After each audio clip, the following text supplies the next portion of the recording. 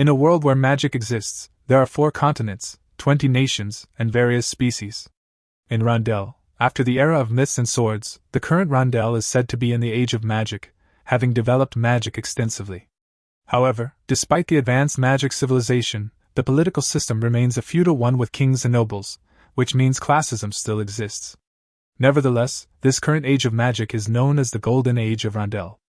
Also, on December 29, 1999, in the Magic Century, the day before the new century arrived, the will of an archmage named Manuel Lucas was revealed, turning the world upside down.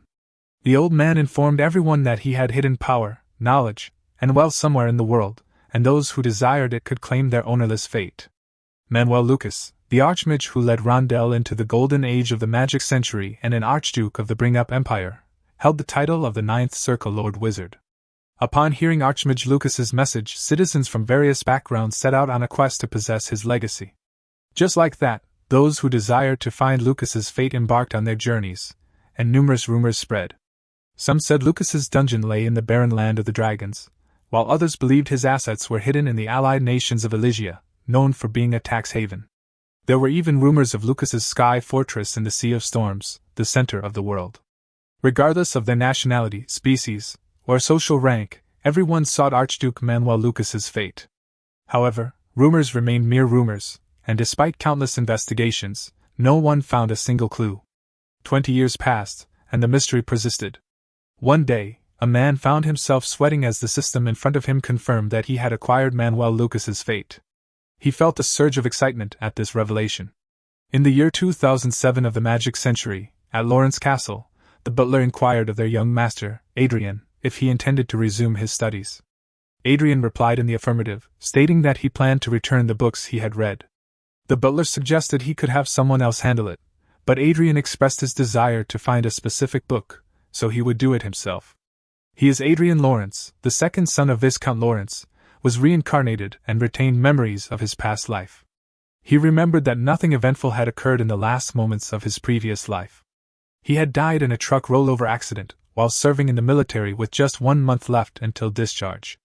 When he opened his eyes, he had been transported from the Republic of South Korea to the Reinhardt Kingdom, going from Kim Min-ji to Adrian Lawrence.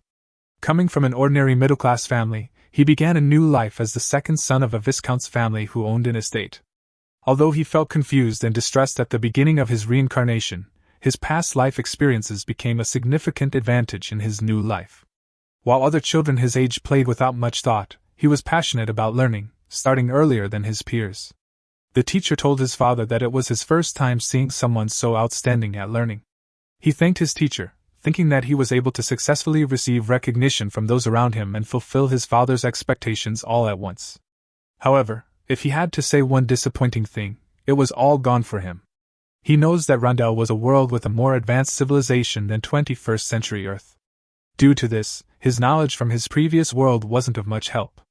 So, he knows that what he can do in that situation is continuously strive to increase his value and keep acting like a genius.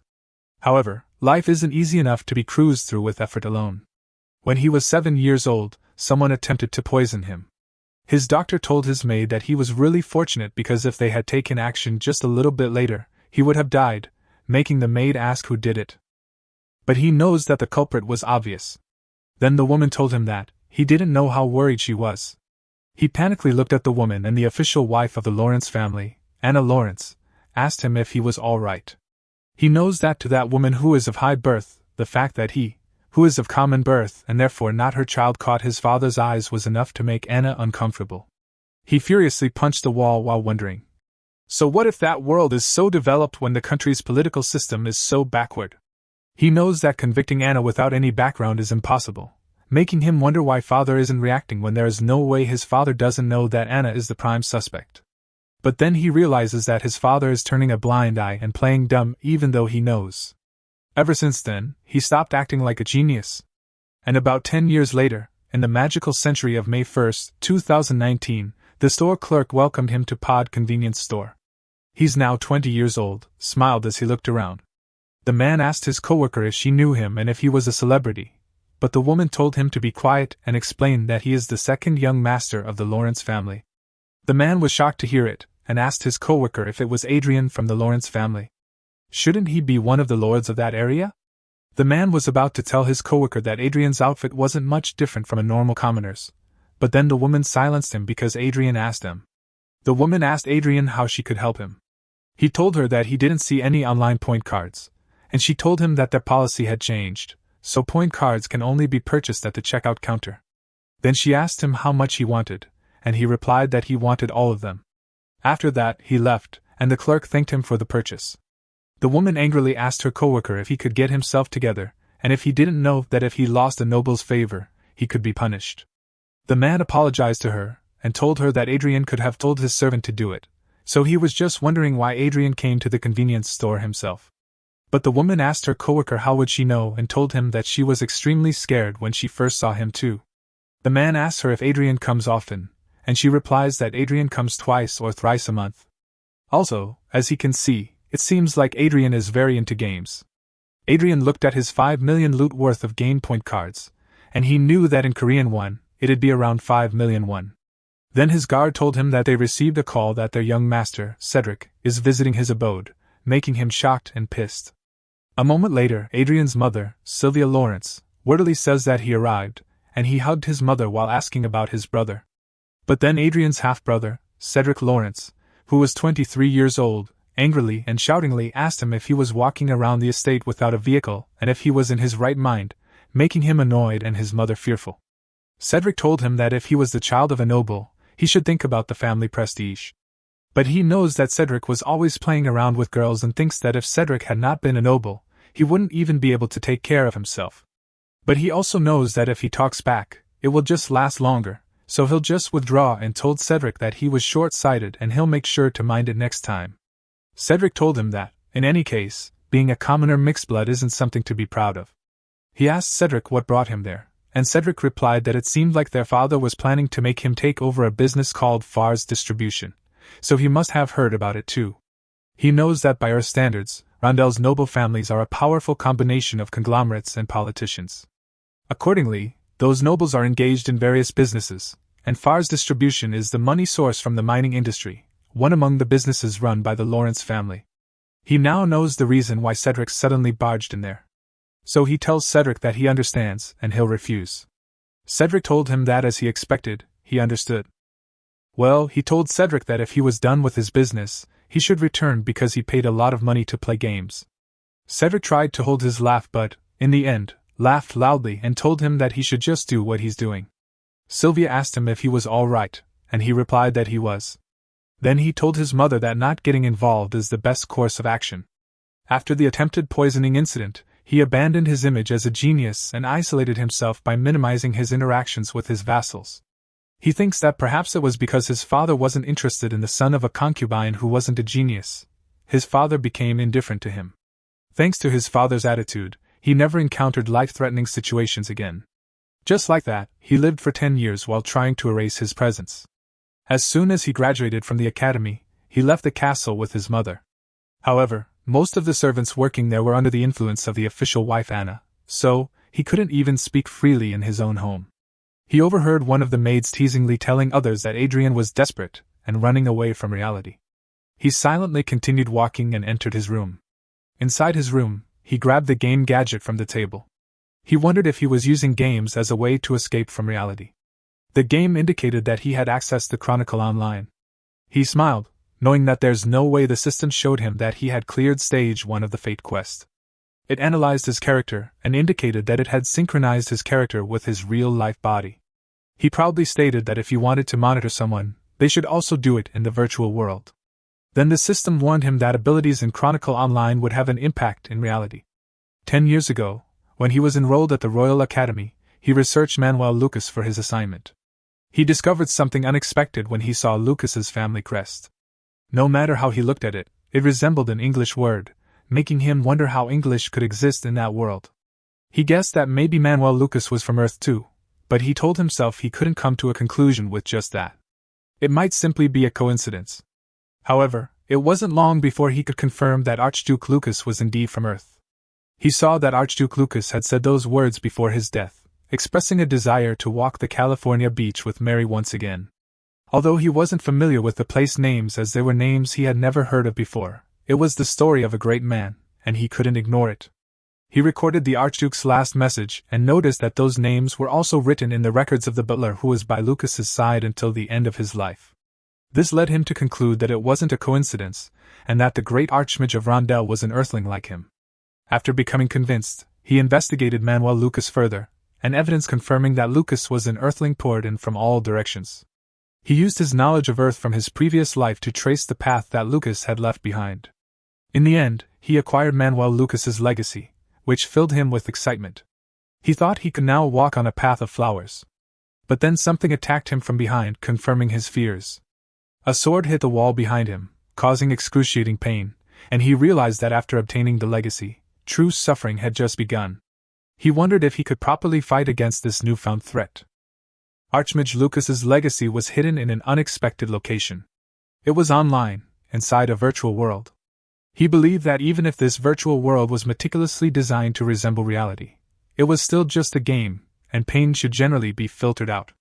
However, he felt the pain in real life and had to struggle every time he fought. He also considered that the idea of the legacy acquirer becoming synchronized a game, and in real life seemed like an impossible story that no one would believe. As a goblin swung its weapon to attack him, he dodged it and swiftly stabbed the goblin in the face with his sword, dealing a critical hit. The system indicated that he had leveled up to level 10 and had cleared stage 1 of the Fate quest, healing him in the process. It also informed him that he could change jobs at this level. Then he found himself somewhere different as the system informed him that he had been moved to a secret space by the main god Ariel. The system started to initialize his character and synchronize his character with his real body, allowing his abilities in Chronicle Online to reflect in reality. He couldn't help but curse in frustration because it took longer than he expected due to synchronization. A door appeared behind him, and the system asked if he would like to go to the second floor of the magic tower of Manuel Lucas. He walked toward the door and replied with a resounding yes. Upon emerging from the door, he found himself in a library, which was unlike the first floor where there was nothing. Then he saw that the bookshelf was packed with books, and wondered if the chest in front of him was a treasure chest. The system showed him that he had acquired 5 billion loot, which was in Rondel's currency unit, 5 billion won, and told him to enter the account to receive the deposit. Also, if he wants, he may also receive it as online currency. But he is just glad that finally he gets a reward and feels like a reward has appeared. He grabbed his rewards while thinking that, although it was a shame that he couldn't get that much money, the system showed him that he had created one circle, and as per the circle creation, he had been bestowed the mage's job. Also, a circle has been created on the synchronized body in real life, and he knows that the true value of fate isn't money but that to begin with. Then the system told him not to quit the game because a synchronized body will take a huge hit if forced to quit. While the circle was forming at him, he was thinking that up until then, he thought the mana points displayed with health points were just mana, but he had never felt the presence of mana in real life. The system showed him that circle creation had been completed, making him feel the presence of mana circulating in his chest. He knows that it wasn't an easy process, but he figured out that it was the true power of fate. Synchronization between the game and real life. He thinks that since one circle has been created, he wonders if he can't learn a technique that suits it because he was sure that those books are part of Lucas's work too. But when he is about to get a book, the system warned him and asked him if he would like to look up some materials, making him think that it was so convenient because he noticed that there are quite a lot of books. So he was wondering about when he'd be able to look through all of them, but he expected it from the best mage of humanity, Manuel Lucas. A moment later, he was leaning on the bookshelf in pain because he felt a huge headache. He thinks it is convenient to learn skills and magic just by touching the skill book like in games, but the process of engraving the principles into his head is unpleasant and painful. But he endures it and holds a book, knowing that it is the last one. Then the system told him that it was a circle concealment technique book that hid circles and possessed mana and was useless against Aura Master level knights, mages above the 7th circle, and top-level detection artifacts. He knows that it's the skill he needs the most, and it's as if they know his circumstance. Then he acquired it, and he felt dizzy and another huge headache in his head. He felt his surroundings move because of it and slowly fell, but he just laughed and thought that he hoped for nothing much through Manuel Lucas's fate. He was on the floor, knowing that he barely took one step forward and there were a lot of things to do in the future. Also, he just wants his mother and him to live comfortably without any problems, so he swears that he is going to do everything for it. The next day at the mansion's training hall, the trusted friend and guard, Knight Vice, told him that he had more stamina than he thought.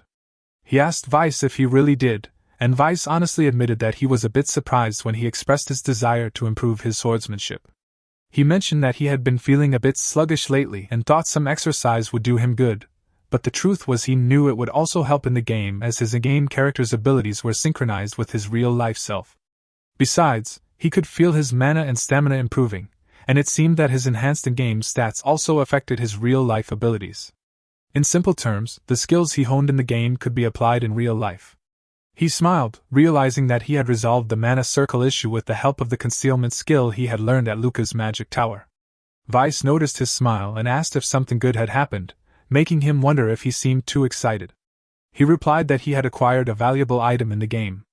People around them whispered, as they had suspected he was a gaming enthusiast, and they considered Vice to be quite a fanatic too. Some questioned why Vice was trying to impress a seemingly powerless and pitiful human. Vice became angry, but he stopped him and told him not to pay attention to them.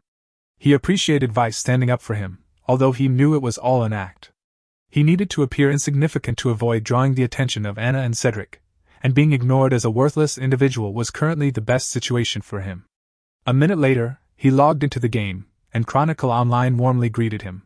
He realized that now that he had confirmed that his stats were indeed affecting his real-life abilities, he knew what he needed most to earn more money and enhance his abilities.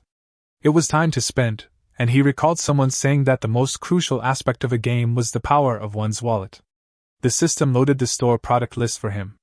First, he bought the experience increase with a requirement of below level 100, which boosted experience acquisition by 30% for 24 hours, costing 500 kits. Then he acquired the Goddess's Blessing with a requirement of below level 100, increasing all stats by 30% for 24 hours, also for 500 kits. Lastly, he purchased Goddess's Protection with a requirement of below level 100, granting immunity from attacks once for 1000 kits. He realized that it would have been great to buy these items earlier, but he needed to reach at least level 10 to access the cash shop. He also decided to get a summon supporter, which he believed would be the main event of the day. It cost 500 kits for a one-time use and 4,500 kits for 10 uses. Despite knowing that having a tank would reduce some of the experience points he needed to level up due to aggro, especially when playing in a party, he deemed it a worthy investment. He chose the highest grade warrior to be his tank, regardless of the cost. The system presented him with the option to summon a supporter 10 times for 4,500 kits, and he decided to go for it, explaining that he had both the money and determination to do so. The system then revealed a random summon class supporter. A moment later, he noticed that the chances were similar to those in low-quality Korean games. He put in 30 million won but got no supporters that he liked. Then he saw an interesting one, Arcia the Heavenly Steel female. She specialized in defense, and wore a protective shield called the Shield of God. It was his first time hearing about this supporter, making him wonder if she was a new character. On top of that, he noticed that at level 25, she was the best even among the unique tier. He was glad that a useful supporter had finally come out. He registered her, but the system showed him that once registered as a supporter, changes couldn't be made. It asked if he really wanted to register her, making him confused, but he still registered Arcia the Heavenly Steel as his supporter. He looked at her and noticed that her expressionless face looked like a golem with the outer appearance of a human, but he thought it didn't matter. He asked her if they should go level up. A moment later she tanked the goblins while he attacked them with his magic missile. He stopped when the system showed him that he had reached level 20 and asked if he would like to check out the technique books and magic books that he had acquired. This made him happy because the hunt was going very comfortably with a tanker supporter. He sat behind the tree, thinking that even if it took some of his experience points, he didn't feel like he was at a loss at all, although it would be a pity since the higher the level, the more experience the supporter would need. The system warned him that he had been playing the game for 15 hours without a break in real time and begged him to log out of the game and take a break.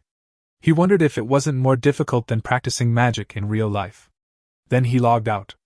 He stretched his body while saying that today was rewarding and planned to take a short break and go to the training hall, but then he noticed someone at his side and was shocked to see his supporter standing and looking at him. He panicky looked at her expressionless face and asked her who the hell she was. She replied that she was his support. He told her that it was not what he was asking and that he was asking how she came out of the game. She replied that she understood it now, and he must be curious about how she maintained her substance in reality, to which he agreed. While noticing that seeing how she can make a precise distinction between reality and the game, it seems like she understands her situation properly. She told him that she is an android, and her creator was Manuel Lucas as predetermined by her master. Her appearance and combat characteristics are that of Arcia of Heavenly Steel. He told her that, in other words, she is one of Lucas's legacies, to which she replied yes. He frustratingly thinks that if he knew it would happen, he wouldn't have chosen that tanking supporter, but he knows that something a little more versatile. He was not being picky because he didn't want her, but if it's something like that, the sister should have let him know in advance. He asked her if her stats were the same as in the game. She replied yes, and told him that the restricted stats will be recovered as his level in Chronicles Online increased. Functionally, she thinks her maximum stats were comparable to that of a Grand Master, making him shocked. Knowing that when the Knight rankings are divided into 9 classes, it'd be equal to the 8th class, and the Grand Master is the same rank as an 8th Circle Mage. Also, it was on par with the continent's strongest, and even in the Reinhardt Kingdom, the highest ranked mage is at the 7th class, and there are only 8 mages in the 8th class in that world. He wonders if Manuel Lucas created a monster of that level and thinks that at any rate, it was helpful to have a trustworthy and incredible ally who only listens to his orders. The problem was he wondered how he was going to hide her. He asked her where she was before she was summoned there, and what about reverse summoning. She replied that she was stored in a standby state in a maintenance warehouse located in Everhill, a holy city, and she was then transmitted by the Lucky Encounter Management server. Then she told him that transmission is only possible at the time of initial shipment, so after it, if she wants to return to the maintenance warehouse, she has to go herself. He asked her if there was a stealth or magic concealment function, and she replied that since she was in the warrior class, there was no stealth function, but mana concealment was possible. Then he ordered her to try it, and she obeyed him straight away. Then he noticed that the protective shield covering her armor disappeared along with the mana, and fortunately, like him, she has the mana concealment skill, so she won't be discovered by the knights. He said that there was no helping it, making her confused, and told her that his impression was already the worst. Anyway, a moment later, the people outside the mansion whisperingly asked if they heard the rumors that Adrian is now openly inviting a woman into the mansion, and the others replied that he heard it too. They say the maids caught him in the room with a woman. Also, they heard that they go everywhere together, and think that Adrian must be the most shameless person in the world. His mother asks him when he is going to get married and tells him that she doesn't mind if his girlfriend is a commoner, while Vice is shocked that he has already become an adult. He's shocked to see that he reached level 30 and his Lucky Encounter quest stage 2 with the condition of defeating the Orc Warrior Kants and a reward to unlock Manuel Lucas's Magic Tower 3rd floor. He thinks if he plays the role of an immature young master who brings a strange woman into his mansion, no one will suspect Arcia. Although his mother's reaction is quite embarrassing, then he asks Arcia what happens to her real-life body when she is connected to the game. She replied that it'll be switched to eco mode, so it's like her taking a break. However, her monitoring function is in operation for his protection. He asks her if it means if there is a problem outside, she can let him know or respond right away, and she replies yes while looking at their side. Suddenly, a loud growling sound can be heard, and Arcia shields him while he asks her if it has begun, to which she replies yes. While a huge monster is walking closer to them, the Orc Warrior Kants with health points of 5,500 glared at them, and the Fate Quest Stage 2, defeated Orc Warrior Kants started. Kants called him human, and told him that he could become special if he got rid of him. Then the system warned him using consumable attack items such as bombs and scrolls is impossible, making him notice that the use of items that make hunting easier is prohibited. He asks Manuel Lucas if he wants to raise his disciple to be strong. He called Arcia, knowing that it won't be easy to beat the guy. Kant swung his sword forward while telling him to die. But the sword hit Arcia's shield and made it bounce back a little because of the force, making him shocked and confused. Then he aimed at Kansan, attacked Kansas Eye using his magic missile. The system showed him that his attack crit, and Kansas' health points decreased to 4,300. While slowly falling, he was thankful that he covered his entire body with high-quality equipment because the power of his magic missile had surpassed that of a first circle. He thought that if it was a monster of the same level, he could easily one-shot one kill. But then he heard a sound to his side, and Kants attacked him. Fortunately, Arcia blocked it in time with her shield. He says that it was crazy and notices that despite Kants' absurd health points, Kants was clearly critically wounded. He asks if Kants is abnormally tough. While Kants continuously hits our shield, he knows that he will die if Kants hits him even once, and he is glad that Arcia is there with him. Also, it would be a lie if he said he wasn't nervous with an enemy charging at him with that kind of force. He knows that he already died once. Then he activated his magic dig, which means earth digging magic, and made Kant's trip and fall hard on the ground. While he thought that at that level, there was no way he was letting his fear cloud his judgment, then he ordered Arcia not to let Kant's get up while he was attacking him, to which she replied yes. He continuously attacked Kant's, who had 3,900 health points, with his magic missile until Kant's stood up with 50 health points. He teasingly told Kant's that he was persistently making Kant's angrier and launched his sword once again. But he just aimed his finger toward Kant's, and told him that it would have been better to put the sword down and act out some ground techniques. Then he activated his power and used his magic missile once again, which defeated the orc warrior Kant's. The system showed him that he had cleared Fate Quest Stage 2, and the conditions for opening the next area of the Magic Tower had been met. So, Manuel Lucas' Magic Tower's third floor has been opened. At the same time, in Viscount Lawrence's office, he was silently looking out of the window. Anna asked him what he was thinking about. Viscount Lawrence looked at Anna silently. She told him that it was late at night, and he was all by himself. Then she asked him if it was because of the news that Adrian brought a commoner woman into the mansion. Rayford called her name, and simply gave her an envelope.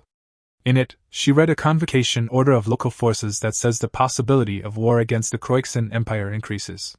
The troops from each territory are gathered to form local forces, and Viscount Lawrence will join the Western Command with 5 vanguards, 50 knights, and 1,000 soldiers. She asked him if he was planning on sending Cedric to battle, but he just kept silent.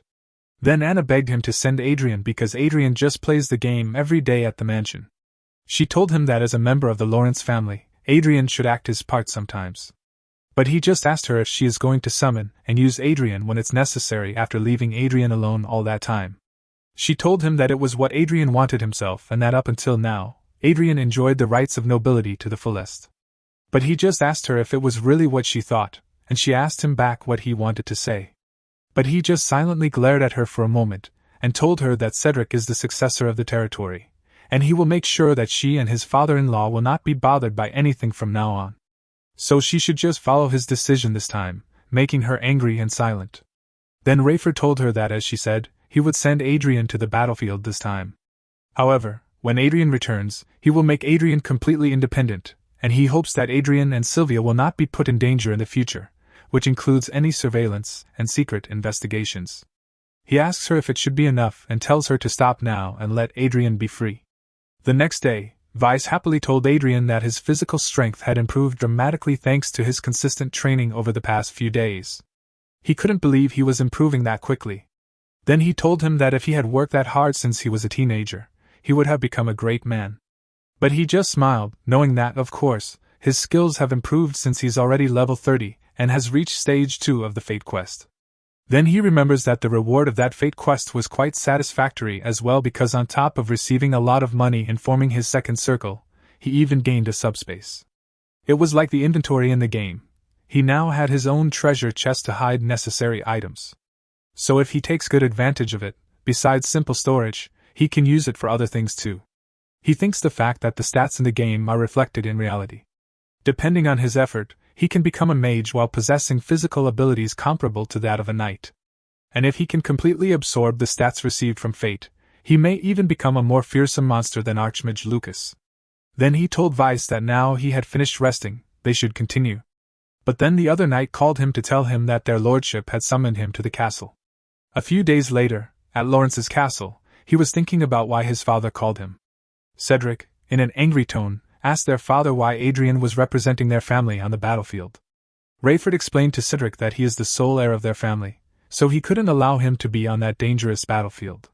Sylvia inquired if Rayford was implying that Adrian wasn't as important as Cedric. Rayford replied that there's a difference in Adrian's value compared to the family heir. Adrian couldn't believe that Rayford had really called him in to say this, and it was making him quite upset. However, he also thought that it wasn't all bad for him. Anyone could enter the game with the headgear, and since he was a substitute for the heir, no one would interfere with him. More importantly, once he got out of there, he could escape Anna's watchful eyes. So he told Rayford that he understood and would participate as a representative of their family. Rayford thanked him, but Cedric issued a threat, saying he wouldn't say more since it was their father's decision. However, he warned that he wouldn't sit back if Adrian defamed their family, finding it somewhat amusing that Cedric was saying this to his younger brother who was going to war for him. Adrian also wondered why Cedric was acting so immature, guessing that they had gone a long way from each other. He assured them that he would try his best, but then his father called him over and asked if they could talk privately. A minute later, they arrived at the bridge, and Adrian wondered if Rayford had something private to discuss since Rayford had asked his guard to leave. He inquired about the topic of the conversation, and Rayford mentioned that if the situation on the battlefield went well, he would relocate him and Sylvia to the king's land. He added that Adrian should consider it a reward for going instead of Cedric, allowing him to do as he pleased without interference. Adrian knew that Anna didn't like him out of her sight, making him question if she had agreed to this. Therefore, he couldn't entirely trust Rayford yet. He told his father that he understood but needed to think about it. Rayford acknowledged Adrian's lack of trust, and he tells Rayford that he needed to come back alive from the battle to really think about it. Rayford sighed and got something from under his coat, leaving Adrian to wonder what it could be. Rayford gave it to him and explained that it was artifacts with a 5th-class auto shield and a 7th-class great shield, which would be helpful since the battlefield doesn't allow teleportation. He was surprised to see it, knowing that those are extremely valuable, and thanked Rayford. Then his father told him that he would have to stay conscious to survive, but then he felt someone glaring at him from inside and saw an angry Cedric and teasingly smiling Anna. He smiled back, knowing that of course they were watching him, and called them obnoxious in his head. Rayford looked at them too while telling him not to worry about Sylvia and to take it easy. He remembered that when someone had tried to poison him at the age of 7, his father's response was disappointing, and his father disappointed him multiple times afterward. But surrounded by enemies, the only one he could trust right now was his father. He told Rayford that of course he would trust him, making Rayford surprised, and he agreed. A moment later, Rayford was in his room alone and felt a huge headache. Then he used his pain mitigation magic and felt a little relieved thanks to it. After regaining his composure, he stood up and thought that he knew Adrian had been acting differently ever since the poisoning incident. Meanwhile, in Adrian's mansion, his mother was crying. He told his mother not to worry too much because she knew that he could take care of himself. But Sylvia still worriedly asked him what if they hurt him after bringing him to the battle. However, she was shocked to hear him tell her that it was good for him, and that it's better to have more primes on their name to get rid of them. Sylvia asked him what he meant and what if someone heard them, but he assured her not to worry because Arcia was on guard at the door. He told his mother that he was not just taking hits anymore because it's almost over and asked her to wait a little longer.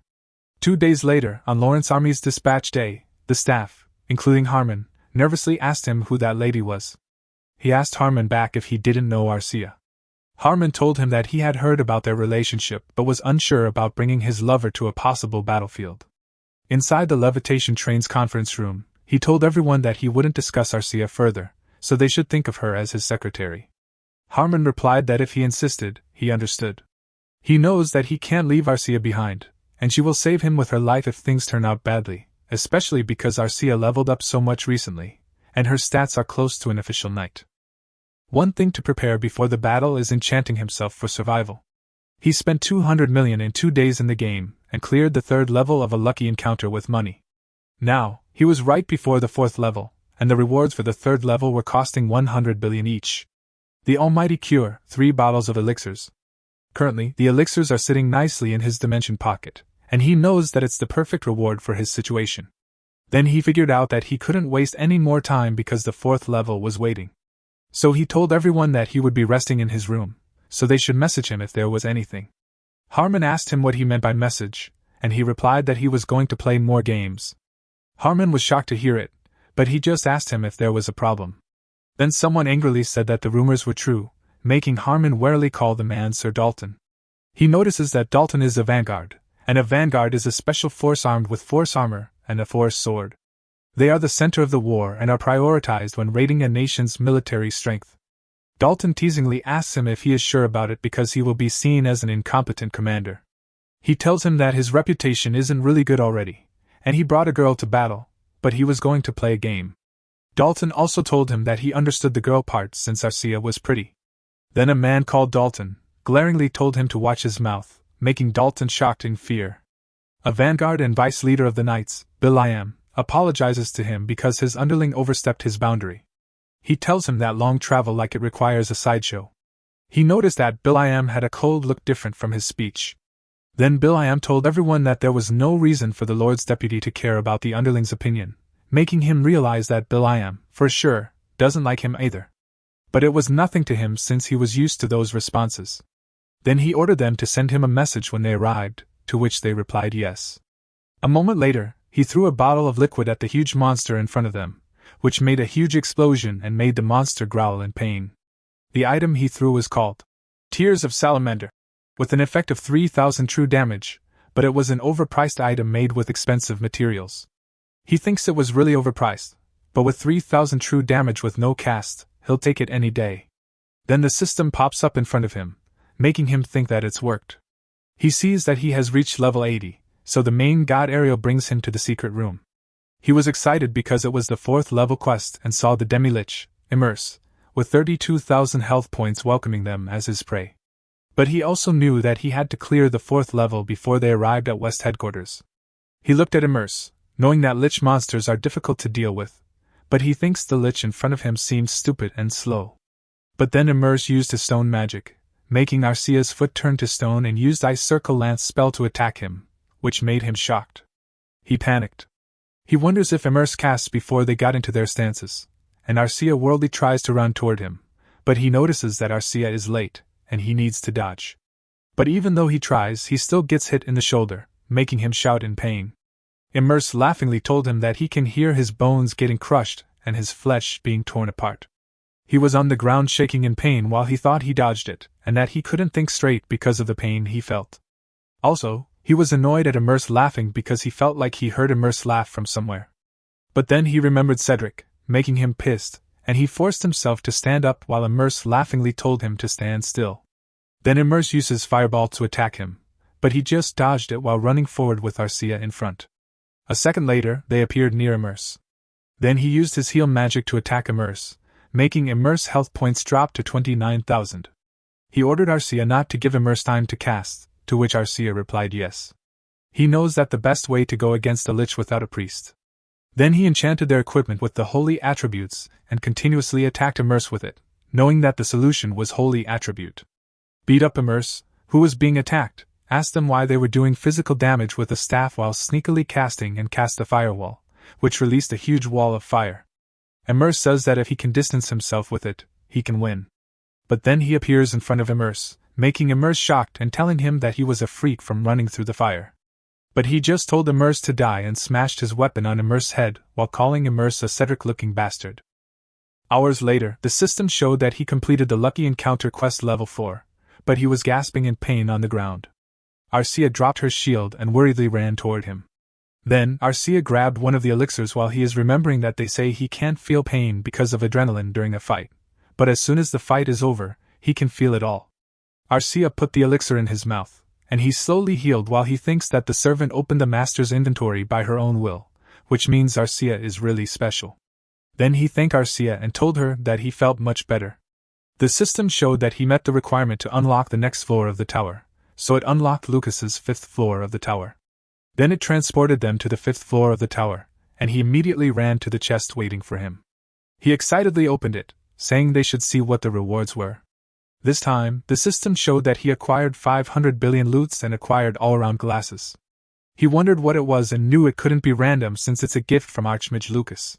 He opened the glasses' detailed description and saw that it was glasses with analysis, observation, clairvoyance, and enhanced vision.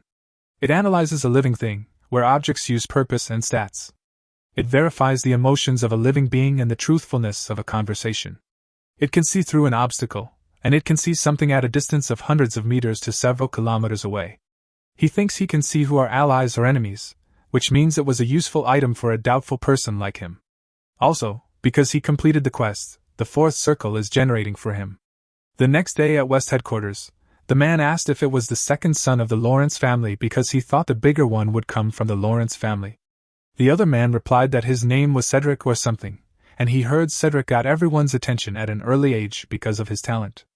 But then the man replied that it was probably the younger one, not Cedric, because he heard Adrian became a fool after eating poison. Without them knowing that he can hear them, he happily told them that indeed he was the younger one who ate the poison. One of the men told him that he doesn't really see a fool and can't trust rumors after all. Then one of the men introduced himself as Viscount Evans, the local headquarters chief of staff, and the other man introduced himself as Viscount Miller, the headquarters support chief of staff. He bowed respectfully, and told them that it was his honor to meet both of them. Evans looked at the monitor and asked him to confirm if their Viscount's troops were 5 vanguards and 50 knights. He replied that it was correct and told them that it was 5 vanguards, 50 knights, and 1,000 soldiers. Evans told him that he didn't have to report about the soldiers because that war will end with just vanguards. He just smiled, but the truth is he can't believe they're treating elites armed with artifacts like this. He knows that vanguards are monsters that only great wizards of the 7th circle or above can handle. So sadly, what Evans was saying is all true, and he remembers that Archduke Lucas was the one who made the vanguard system. Evans told him that Lawrence's army had been organized as the 2nd Independent Brigade under the command of the 3rd Division, so he should make sure to look after Division Commander Earl Otis as the brigadier. He politely replied yes, knowing that Earl Otis was the great lord of the East. After that, he told everyone that Lawrence's army had been organized as the 2nd Independent Brigade, and that they should move while hoping that this one had some elasticity. A week later, inside the game, he was excitedly thinking that Commander Otis was the best, while Arcia was busy hunting monsters behind. He thinks the best superior is an absent superior and remembers a man reporting to him that Commander Otis would be commuting back and forth with teleports until the war begins, making him wonder if Otis was commuting while leaving his army there when war could happen at any time. He knows that Otis's actions were absurd but good for him because it allowed him to play the game without any concerns. While he was busy looking at his stats, Arcia called him to report to him that someone came into the room, making him shocked and immediately logged out of the game. When he pulled out the game gadget, he saw Arcia stopping Dalton, who was wondering where that strength was coming from. Arcia wore his glasses while wondering why Dalton walked in there. Then he looked at Dalton while wearing his glasses and saw that Dalton's status was horny. He walked closer to Dalton and told him that he better explain what was going on there. Dalton told him that he was concerned about his health as a guard since he had been in the game for too long, and then that girl came to him. But he just kicked Dalton's knee, making Dalton kneel in shock. He just reminded Dalton that he told him to message him if something happens, and he has Arcia next to him always on standby, so he should give him a better excuse. Then he firmly told Dalton that he came into the commander of the brigade and the Lord Deputy's room without permission. Then asked him why and if he was going to assassinate him. Dalton shouted that it was too far, asked him who did he think he was, and told him that he was the vanguard. He kicked Dalton's knee again while telling him that he has to convince him and called him a schmuck, making the 3 knights behind him shocked. He asked Arcia to tell him what exactly happened, and she replied that Dalton tried to separate her from him. He asked Arcia if she was saying that Dalton tried to drag her somewhere, and she replied that he was correct. Dalton angrily asked him if he was framing him right now and if he was doubting the vanguard because of that woman who came from nowhere. While he was getting something from Arcia, he grabbed the knife near Arcia while thinking that Dalton is a real piece of shit and noticed that the knights who had just come up there were probably with Dalton. But he told Dalton that it was a violation of military discipline, and it was mutiny, so he needed to receive suitable punishment. Then he pointed the knife at Dalton's chest and ordered him to take 1 step forward. But Dalton still teasingly asked him if he was serious while the knights tried to calm him down. He kept it down not because he was a good person but because he wanted to stay alive, and he knew that it was somewhere Anna couldn't keep watch over him, which means he had no reason to back down. So, he told him that his ass should be the one who calmed down, and knows that it was a great time to show them. And firmly repeated to Dalton that he said to take 1 step forward. The scene shifts to outside. Someone in a panic called Bill.I.M. and informed him that Adrian urgently required his presence. The knight that informed Bill.I.M. that Adrian intended to execute Dalton, so they needed to act swiftly. This frustrated Bill.I.M. because he felt like Adrian was giving him orders and he couldn't fathom what was happening. Upon his arrival in the room, a knife flew towards Bill.I.M., but he skillfully caught it, noticing that it was covered in blood. Adrian angrily questioned Bill.I.M. about why he hadn't hurried, but Bill.I.M. remained silent and saw Dalton in pain on the floor. Bill.I.M. inquired about the situation, and Adrian responded that a knight harassing a girl made no sense to him. Dalton then asked for Bill.I.M.'s opinion, leaving him shocked. Bill.I.M., filled with fury, questioned the knights about their actions. He bowed to Adrian, apologized, and explained that it was due to his own shortcomings.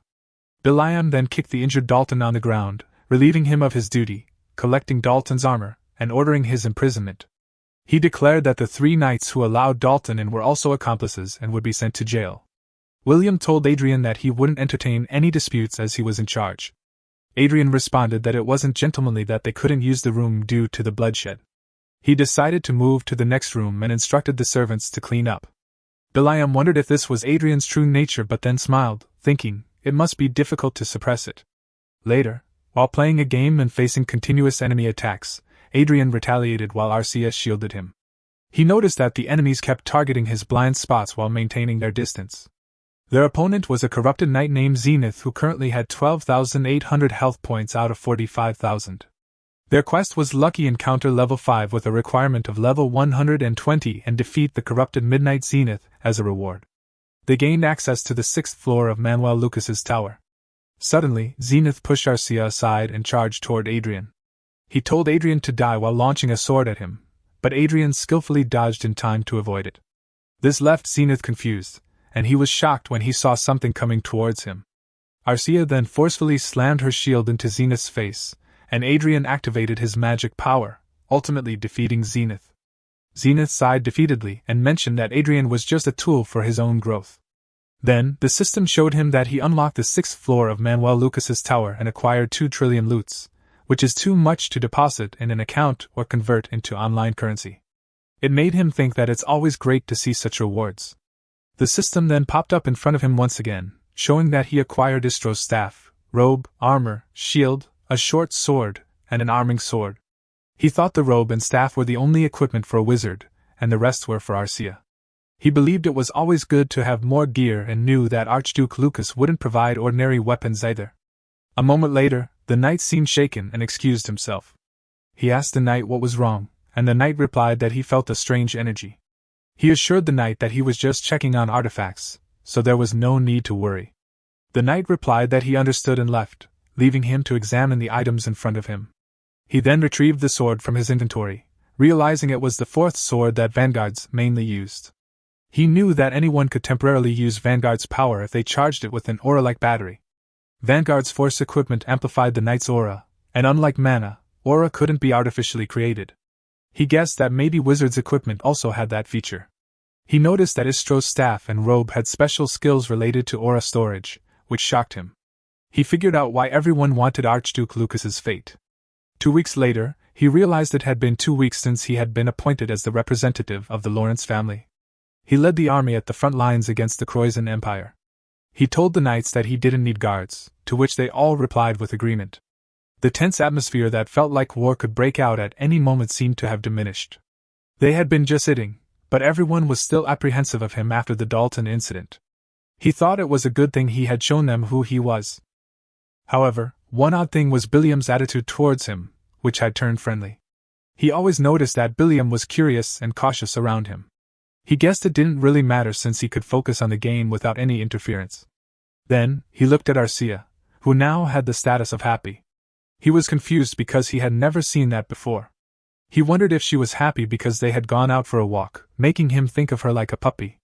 Seeing her, he realized that even a homunculus had emotions, and he still didn't know much about her. Her individuality was weak, so he believed she definitely had likes and dislikes. He covered his face as leaves flew around them and saw a beautiful view in front of him. Then, he looked at Arcia and saw that she was very happy, which made him silently laugh, leaving Arcia confused. A moment later, they reached their base, and he told Arcia that they should go for walks more often, to which she agreed. But then, a man confronted him, and he asked the man if there was a problem. Suddenly, the man shyly asked him if he would like a drink, if he didn't mind. He noticed that the man's name was Lopez, with the status of embarrassed and awkward. Then he noticed 2 other knights laughing behind them, making him understand what was going on. He asked Lopez if they told him to do that while pointing to the 2 knights behind him. However, he thought there was no reason for him to go along with it, so he walked away, telling Lopez that he had no interest in it. But then he stopped walking and asked Lopez why he became a knight. Lopez apologized for disrespecting him and said he didn't think it was necessary. However, he didn't mean it that way because it was the first time he had seen someone with more than 2 exceptional talents other than a homunculus. He knew that Lopez had a very high aptitude for mana and rare traits, making him wonder why Lopez was serving under other knights. But he thought it wasn't his problem. He then apologized and told Lopez that he could have been more successful if he became a wizard.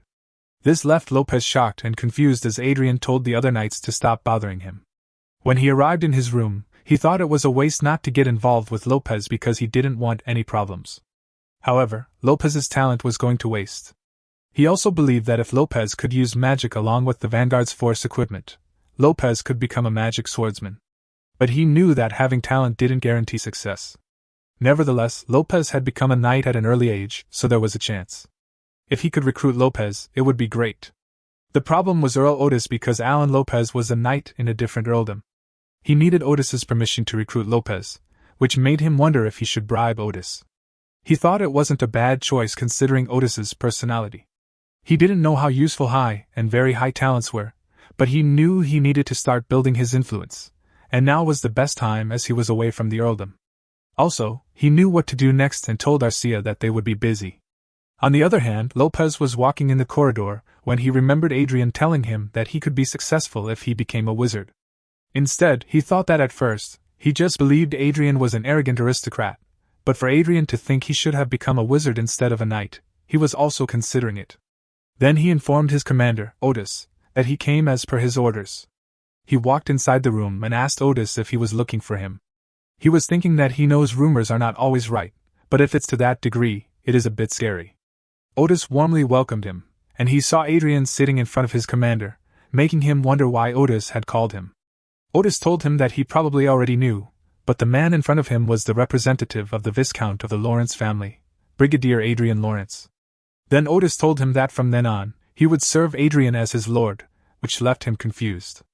Adrian remembered that in his past life when China lost to Korea in a soccer game, one fan asked why they couldn't find 11 good soccer players when China has a population of 1.4 billion. Then someone replied that it was because the Chinese Messi or the Chinese Ronaldo is shoveling in a farm somewhere. So he thinks that no matter how much potential someone has, it wouldn't matter if there was no system that could bring out their potential. He looked at the room full of people and asked who could have thought that so many people were on the wrong path. He saw Earl Otis's unsuccessful knight, Alan Lopez, a peasant-turned-laborer, Barbara Henderson, one of the only soldiers who could play an instrument and became a trumpeter, Eric Jones, a daring boy who got caught trying to sell adult magazines to the army, Nicole Brown, a maid from the neighboring army, Linda Noah, and more. He knows that they each have amazing talents, but those geniuses chose the wrong path and therefore achieved nothing in their lives. Linda excused herself from him and asked him if he really thought she could be a wizard because during the test it showed a negative result. He told her that the testing equipment must have had problems, but she still couldn't believe it. He noticed that Linda's mana was very high and her learning ability and intelligence were also high. He knows that to recruit Linda, he had to hand over 400,000 in bribes and even a down payment, but he also knows that nobody would understand his actions right now. Being doubtful is understandable, and they are just doing what they are told because he was paying. Barbara told Linda that there was no need to be doubtful and just follow her master's orders. He saw that Barbara's physical ability was very high, and her aura was strong. Then he remembered that Barbara came with Nicole Brown to train in sword aura and had a special talent. He believed Barbara almost wasted his life by doing only labor, and he doesn't know why. However, Barbara listens to him well. Then he asked them if they chose their outfits, and told them they were not in the barracks but in the royal palace, which is 100 kilometers away from the barracks. He noticed that everyone was somewhat frenzied. He thinks it was probably their first time in a luxury clothing store. Then someone told him that he'd pick it, and he told him that it fit him well. Eric Jones holds significant political power, his administrative power is high, and his trade is being a smooth talker. Eric tells him that he shall follow his lord's orders. He thinks Eric's abilities could be more useful and rarer than magic or swordsmanship. Then he told everyone not to look at the price tag and choose what fits them best. He knows that even if they have talent, if they aren't nurtured they are useless. So they will start training outside their military bases and receive tailored education. Also, what they wear needs to fit their new environment. Hours later they had open mouths when they saw the place. They asked him if it was where they were going to stay. He replied that it was where they would stay, and the butlers and servants were already employed. So from now on, they don't need to focus on anything but their education. While he was sending money, he told them that, apart from the down payment, he would pay them right now in advance. Then he explained to them that their monthly salary is 20 million loots, and their annual salary is 240 million loots, regardless of their past status. The terms of their contracts are all the same. Then they all told him that they would try their absolute best to exceed his expectations. He told them that if they proved that his instincts weren't wrong, obviously their pay would increase. He understood if their development was slow, even if they gave it their all. So they should work hard to avoid disappointing him. He also told them not to make him uncomfortable by fussing or arguing, to which they all agreed. Then he told them that if someone offered a bribe to betray him, they shouldn't hesitate to tell him. If they did, he would give them twice the amount that was offered. This made them shocked and confused. He planned that from then on, that residence would be full of people recruited by him. He knew that it was his job to make it a place where their talents would prosper. Also, it may seem like wasting money, but for him, it was an investment. Assessment in obtaining quality human resources. Later, he was walking in the street with Arcia while thinking that when he confronts Cedric, he'll need a place to keep his mother safe, kind of like a safety jail, making him wonder if he should look for one before returning to the unit. But then he peeked behind him and saw someone spying on him. Arcia caught and grabbed the man's neck. Then he cheerfully said hello to the man. A few days ago, he didn't know if people found out that he was collecting what he called ordinary people, but Cedric called him directly and said that he needed to mingle with people like him. He thinks that the dumb bastard Cedric was basically admitting that he was watching his every move. While the man asked him, "What is it?" He just asked the man how he found him there and told him that it seemed like he teleported from the royal palace without an escort. He grabbed the knife from the man's waist while telling the man that he was pretty sure he had him detached. But the man told him that he didn't know what he was saying. He looked at Arcia while telling the man that he knew that he was the rat that Cedric planted. Then, Arcia slammed the man hard on the ground while he was asking him if he wanted to die or answer his questions. The man shook in fear when he realized that increasing his aura was doing nothing and wondered if Arcia was an aura expert. But then the man figured out that she was not just any woman, and if he didn't talk, he'd die. So he told him that he'd say anything. A few minutes later, he told the man that he got it and that he found where he was by using Cedric's rat at the teleporting office. He tapped his sword to the man's neck and guessed that Bertaud is telling the truth because of his fear, confusion, and understanding condition. It made him wonder if he should say some lies to scare them. Then he told Bertaud that he already knew about how Cedric was finding information about him. But there was something interesting. He pulled away his knife while he was telling him that he was just listening to Cedric's orders and not really opposing him. So he felt like he was just reluctantly finding information. Bertaud fearfully looked at Arcia and asked him if he is already ready to go against his master Cedric. Bertaud was about to ask him how he knew it, but he pointed his knife at Bertaud's head and told him that it was enough. Then asked if he wanted to live, to which Bertaud replied yes. He told Bertaud that he should be on his side. Then he pierced the tip of his knife into Bertaud's forehead, while telling him that he doesn't really order anything difficult. He should just give him an update every day, so he should say that he was just doing what he normally does and report that there is nothing special about him. Then he asked Bertaud if he understood, to which Bertaud fearfully replied yes. Later, in Lord Lawrence's castle, Cedric shouted and asked if Sir Metz was in jail for spying. The man replied yes and then explained that unfortunately, Metz was caught in Adrian's room, causing many problems that made Cedric angry. He thought it happened because he had ignored his father's orders not to spy on Adrian. He had to get scolded by his father who had been trying to figure out what was happening after the war. Cedric told his spy that he didn't want to do it, but he didn't have a choice. Then he ordered Bertaud to keep a close eye on Adrian until his father's anger subsided. Bertaud replied yes without knowing that Adrian was listening to everything. Adrian smiled knowing that Cedric's remaining spies have been punished and imprisoned just like in Dalton's case. He told Arcia that conveying his lordship wouldn't be easy. The talent gathering went smoothly, and Cedric recruited 20 people with innate special talents. Eric and Alicia, the former administrator of Allies and a half-elf, would take care of the gifted academy without any problems. Adrian knew that everyone was working hard, so he couldn't just sit around. He entered the game and saw that he was level 159. He excitedly said that if he leveled up one more time, he could become a sixth circle wizard. However, he was shocked when a system warning popped up, telling him that an emergency had occurred, and their division commander had issued an emergency order. He logged out, knowing that his current location was on the front lines, and he realized that if something had happened there, it would be a huge problem. He came out of his room and asked Miller panically what had happened. Miller told him that the Croatian Empire's Sky Fortress had crossed the border, and they were currently trying to gather details, making him wonder if everything had been calm before the storm. They all gathered in the meeting room, and Otis told them that once the local forces had been ordered to stand by, they should put the troops on the Leviathan train so they could be dispatched at any time. For some time, all their resting and eating would be done inside the train. He was worried that Otis clocked out earlier, but was relieved that he was there. Then Commander Otis told them that from that moment on, spatial coordinate interference had begun across the entire front line bordering the Croizon Empire. They should not even think about teleporting because it was just suicide. While he was thinking that if Otis wasn't there, they would have had to plan all that without a commander, but it was a good thing that the Croizon attacked during the day. Then Otis looked at him while saying that from now on, he'll cut off all personal communication between troops except for colonel and above ranks, so they should only use a radio to communicate. He told him not to think that he was an exception, so he should be careful. He smiled, knowing that the warning was directed toward him, but he told Otis in his brain that he won't stop him from playing games. Then Otis shouted that it was a war, so everyone should be ready at all times, and they all replied yes. He stood up in silence, knowing that it was truly the war, but a moment later the system showed him that he has reached level 160 and have subjugated the name monster Tazit, the twin-head ogre. He looked at the fading ogre while wondering if it's how he hit the sixth circle and thinks that it was worth playing his game. Then he remembers Harmon asking him if he's really playing a game and told him that if he gets caught playing a game while everyone else is banned from using their devices. But he just told Harmon that he gets it and ordered him to command the unit.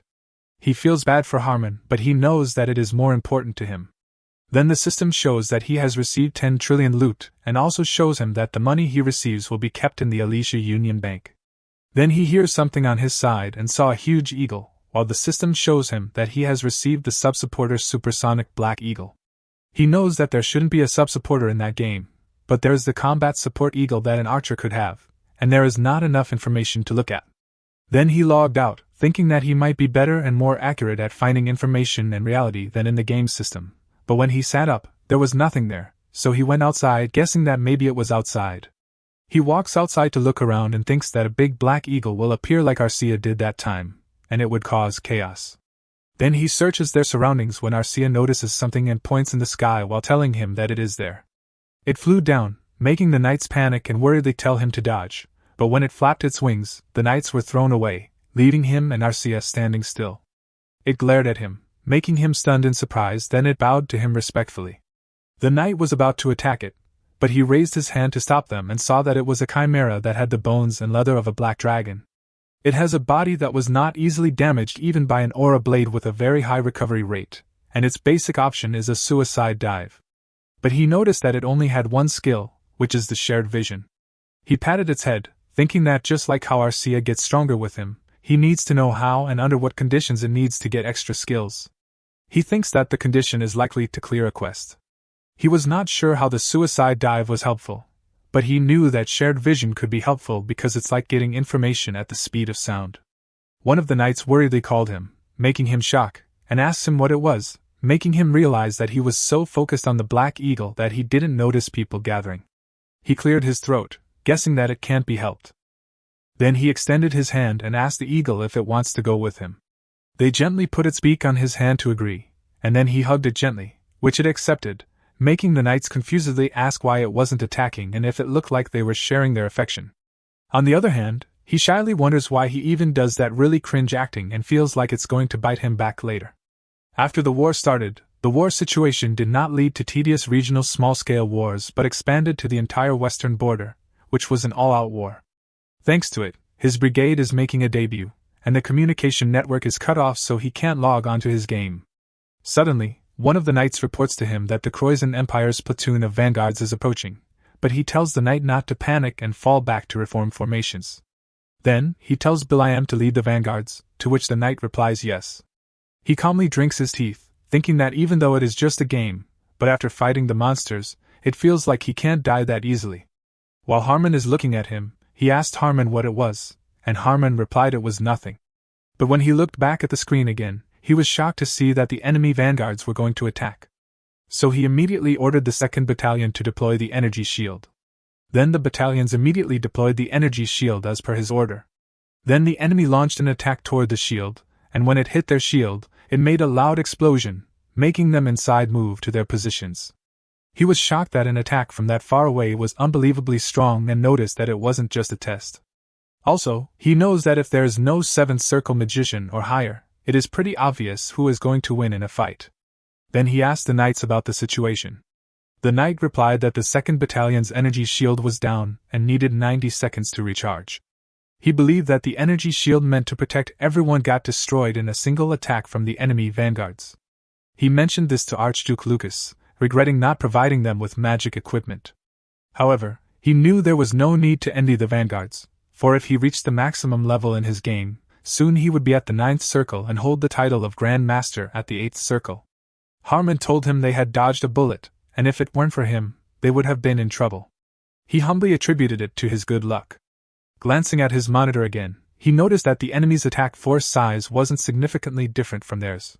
The real issue was the size of their fortress, which was small. He knew that the Croatian Empire had 2 sky fortresses, but they were considerably smaller than theirs, likely mass-produced for invasion. Harmon mentioned that unless they had missed some information, it was the enemy's first time deploying them. Vanguards were on the ground, and there were fortified fortresses in the sky. The ground was at a complete stalemate, and it seemed the variables lay elsewhere. As he watched the surveillance, he commented that it was intense. Then he saw the system indicating the enemy's weapon detachment in progress, and their bridge. Suddenly, their enemy's fortress collapsed, leaving them puzzled. Something had fallen, and their machines attacked the falling objects inside the fortress. The knights laughed, thinking their enemy's fortress had been destroyed. However, he was shocked to see it overloading with magical power, leaving him confused. Suddenly, he realized something and urgently ordered them to send a message to the fortress, shouting he warned them of an imminent suicide attack. Then a piece of the enemy fortress landed on theirs, causing a massive explosion. Before the explosion, in the sky fortress, the army was panicking upon hearing about a suicide bombing. The captain ordered everyone to quickly initiate a retreat, fire anti-aircraft rounds and retrieve all personal firearms. However, Adrian noticed that it was going to crash, so he immediately used his great shield power to protect their fortress. When the enemy attacked and hit the shield he created, their fortress remained safe. Although their fortress was safe, Adrian felt sick due to the incredible shockwave. He knew that if he hadn't used the artifacts in time, they all would have been blown away. He looked up, wondering about their sky fortress, and felt relieved that it hadn't crashed because they had retreated quickly. He also realized that if their allied forces' sky fortress had crashed, the remaining forces from the enemy's sky fortress would have massacred them. He then ordered the army to check the status of the vanguards and take care of the soldiers, to which they replied that they understood. A moment later, Otis happily praised him and thanked him for his hard work. Otis told Adrian that his performance was excellent that day. Adrian replied that Otis flattered him, but Otis asked him what flatter meant. Adrian explained that he meant Otis was giving him praise. Otis then told him that if Adrian hadn't noticed the self-destruction, the damages would have been astronomical. Suicide bombing attacks were attempted on other battlefields at the same time, but their unit was the only place that noticed the abnormality beforehand and successfully guarded the fortress.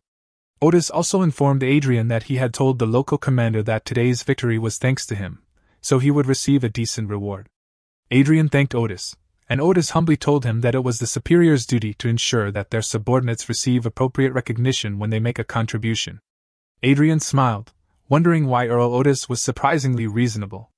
Then Otis mentioned that there were some strange rumors going around about Adrian.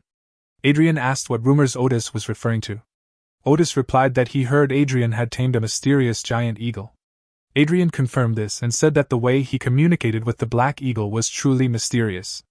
He added that he didn't know about the communicating part but found the eagle fascinating. Otis happily patted his shoulder and said that communicating was alright, as animals understanding them would be quite a wonder. Another man chimed in, saying that if it's a large black eagle, it's probably a species called Altair from the holy city Everhill. They are rare birds born with a high level of mana and are said to be able to fly for 5 kilometers at a time. Adrian replied that he didn't know about it but secretly knew it to be true. The man proudly told them that it is said that once tamed, they will never betray their master and will not hesitate to risk their lives to protect them, making him act amazed and glad that Archmage Lucas made it based on a real-life species. Because if he had given him a flashy sub-supporter for no reason, people would have annoyed him, asking what it was, so it wouldn't have been easy to manage. Otis happily shouted that if that is so, the black eagle is no different from a dog and called it a dog eagle, making everyone in the room laugh. He asked Otis if he could use the personal communication now that their enemy had retreated, and Otis agreed, telling him that he should consider it his reward. This made him brighten up, and he thanked Otis so much because he can finally access Chronicles online, and there's no way he'd miss a chance to level up. 2 weeks after the start of the war, someone called Bilayam, who was in the suit, told him that he doubted they would show themselves while climbing down the mountains with lots of surveillance. It could be a trap, so they shouldn't stay too close and should start fighting at a distance. To this, he replied that they would do as he said. Bilayam thinks no one would have listened to Adrian in the past. Then he asked his comrade if they heard it, and told them not to blindly trust visible signals from the radar and follow Adrian's instructions. Then move while keeping their distance, to which the army together replied yes, making Bilayam notice that everyone has changed a lot in just 2 weeks. Later, the enemy surrounded them, and Bilayam told everyone that it was a trap. Then he ordered them to retreat while keeping their enemy in check. He didn't expect that they would come from underground, which is the radar's only blind spot. But he was glad they listened to their brigadier, which is Adrian's warning, and stayed on their guard because if they had approached without a plan, they would have been wiped out in an instant. Then he looked around and saw his comrades struggling because they were outnumbered. He thinks it was fortunate that they avoided total annihilation, but their situation isn't looking good, and they have to wait for support while blocking attacks from the vanguards, which are twice as many as their allies. Also, he knows that it will take at least 5 minutes for reinforcements to arrive, but it was impossible to hold out without taking any damage. Suddenly, Adrian told him to push forward, making him shocked. But then they heard a loud explosion from behind. Then someone asked them if they were all right and reported to him that 10 vanguards directly under the command of Division Commander Earl Otis have arrived, making him wonder how they were already there, and if Adrian knew that would happen and requested support in advance. But then Adrian asked him if he came out for a walk and why he wasn't attacking. Then told him that the enemies are having their backs toward the mountain range, making him unable to believe that computer's voice again, and really doesn't know who it is that came out for a walk. But Adrian just told him that it was not easy to get reinforcements, so they should defeat at least 5 units while they are at it. Meanwhile, in the meeting room, one of the men asked if they heard that under Adrian's command, they killed 5 enemy vanguards. Another man replied that Adrian is incredible. Not only he predicted this surprise attack but also turned a crisis into an opportunity. What's more, while other units are suffering, Brigadier Adrian's unit is steadily making contributions. Otis thought it was a coincidence at first, but with the way things unfolded, it was no longer the case. Remember, they say Adrian, the prodigy of Viscount Lawrence, became an idiot after overcoming a near-death crisis from poison. But the truth is, Adrian was a sleeping dragon who had been hiding his power all this time. Then he asked the people in the room if Brigadier Adrian is a similar age to Michelle. He told them that if Adrian's family has given up on him, he'd like to bring Adrian in, which shocked the people in the room. One of them told him that he heard Brigadier Adrian already has a lover and brought her to the battlefield. Otis asked if that was a problem when all that matters is if Michelle can become Adrian's mistress. One of the men reminded him that Adrian is a game addict. Still, he told them that it's still better than being addicted to drugs, alcohol, and women. This made the people in the room notice that Otis had already chosen Adrian as his son-in-law, and Otis won't change his mind no matter what they say now. One of the men asked Otis if it isn't better to keep an eye on Adrian for a little while longer, and the other man agreed, telling him that considering Michelle's fiery personality, if she hears about it, they would all disappear.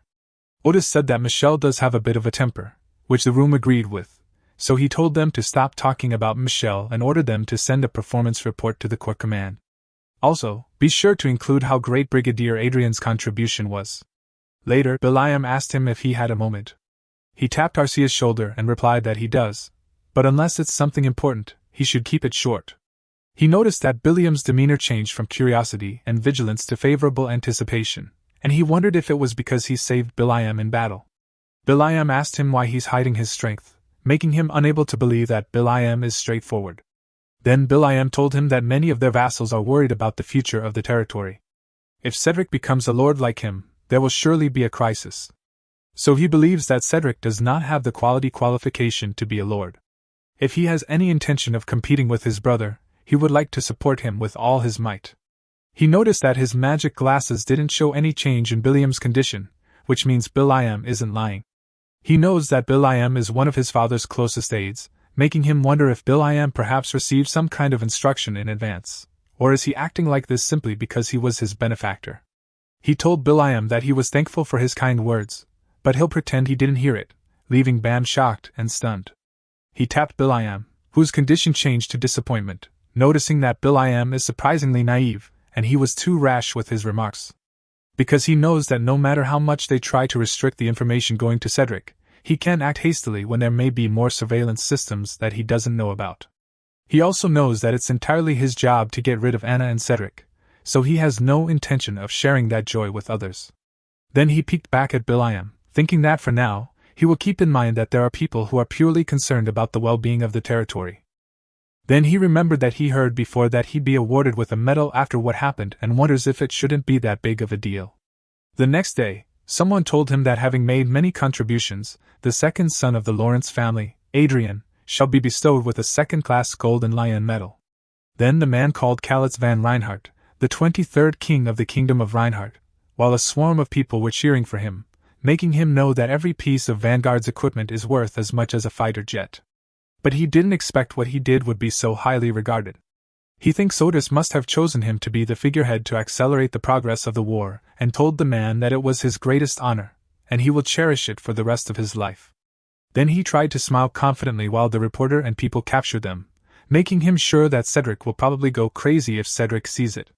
Meanwhile, in the mansion of the Lawrence family, Cedric slammed his fist on the table in anger and shouted that everyone is talking about that bastard Adrian, and if he had participated in the war, all those merits would have been his. Then he asked Anna what about his father? And Anna replied that his father is staying with that lowly woman. Cedric told her that Rayford seems to be spending more and more time with that woman these days and asked her why she isn't doing anything, but she frustratingly asked him back if she should poison Rayford too, making Cedric call his mother. Shouting, Anna told him not to raise his voice and that Adrian is the reason his father is with that woman, so she thinks his father is determined to protect the woman while Adrian is away on the battlefield from him and her.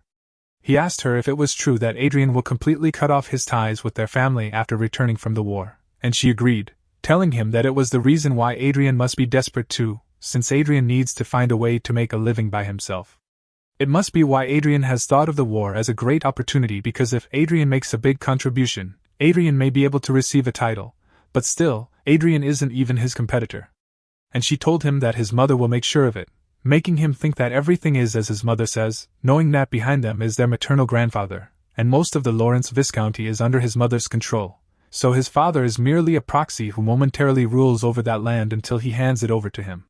Making him wonder why and remember looking at Adrian when they were young, but Adrian is the only one getting praises, leaving him behind in the dark. He heard people saying that Adrian was a prodigy, making him pissed in annoyance, and thinks that Adrian has definitely been reduced to a good-for-nothing bastard after they attempted to poison him, making him wonder how Adrian keeps getting on his nerves, and he shouted Adrian's name, who was busy waving his hand at the crowd of people. 7 weeks, 48 days since the war started. He happily told the vanguards to have an energy drink before they go out and pour a drink one by one. Then he heard one of the vanguards tell another man that he felt really refreshed after drinking it, and the man agreed, saying that other brigades had become sluggish as the war dragged on, but their brigade was still lively. This made him think about how precious that energy drink was, even though it was just a diluted elixir containing a single drop of that legendary medicine. He felt it was a bit of a waste, but he had to do it for the war to end quickly. Bilayam told him that they would go scouting, and he told Bilayam not to push themselves too hard. But then one of the vanguards called him and said that the division commander was looking for him, which made him wonder why again. Before leaving, he gave something to the Black Eagle, and it immediately flew away. He tiredly told Harmon that Otis had been summoning him more frequently these days. Harmon laughingly told him that it must mean Otis trusts him a lot and asked if that wasn't good. He remained silent, knowing that even though it was bothersome to be summoned by a great aristocrat, there was nothing he could do. A moment later, he was looking in front of him in confusion because he saw that the other unit commanders were also there. He wondered if Otis had summoned all the high-ranking commanders in the division. He thought that if it was related to the battle, Otis could have sent him a message instead, making him wonder if Otis had something important to announce that couldn't be made public. Then Otis appeared and warmly welcomed all his guests. Otis told them to rejoice because they wouldn't have to hear that sickening gunfire anymore since the end of the war would be declared soon, which surprised him. Otis told them that the end of the war would be declared soon, and the foreign ministers of both countries were currently holding a meeting. It seemed that those Croizon guys had no intention of going to an all-out war in the first place. It was a large-scale conflict, but in the end, it was a local war that was no different from an annual event, making everyone in the room sigh with relief. One man wondered why they would do such a thing, and the other man replied that it was obviously to strengthen their imperial power. He remembered that it was the same in his past life, and he guessed his nation just didn't have any luck when it came to its relationships with neighboring countries. Then he asked Otis about the vanguards who have been dispatched. Otis replied that until the declaration of the end of the war is given, they must continue that war game, making him upset to hear it because he knows that it was always the subordinates who died due to their superiors' decisions. But then Otis told him to relax and asked him if he didn't receive a golden lion medal as the spoils of war. Then he told him that his reward certainly won't be small if the war ends like this, so he should just savor that moment now. It made him smile, thinking that Otis was right, and he wonders since when has he been so virtuous. Then he cheered his drinks to Otis, thinking that instead of worrying about others, he should focus on his future since he has to go back to his family after the war ends. He needs to level up even more. The next day, Will.i.am told him that he still thinks it was a good thing, making him silent. While Era is eating on the side, Will.i.am asked him what would happen if their country and the Croizon Empire engaged in an all-out war. He told him that 100 sky fortresses and tens of thousands of vanguards would have annihilated everything, and an unimaginable catastrophe would have taken place. He told Will.i.am that he should have taken some more rest and asked him why he came there. Then he opened his arms to Arcia and gave a cookie to Will.i.am, telling him to have some of it. Will.i.am asked him what it was, and he replied that considering it was given by Count Otis, it should be quite precious. Will.i.am told him that he already felt that before, but he was truly different from other nobles. Not only did he feel truly sorry for the sacrifice of his soldiers, but he would even keep guard of the command center like it while his men are resting. But he knows that, of course, he would be different from the common nobles since he was a very ordinary citizen in his past life, and he was there to wait until he can access the game. But then Will.i.am told him that at the same time, he still possesses the composure and dignity of a true noble. He told Will.i.am that he thinks he got that part wrong, but Will.i.am just asked him if he wasn't drinking black tea even when he saw enemy troops rushing in, and he thinks that is impossible without absolute trust in himself. The subordinates were able to shake off the tension as they saw his composure. Also, everyone in the 232nd Independence Brigade completely trusts him. He knows what Will.i.am is trying to say now, and Will.i.am is trying to bring up again that he'll support him to be the successor. And there he was wondering why Will.i.am complimented him all of a sudden when he was about to remind Will.i.am of what he said last time. Will.i.am suddenly kneeled down, making him surprised, but Will.i.am just told him that he has got trustworthy men around them, so no one can come close, and they have also checked for surveillance devices, so he doesn't have to worry. He looked up hearing William's words and noticed that outside were vanguards guarding him, making him realize that Will.i.am is serious because all of them are from his father's side. He told Will.i.am that he knows that he has taken precautions, but that kind of behavior may be more noticeable. Will.i.am told him that it was exactly why they came there when everyone is resting. He, who was a lowly subject, Gilbert Will.i.am, would like to serve him, Adrian Lawrence, the second young master of the Lawrence family, as his lord from today on. He asked Will.i.am if it could be that the other knights outside are thinking of doing the same thing, to which Will.i.am replied yes, making him silent. Then he replied, all right, making Will.i.am look up at him in excitement. However, he told Will.i.am that he has a condition, and Will.i.am asked him what it was. He told him that he is to act normally until he tells him otherwise. Will.i.am asked him if it wouldn't be better to gather power as quickly as possible and suggested that even if he built up his power there right now, the size of their forces would be nothing to scoff at. He replied that it would be nothing to scoff at, but not enough for them to win, and he had a plan, so they should follow his orders. Will.i.am bowed and replied that he will. He asked Will.i.am how many knights are willing to follow him like he did, and Will.i.am replied that first of all, there are 5 vanguards there, and the remaining knights number around 30, so if they gather the people from the territory, their size will at least be doubled, making him think that it was not bad, and there were more people for him to work with. Then he slowly stood up while praising Will.i.am. However, before he left, Will.i.am told him that he had one more thing to tell him, making him confused.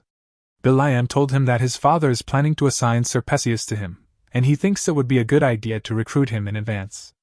This surprised him, knowing that Perseus was originally the vice commander of the Knight Order of Lawrence, and with his superior skills, he had virtually no rivals among all the Aura experts, with the only exception being the Knight Commander. However, He thought Perseus had already left the order due to family political fights centered around Anna, making him wonder if that kind of person is really coming back. Biliam told him that maybe when Perseus returns, many knights who have been remaining neutral will change their minds. He knows that Perseus was a typical warrior and a very popular knight. In other words, there is room for power expansion through him, perhaps enough to be on par with Anna and Cedric's forces. So he thinks recruiting Perseus is not a bad idea at all, especially when it comes to a valuable talent that he can use outside of the family. Then he told Biliam that he thinks he needs to meet Perseus as soon as possible and asked Biliam if he could arrange it secretly. This made Biliam shocked, and he promised to look into it. He came out of the room thinking that power is good. However, his top priority is not to build his own power but rather to clear the next lucky encounter quest, and swore that he was going to form his 7th circle today.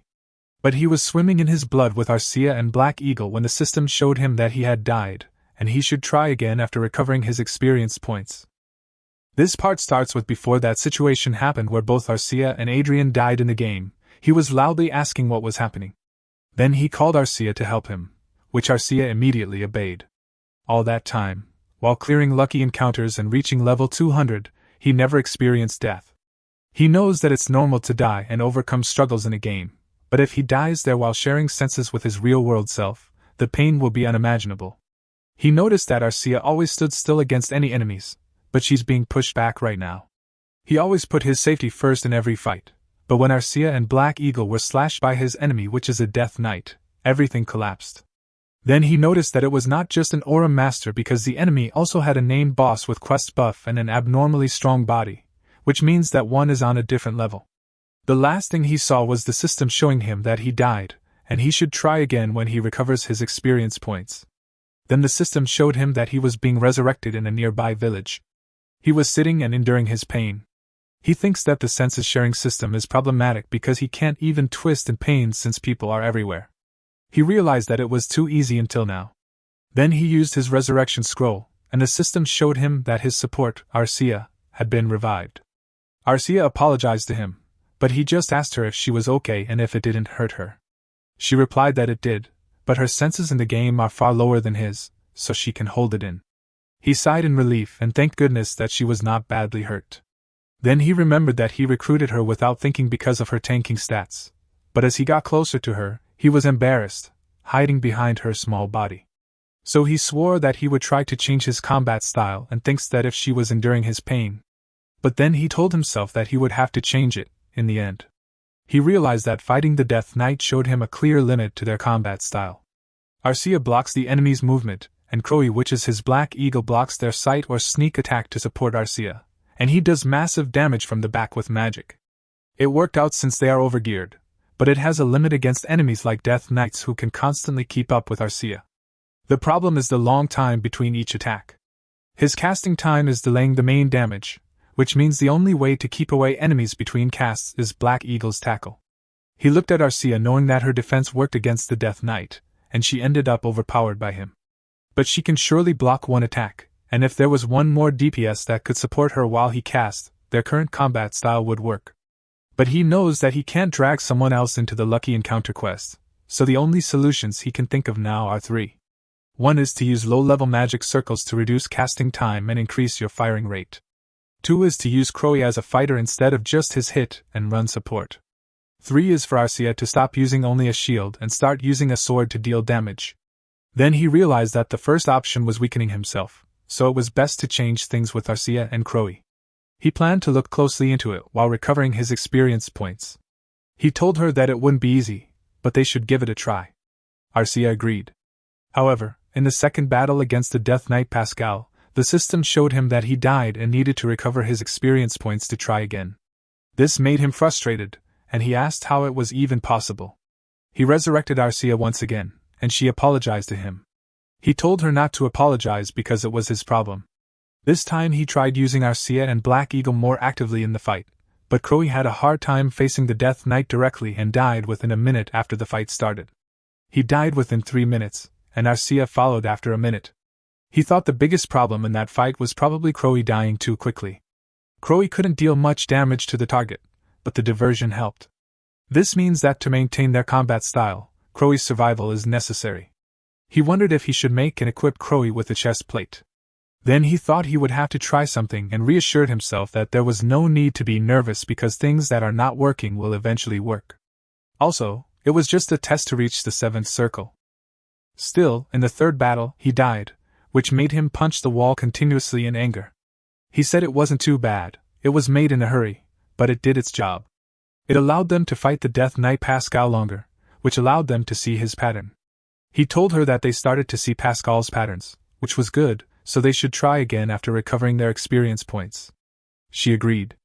In the 5th battle, Pascal couldn't believe them and asked if he was fighting against a bunch of acrobats. Pascal told them that it was real talent to be able to amuse an undead like him and asked why he didn't change his approach.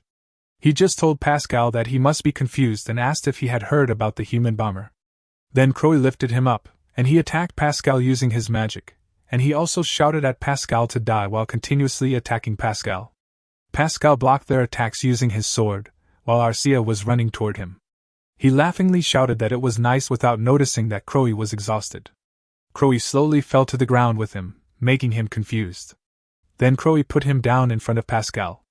He told Pascal that it was nice to see him down there, and he fearfully greeted Pascal while Croy collapsed on the ground, exhausted.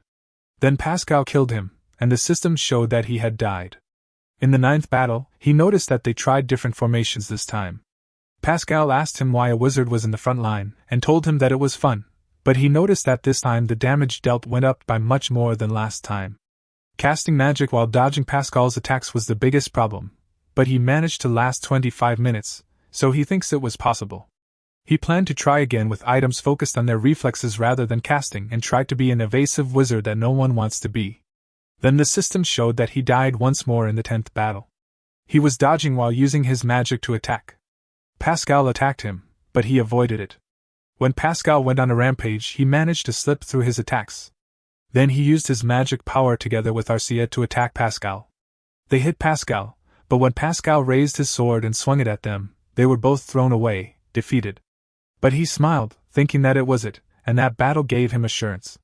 He tried to be an evasive wizard, and it decreased his damage, but allowed him to survive on his own, which allowed other members to attack freely, resulting in a 62-minute-long battle.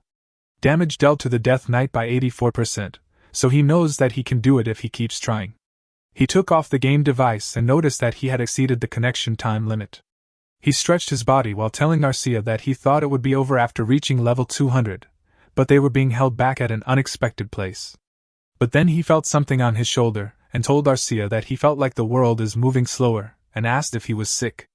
Arcia replied that he experienced and repeated death and resurrection many times, so she thinks it was normal for his sight to change. He asked her if she was the same as he, and she replied that she can't really tell, but she felt that she was stronger because her body's strength is the same as yesterday, but she feels like she was way stronger than before. She told him that it was the strength that was only obtained through experience. He thinks he was used to it now, but Arcia's response was definitely not from an artificially created homunculus. If time passes and she experiences much more, she will be no different from a human being. She asked him if he had any orders, and he replied no. Then he told her that he was going to sleep, so she should rest too, and they should try again when he can get back on, to which she replied yes. In their 12th battle, the damage dealt to the Death Knight is 75%. In their 13th battle, their damage dealt to the Death Knight is 85%. In their 14th battle, their damage dealt to the Death Knight is 91%. In their 15th battle, their damage dealt to the Death Knight is 89%. In the 16th battle, their damage dealt to the Death Knight is 93%. In their 17th battle, their damage dealt to the Death Knight is 98%.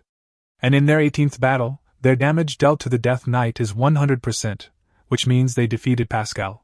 He smiled tiredly, raised both hands in the air because of excitement, and told his team that they had won. Then the system showed him that he completed the Lucky Encounter quest level 7. Then they entered the 8th floor of Manuel Lucas's magic tower, and he noticed that the 7th floor alone was several times larger than the previous floor, but that one is the size of the Royal Library. Then he asked if most of those decorations were made with game graphics because it was good, but then someone told him that they were all real, making him shocked. He immediately swung his staff toward that someone, wondering if the test to achieve the 7th circle is not over yet, but Arcia smilingly told him that it was fine, so he put down his staff, unable to believe that Arcia would smile like that. Then he looked at the man in the center of the magic circle, and wondered if he was a fairy or a grandfather one. Then he wondered if he was a new supporter but was confused about why he looked so familiar. But then he figured out something and shouted to ask if he was Archduke Lucas. But the old man replied that his name is Chester, and he was the manager of the Fate, and also a trace of Manuel Lucas, making him confusedly wonder what he meant by the manager of Fate, and more than that what he meant by trace. Chester explained it simply. He was an artificial intelligence created by replicating Manuel Lucas's memories, but he was focused on a trace of Archduke Lucas. He thinks that even if it was a clone, he encountered a being who is no different from his savior. Let alone be happy, his head is complicated, and it would be great if Chester showed favor to him, but if it's the opposite, it'll be hard for him to respond, since at least in the Hollywood system, he would be an omnipotent being no less than a god. He sweated, wondering if Chester was going to take back what he gave him, but Chester told him that there's no need to be that nervous.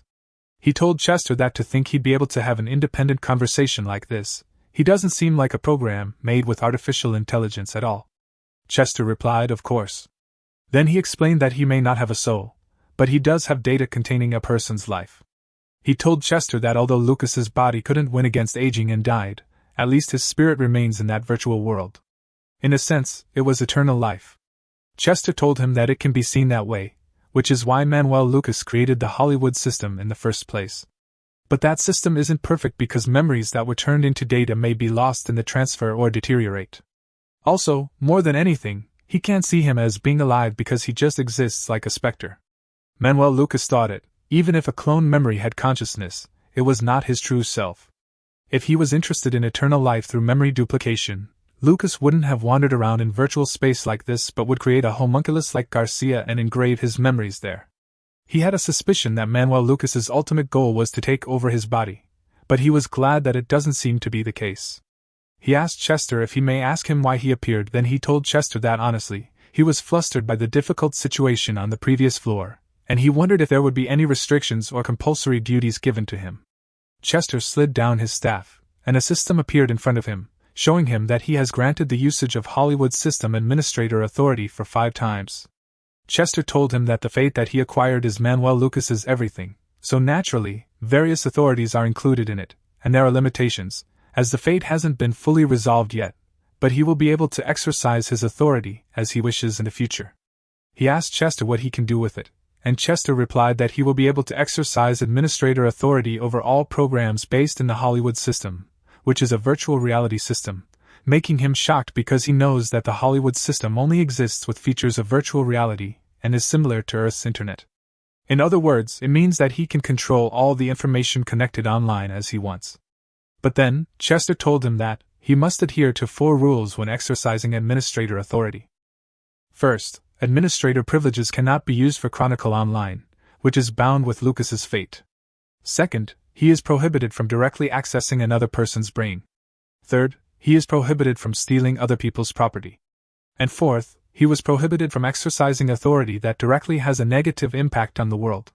He was wondering what it was since Chester said rules, but he realized that it was pretty logical. Then he asked Chester if, by any chance, it was also possible to launder the source of wealth acquired through fate, and Chester replied that it was not difficult because there are a few methods. But what he recommends is to create investment and stock trading records in the online currency market. Then he asked Chester about the possibility of getting caught through investigation, and Chester replied that the probability of detection is extremely close to 0%. It was not just about manipulating the ledger, but it was about revising all the relevant information and making it appear as if it was a completely real event based on the records. He told Chester that he'd like to use administrator authority, and Chester replied that he understood. Then explained to him that the current assets held are 12.625 trillion loots, and his assets increased the moment he opened the treasure chest on the 8th floor of the Magic Tower. Then he asked him if he would like him to organize it too, to which he replied yes. Then Chester asked him if he had any additional requests. He told Chester that Arcia needs a legitimate family registered, and while they were at it, it would be better to put her as coming from the holy city Everhill. Chester told him that it was possible, and he shall make a family register that says all Arcia family members died, and she was currently an orphan, making him notice that Chester was no different from a genie from the magic lamp. He asked Chester if his role is to give him the administrator authority and help him process it, to which Chester agreed with him. Then he asked Chester why Archduke Lucas is going to that extent, and Chester replied that it was his way of expressing missing his hometown and consideration so that he doesn't live a bad life as he did. This made him wonder what Chester means by so he doesn't have to live a bad life like Lucas did, because those words don't suit someone who is called great.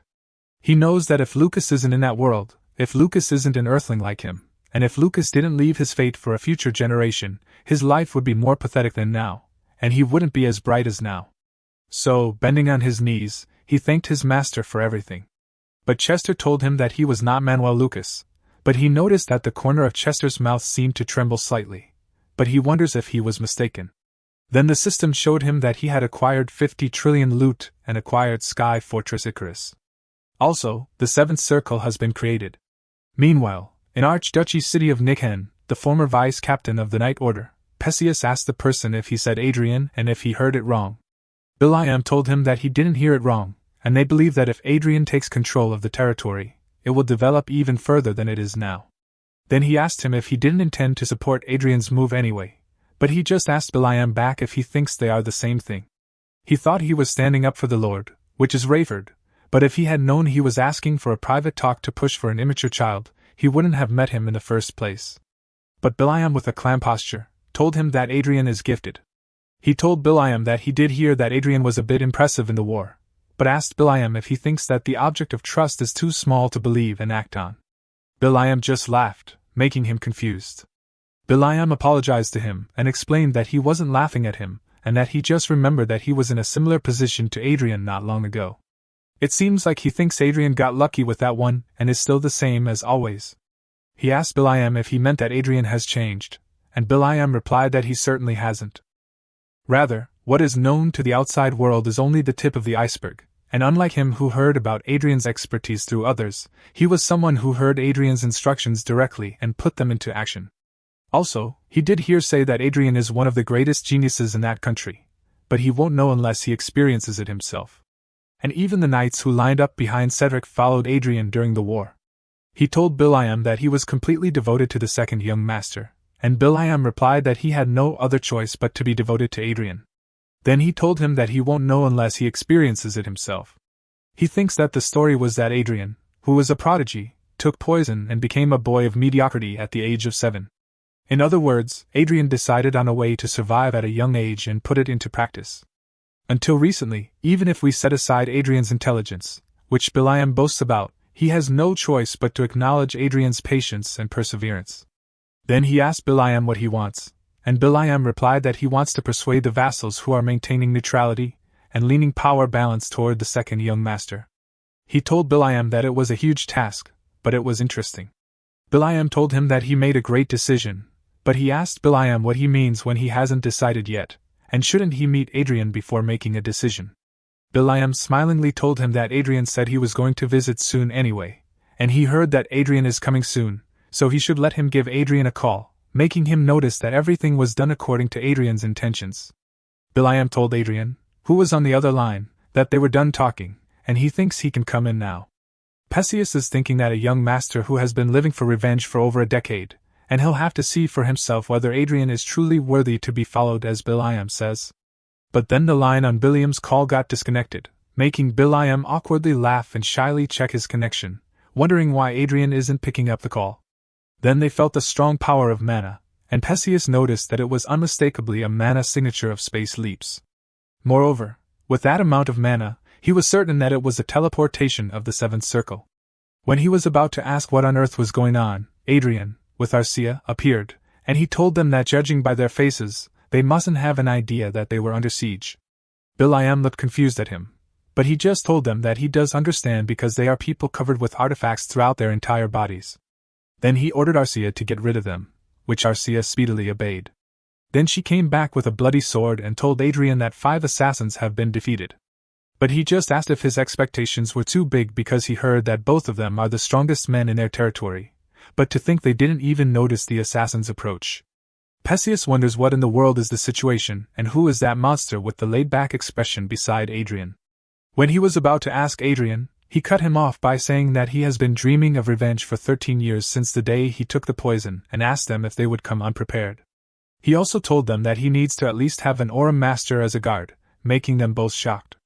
Perseus remembered his words that he'll have to see for himself whether Adrian is truly worthy to be followed and realized that he has been acting too presumptuous because that person isn't someone he can dare to figure out. They silently gazed at each other for a moment. Then he turned his attention to Perseus and noticed that Perseus was 43 years old. He was a member of Reinhardt Kingdom's Free Knights. His talents included a high aura, strong physical abilities, moderate learning aptitude, and average intelligence. His traits were marked by conquest and leadership. Their relationship was friendly and allied, and his demeanor appeared astonished, scared, and anticipative. Perseus inquired if Anna had sent them, to which he replied affirmatively. While telling Perseus that he must have many questions, he snapped his fingers, and immediately the corpses on the ground vanished, and the damaged surroundings were magically repaired. Biliam was amazed to see the bloodstains and corpses disappear, but Adrian assured them not to dwell on it, explaining that it was merely a fifth circle magic spell. He then suggested they relocate, and with a touch of teleportation magic, he swiftly transported them, leaving them in awe as this was a seventh circle spell known as teleport. Lua's kingdom was an ally of Reinhardt Kingdom, known for having a significant number of grand wizards. Following the four empires, if anyone were to name the most famous wizard among them, the anonymous answer would be Duke Kine Riverdale. He was not only a grand wizard but also a renowned teacher who successfully trained 6 7th circle wizards. However, many believe that the greatest wizard of all time was Archduke Lucas, while the title of the greatest teacher belonged to Duke Kine Riverdale. Perseus asked if his magic teacher was truly Duke Riverdale. However, he was told that Riverdale had passed away a year ago. He replied that he knew, but because Riverdale had taught him, he could learn without any problem under Anna's surveillance. Perseus still couldn't believe it, knowing that he had spent most of his time in the game. Then Perseus figured something out, making Adrian smile, and he told him that he was right. He explained that the only place he could act without any restriction was the virtual world. Riverdale taught him in both the real world and the virtual world, taking turns. However, he knew it was all a lie because the Grand Wizard appeared out of nowhere. Anyone would doubt if a 20-year-old reached the 7th circle. The best way to prevent it from happening is by having the title of Duke Riverdale's disciple. Perseus told him that Riverdale was indeed creative, and it was a brilliant way to teach. He knew that he didn't just lie without any preparation. He had a platinum plaque and a hologram picture of Riverdale and him, but none of those were real. He asked Lucky Encounter admin Chester to create them in reality to use them as his alibi, just like the one he was holding. There were many traces of Riverdale and a record of him having a secret disciple that no one knew about. So the Riverdale family or his other disciples would trust him when they find him. He wished he could say he was the heir of Archduke Lucas, but he knew that people wouldn't leave him alone for the rest of his life. Then he told them that Arcia and he could handle Anna and Cedric, so there was no need to try too hard to expand their influence. Perseus asked him why he had called him there. He replied that he had no plan of letting him go, making Perseus shocked and confused. Then he told Perseus that he had something else to do for him, and asked him if he could see his left hand. Their digital watches touched each other, and the system showed the number 2 online currency account. The system asked him if he would like to share his 20 billion loots in the number 2 online currency account, to which he replied yes. Perseus was shocked by his action, but he just told him that he wanted him to create a group that would obey his orders and gather the intel. He knew that the jobs that the group is going to do will be dirty work, but it is required to aim higher, and it was cruel to ask a knight to take the job. Perseus told him that since they were likely to go against Margrave Raven, he believed they did need a group like it, but asked him if he was sure because he believed it wasn't easy for him to save up that amount of money. He told Perseus that he has a talent for investing and that 20 billion is a lot but not enough to worry about, making Perseus react that it was amazing. But he just stood up, knowing that Perseus would faint if he mentioned that he had 3,000 times the amount of money he just showed him. Then he offered his hand to Perseus and told him that he is going to push Cedric off his spot and inherit the family, then have the power that no one can disrespect in that nation, and asked Perseus if he is with him. Perseus looked up at him and bowed down, accepting his hand, while telling him that he had his loyalty. Meanwhile, the scene shifts in Anna's room. She asks her butler if he means 5 expert assassins who disappeared without any trace, to which the butler fearfully replies yes. She asks him if they didn't say they can kill anyone except an aura master or grand wizard, to which the man replies yes, because their ability is capable. She throws her wine glass at the man's head and furiously asks why it is happening, but the man just bends his head down. She asks him where Perseus and Biliam are, and the man replies that Biliam returned to his unit, and Perseus's location is unknown. She tells the bleeding man that Perseus is alive because Biliam would report to her husband if Perseus died, and thinks that if those are together, and planning something, they are definitely aiming for her. So she should have watched over the situation a little more. Then she remembers Rayford telling her that he would like her to stop watching over Adrian and Sylvia, making her pissed, knowing that she had no choice but to listen to Rayford because if she pushed too hard on Rayford, things could have gotten worse. But she was pissed to hear a report that Adrian's performance is beyond expectation. Adrian is sharing his reward with his comrades and superiors, but Adrian will be getting a title when the war is over, and Biliam said he wants to be on Adrian's side, but Adrian declined Biliam's offer. Also, there were more knights who wanted to support Adrian, making her think that if Biliam and Perseus get together, they will be unstoppable. So she can't let them do what they want. Also, she can't allow Cedric to have a competitor, so there's no time to keep promises anymore. The man asks her what she would like to do with the Assassin Guild and tells her that they promise to send more people to ensure they complete the job. She simply asks the man if she should just kill Adrian, which shocks him. She asks the man why they were so scared when it seemed like the easiest solution, so she didn't need to think too hard. But the man warned her that if she did it, there was no turning back with Rayford, and Adrian was gaining everyone's attention. However, she interrupted him by calling him and asked him how long he had worked for her. The man replied that this year would be his 30th year. While she grabbed a bottle of wine, she walked toward him, telling him that if he had worked for her that long, he should know she hated being lectured. The man fearfully apologized to her. She poured the wine on the man's head and asked if he thought she didn't know that. She told him she was doing it because there was no other way, making the man shake in fear, knowing he had made a mistake. She asked the man if he thought he was smarter than her, and he shakily said that he kept going because of remorse for Adrian. He kneeled on his knees and begged her to forgive him because he just pitied Adrian. She asked him if he said pity, and he replied yes, nothing else. She smiled and told him that if that was the case, he could frame it differently, making him confused. But when she told him it wasn't an ordinary person dying, it was the pitiful son of a viscount, someone had to take responsibility, and he did it as his way of showing loyalty without her knowing, crushing his world. Then she sweetly asked him why, and if he didn't want to. The man replied while shaking that he understood, and she should leave it to him because he'd prove his loyalty. She laughed and told him she liked his response, then walked away, telling him to get it done this time, and if they failed again, they would be the ones dying. The man realized that Anna is abandoning him after working for her for 30 years because he misspoke, and he thought it was too late to go back. If Adrian could overcome it, maybe he could find a way out. Meanwhile, in the battlefield everyone raised a glass of wine together, and Otis was proudly talking with him. The people cheered, raising their glasses while congratulating the victory of the 23rd Division. One of the men told them that they could finally go back, and the other replied that he was relieved that the end of the war had been declared safely. Otis told everyone that he never thought he would receive recognition thanks to Adrian, and that he was looking forward to the commendation ceremony. One of the men happily replied that Otis was right, and thanked Adrian because his standing in his family had risen. The other men assured him that he would be the heir of his family, so he should visit them many times because they would welcome him with open arms. He knows that they are getting credit for what he has done, so it is normal, and he thinks that if he had taken all the rewards himself, it wouldn't have happened. Then he told everyone that it was all because Otis had trusted and supported him with great wisdom, making Otis laugh and telling him that he was a humble man. But then Otis told him that it could have been better for him if the war had continued for a little longer, making him wonder what he meant.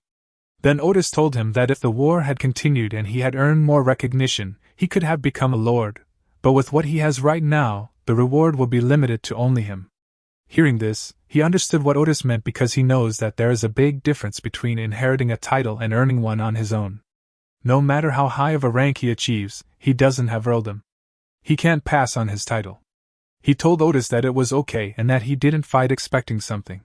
Still, Otis told him that it was a shame because he has so much potential, but he doesn't have the environment to fully express himself. He just keeps silent, knowing that he'll be the rightful heir of his family once he pushes Cedric away. Otis told him that it makes him feel sorry, and he told Otis that he shouldn't worry about it because it was really okay for him. Then Otis cleared his throat and told him that maybe he could get engaged to his daughter, making him shocked. Otis shyly told him that he had one daughter, and if he would like, he could make it happen. This made him wonder why all of a sudden, and he thought it was a little too much. So he thanked Otis for the offer and told him that he'll think about it. Otis excitedly told him to think about it, and that he'll always welcome him. He wondered if Otis's daughter was the one known for being a maniac, but he thought it was not his problem anyway, and wondered if it mattered when he could finally go back. Then he told Anna and Cedric in his mind that when he gets back, things they would have never expected would happen. The day after Reinhardt's and Croisen's war ended, the provincial army was disbanded right away. Evans shook his hand and invited him to visit his place anytime since he was always welcome. After a brief farewell, the ship closed and began flying in midair. Later, he logged into the game and felt exhausted. He was leveling up rapidly in the game whenever he had some free time.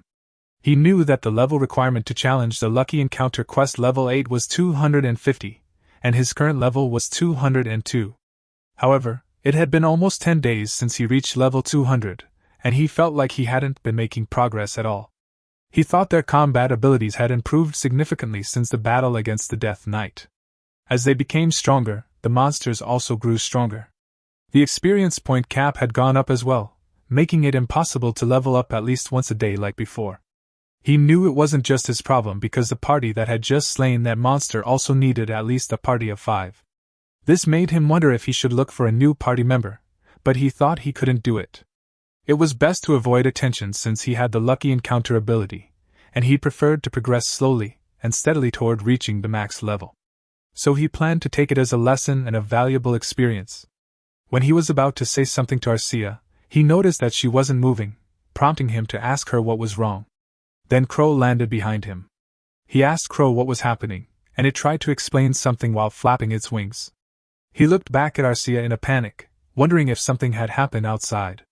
He immediately logged out and saw Arcia fighting with someone, which surprised him. He closely observed her fighting and realized that it was a battle. He quickly used his great shield to protect himself, and stood by Arcia's side. She told him that they were assassins similar to the ones they got rid of last time. He asked since when assassins use force swords, and she replied that she was not sure about it, but they are armed with force armor and swords with a total of 3.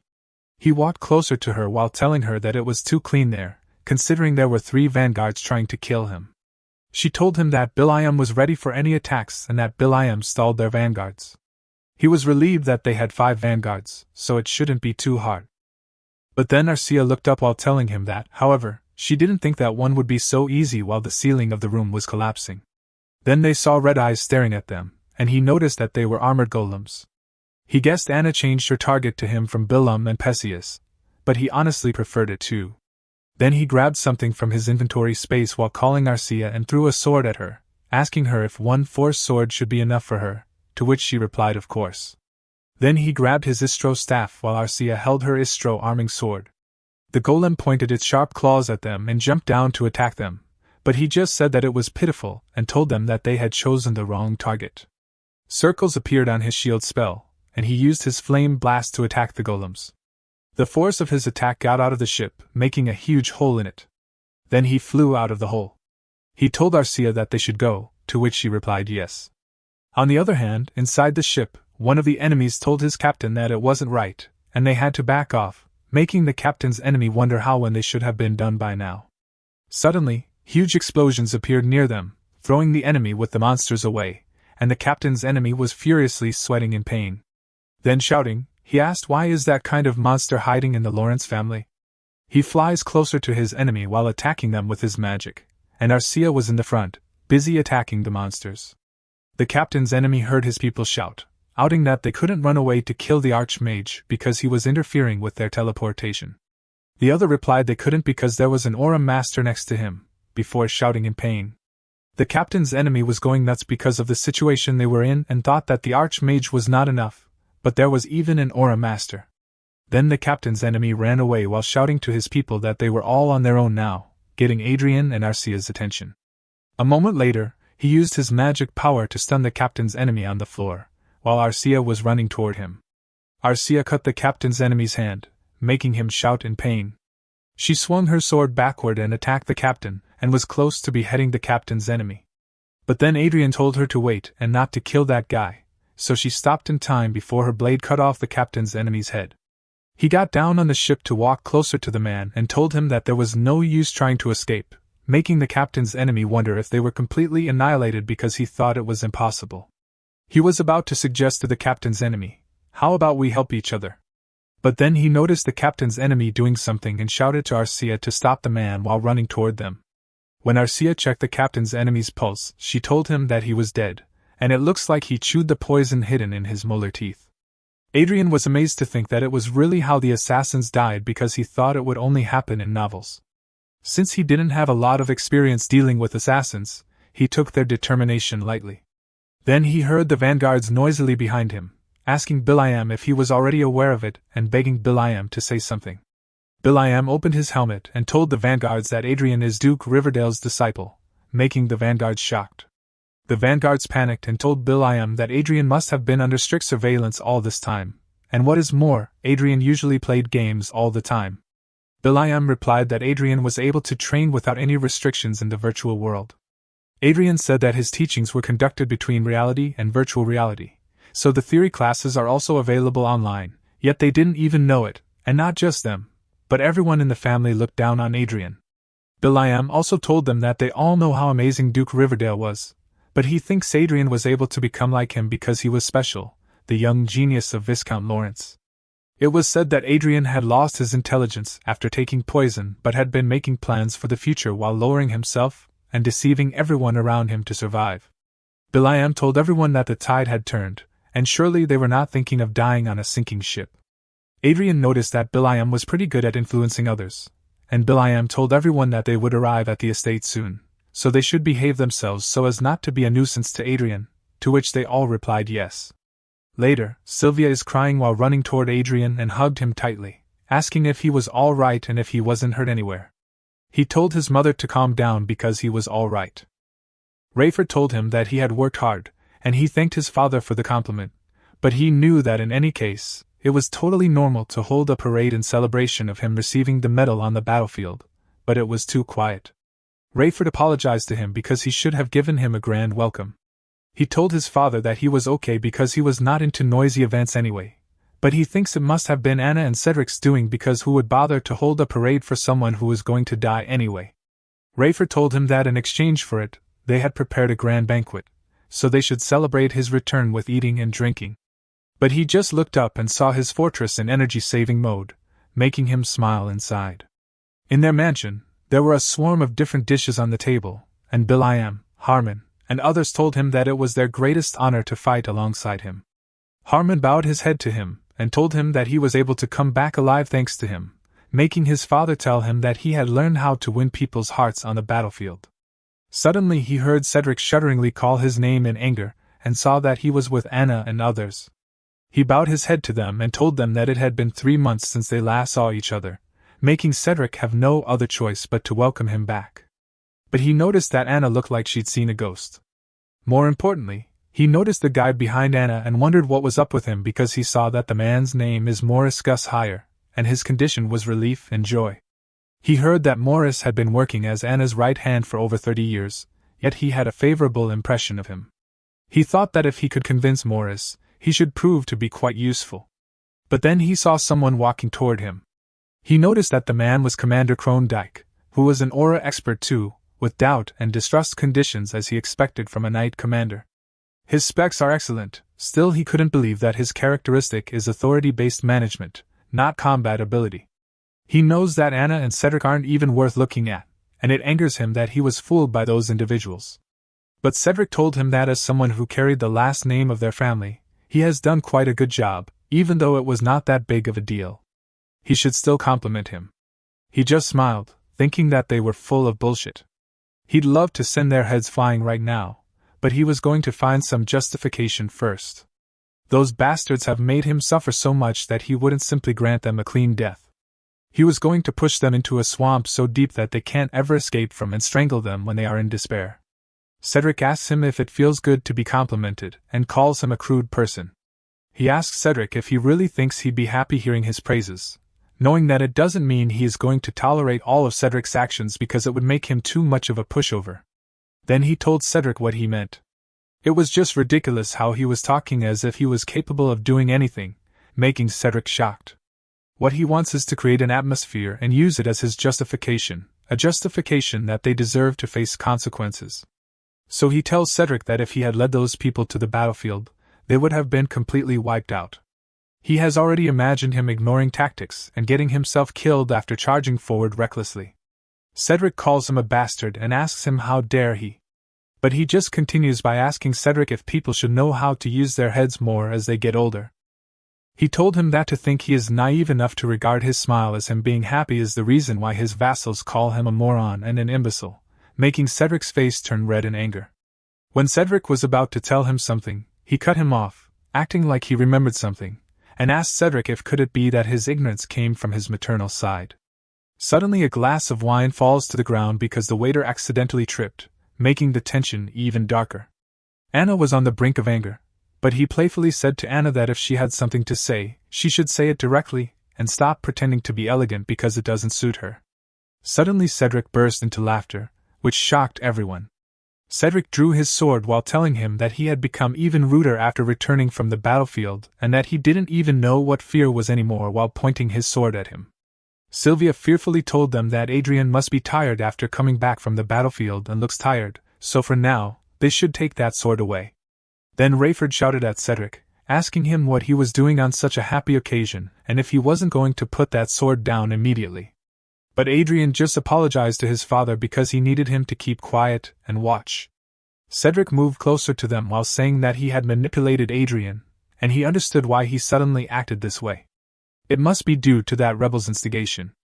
Then Cedric angrily asked how dare he try to overthrow their family, and told Will.i.am that he must be out of his mind, making Will.i.am shocked and pointing at himself to ask Adrian if it was him. But Adrian shook his head no. Cedric still told Will.i.am that persuaded Adrian to try to break the family apart. Anna, who was acting, said that it was absurd and asked Will.i.am if it was true. But Adrian knew that they were the ones being absurd, and he couldn't believe that they would interpret his intentions that way. Cedric ordered the knights to capture the rebel Will.i.am immediately, but no one obeyed his order, and their surroundings were just quiet. Cedric asked the knights what they were doing and told them to hurry up and carry out his order.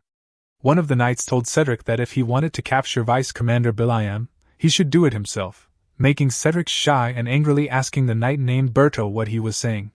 While Adrian tried to hold his laughter hearing his laughter, Cedric's surroundings turned black, and he snapped in anger and shyness at the same time, so he ran forward to attack Cedric with his blade, shocking everyone. But then someone grabbed Cedric's hand, and it was Arcia, who was busy eating a huge chicken drumstick.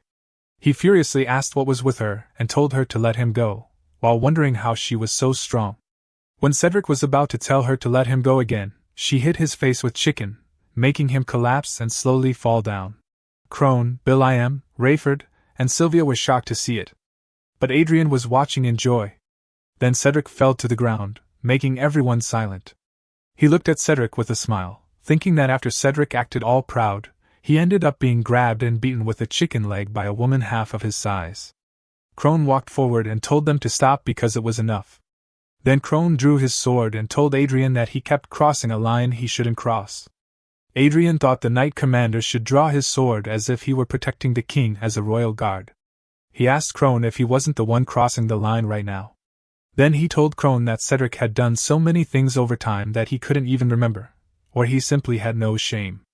This made Cedric angrily ask Crone what he was doing and shout that those people dared to harm him, so they deserved to be killed. Crone told Cedric that, of course, they must die, and Cedric shouted in agreement. But Crone then told Cedric that as a vassal, he couldn't harm the second young master, who is a member of the Lord's family. This made Cedric furious.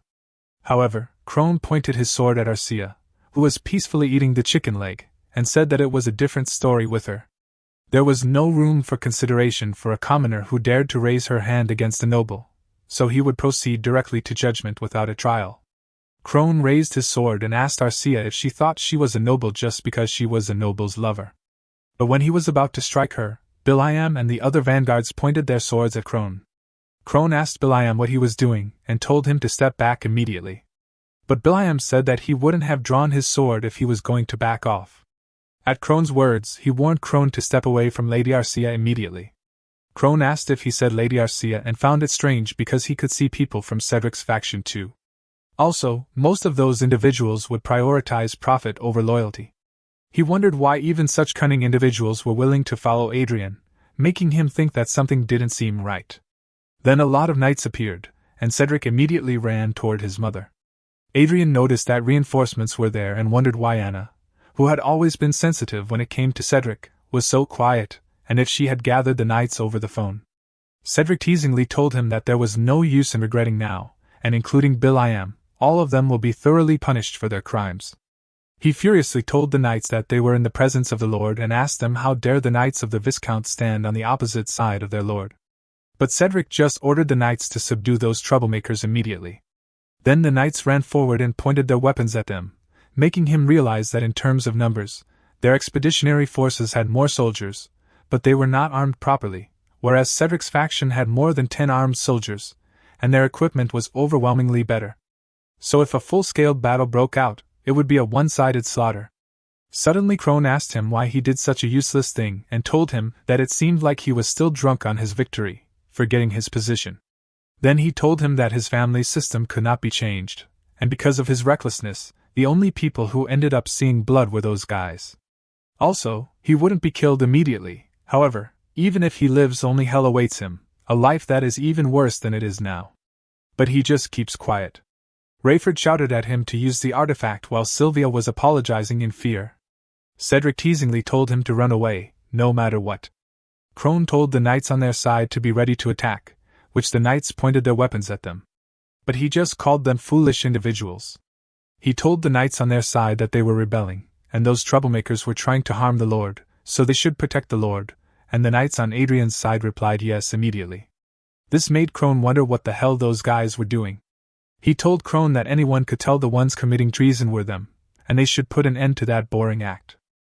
Then he removed the illusion magic and ordered Arcia to bring those 3 to him and take care of the rest, to which Arcia replied yes and disappeared. Anna and Cedric were shocked to see the knights surrounding them being killed rapidly. Also, the knights behind Crone were easily killed without a trace of who the killer was, making him fearfully confused. Suddenly, Adrian appeared behind Crone and asked him what he had just said to him. Then he slapped his staff on Crone's face while calling Crone a traitor, and told him that he required discipline. Crone shook in fear, knowing that it was impossible. Then he noticed that the woman just now is an Aura Master, and wondered if that game addict Adrian just deals damage to him. Crone shouted to his people that Arcia was an Aura Master, and ordered them to get into a formation centered around the armed knights and face her. Also, they should keep calm and be able to deal with her. Adrian told Crone that he couldn't believe that he still managed to give instructions to his subordinates in the midst of all of it, but he expected it from a knight commander like him, even though it was not going to change anything. Crone asked him what the hell he was, but he just asked Crone what he meant when he was a teacher who would teach them a valuable life lesson while increasing his agility, physical strength, mana, and defense. Crone knows that wizards can use magic 2 classes lower than their level without casting, which means that if they are a 7th circle wizard, they can use 5th circle magic without any casting and a skill that proves their existence as an archmage, the skill that allows them to overwhelm the wizard killer vanguard, so the moment they become archmages, the so-called weakness of a wizard almost disappears. Adrian used his memorized cast-saved magic and attacked Crone with his flame blast, making Crone shout in pain. After that, he walked closer in front of Cedric and who fell to the ground in shock. He told them that he thinks they will have a lot of fun from now on, and asked them if they don't think so, while Crone attacked him from behind. Crone, who was burning, called him a bastard, but he just moved to the side to avoid Crone's attack. He told Crone that he should have stayed on the ground and asked him why he got up, making Crone look at him in anger. Anna and Cedric shook in fear when they saw him attack Crone. Then Crone fell to the ground. They both wondered how it could be and how Adrian Lawrence could become an archmage, but he just smiled at them, making them realize that they were screwed. Later, in another mansion, a man angrily slammed his hand on the table. He is Anna's father, Raven Margrave, furiously asked how that bastard Adrian dared to do those deeds to his precious daughter and grandson. The men showed Raven what happened at Adrian's mansion using a device, which made Raven furiously ask, "What the heck is this?" One of the men explained that the video is constantly spreading on various portals and platforms. By tomorrow, most people will become aware of the situation, and some even speculate that Cedric Lawrence and Anna Lawrence's acts of treason were done with his support. Raven told them that the things those commoners say in the virtual world don't mean much, but the man informed him that even among the nobles, some support those speculations. Raven arrogantly asked the man, "So what?" He told them that the best those people could do was file a few complaints. Raven thought that no matter how valuable an archmage and an aura master are, winning a war can't be done with just one or two superhumans. What's more, helping those two means opposing him, who possesses military power equal to that of a duke and marquis combined.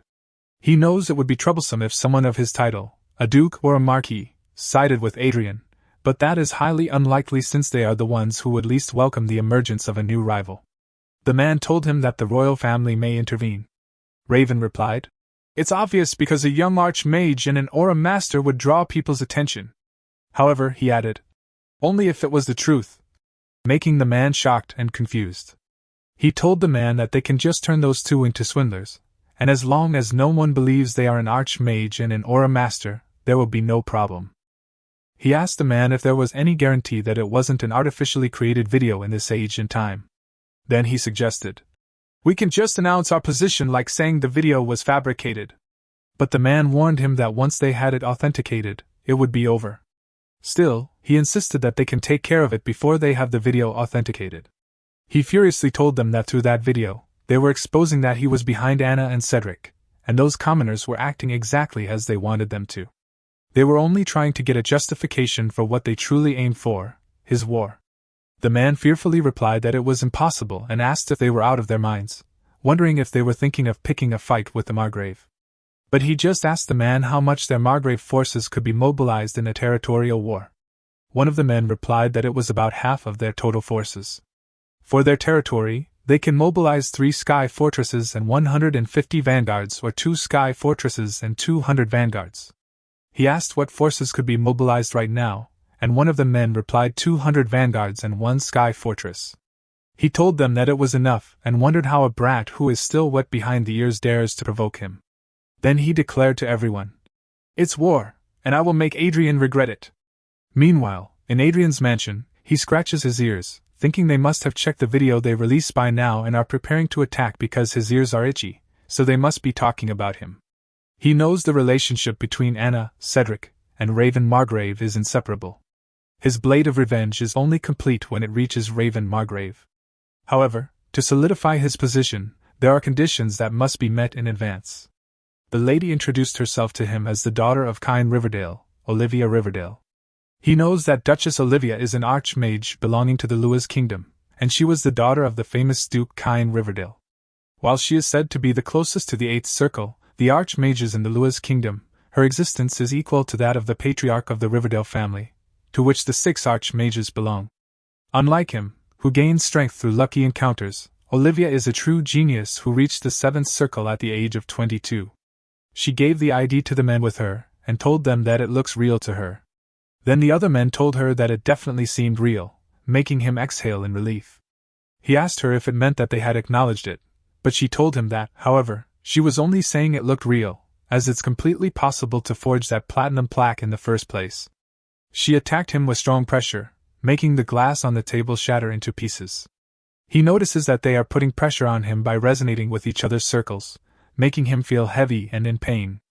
So he uses his magic power to make them stop, making Olivia surprised. He angrily asked them what the meaning of it is, but she just told him that it was incredible. While the men were cheering for him, she told him that it was nothing much, and they just wanted to test his skills while recovering the shattered glass cup. But he told her that surely she would have been able to check it without resorting to something like this. She told him that having 7 circles doesn't mean everyone is the same, and she just wanted to measure his exact level. He thinks, although Olivia looks delicate, her methods are quite tough, and he asks her if he has earned her acknowledgement now. She told him that she still had many questions, but there was no reason to turn away a genius archmage who claimed to be her father's disciple, and was helping her family expand their influence. He notices that Olivia doesn't care much about whether or not he is real, and he feels like she is just welcoming another archmage. This makes him think that she has a sensible way of thinking, and he asks her what if he turns out to be a bad guy who will cause her family to suffer losses.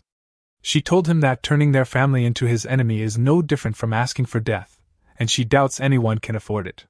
Also, they have already confirmed his identity because they don't take in just anyone.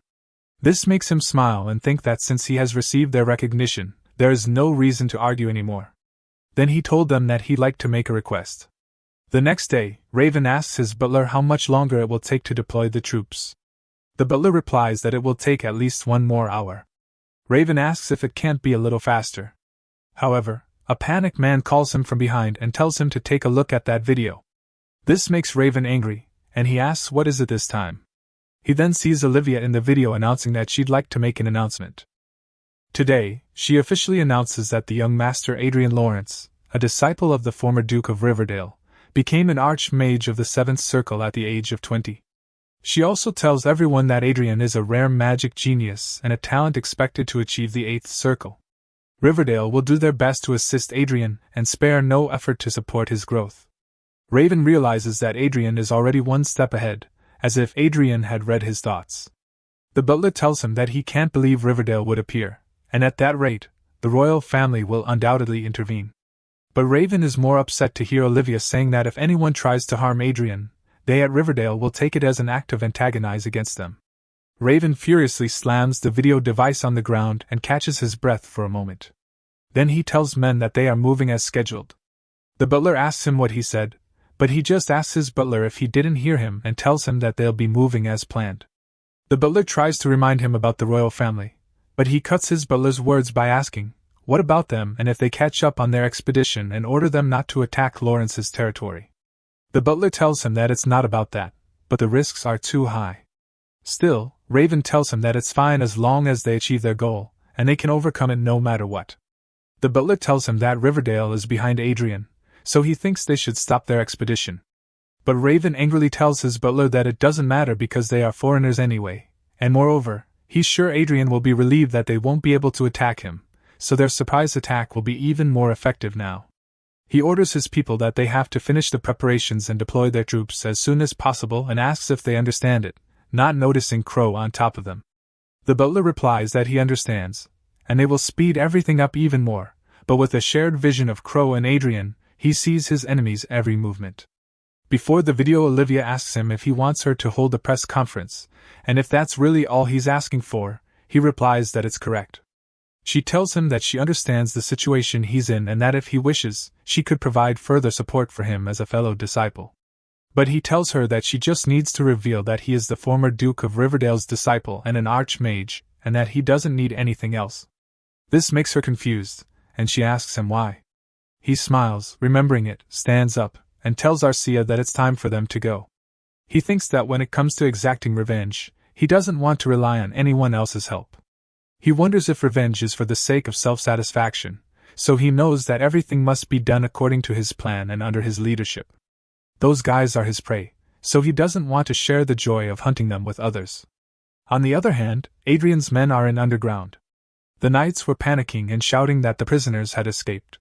The knights ran around searching for them, asking if there were still people following those two after all that happened. They shouted that they could still be hiding in there, so they should search carefully, and he'll go up and ask for help. Without noticing, Anna sneaked behind them, walked upstairs with Cedric and another man, while holding a key in her hand. The Sky Fortress slowly got closer to the mansion, and Anna, Cedric, and the other men rushed up toward it. Anna told them that it was the same as dead living it, and her father won't leave them be. Cedric asked her if she was really doing it, and she furiously asked him what else she was going to do when they couldn't live like this, to which he replied that she was right. She told him to shut up and keep up. A minute later, they arrived at the top, and then she looked up and saw the Sky Fortress. She raised her key in front of it, and the system asked her if she would like to enter the Sky Fortress, to which she replied, "Entered." They were all summoned and transported inside. She immediately took off her coat and swore that she'll make sure Adrian dies. Then she furiously asked Adrian if he thought she'd stay down, and told him that she can destroy him and the Viscounty with that Sky Fortress. Then she entered her key and told it her name, making it verify everything completely. The system asked her if she was trying to activate the Sky Fortress under threat because its biorhythm was unstable at the moment, to which she replied no, and it verified her answer. The system showed her that Sky Fortress Janet activation was complete, and welcomed her as admin. She immediately ordered it to prepare the main cannon Firestorm, target Viscounty and fire as soon as possible. But then Adrian covered her mouth in time to avoid it. He told her that she acted perfectly as he predicted and thanked her for unlocking the security for Sky Fortress, making her panic and wonder when Adrian got in. Then she heard her men being dragged, and Cedric being beaten up easily by Arcia. Adrian told her that attempting to shoot Viscounty with Sky Fortress, her crimes just kept on stacking, and that Raven Margrave's troops were almost there. So, she and his brother will have to protect that land with their own bodies. He also told her that it was what he wanted to see, and that if she is guilty, she is supposed to be anxious, and asked her if she thinks criminals can be proud. Then he threw her away on the floor and told her that there were too many security measures in the Sky Fortress, but she did a good job unlocking them, and now he can do what he wants. She told him that she was not sure what he was trying to do, but they should calm down and talk because she thinks they were all heated. However, he just clicked the Sky Fortress systems, knowing that he was not the one who tried to blow up the Viscounty. She orders Arcia to stop hitting Cedric and drags him over there, to which Arcia replies yes. Then she throws Cedric next to Anna. Cedric asks him what he's doing when they are brothers, but he just tells Cedric that they are brothers in his ass. Then he uses his great shield to lock them. Arcia asks him what they should do about the knights, and the knights tell him that they have committed a crime deserving of death but beg him to have mercy on them. He tells them that they seem like Raven Margrave's people, so he'll send them there. Suddenly, the ground beneath the knights collapses, and they all fall out of the Sky Fortress while he's telling them that they should have the honor of becoming fertilizer for Earldom Raven. Then Adrian tells Arcia that he forgot to upload the video and orders her to edit the video for him. She walks toward him and asks him if he's going to upload more videos. He replies yes and tells her that it's not a bad idea while Cedric and Anna are trying to escape on his shield. Then he tells her that he's going to use the media platform for political purposes. Meanwhile, in Raven's mansion, he sees the news of Anna and Cedric stealing the Sky Fortress and trying to kill Viscounty Lawrence. Then he sees one of the comments that he forcefully sold the retiring Sky Fortress to Lawrence's family, and gave the admin authority to his daughter, which means it's all his fault. After reading it, he asks his butler if he can kill every commenter who commented on it, and his butler replies that it's possible but won't be easy. The website is under Alicia Union's jurisdiction, and they don't reveal users' personal information unless it's for a serious crime. He angrily says that those Alicia folks are stubborn. Then his butler calls him to report that 1 Sky Fortress and 200 vanguards are all ready to be deployed. He tells the captain that he better not fail, and the captain replies that he'll keep it in mind. Then he angrily orders them to move forward. The mages begin to use their teleportation magic circle to teleport the vanguards and Sky Fortress. Slowly they disappear, leaving him with his butler and men behind. He thinks he should have gone there himself, but Anna, who is trapped inside the shield, shouts at his father not to come. A minute later, a circle of mana teleportation appears above Anna's Sky Fortress, and he feels it, shouting that they are there. Then he orders to start the mana surge, making the fortress release an electric power. Cedric crying asks him if he can hear him and apologizes to him, then begs him to forgive him and Anna. She shouts at him asking what he's doing. He replies that he's using what he learned from the war and tells her that it's called a suicide bomb. Anna and Cedric are shocked. He says goodbye to them teasingly while raising his glass of wine, and a huge explosion like fireworks can be seen in the sky while he peacefully drinks his wine. He thinks some might say revenge is meaningless, but he totally disagrees because alcohol never tasted so sweet like that. Then he tells Arcia that they should make a wish. Arcia asks him what wish, and he replies that they are supposed to make a wish while watching fireworks. The date is August 15th, 2019, in the Age of Magic. He has erased Anna and Cedric, who have been causing him trouble in that world, and now he has earned his absolute freedom. Meanwhile, in Raven's mansion, Raven and his men were silent in the room, waiting for updates on their troops. He angrily asks them why on earth he can't reach them and if the operation isn't supposed to be finished already. One of the men starts suggesting it might be a communication failure, and the other replies that they must have contacted them through personal devices. Then another asks if it's because the large-scale teleportation was carried out too hastily, and if he means a space disconnection as it might be the case. He asks them about the spies they previously planted, and the man replies that they haven't been able to get in touch with any of them, considering the fact that it happened right after those individuals took Anna into custody. He suspects the information has been identified, and the spies are arrested. He furiously asks the man if he's kidding him, but the man replies that if it's not the case, he can't think of any other possibilities. Perhaps the whole situation was planned in advance, making him angry and wondering since when it was all planned. He also thinks if it's true, he wonders if he has been played by a brat who is his grandson's age. Then he tells them that apart from the Lord's castle, at least one person must be in contact with them in a regular residential area.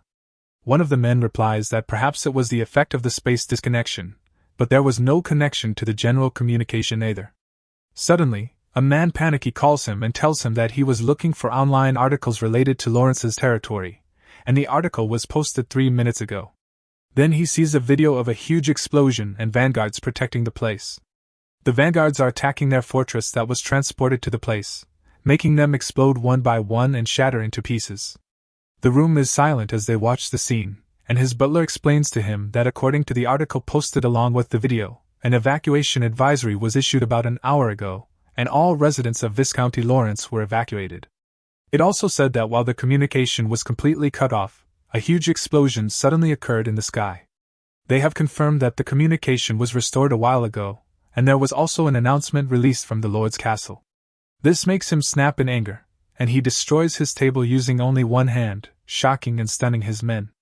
Then he throws a vase near him and his chair at the men.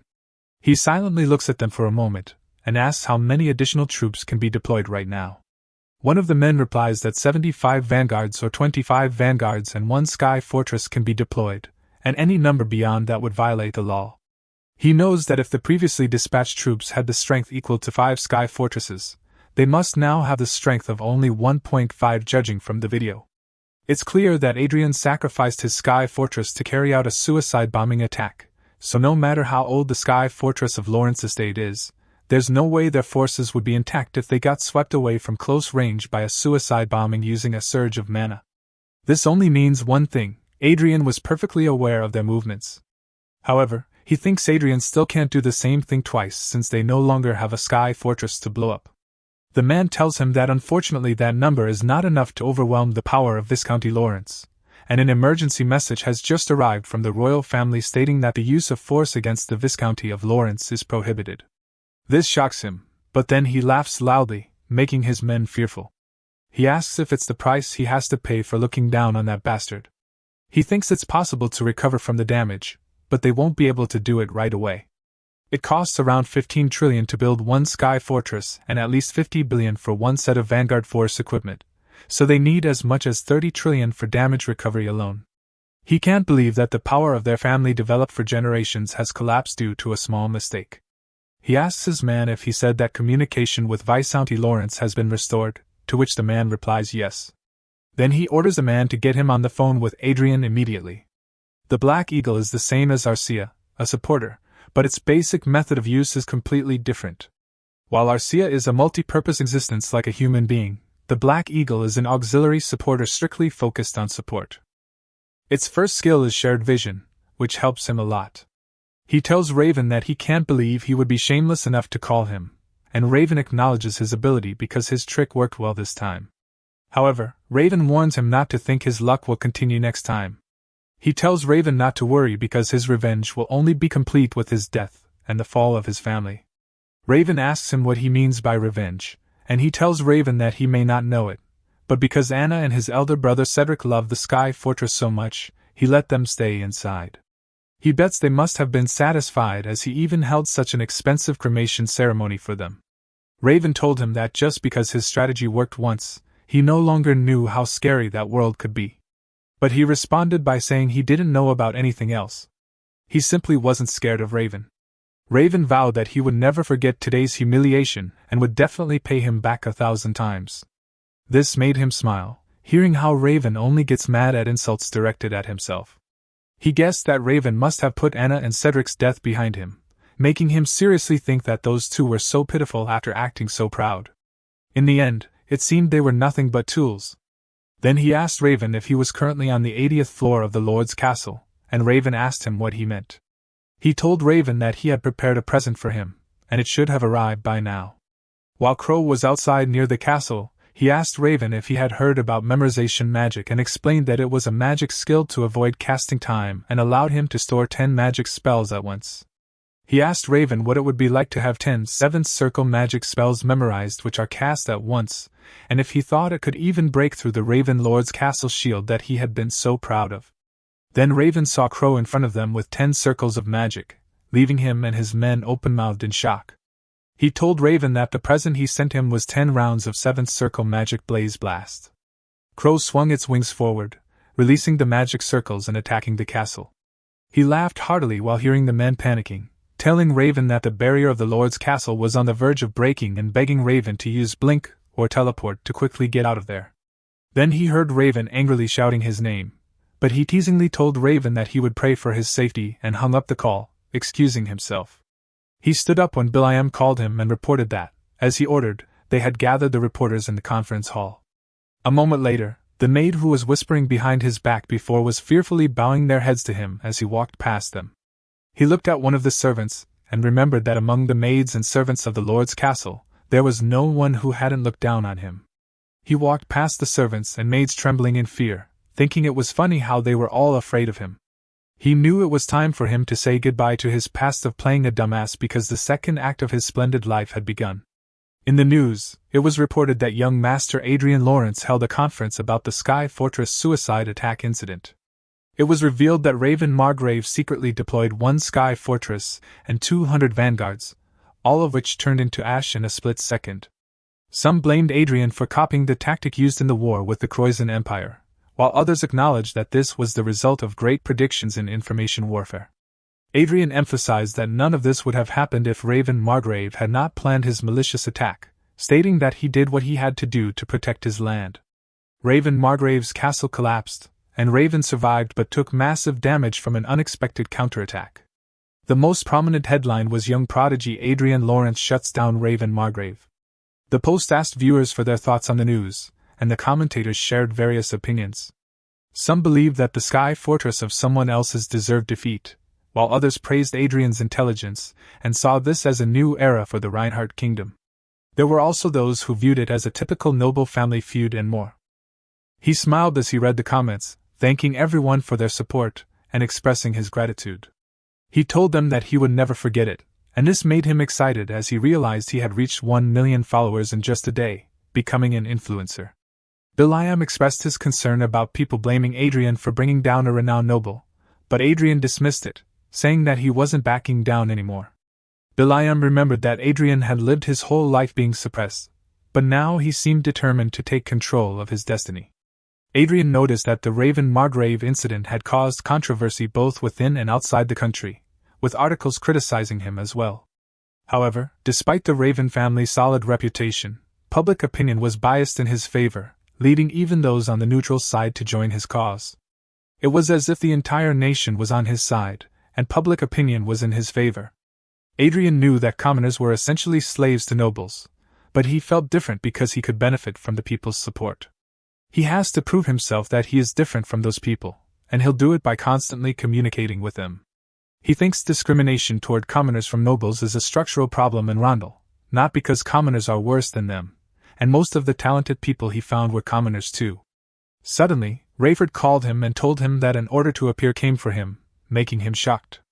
Then he read that Arcia Klein and Adrian was ordered to present themselves at the Board of Inspection, making him notice that it was short but forceful. He can think of 3 things from it. First, Raven Margrave's play. Second, High Noble's plan to tame them. And third, the Royal Council's plan to tame them because he knows that they wouldn't send an order if they wanted to be friends with them. Will.i.am asks him if he has a plan, and he replies of course. Then he asked his father what he thought nobles liked the most, and his father replied money. He told them that he agreed with it, and that he was going to change their opinion with money, so many nobles would be interested, even the royals. Rayford told him that he would like to have more explanation on his plan, and he replied that he earned some money from investing, so if he paid tax on that money, it would surely change their minds. His father asked him if he meant covering the issue with another issue, and he replied yes. His father and Will.i.am were silent to hear his words, making him notice that they don't seem to be happy about it. But he thinks it was better to show them, talk, and shows his balance of loot, making them all shocked. Will.i.am excitedly shouted that it was amazing and couldn't believe that it was what grand wizards do as their hobby, and asked him how he could collect 60 billion loots. But he told Will.i.am to look carefully because there were 4 commas, not 3, making Will.i.am confused and unable to believe that he had 60 trillion loots. He told them that he got lucky, but Will.i.am panicky asked him if he saw the future or if he was reincarnated, but he just told Will.i.am that it was a funny joke. His father told him that they would go crazy. He asked Rayford how much he thinks the tax would be, and Rayford replied that at least 1/5 of it would be tax. He thinks if it was 1/5, then it was 12 trillion, and told them that he heard if a noble pays a hefty amount as tax, the Royal Guild will grant tax exemption. Rayford replied it was right and that if he used merchants that the royal family operated, he would get tax-free on half of the tax he was paying, making him think it was good because he already planned on using some money, and he'll give to use 1/5 after all. Rayford asks him if he has something else he wants to buy, and he replies yes. Then he told his father that he was getting more sky fortresses and vanguards. The next day, the reporter told the news that Adrian Lawrence had finished reporting taxes for the money he earned from investing, and that the amount of money he earned is said to be 60 trillion, which shook the noble society. Meanwhile, Otis was happily laughing and told his family that Adrian, the crazy man, sure knows how to surprise people. His wife asks him if Adrian is the staff member he told her about, and Otis replies yes. But he can't call him his staff anymore since Adrian will be getting the title of a Grand Wizard for reaching the 7th circle. Otis told his wife that he wanted Michelle to get to know Adrian, but he became too big of a person within a few days. His wife asks him if he can't still make something happen because she would love Adrian as her son-in-law, and Michelle told her parents that Adrian's face was her type, but she didn't want to be a person who benefits from a partner because she was going to earn her authority on her own. Her mother asks her how, and she replies that it'll be easy once she finds Archduke Manuel Lucas's fate. Her mother pulled her ears while angrily asking her if she's still not over it, and when she's going to grow up, but she told her mother that it was possible.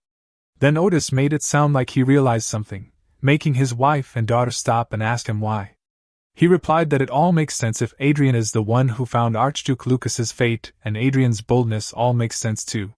Michelle told her father that the Riverdale family accepted Adrian as one of them, but he told them that it was perfect for Adrian since he doesn't have a strong presence, and he can hide under the Riverdale family because Adrian is the type of person capable of perfectly hiding himself until he reaches the Lord Wizard status. Michelle told her father that the Royal Guild also confirmed that all of Adrian's money came from investing, and he replied that maybe there was a deal between the Riverdale family and Reinhardt royals. She asks her father if he likes conspiracy theory novels, but then the reporter says that there's breaking news, and the public priest just announced that they found Manuel Lucas's lucky encounter, making Michelle angrily shocked. Meanwhile, in Manuel Lucas's tower, Adrian says that it would be so much easier if he could just absorb research books like the skill books because he knows that tomorrow he needs to attend an inspection with Arcia, and then the day after that he should attend a party held by the royals. Another day after that, he needs to go look for sky fortresses and vanguard gears, so he can't stop leaving because he's busy, so he logs in every second he gets. Then he throws the books next to the other books he has done reading and goes to the shelves to get more books, knowing that there is less than 1% of military research in those thousands of books of research. The weapon Archduke Lucas invented changed the way of war, but still, Lucas is against war. Also, the research Lucas spent most of his time on is dimension teleportation. He knows that Lucas never married, never had a disciple, and spent his entire life researching his way back home. So everyone says that Lucas is the one who changed the world, but the truth is that Lucas missed home. The reason why Lucas left traces showing he is from Earth is probably to meet someone from his home, but sadly, it happened after he passed away, and Lucas's legacy became his hope. He wanted to go back too, but he was not dying to go back because he didn't have the ability, and his mother was there, so he guessed it'd be cool if he could wander around 2 worlds.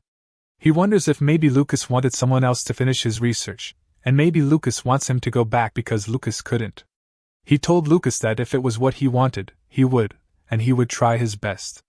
Chester tells him that he knows how to respect, and he replies that he is just a normal person, so he thinks his reaction is normal, making Chester say that he is a humble man. He told Chester that he was going to look for him since he had a question, and Chester told him to go ahead. He asks Chester if they won't catch them laundering money, and Chester replies that there is a slight chance. Then he explains to him that if they look for every single investor in that entire world and combine them all, they will see there is more money than actual trades, making him relieved, knowing that no one would do it. He thinks it is a good idea to cover the Raven Margrave incident with money, but there is too much attention on him because he was the 7th Circle Grand Wizard and has Arcia, who was an aura master, so if anyone finds out he was the one who found Manuel Lucas's fate, there is a higher chance of him losing what he has. So he plans to make sure to keep it a secret. He told Chester that it was just his confirmation, and he'll ask his actual question, knowing that he thought of a plan, and it was a fake lucky encounter. Then he asked Chester how the fake lucky encounter operation is going. Meanwhile, outside people were cheering for Louis Fairmont and calling him the Prius Republic's national hero. A swarm of people filled the streets, cheering for him, while in the top of the car, and had a lot of bodyguards in the side. He waves his hand to all of his supporters. Louis Fairmont, the fake lucky encounter possessor, smiled while telling everyone on his mind to keep cheering for him because he was their savior. Louis was 29 years old that year. He was an intelligence agent for the Prius Republic and the son of President Cartro. He is the second-generation tycoon who shamelessly takes advantage of his father's name. The fake lucky encounter possessor operation is to make someone act like the possessor of Archmage Manuel Lucas's lucky encounter and divert the world's attention away from Adrian. Through that operation, Adrian can shake off any doubts people may have about him and gain some time until he reaches the 9th circle. He tells Chester that although he doesn't feel sorry at all for putting a bomb in Louis's hands, it bothers him to leave Archmage Manuel Lucas's name to someone like Louis. Chester told him that there was no helping it, and he wasn't strong enough to protect the lucky encounter on his own yet, so he thinks it was a smart response. He knows that the Prius Republic is considered one of Rondel's 4 major empires, and it is almost the only country that advocates democracy and elects its president. But in reality, corruption and collusion between politics and businesses are fundamental, and prosecutors and the media are the government's tools, so it is no different from a dictatorship in which the president has been in power for as long as 14 years. He asks Chester if it will increase President Cart's approval rating even further, and Chester replies that it is possible. But the situation in the county would not have changed whether or not the news about the lucky encounter existed. He told Chester that other than Louis and Cartro, he hoped that no one else would become a victim of that incident. But Chester told him that sadly, a diplomatic war involving many countries would begin, so it would be difficult to avoid damage. Still, when the bomb named the fake lucky encounter possessor explodes, it'll be difficult for Louis and the president to be safe in the long run. His action will likely bring about change in the corrupt Fairmont regime. When they take the future of that country's citizens into consideration, it was a very good operation. He told Chester that in the event innocent victims arose because of that operation and asked Chester if he could identify them. Chester told him that originally, he would have said no, but he would accept his request this time since the reason he had to go that far was because of their lack of consideration. He can't believe that Chester readily accepted it, even though he asked him just in case, and asked Chester what he meant by a lack of consideration when it was not the case at all. But Chester told him that still that is truly unexpected. To think that he cares this much about other people's lives. Then Chester asks him if he didn't burn down Anna Cedric and Raven Margrave's force without hesitation, and he replies that it was because they were his enemies, which is a different story. Chester told him that it was a good mindset to have, and they must prevent innocent casualties while showing no mercy to their enemies, making him think that in times like this, Chester seems just like a human, not an artificial being. He wonders if he will be able to create beings like Arcia or Chester, just like Archmage Lucas when he achieves the 9th circle. Chester told him that he still had one last administrator privilege left, and asked him if he didn't want to use it yet. He replied not yet, and that he would save the last one in case of an emergency. He told Arcia and Croy that they should go hunting while thinking that he was currently level 205, and it looked like it would take a while until he reached level 250, the first condition of the 8th Lucky Encounter quest. The next day in Lawrence's mansion, the servant asks his friend if they heard that Adrian said he is planning to purchase 5 sky fortresses this time. His friend asked the servant back if it was possible when the maximum number of sky fortresses a Viscount and Baron can possess is limited to 1. But the servant called his friend an idiot, and told him that Adrian must have made that plan while keeping in mind the fact that he and Arcia would be bestowed the Earl's title. The knight told the other knight that Adrian even planned to meet the military limits of Vanguard Force equipment. Then the maid asks the head maid if it is okay for one family to have so many lords, and the head maid replies, of course, since the titles were given based on their merit. And asks what they are going to do if those kinds of talents move to a neighboring country because they were treated poorly. The head maid also told the maid that Adrian is not just a new great noble in name, but someone who will be equipped with corresponding military capability. In other words, there is a new power in the Reinhardt kingdom. The conversation of the maid was interrupted when they heard a jingle sound. One of the maids told the others to wait, and that they should pause their conversation. One of the maids asked her why, and she replied that Arcia had just called, so she had to go quickly. The other maids asked her what she was talking about when it was her turn this time, and the other maid wanted to go too. But the maid who was walking first told the others that there was no chance, and she was in charge of Arcia today. She walked with the trolley of food, feeling angry about how the other maids had crossed their senior because most of the servants working at the Lord's castle were from Anna's side. Now that Anna has passed away, they feel like they are walking on thin ice every day. Although the people of the Lawrence family don't want to see their young master's face because they committed many sins against him, they don't want to quit their jobs that have a good working environment and a guaranteed future.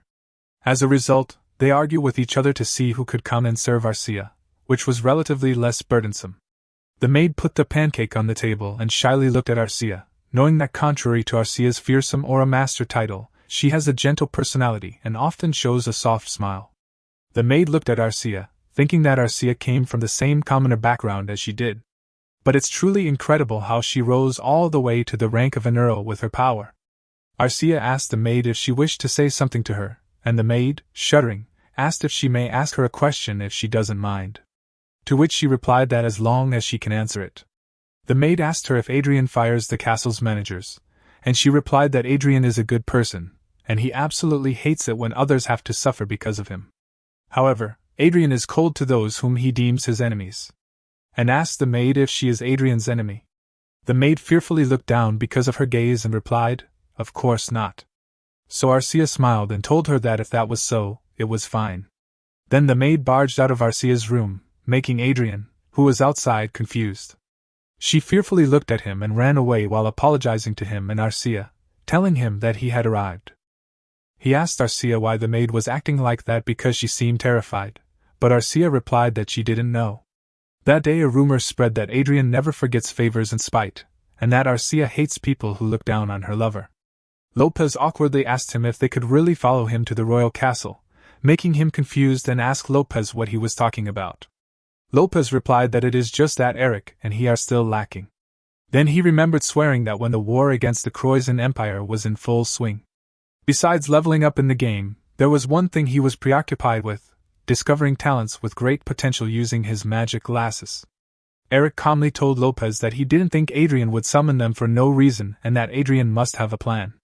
Adrian explained that he called them because he wanted to give them a little more experience.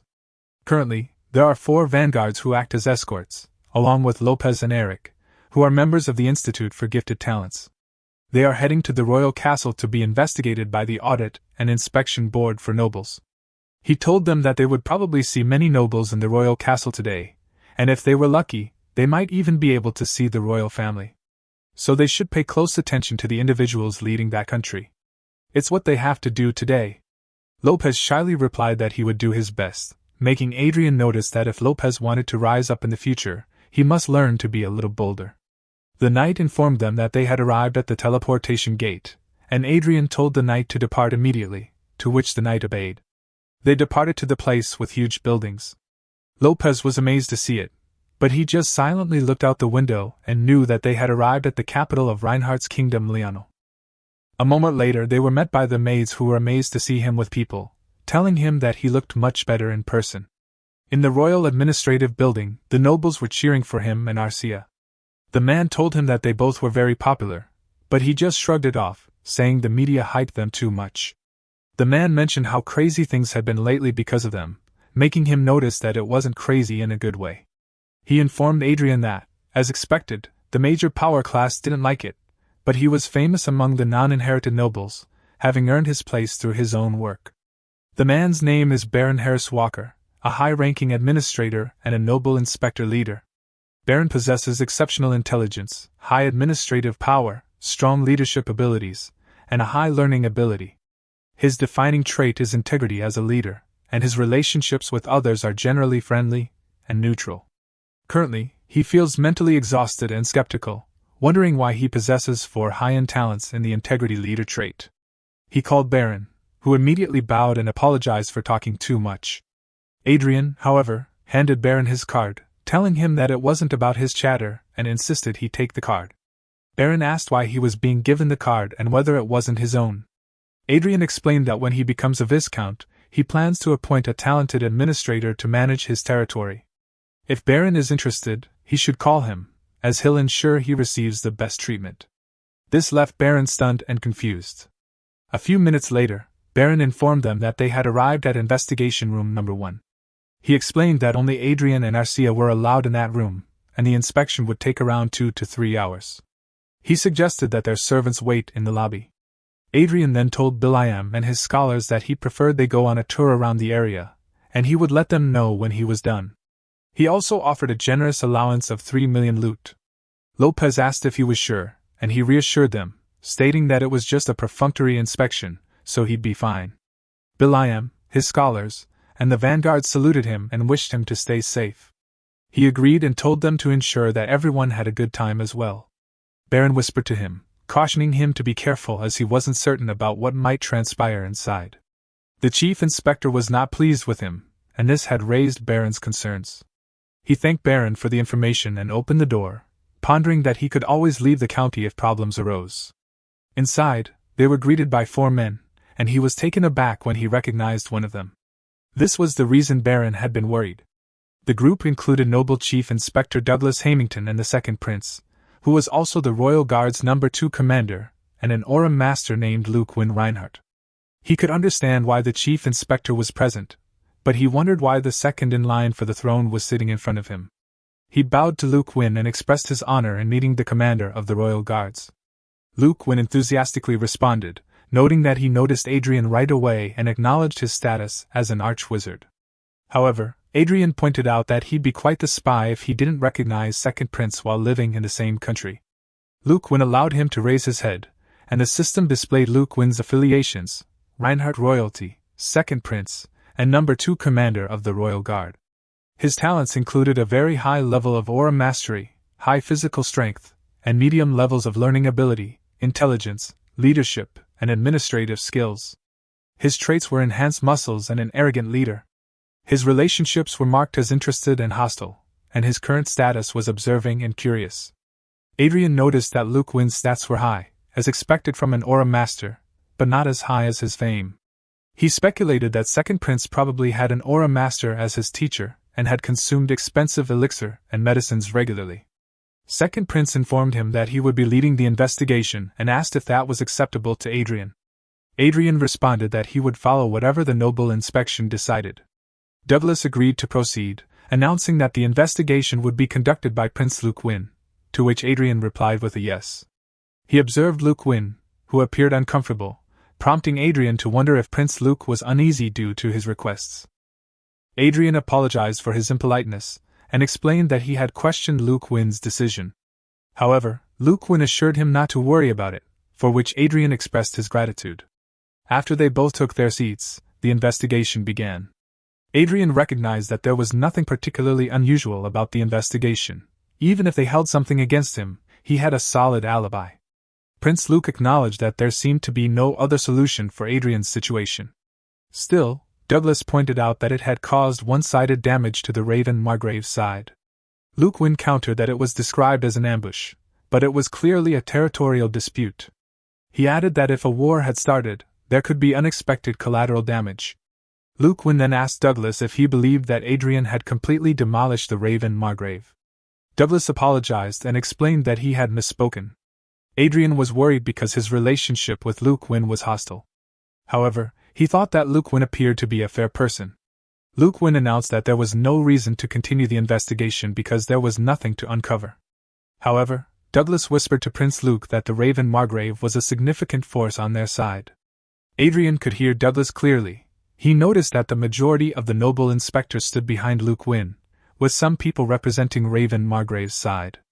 This led him to speculate that Prince Luke's strained relationship with him might be due to the influence of people around him rather than his own choice.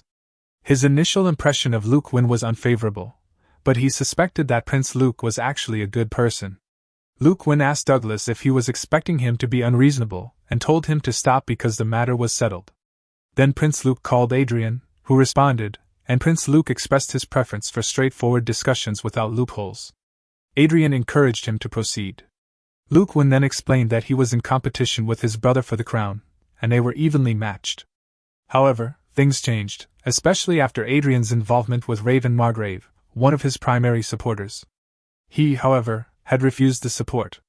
Adrian apologized to Luke for this, but Luke assured him that he wasn't blaming him and that it was all Raven's fault. He mentioned that if Adrian had joined his brother's side, things could have taken a turn for the worse, and that was why he was reaching out before his brother did, revealing Luke's true motives for participating in the investigation. The first prince was already the crown prince, but there was a certain unease because the second prince had become an aura master despite being evenly matched. Adrian wondered how the second prince had reached such a position when the first prince had the rightful heritage and status in his favor. He knew that Raven's army had been significantly reduced, but it wasn't enough to create a significant impact. The problem was him and Arcia, who seemed to have appeared out of nowhere. Not only did they possess exceptional individual abilities, but they also had substantial funds, making them potential game-changers capable of disrupting the balance. He recognized that there was no advantage in becoming embroiled in political warfare. Adrian told Prince Luke that he wasn't prepared to enter the political arena, especially since he hadn't acquired his title yet. However, Luke explained that this was precisely why it mattered more. He told Adrian that if he joined his side, he would value his status as an arch-wizard and his contributions in the previous war. He also promised to support him in obtaining the Marquis title, making Adrian surprised. Adrian inquired if it was really possible, to which Luke replied that it wasn't easy but he could make it happen. Prince Luke also mentioned that Adrian's Viscount Marinov sounded appealing. Adrian intended to remain neutral, but Prince Luke's offer was incredibly tempting. He expressed his surprise at the generous offer and asked if he was truly worth that much to Luke. Luke replied that he was worth more than Adrian thought and mentioned the beautiful aura master by his side, Arcia. Prince Luke smiled as he gazed at Arcia, leaving Adrian silently disappointed. Adrian requested some time to think it through, but Luke remarked that wizards were known for their caution, especially those who had spent most of their lives hidden. Adrian realized that it wasn't just caution, he simply didn't like Prince Luke's behavior.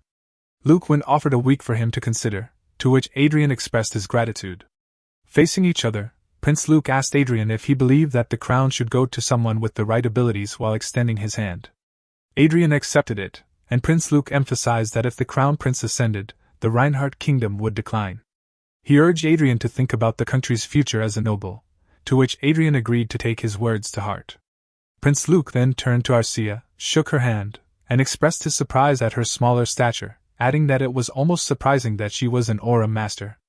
Arcia thanked him, and Prince Luke suggested they might duel later, as he had never seen a female aura master. Arcia gladly accepted, while Adrian observed their interaction. As Luke began to leave, he told Arcia that she seemed very emotionless, and that he would see her next time. Douglas, walking behind Adrian, advised Adrian to stop thinking and simply accept the offer, as Prince Luke was not accustomed to rejection. They exited the room, and Adrian thought that Prince Luke had merely gone through the motions and was dragging out the process. He contemplated whether to return or explore further. He asked Arcia if she was hungry, to which she replied that she wasn't really hungry but she had a strong craving for food at the moment, leaving Adrian to ponder if it wasn't the same thing. He then recalled Prince Luke shaking Arcia's hand while making a joke about a poop touching her hands and suggested that they wash their hands. Arcia mentioned that Luke had also touched her left shoulder. Adrian proposed that they should have a meal since they were already out, mentioning that he knew a few restaurants in the area. Then someone from behind addressed them. A man mentioned that it was nice and revealed that he also knew many restaurants. Another man with a handsome face waved hello at them. He was initially confused, looking at the man who appeared to be an overpowered type of guy. To his shock, he realized that the man was none other than the first prince, Michael van Reinhardt, a fifth circle high wizard. Michael's affiliations included Reinhardt's first prince and the Reinhardt Kingdom Ministry of Foreign Affairs. His talents were remarkably high, with very high intelligence, learning skill, and administration, and high command and political abilities. On the other hand, his mana, aura, and physical abilities were low. His traits included photographic memory and conductor of stratum, and his relationships were marked as curious and neutral. At the moment, he was using a face alteration spell, leaving Adrian astounded by his capabilities. Adrian noticed that the first prince was moving around seemingly unnoticed by others. He wondered if the lack of attention was due to the face alteration spell. Michael commented that they made quite the pair as an arch-wizard and an aura master. However, he speculated that the spell didn't work on those who weren't easily fooled, such as Michael's brother. Michael's behavior didn't fit the typical image of a first prince. Adrian realized that he couldn't afford to make an enemy out of someone like Michael, so he inquired if they could expect fine dining. Michael agreed and told them to follow him as he would guide them to the place. They followed Michael, and Adrian couldn't help but notice that Michael's stats seemed too exceptional for a human. His talents were heavily skewed toward politics and administration. He had never seen a person with 3 very high talents, except for Arcia, but Michael's overall stats exceeded Arcia's. Arcia's stats weren't particularly high because they were focused on her sword skills. However, the first prince, Michael, possessed 2 high-grade talents in addition to his 3 very high-grade talents. Despite having low mana, he had managed to become a high wizard with his wisdom. Michael noticed Adrian staring and remarked that he seemed to have many questions about him. Adrian commented that Michael was a more mysterious person than his younger brother, wondering how someone like Michael could remain relatively unknown to the public. Michael pointed to the door, indicating it was the way. As they entered the room, Adrian noticed that it was a teleportation room and mentioned that he thought teleportation spells couldn't be used inside the castle due to the interruption barrier spell surrounding it. Michael asked if he didn't know and explained that there was an underground electric stone mine that sometimes clashed with mana, causing interruptions in teleport spells. Michael retrieved a device from his coat and clicked it, causing the interruption spell shielding the castle to slowly disappear. Adrian was shocked to see it vanish, and Michael informed them that it was time to go. They teleported, and Adrian couldn't shake the feeling that Michael was far from an ordinary person. Later, they arrived at their destination, and Michael invited them to enter. The room was filled with golden shining objects, and Michael informed them that they could speak freely now. Michael suddenly realized something and clicked the device he was holding once more. The interruption barrier once again shielded the entire castle, and Michael chuckled, mentioning that the interruption spell was working again. Adrian, in his mind, he acknowledged that it was Michael who had control over it, and doubted that the second prince had any knowledge of the first prince's playful manipulation of security, as second prince Luke probably had no way of knowing cause he is busy singing his own song all the time. They shook hands, and Adrian expressed his honor at meeting the crown prince. Michael replied that it was an honor to meet Adrian and Arcia. The butler approached Michael inquiring if he was back, and Michael confirmed it. He asked the butler to prepare a meal as he was going to have lunch with his guests. The butler assured him that he'd prepare it right away. Adrian was amazed observing the butler, thinking that people with high-end talents seemed to move around as if it were nothing. Adrian asked Michael if it was his palace, and Michael, while offering them juices, confirmed that it was. He mentioned that the palace's chef was hired personally, ensuring that he was one of the finest chefs in the country. Adrian acknowledged the importance of good food. Michael then asked Adrian if he knew that he followed him on social media, leaving Adrian surprised. Michael showed him his own social media account, which featured the overpowered closed eyes profile picture. Adrian was shocked by this revelation and admitted that he hadn't expected the crown prince to have a social media presence. Michael explained that many nobles look down on the virtual world, but he was an exception as he enjoyed it. Adrian knew that Michael van Reinhardt held the title of crown prince, but he treated him like a best friend. It felt genuine, unlike the second prince's behavior towards him. Adrian commented that Michael had a sense of humor, to which Michael responded that he did and that he enjoyed reading Adrian's posts mocking the Raven Margrave. Adrian was surprised and asked if Michael had seen his posts because they had significantly helped him gain followers. Michael suggested that it was probably Adrian's looks that played a significant role in gaining followers. Adrian proudly acknowledged that indeed his appearance was a contributing factor. Michael laughed and agreed, saying that he knew Adrian was a handsome person. Arcia paid no attention to their banter and was focused on the food in front of her. Adrian asked Michael how he couldn't be aware of his own handsomeness when he saw his fan club greeting him upon entering the castle. Michael laughed again and admitted that Adrian was right. As they began eating, Adrian inquired about the reason for their invitation. Michael replied with a question, asking if Adrian didn't already know. Adrian responded that he had assumed they were being recruited, to which Michael agreed. Adrian asked Michael about his expectations and what he could offer to them. Michael regretfully replied that he didn't have anything to offer at the moment. Adrian inquired if Michael planned to provide benefits once he ascended to the throne, to which Michael confirmed that he would. However, he also mentioned that he would obstruct Adrian from obtaining the Viscount title. Michael explained that the Viscount title wasn't something easily granted, and it was particularly challenging at that time due to the division of power.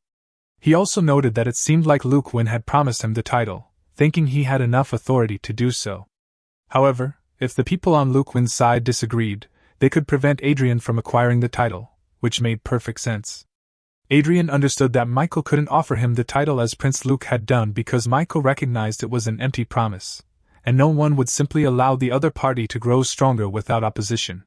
Michael's statement about not stopping him from obtaining the Viscount title essentially implied that he would support Adrian in securing the title while aligning with the second prince's side. Michael suggested that Adrian would obtain the title by joining Luke Win's side, and his side wouldn't oppose it, making it an easy process. Adrian responded by saying he would take whatever he could get, and Michael invited him to join his side. Adrian considered the offer and realized that the real wild card was the choice he made to gain an advantage. If he accepted Michael's offer, he could obtain the title and align with the first prince. If he declined, his title would be at risk, and he would have to align with the second prince. He informed Michael that he had more choices, but there was only one answer. Michael asked him what he meant, and Adrian replied that he would do as the Crown Prince instructed. Michael asked Adrian if he was certain that he didn't need more time to think, and Adrian replied that he was sure. He believed that he deserved the throne more than the second prince.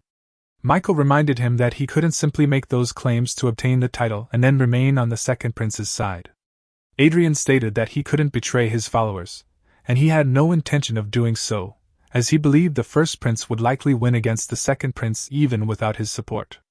Michael responded with a cheerful nice, while Arcia continued to enjoy her meal. Michael turned to Arcia and inquired about her choice. Adrian noticed that the first prince's interest was different from the second prince's more malicious demeanor, which made him feel better. He asked Arcia for her thoughts, and she replied that as long as Adrian was okay with it, she would follow. Adrian asked if she truly meant it, even though he expected her response, and he still felt somewhat awkward. Michael cheered for them, commenting that they looked good together. This made Adrian turn as red as a tomato and plead with Michael to stop. A little later, when it was time for dessert, Adrian told Michael that he had a question. He mentioned that he was fine with joining Luke Win's side and obtaining the title, but he asked Michael if he thought Luke Win might become suspicious if he didn't show any resistance. Michael responded affirmatively, explaining that he planned to pretend to resist initially, and then back down later. Adrian realized it was a clever way to avoid arousing suspicion. However, he also suggested that instead of ending it like that, he should receive something in return for allowing him to win the title. Michael was taken aback and asked for examples. Adrian smiled, thinking that he had the chance to not only back down but also gain some leverage over Luke Win. Then he told Michael that Raven Margrave had suffered a great loss from messing with him, and Raven lost 40% of his power due to his personal feelings while taking a major role in national defense. Consequently, he believed that Raven didn't deserve the Margrave title. Michael asked if he meant taking away the title from Raven for giving up the Viscount title, to which he replied that he considered it a fair deal. Demoting Raven Margrave to Earl would inflict significant damage on Luke Win's side. Michael suggested that it seemed like a personal matter, and he admitted that he wouldn't deny it. He derived satisfaction from damaging his feud and having an opportunity to control Raven, making it clear that he couldn't miss that chance. Michael then inquired what would happen if Luke Win rejected the deal, and he responded that promoting one of his men to Margrave would also be a good option.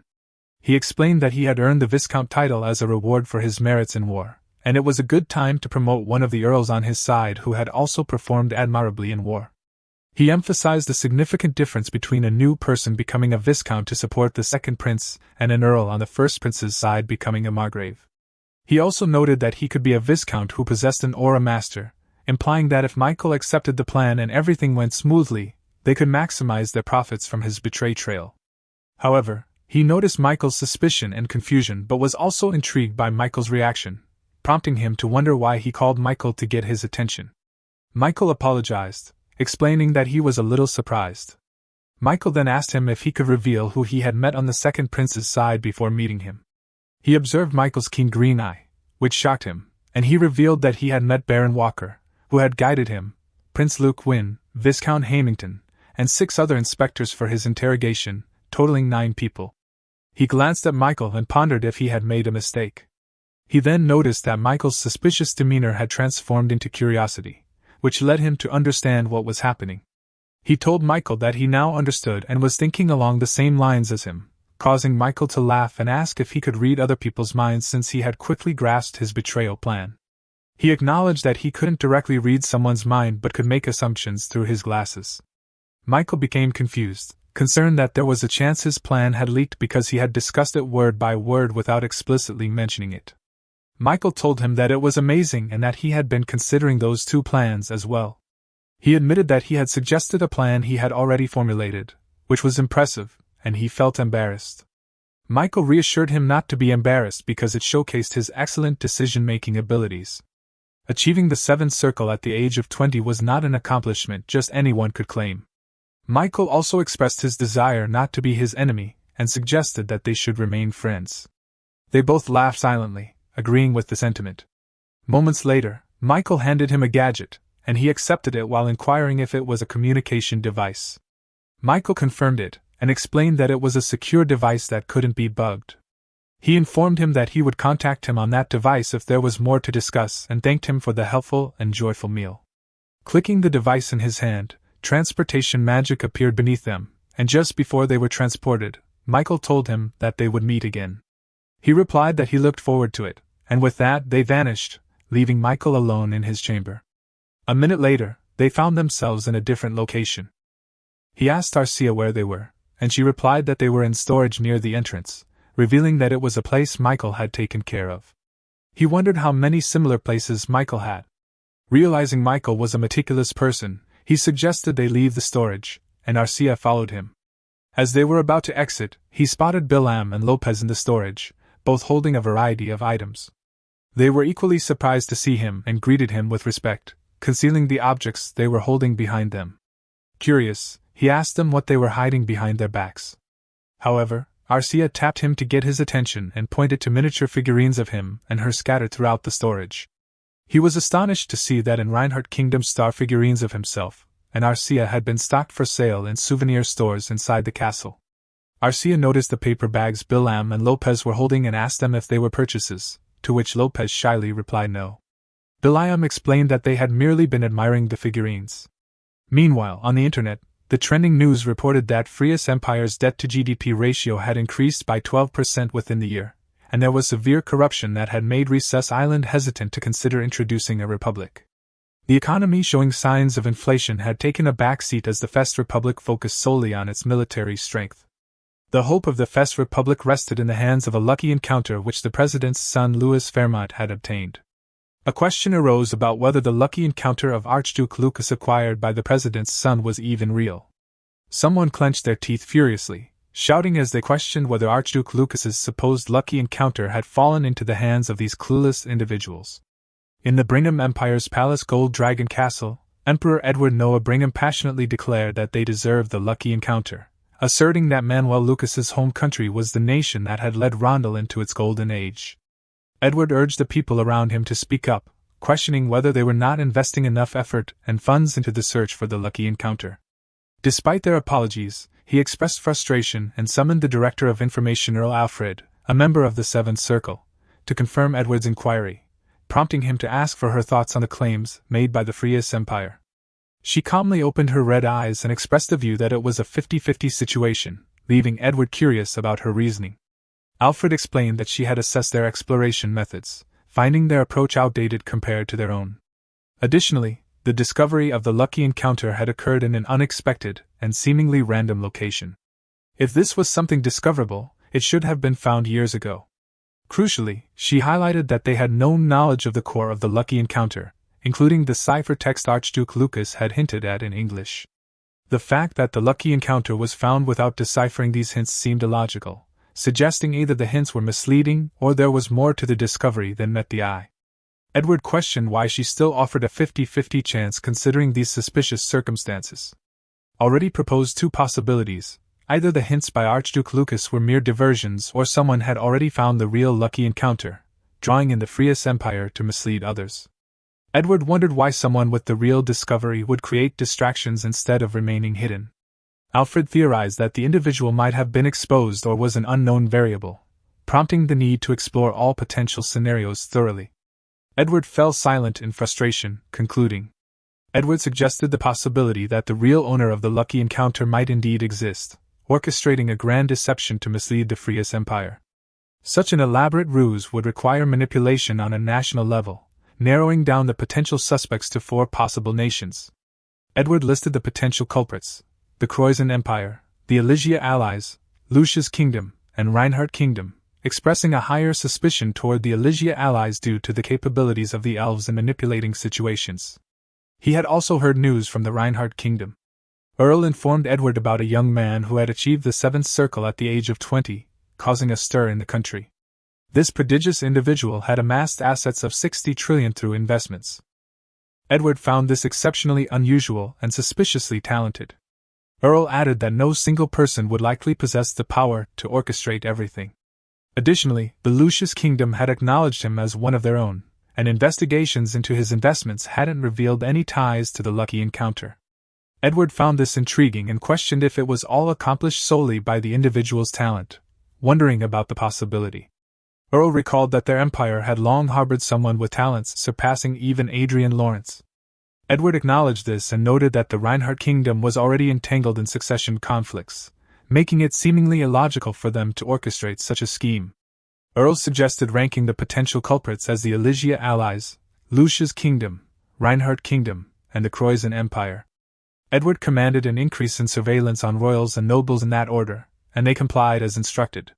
He further instructed his people to send a stern warning to the Empire laying claim to Archduke Lucas' lucky encounter, asserting it was their nation's property. If they disregarded the warning, it would escalate into a threat, showcasing their power to the world. Everyone agreed to this strategy. Edward brazenly declared that sacrificing one country to acquire Archduke Lucas' lucky encounter was a small price to pay. He stood up, indicating there was one more action to take. When asked, he ordered Earl to attempt to contact the young man in Reinhardt. She inquired about the nature of this contact. Edward instructed her to propose immigration, suggesting that becoming an earl in their empire would be more beneficial for the young man than his current situation. In a castle, shocking rumors circulated among the nobles about Adrian. They heard that Adrian had imprisoned and ultimately killed his half-brother and mother in a flying fortress because they had troubled him. The audience was stunned into horror upon hearing these accounts. One of them questioned the veracity of the rumors, while another described Adrian as a lunatic who had callously observed his family's demise, even posting celebratory images online while drinking wine. One of the men exclaimed that had they known this, they wouldn't have dared to cross paths with Adrian. Another individual expressed surprise, remarking that they had seen Adrian as merely arrogant without any substance, never realizing he was the Duke of Riverdale's disciple.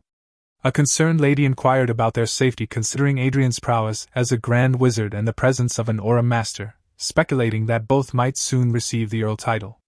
A man among the nobles emphasized that this union of 2 earls and 1 viscount consolidated a significant power base, almost rivaling that of a margrave or marquis.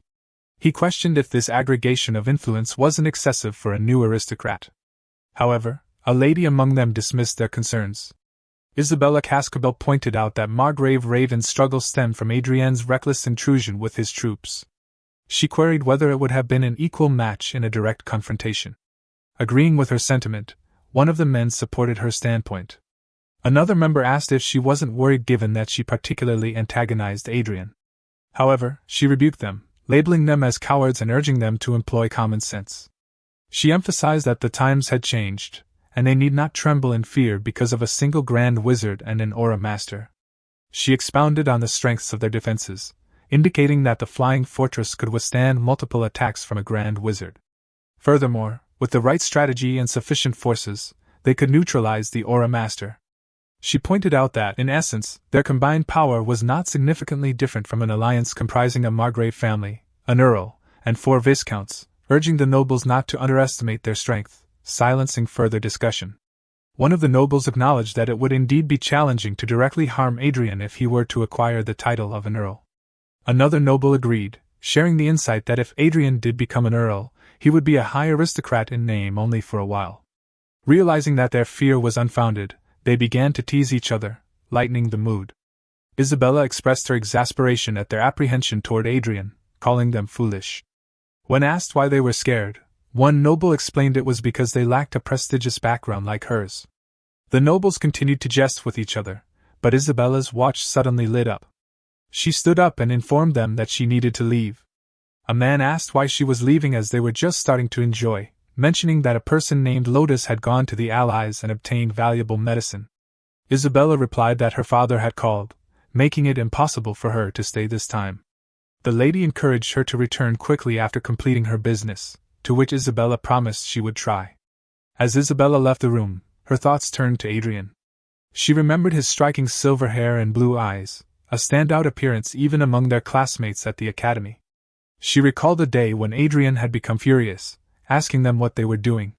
She calmly told him that he had chosen to be there, and that the commoner had offended her. Two other ladies whispered to each other, noting that Adrien had never responded to anything until that moment.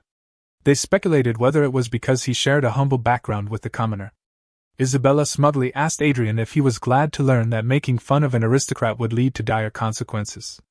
Adrien responded by vowing to torment her in the most terrible way possible and make her regret being born into that world. Isabella laughed at the memory and reflected on her fondness for Adrien, especially when she saw his handsome face twist in anger. She arrogantly wondered what a mere earl without a political base could do to her, as she dominated the social circle within the 6th Margrave family.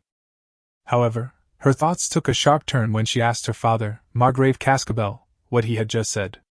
Her father, an ally of the second Prince Luke Wynne, revealed that Luke had promised Adrien the title of a Marquis. Cascabel explained that second Prince Luke Wynne believed Adrien was well worth it, given that he had become a 7th Circle wizard at the age of 20, making it possible for him to reach the status of an 8th Circle Great Wizard in the future. Additionally, Adrien possessed the talent of a Grand Master, equivalent to a 9th Circle Wizard. His presence was crucial for shifting the balance in their favor, and it was advantageous to have someone of such influence on their side. Cascabel conveyed his desire for Isabella to use her position in society to establish a friendship with Adrien. The best-case scenario would be for her to marry him, leaving Isabella in a state of silent realization that this would be a challenging task. Shortly after, she rushed down the corridor, her mind racing with the realization that Adrien had become the 6th Marquis of Reinhardt. She understood that, while an earl and a marquis were only one rank apart, the difference in their political influence was immeasurable. She worried about the implications this had for her future. Frantically, she opened the door and called out loudly for her friends, but she was stunned to find them inebriated and reveling in a party. It became clear to her that these friends would be of no assistance in her current predicament. Meanwhile, within the game, Arcia's hair underwent a transformation, turning into a shining white hue. She asked Adrien if this change was acceptable, and he complimented her, saying that it looked good on her. After returning from the royal palace to express his gratitude, Adrien had logged back into Chronicle. To avoid the presence of a character bearing a striking resemblance to the celebrity Arcia, he decided to give her this simple disguise by altering her hair color to white. Moments later, someone inquired if he was contemplating entering the military industry. When Perseus turned to look at the person, he was taken aback by the individual's presence. Perseus questioned the man's behavior in front of Adrien, but the man retorted by asking about Perseus's own behavior. This man was a Grand Nocturne or first-time accountant, 22 years old, affiliated with the Green Accounting Office and the Kingdom of Reinhardt's. He possessed high skills in intellectual ability, administrative power, and academic ability, with low political power. His attributed quality was quick analysis, and his relationships were marked by interest and alliance. His current status was deemed surprising. Adrien was astonished to see that Perseus's son shared 3 high-ranking abilities identical to those of his father. He inquired about the reasons behind this similarity. The man explained that the industries they had taken over, such as cult steel manufacturing, zenith artifacts, Konya magic towers, and panic mana, were akin to hippos that didn't yield immediate profits but instead consumed capital.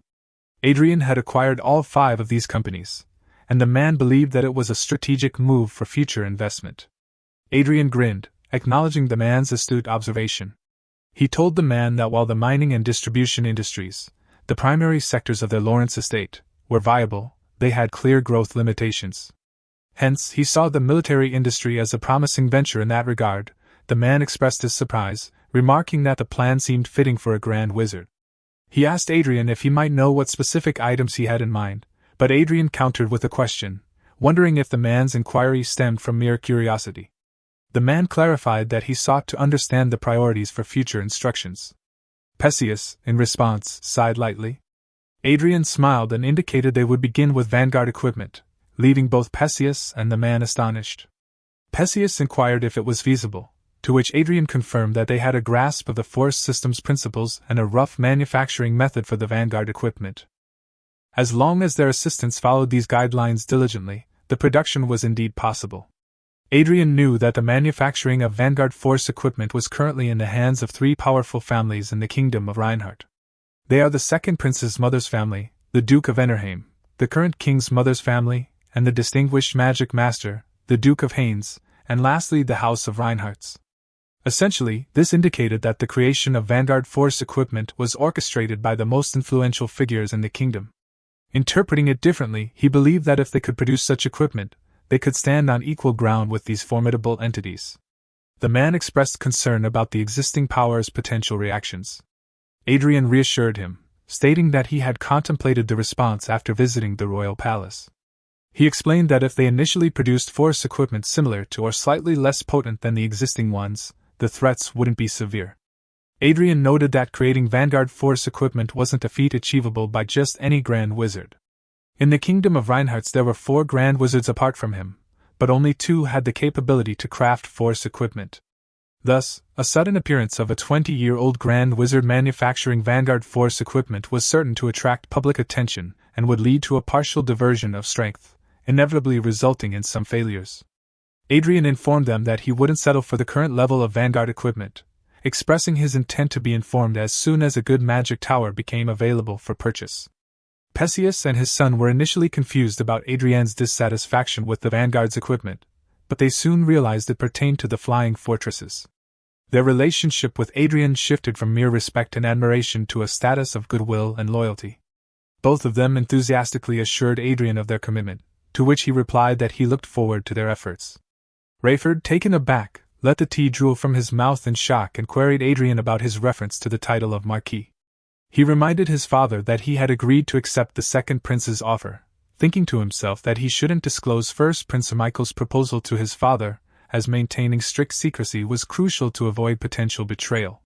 Rayford expressed his dismay, stating that nothing had unfolded as expected since his return from the battlefield. His mother also expressed concerns, fearing that her son might ascend to nobility, and inquired if it was all right. Adrian explained that an earl held the same noble status as a marquis, but his mother worriedly pointed out the differences in their hierarchical level. Sighing, Adrian pondered that despite his mother's experience as the hostess of a viscount, she still struggled to adapt. He humorously questioned the significance of becoming a marquis, stating that he'd need to ascend to the position of a king in a country and establish a harem to be content. However, to his surprise, his father reacted angrily, and his mother appeared pale, leaving Adrian confused about their responses.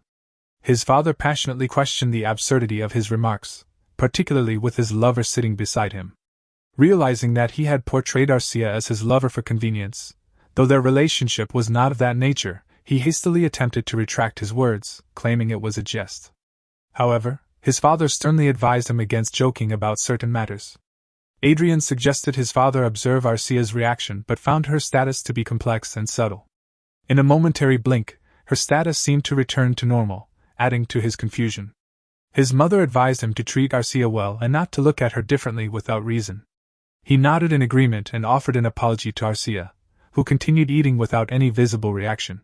Feeling awkward, Adrian cleared his throat and proposed they address an impending important task that had been postponed, intending to mark a fresh start for the Lawrence family. His father inquired about the delay, to which Adrian clarified that it referred to dealing with the employees who had caused harm to him and his mother. He intended to cleanse the situation both internally and externally. The next day in the royal castle, someone told the king that not even a margrave but a marquis was too much for such a situation. However, someone shouted that it was not too much.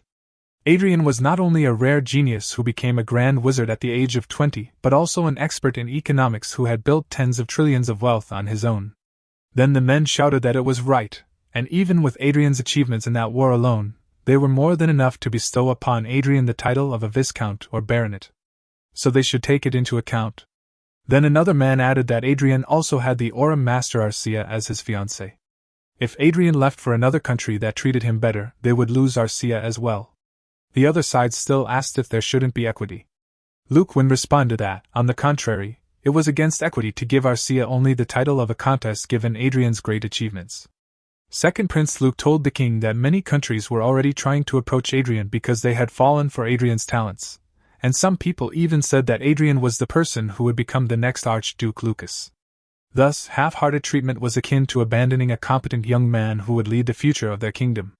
However, Michael told the king that he knew that in almost 200 years, there had not been a case of someone with no title becoming a marquis at once. Then First Price argued that he had won over Adrian, and he had no other intention than to empower Adrian. Michael just asked him why they needed to sugarcoat their discussion and whether Second Prince thought he'd allow it so easily even if Adrian was a figure that could benefit him.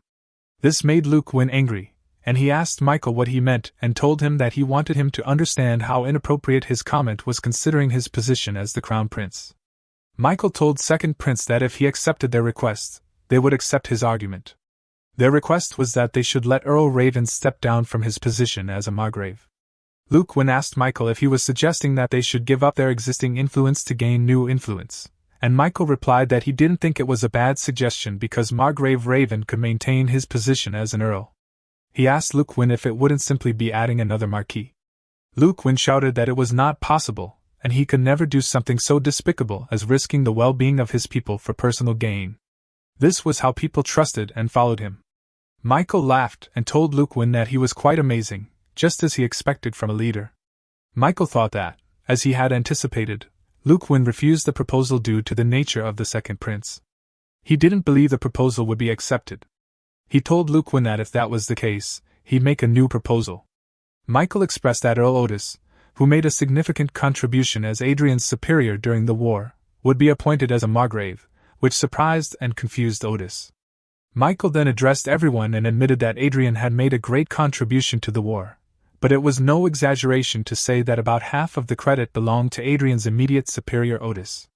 Michael suggested this in response to the rather unreasonable Marquisate proposal and as a way to overlook Margrave Raven's mistakes. Luke Win fell silent. The king intervened and put an end to their debate, making a decision. The king announced that they would accept the requests of Crown Prince Michael and Prince Luke Win, to which both princes thanked the king.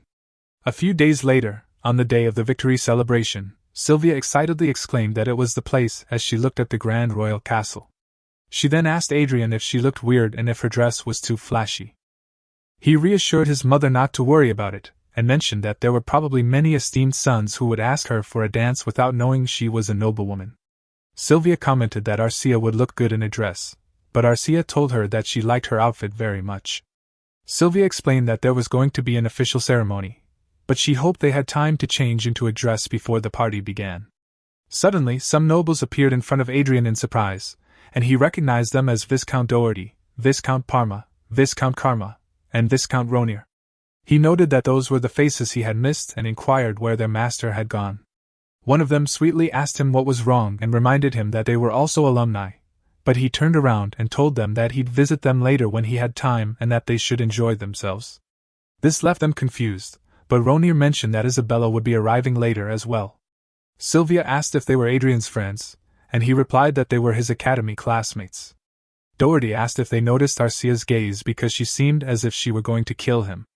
Arcia responded that it seemed like Adrian hadn't forgotten them, and Parma said he was getting annoyed, asking if Isabella should cover for them again this time. Parma agreed and said it would be fine because there was nothing aristocrats could do. Ronir suggested that they should find Isabella first and ask why she couldn't reach her without knowing Arcia is listening to them. Arcia asked Adrian if she should kill them, but he told her not yet because he had made a promise to them. Later, the man welcomed them to Lawrence's household and informed them that he would show them to their seats.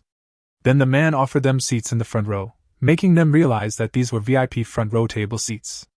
Suddenly, a horde of a lot of noblewomen inquired if they were the Lawrence Viscounts. The nobles began to surround them, congratulating them for seizing this opportunity, and asking Sylvia where she had purchased her jewels because they were as beautiful as her elegant dress, which suited her well. A man told Rayford that it had been a long time since he last met him, and wondered if he might be interested in visiting their estate. The nobles surrounding them made him guess that the high-ranking nobles were aware of his marquis title. He was then shocked to notice Margrave Raven, who gazed at him with a dagger in his eyes. He suspected that Raven had been warned by Luke Wynn, who was discreetly keeping his distance. Later, the host announced that the victory celebration would commence, and the king proclaimed that Count Otis would be honored with the Order of the Golden Lion, the border city of Ort, and the appointment as a frontier margrave to IES.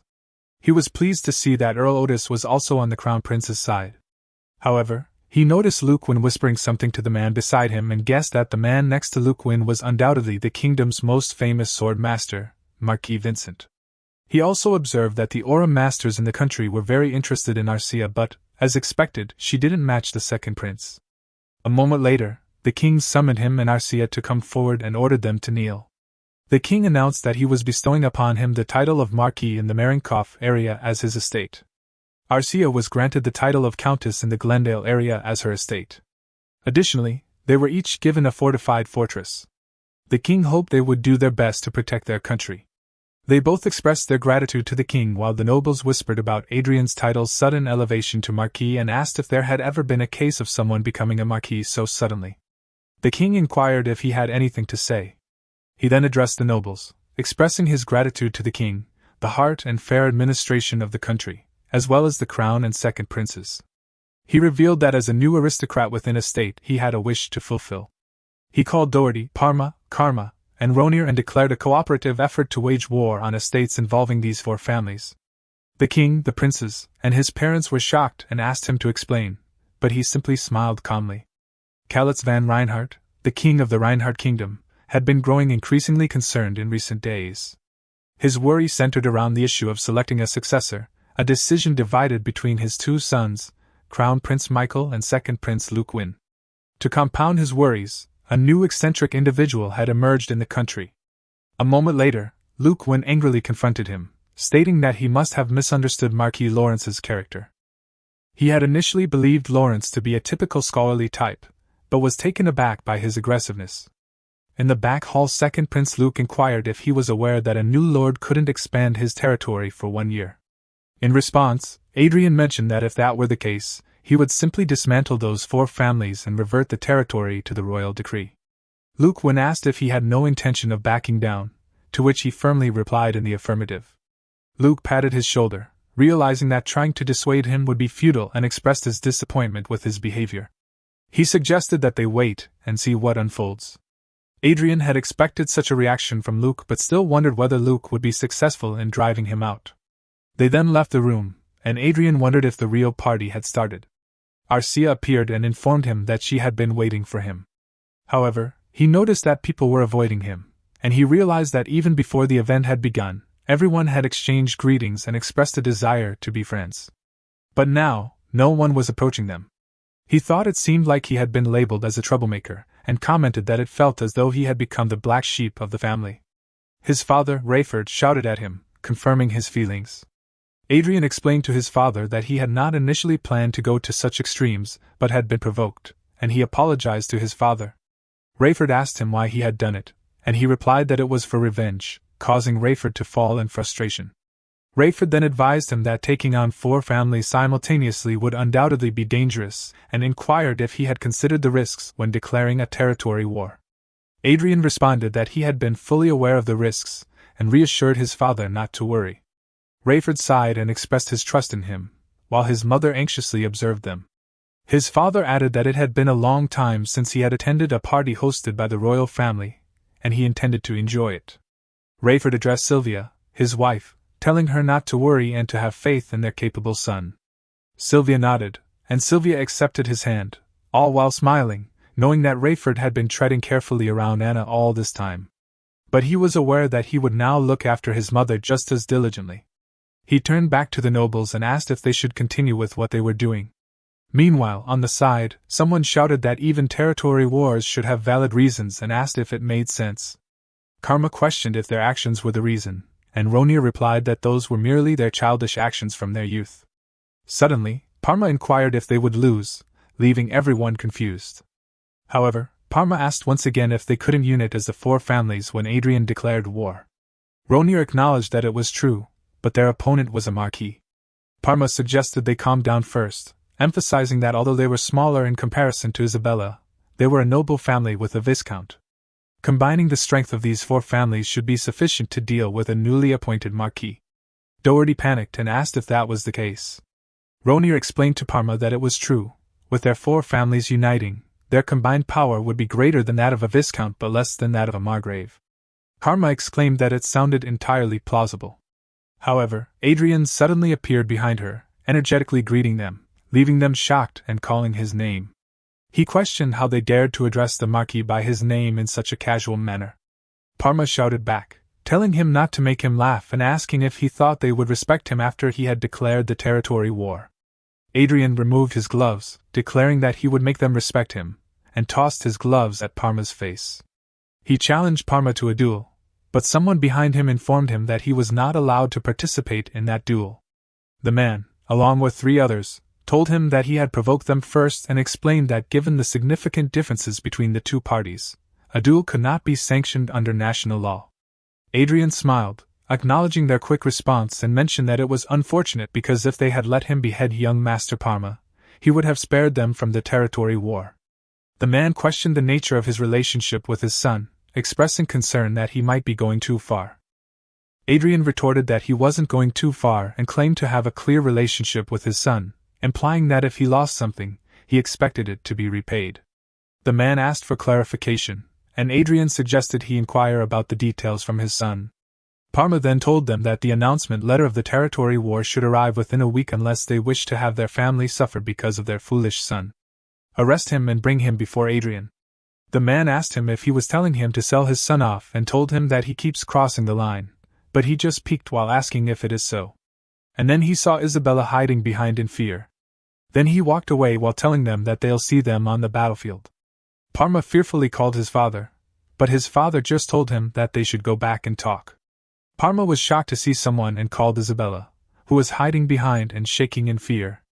Parma asked her why she only appeared now, and he begged her to speak to his father, but she was lost in her thoughts, wondering what in the world is going on. Meanwhile, on social media, the news wrote that the new Marquis Adrian Lawrence declared a territory war against the 4 viscounties as soon as he was given the title. The new Marquis's fighting spirit embarrassed even His Majesty the King, leading to the question of why Marquis Lawrence took such action, ruining the atmosphere of the commemorative event. Marquis Lawrence's ill-fated relationship with the 4 families dates back to his school days. Then he read the comments saying that he was a victim of school violence and group bullying, and someone replied that it was severe to the point that there wasn't a day he walked around without injury.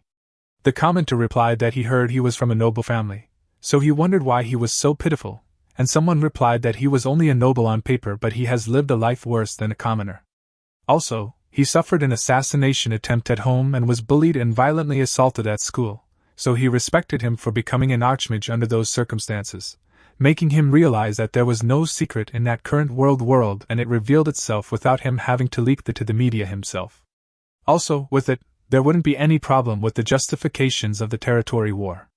But that situation aside, he couldn't believe that so many people were rooting for him even when he induced that situation, which is so touching for him. But then a man called him, making him snap, and asked the man what he was saying. The man replied that they were informing him of the specifications of the Sky Fortress that could be shipped immediately.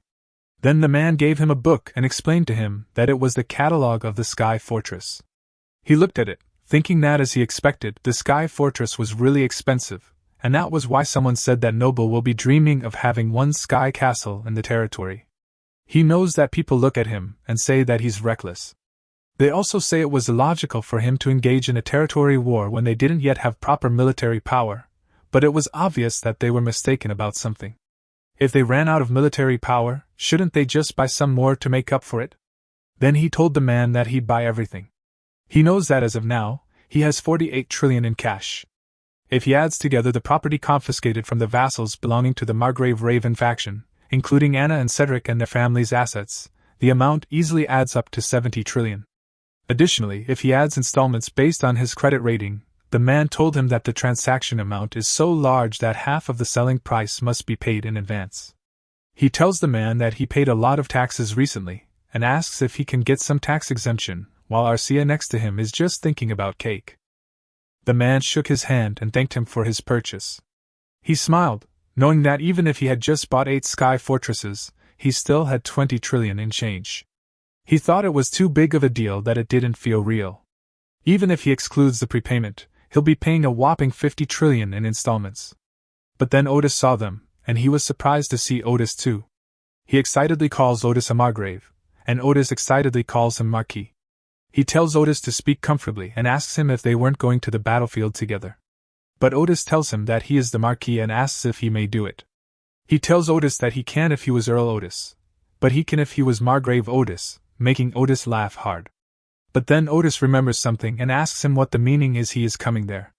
Then he replied that he just purchased all the sky fortresses, making Otis shout that as he expected. Otis tells him that he has no other choice but to make a reservation, but he expects it too because now that Otis has become a Margrave, the military power restrictions have been lifted to the level of a Marquis, and Otis must be there to try to buy additional sky fortresses. Then he asked him if it was his first time seeing her and introduced his daughter that he was talking about, making him remember that she was the famous one for being a lunatic. Michelle gracefully introduced herself to Adrian and smiled at them like a shining blue rose. He greeted her back and introduced his fiancée Arcia to Michelle, to which Arcia bowed gracefully while he was confused because according to the rumors, Michelle is a psycho with a bad reputation, but she doesn't look like one at all. Then he sees her status that her talents are exploration, which is very high, learning power and intellectual ability, which are high. Her traits are English and interpretation and reasoning ability.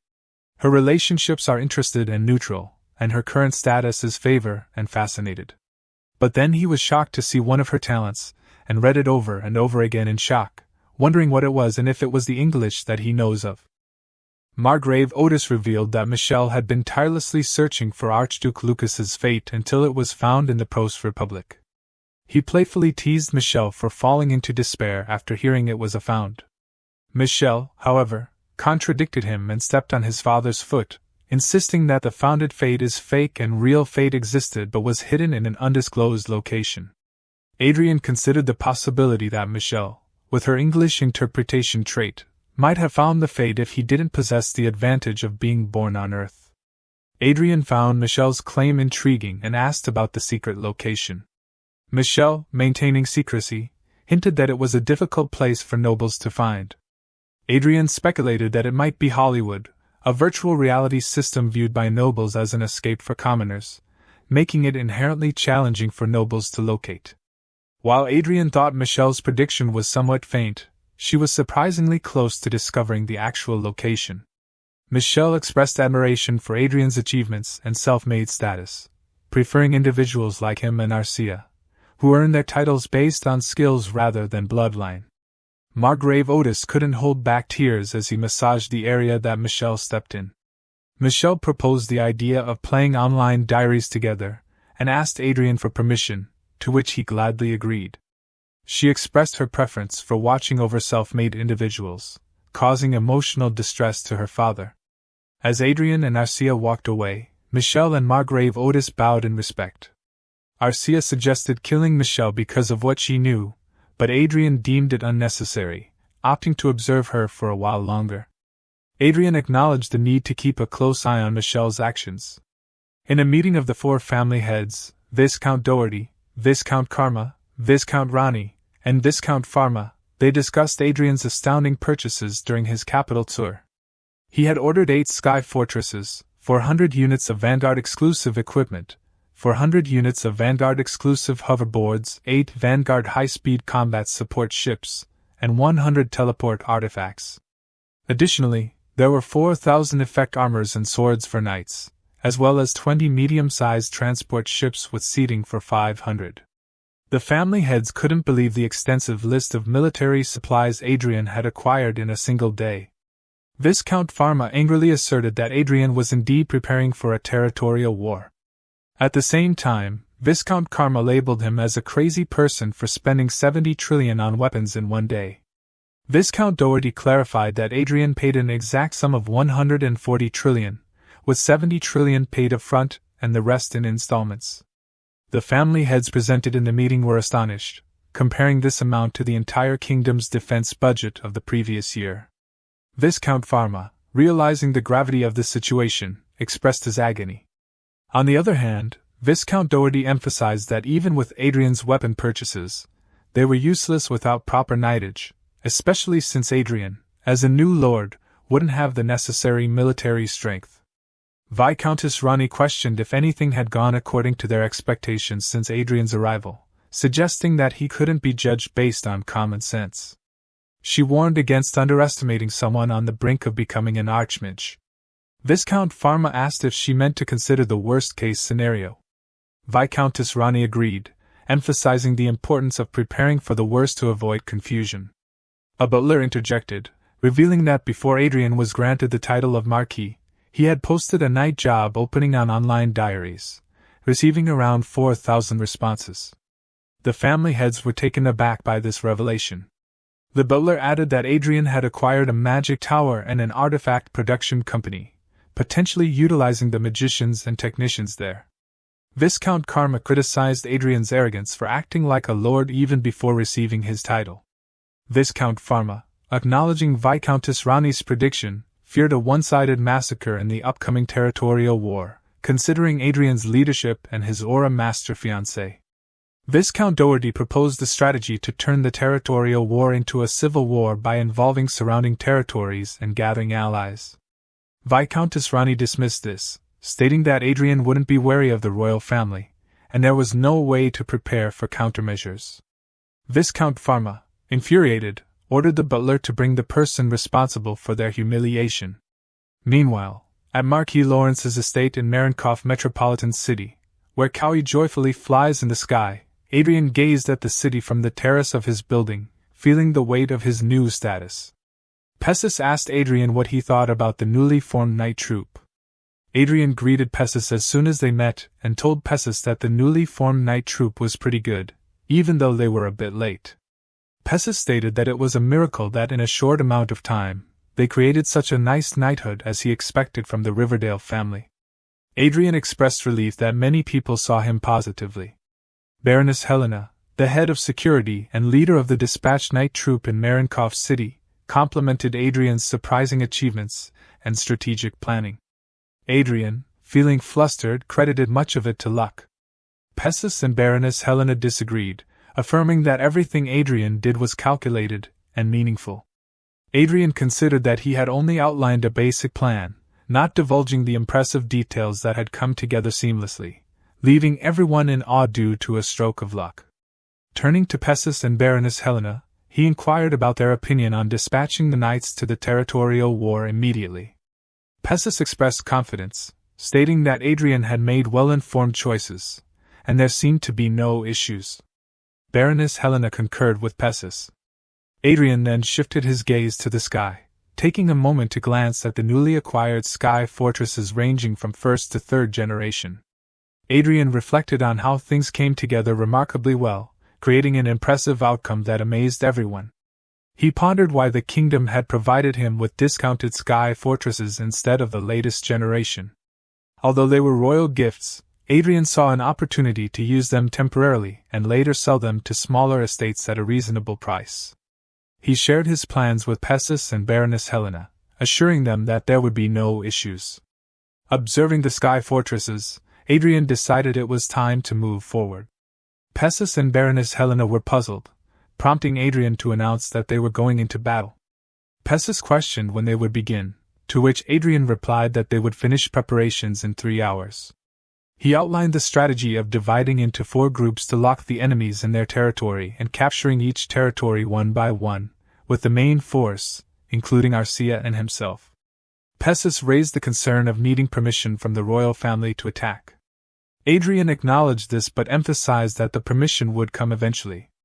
Until then, they could refer to it as training, an excuse commonly used. Adrian declared his intention to lead from the front, showcasing his military prowess directly alongside Arcia. He aimed to capture the hearts of his subordinates early in his leadership. Meanwhile, the heirs of the Viscount families faced backlash from Adrian's declaration of war. As Adrian prepared to leave the estate and initiate the war, the stage was set for the unfolding conflict. The scene shifts to a cafe in Pharma Viscounty. The people of Pharma Viscounty run in fear, anticipating that war might erupt at any moment. A woman sips a fruit shake, contemplating the troublesome turn of events. She never imagined Adrian would be bestowed with a title. The Emperor ordered her to recruit Adrian, but to her surprise, Reinhardt had already taken action.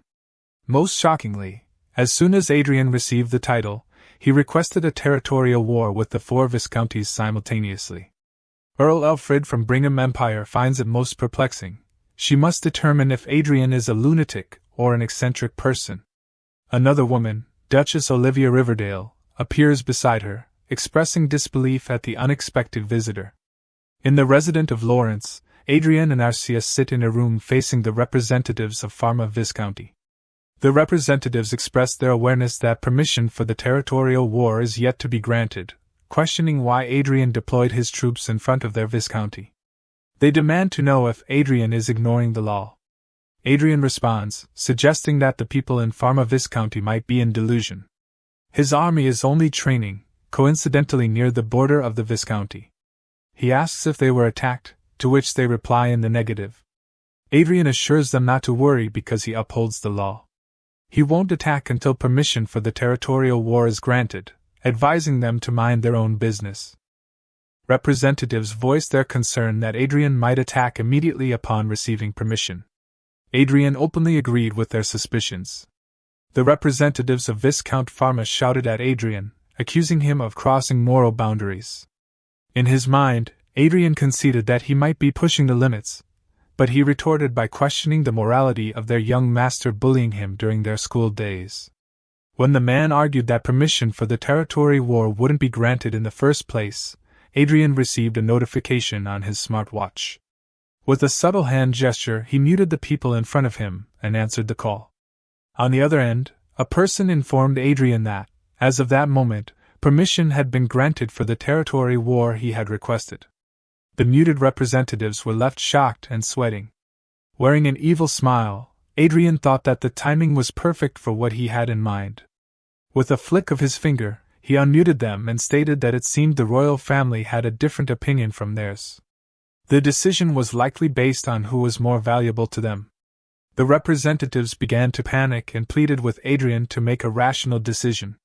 Ignoring their pleas, Adrian instructed them to leave and advised them to convince their master, not him. Adrian, with a resolute tone, declared that the only way Pharma territory could survive was by surrendering, otherwise, war was inevitable.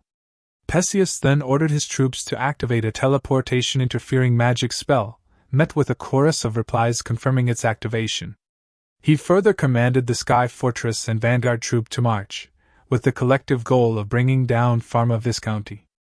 The unexpected turn of events left all 3 representatives in shock. Adrian questioned their lack of urgency, urging them to leave immediately. Helpless, they could do nothing but grit their teeth and depart.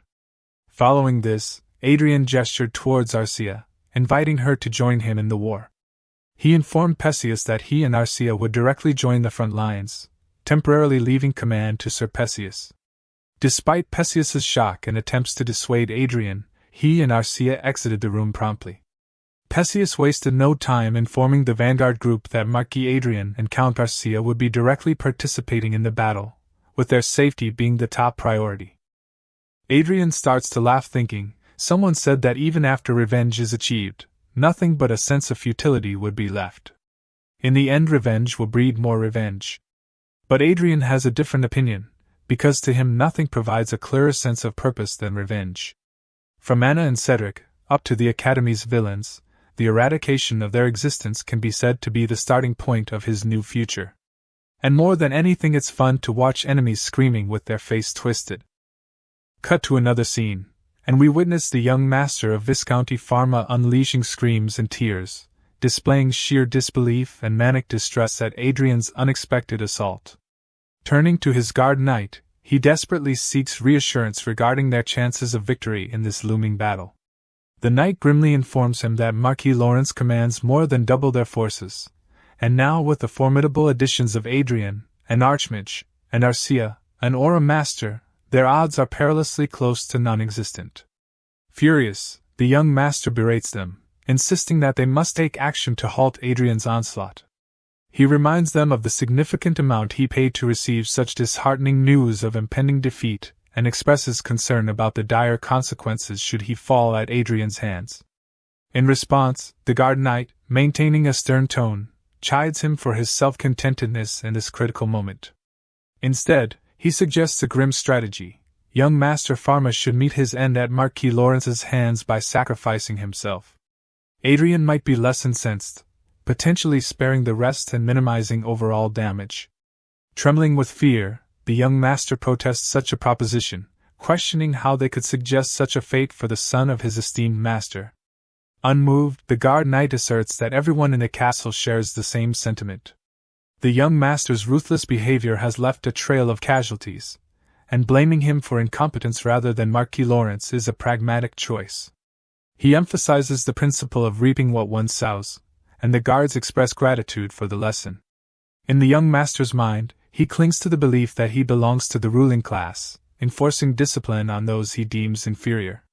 To him, Adrian is the abnormal one, not himself. Abruptly, the door swings open, revealing the knight commander standing before him. A glimmer of hope flickers in the young master's eyes. He pleads to be rescued from this predicament, and is advised to seek assistance from surrounding territories. However, the commander dismisses his pleas, dropping vanguard equipment, force armor and a force sword.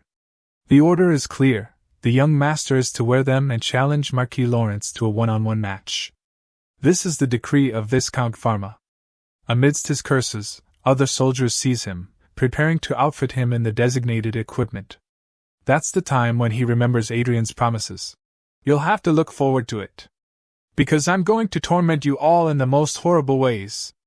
I will make you regret being born into this world. Young Master Pharma, walking through the corridor of the palace, remembers what happened. Commander assures him that there is no need to despair like that. Even if Marquis Lawrence is an archmage, a mage is still a mage. A vanguard armed with force equipment should be able to face him. While young master argues that this is not comforting at all. Commander says that no matter what happen, Adrian will come for him life. In this situation, he shouldn't cower in fear and let Adrian take his life. If he took advantage of the vanguard equipment, while letting Marquis Lawrence guard down and defeat him, then he can enjoy the fortune made by Adrian, since Adrian has no wife or successor. In the end, it will win the battle and he will become the hero of Viscounty Pharma. Before he goes, he shouts towards his guard knight that he is going to defeat Adrian and live. After that, he will deal with them for their disrespect towards his master's son. Commander agrees with him that he will gladly receive any punishment after young master come victorious. He opens the door, hoping that he might have a chance to win the duel. Defeating a mage with vanguard equipment will be easy. But he was stunned to see the battle ongoing outside. His side of soldiers are being defeated mercilessly. His glimmer of hope disappears after hearing their war cries echoing despair. Adrian was flying on the sky, attacking while Arcia slashes through between them. Young master turns to commander and says them he has no chance of winning. Adrian confronted 4 vanguards simultaneously, but with a swift teleportation spell, he unleashed a barrage of electro, leaving no room for counteraction. Even the appearance of 3 sky fortresses proved futile in their attempts to vanquish Adrian and Arcia, meeting a doomed end in the unfolding chaos. After that, Adrian directly lands before him, stating that at last he came out. With a smile on his face, he says that he thought young Master Pharma would be hiding in somewhere. It's so unexpected to him. Guards behind him surrenders while Pharma starts to shirring in fear. He looks at Commander, who pushes him to fight in a duel. Then he challenged Adrian Lawrence one-on-one duel. Adrian was shocked to see his courage. With a smug look in his face, young master continues that if Adrian is a noble who values honor, then surely he won't ignore. Adrian calls him crazy, incompetent, and what he is scheming. He flicks and a ray of blue light passes through him. Before he could fathom the situation, his arm falls off. He screams in pain, saying that at this rate he going to die. Adrian just laughs and says that he spent 70 trillion loots in installments to purchase weapons this time. Seeing his pitiful situation, he can easily pay it in no time. Young master was crying, his eye turned red. Crowy is carrying young master's hand. Adrian continues that there are several vanguard equipment, and sky fortress falling from sky like rain. The scenery was as if Pharma Viscounty was displaying their family treasures. Adrian says he killed 2 birds in one shot. He got revenge and earned money at the same time. Adrian also said that broken ribs twice, once humerus, once carpal bone, once tarsal bone, those are the bone young master has broken when they were in academy. Although Adrian would have endured it if he only caused Adrian fractures, because Adrian has a strong patience. But Adrian was mentally tortured to the pinpoint that it even upsets him. Arcia unsheathed her sword and approached to take Pharma's life. But Adrian stops her and tells Pharma he won't let him die in peace. Then he heals Pharma and stops his bleeding, saying it won't be fun if he dies from excessive blood loss, and told his minions to take a good care of him. Then he turns and told Pharma Viscounty commander to guide him to the Lord's office. 30 minutes. The battle between the Marquis Lawrence and the Pharma Viscounty ended in just 30 minutes. Meanwhile, nearby at Pharma's Viscounty, Earl Alfred asks Olivia if she is right that Adrian is from the social circle of the Riverdale family. She tells Alfred that she wouldn't have come here to help Adrian either, and wonders if she came there to check for herself because she suspected that Adrian wasn't from the social circle of the Riverdale family. Olivia tells her not to frame her strangely and says that Adrian is indeed from their social circle. However, she can say that she was there to cheer on Adrian as an excuse. She then asks her what brings the head of the intelligence department of the Brigham Empire there, and tells her that if she was thinking of taking Adrian out of the Empire, it'd be a good idea to stop. The 2 ladies smile at each other with killing intent, but Olivia breaks the tension by telling Earl that they should just keep it at that. Earl agrees with Olivia and tells her that even if they fight each other, it'll only tire both of them out. Suddenly, they feel a teleportation interfering magic spell, making them realize that the war had begun. They use their eyesight skill to see how good Adrian is, but then they are surprised to see that a mage is engaged in a short-range battle. Olivia looks at Adrian carefully in confusion, but Earl knows that the biggest reason why mages' movements are limited in the modern battlefield is not because of compatibility with vanguards. Teleportation interfering magic spell was a short movement magic spell that can increase the survivability and mobility of mages who are relatively less agile. As the best evasion technique to that teleportation interfering magic spell became more common, the spell can no longer be used on the battlefield. She also knows that it ultimately forced mages to be eliminated from the battlefield, but Adrian's battle seems to suggest that he can just dodge it himself if he can't use teleportation. She asks Olivia if she thinks that kind of battle is possible, and Olivia replies that even with a lot of aiding magic spells, it won't be easy. It looks like it requires an ample amount of combat experience, a trained physique, and battle sense because it's not something just anyone can pull off. She tells Olivia that she has an amazing priest, and Olivia tells her that she was telling her in advance, but she should stop with her interest in their people. She tells Olivia that it's unfortunate because she quite liked Adrian in many ways and says goodbye to Olivia because she has seen everything she wanted to see, and the result of that territory war is obvious. Olivia sighs and tells her okay. Olivia knows that she came there to check just in case, but Adrian showed many habits unique to their Riverdale school while casting those magic spells, and she tells herself that she shouldn't have doubted Adrian. She got to watch a good show thanks to Adrian. Then Olivia stretches her body, wondering if she should also head back now because she has done checking it for herself without realizing that Chloe saw her from the top.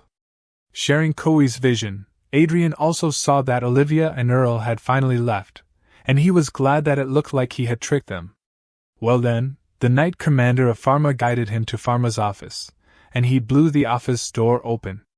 Pharma looked back and was shocked to see him with Arcia. Pharma shouted for him not to come any closer, but then Pharma tripped on his own feet and slammed onto the ground.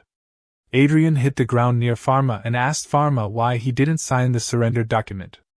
Pharma asked him what Adrian was going to do to him and his entire family. He told Pharma not to worry because he would not kill anyone except for the main culprit, and in return, they would become a fallen noble family who had been robbed of their property and titled, or else he wished for death. Pharma cried defeated and told him that he would sign it. The moment Pharma's Viscounty collapsed in the war between Adrian and the 4 Viscounts, everybody knew the war was basically over. Later, in Doherty Viscounty, Adrian's sky fortresses attacked Doherty's sky fortresses, while Doherty reported to the other families that Adrian, who had occupied Pharma Viscounty, was said to be heading to their territory. But to be clear, Adrian and Arcia may have already arrived there. Then he shouted to them that they must not forget that if he loses there, it'll just be their turn next, to which Karma replied that he knew. Then a loud explosion could be heard outside, making Doherty jump a little in shock. Karma asked them how about they just hand over their children, but Ronnie told them that there was no use for it because they said that as soon as Adrian subdues the young master of Pharma, Adrian enters their castle on foot. Karma asked her what she meant by it, and she angrily told them that to Adrian, revenge was just a justification for war in the first place, and it was obvious that it was to fill Adrian's treasury while building an army. Also, so Adrian is planning to pass along his military supply shopping receipts to them. Doherty worriedly asked them if it wouldn't be an even bigger problem, and Karma asked Ronnie if she had any way to stop it. She replied that not that it was obvious they couldn't ordinarily win that war, so they must change their method.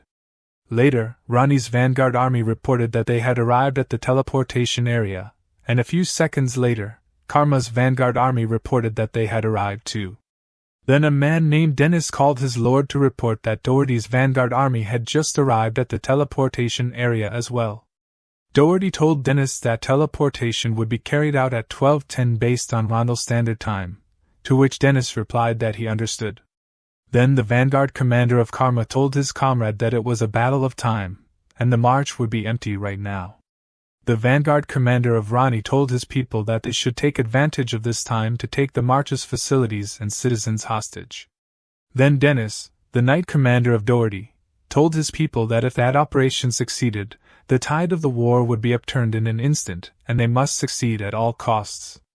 Then one of Dennis's people reported to him that it was 15 seconds until the operation time, to which he replied okay. Dennis began to count down and open the seal, to which the knight commander of Karma and Ronnie also did while counting down. When the countdown reached 0, they all together ripped the seal, and the transportation light appeared beneath them. Then, in midair, the vanguards of the 3 viscounts were transported.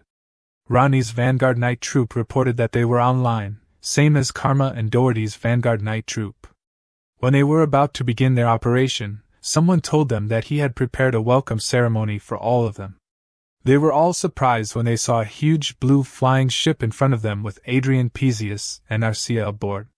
He told them to come with him and opened a huge transportation magic circle in front of them. While they were being pulled, Dennis cursed and shouted that the operation had been discovered, and then they all slowly disappeared. They were transported somewhere, and Dennis asked them if they had been teleported. When Dennis was about to ask where they were, he stopped in shock when he saw that they were being surrounded by Adrian's vanguards and sky fortresses that were above them. Dennis cursed in frustration, realizing that they were completely surrounded, while Adrian looked at them. Beforehand, Adrian's ship with Adrian and his people on board was waiting for the vanguards to arrive. Suddenly, they all felt something coming, so he stood up and told his people they were there. Pesius asked him if he had clairvoyant ability, and he replied that it was a simple prediction. Pesius told him that it was getting scary now, and he didn't know how relieved he was that Adrian was not his enemy. He raised his wand and released his magic power smilingly, telling them that it was a passable strategy from the enemy, but it was useless if they could read their thoughts. Pesius stood aside and told him that the enemies had finally gained his pity. Then the enemy's vanguards appeared right in front of him, and he told them that they had prepared a welcoming ceremony for all of them, so they should come with him, and teleported all of them back in the present. Adrian jumped out of his ship and landed in front of the enemy's vanguards. He ordered them to disarm themselves at once and surrender because if they did so, they would be able to keep their lives. However, Dennis clenched his teeth in anger and shouted that he was Adrian Lawrence, confusing him. Then Dennis told the others that the war would be over if they captured Adrian, which surprised him because he didn't expect it. Pesius, panicking, called him in worry, while Arcia swiftly ran and landed in front of him. A vanguard jumped toward him to attack him when Dennis shouted to everyone that it was their chance, and they should go at Adrian all at once. One of Doherty's vanguards launched an attack on him while shouting for him to surrender obediently. However, he attacked the man with his magic and told them that they should be the ones surrendering. The man fell to the ground dead, and he remarked that he didn't even consider that situation worth his time. Then Arcia swiftly attacked them, causing loud explosions. Dennis cursed in fear but still ordered everyone to kill Adrian instead of subduing him, ending the territory war right there. He killed the vanguards attacking him while wondering why he even went easy on them, and then he attacked them with his flame blast skill. Dennis knew he couldn't dodge that one, so he tried to offset it with his force sword. He swung his sword to cut the flames in half, but the fire still burned him, making him shout in pain. A moment later, when the fire was extinguished, Dennis's armor was destroyed. But before he could react, he saw Adrian speedily running toward him. He shouted at Adrian not to come any closer while swinging his sword continuously, but Adrian blocked it with his magic shield and dodged Dennis's powerful attack, leaving Dennis surprised. He couldn't believe that Adrian was making the aura force of Vanguard equipment bounce off him with a barely fifth circle hard shield. Dennis clenched his teeth and sweat and shouted, asking how a magician could be like this. Adrian just raised his wand and told Dennis that he was hearing the same line he had said most of today. Then he killed Dennis. A moment later, he was in his mansion drinking a soda when a system appeared by his side.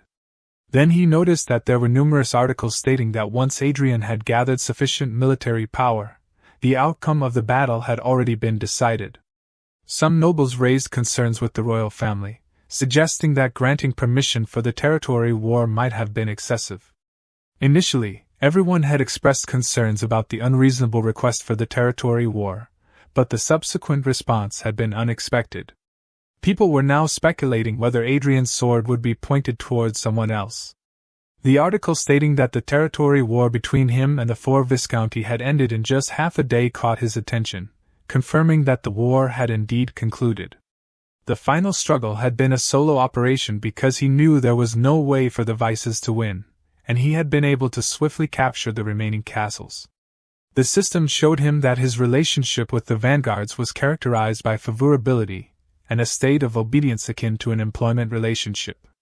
Their status towards him was one of fear and awe, recognizing that he was the one who had ultimately handled everything.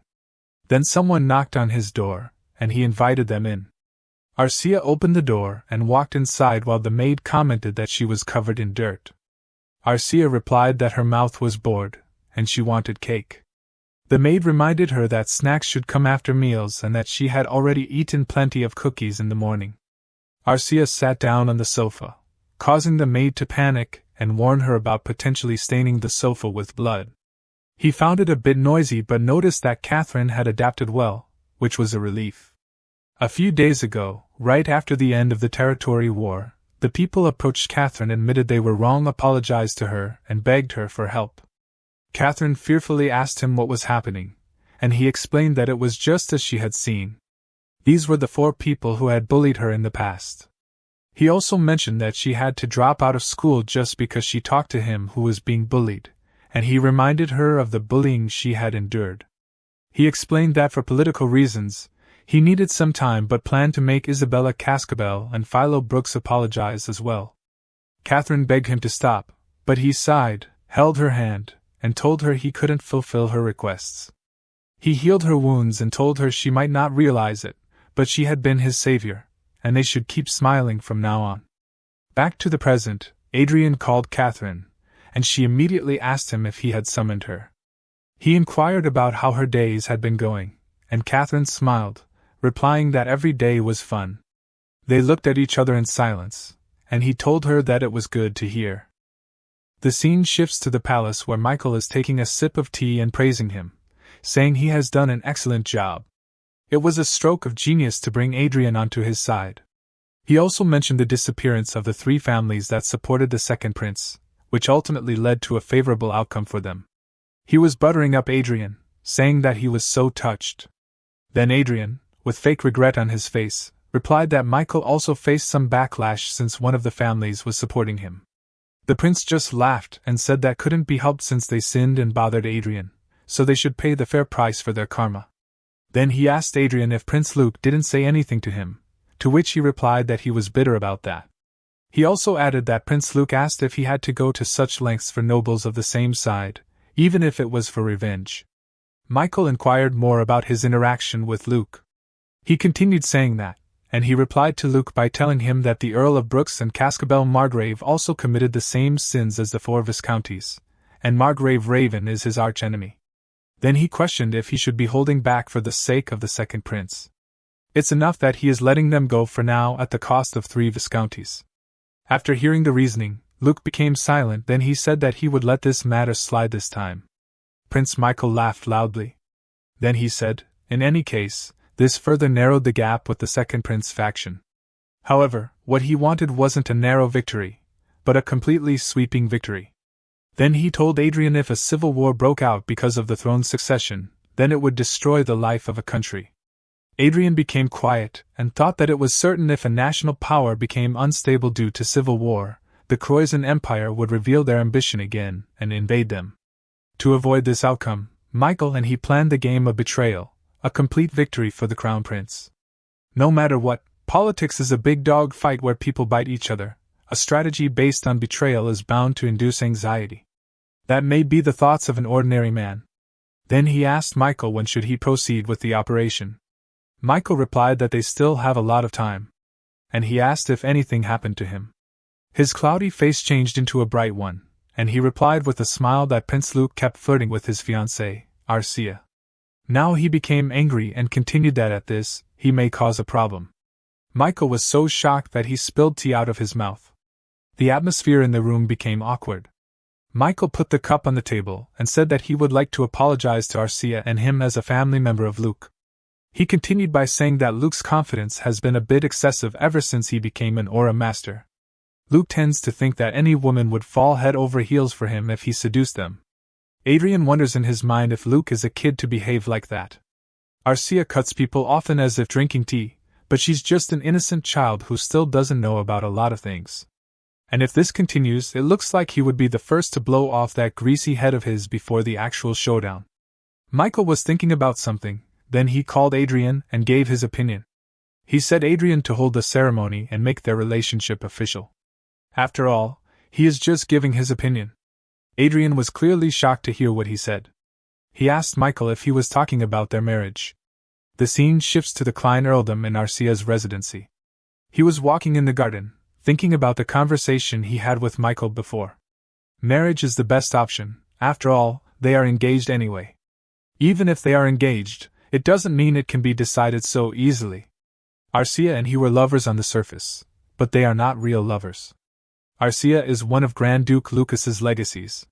He is sure that Arcia will follow his decision without any complaints. But just because she was created for him doesn't mean he can freely use her and marry her. He can't do anything regardless of her feelings. While he was walking, he encountered Arcia. Arcia noticed him, and ran towards him, calling his name. Adrian was so mesmerized to see her, and called her name. But then he pointed to some soldiers lying on the ground and asked her about them. Arcia, with no emotion on her face, just replied that she educated them a bit. He doubted her education process.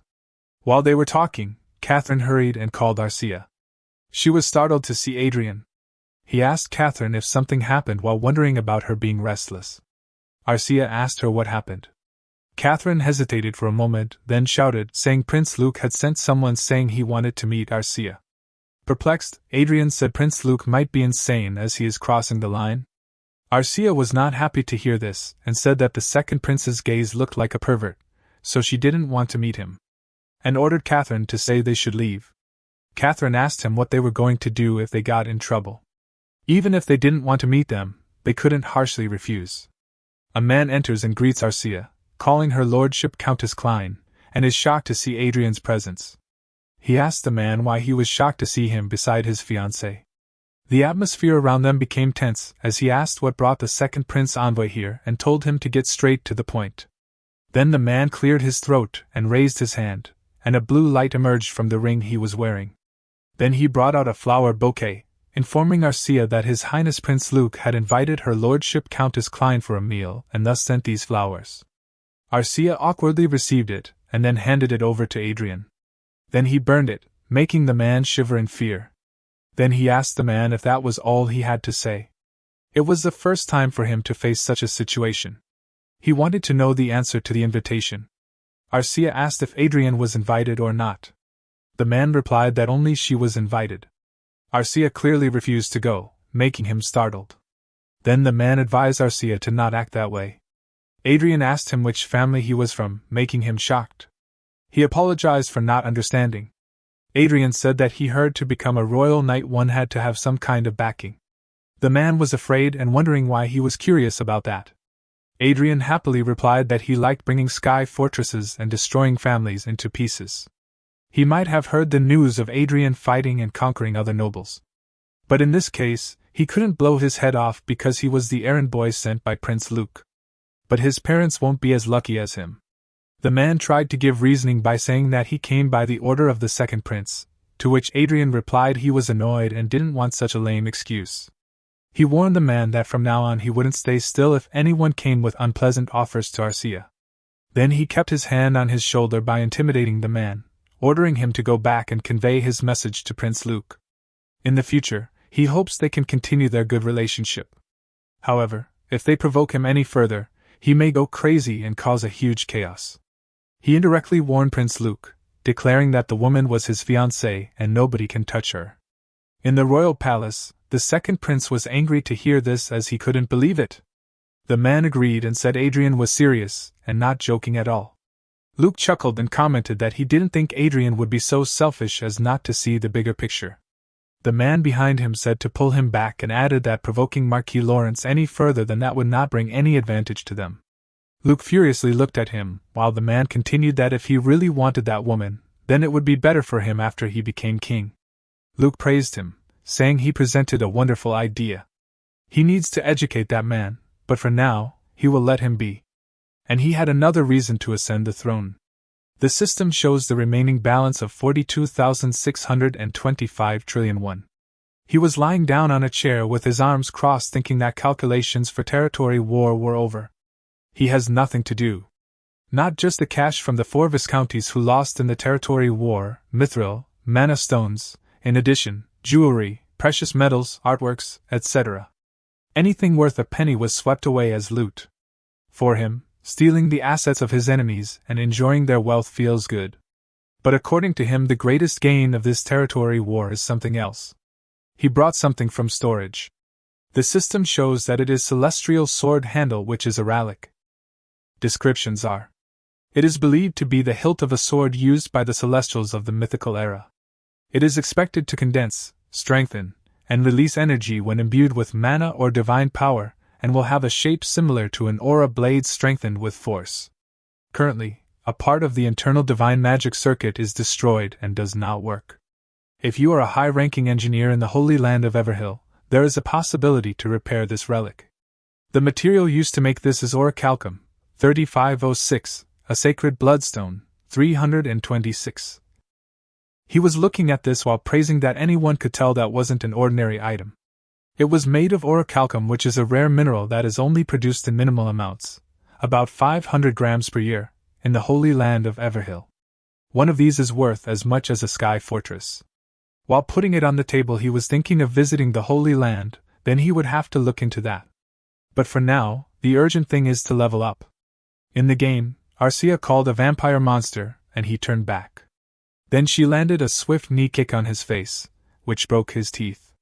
Adrian raised his hand and cast a penta-fireball magic circle, saying he resembled the second prince a lot. Then he launched his attack, making the monster shout in pain. Arcia clenched his fist while he swung his magic wand, making the monster fly in the air, defeated. They both cheered up, and to him, it was so refreshing. He said he was so busy with work lately that he could only play games for less than 3 hours a day. A lot of work piled up due to territory war, new business, recruiting talents, and getting rid of the second prince. Because of this, he barely reached level 205. Therefore, he decided to focus on leveling up. To make his work less, at first, he left matters that didn't really require his presence to his aid. For recruiting talents, he put a pair of glasses on Arcia on reality, and made her proceed with it while he played games. With this momentum, he will level up as quickly as possible and achieve the 8th circle. While he was thinking that, Arcia called him Sir Adrian and informed him that they had discovered a very high-grade talent. He didn't show much interest and told her to recruit them quickly. Arcia agreed to him and added she would leave negotiations to the accompanying attendants. Adrian asked her about her talent, which is very high, to which she replied with no expression on her face, divine power. She informs that the person also has a unique trait of the nature of a saintess. He said that was unique, but the next moment he screamed. The scene shifts to the front of a shop where Arcia and her 2 attendants are staring at a girl. The girl called her and asked her if she needed anything. Another girl beside her was shaking in fear. Her name is Evelyn Barnett, a commoner. Her age is 15, her talent is divine power with a grade of very high, and her trait is the nature of saintess.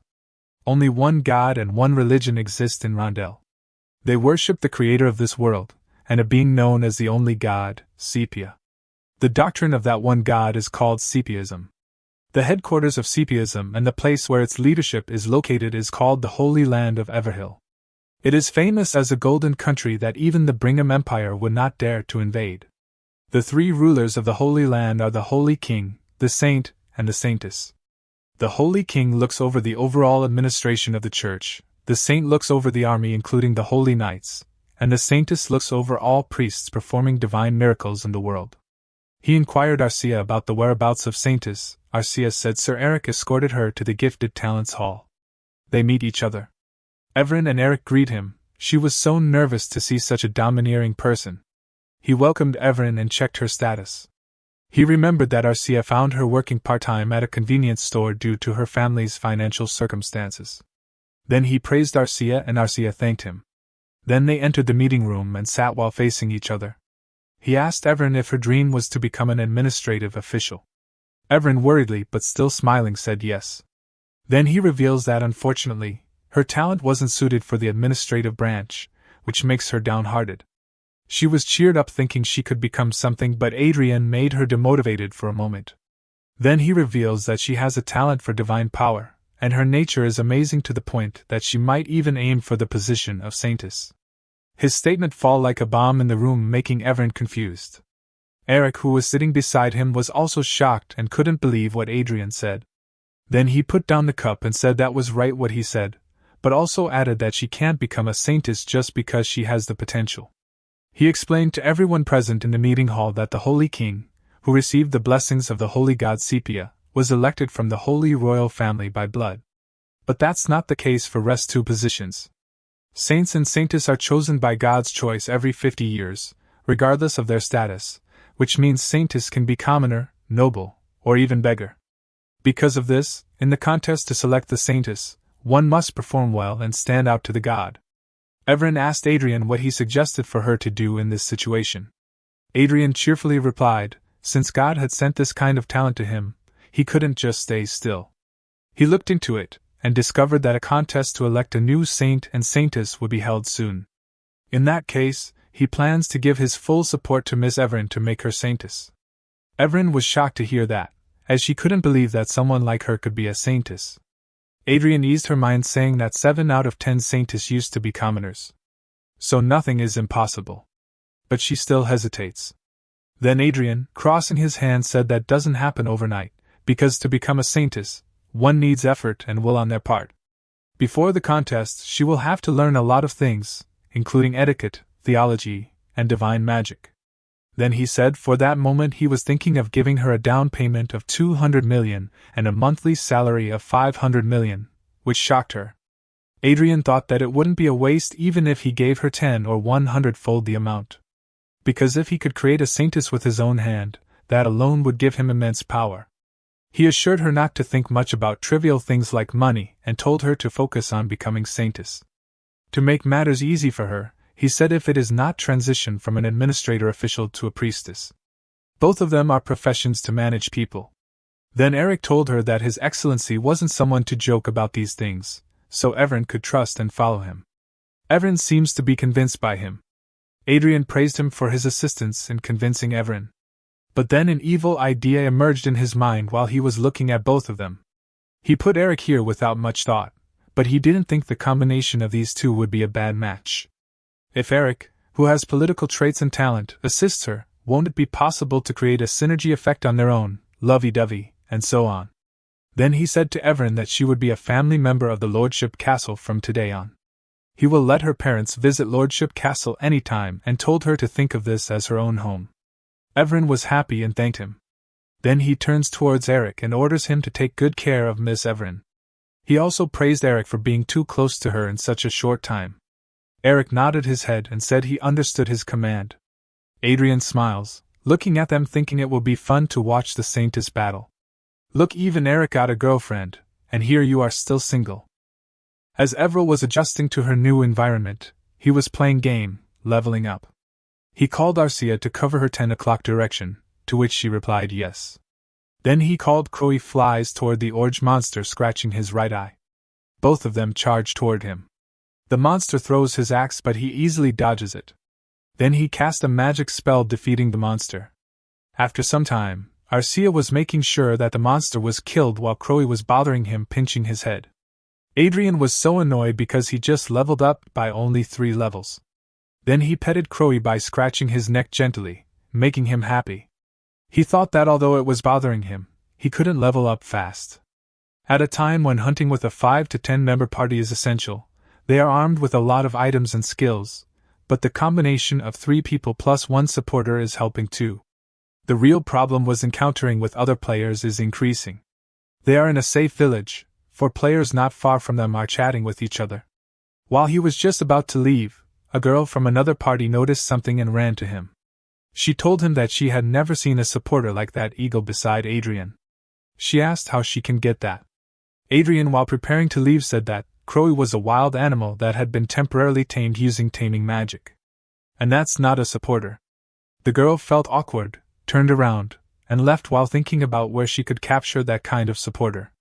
He doesn't want to interact with others, it's not his first time having to explain it that way, he refused to attract more attention than necessary.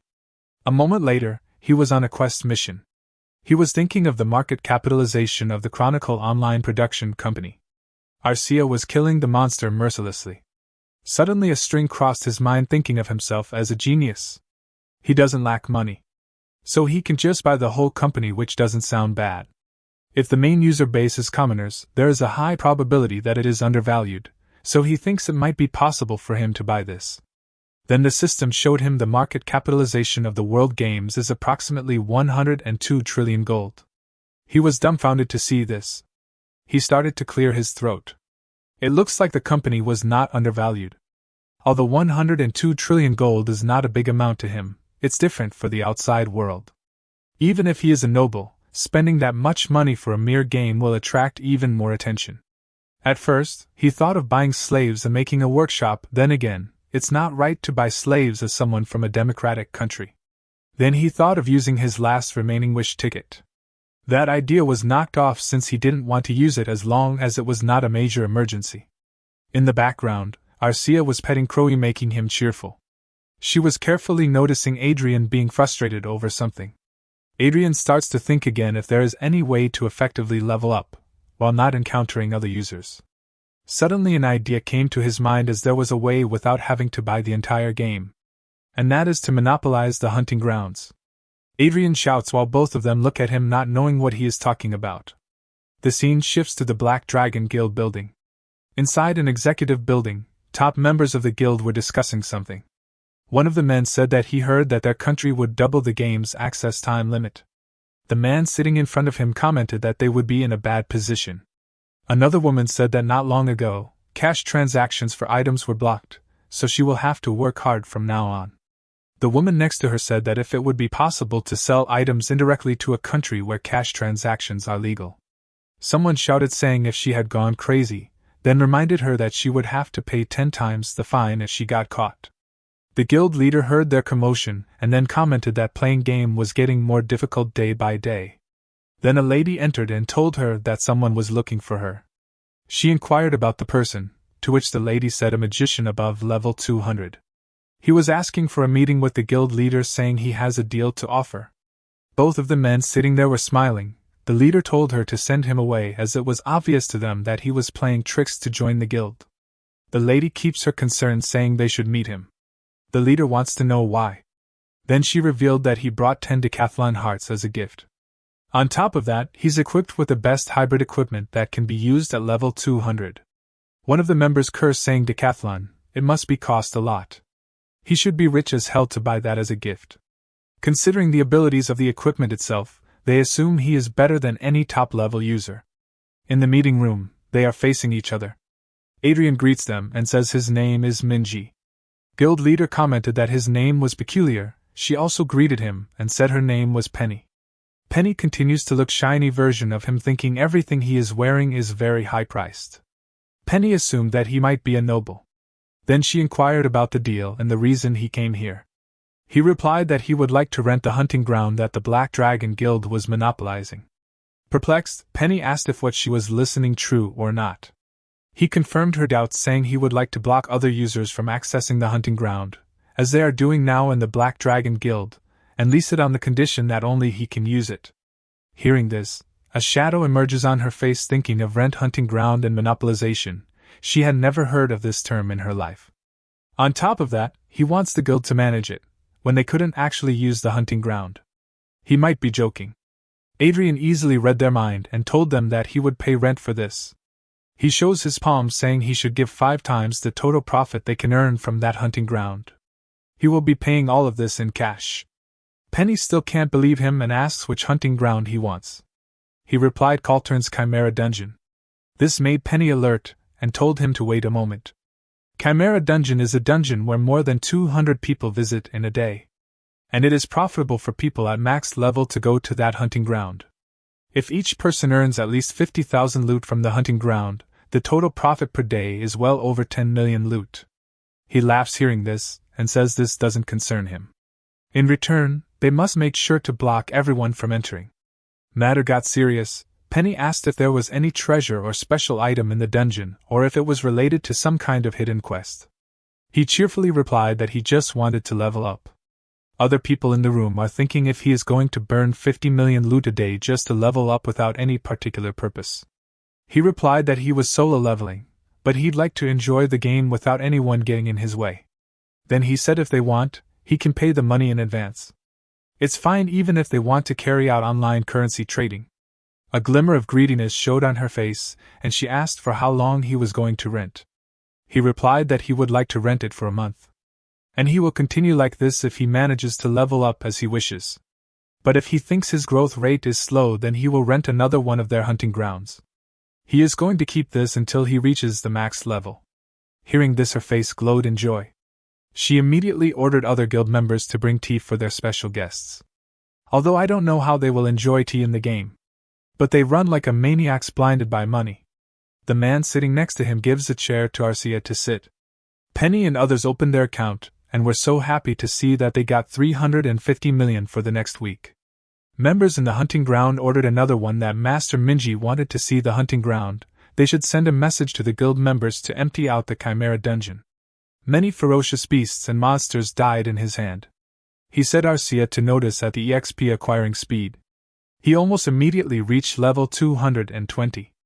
Arcia was surprised too, as she said the EXP acquiring speed has doubled compared to before. At this rate, he expected to reach level 250 much faster than he thought. But things don't go easy even if he is the lead role. In real world, Perseus informed him that the selection contest would be held at the Holy Land sooner than they expected. Hearing this, the atmosphere around them becomes heavy. Just when he thought he would be able to level up without any interruptions for some time, things became even harder for him. Perseus reported to him that the Saint and Saintess selection contest had been moved forward more than what they planned. He heard that if everything goes as planned, it will be held in the second half of next year. But they're currently looking for a candidate, and plan to finalize it within this month. Adrian was annoyed to hear this news, as he was just thinking that he could level up without any interruptions for the next few days. Then he reassured Perseus, saying, "To be honest, this is a bit sudden, but this situation wasn't bad. As the contest progresses more quickly, the number of rival candidates may decrease just as much. What they have to do there is create a winning strategy for Miss Everall to stand out among the rest, which is not a worry." Then Perseus asked if he had any specific plan for that. With a smile on his face, he says, "At first, they must turn Everall into a Saintess candidate that represents the Reinhardt kingdom. 2 weeks ago, a donation was sent in the name of Everil to the Archdiocese of the Reinhardt Kingdom. Tomorrow, an Archbishop of the Reinhardt Kingdom will visit their territory. Miss Everil and he will be the one greeting them. Pessis interrupts him, saying that now he understands, he was planning to pull in the kingdom's Archbishop fist. Adrian agrees. Then he said if they succeeded in pulling in the Archbishop, they would request backup from the royal family. Pessis was so amazed to hear this as his eyes were sparkling like stars. Then the next moment he got down asking if Everil would be meeting their expectation. He said not to worry about that as he had assigned someone to constantly motivate her by her side. He is the best person there to prepare Everil. Saying this he indicates Eric, to which Pessis branded Eric as a sly man in size. Adrian wonders what was sly about him, assuming that he might be indicating Eric's political traits. Then Pessis sent something to him saying that was the material he had requested.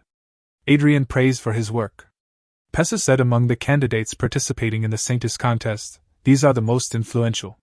The first candidate was Grace Heigelvin from Elf Reese.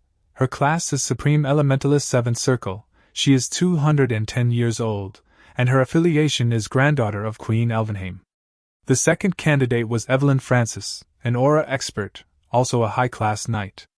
She is 21 years old, and her affiliation is the third daughter of Evelyn Duchy of the Brigham Empire. The third candidate was Judy Esther, a laywoman. She is 19 years old with an affiliation with a commoner in Everhill. Adrian was relieved to see this as the third candidate was a commoner, so it should be a bit easy. But then he sees that her sponsor is Duchess Olivia Riverdale of Lucia's kingdom, making him fall from his daydream. Then he commented that they are distinguished ladies. But Pessis said that it's not that easy and things will get more intense from now on. He didn't voice out his worries but still thinks in his mind that even if he were to exclude their sponsors, they are all more remarkable than Everil. If he was to be honest, the moment he saw the list of candidates, he wanted to shout out saying he surrendered.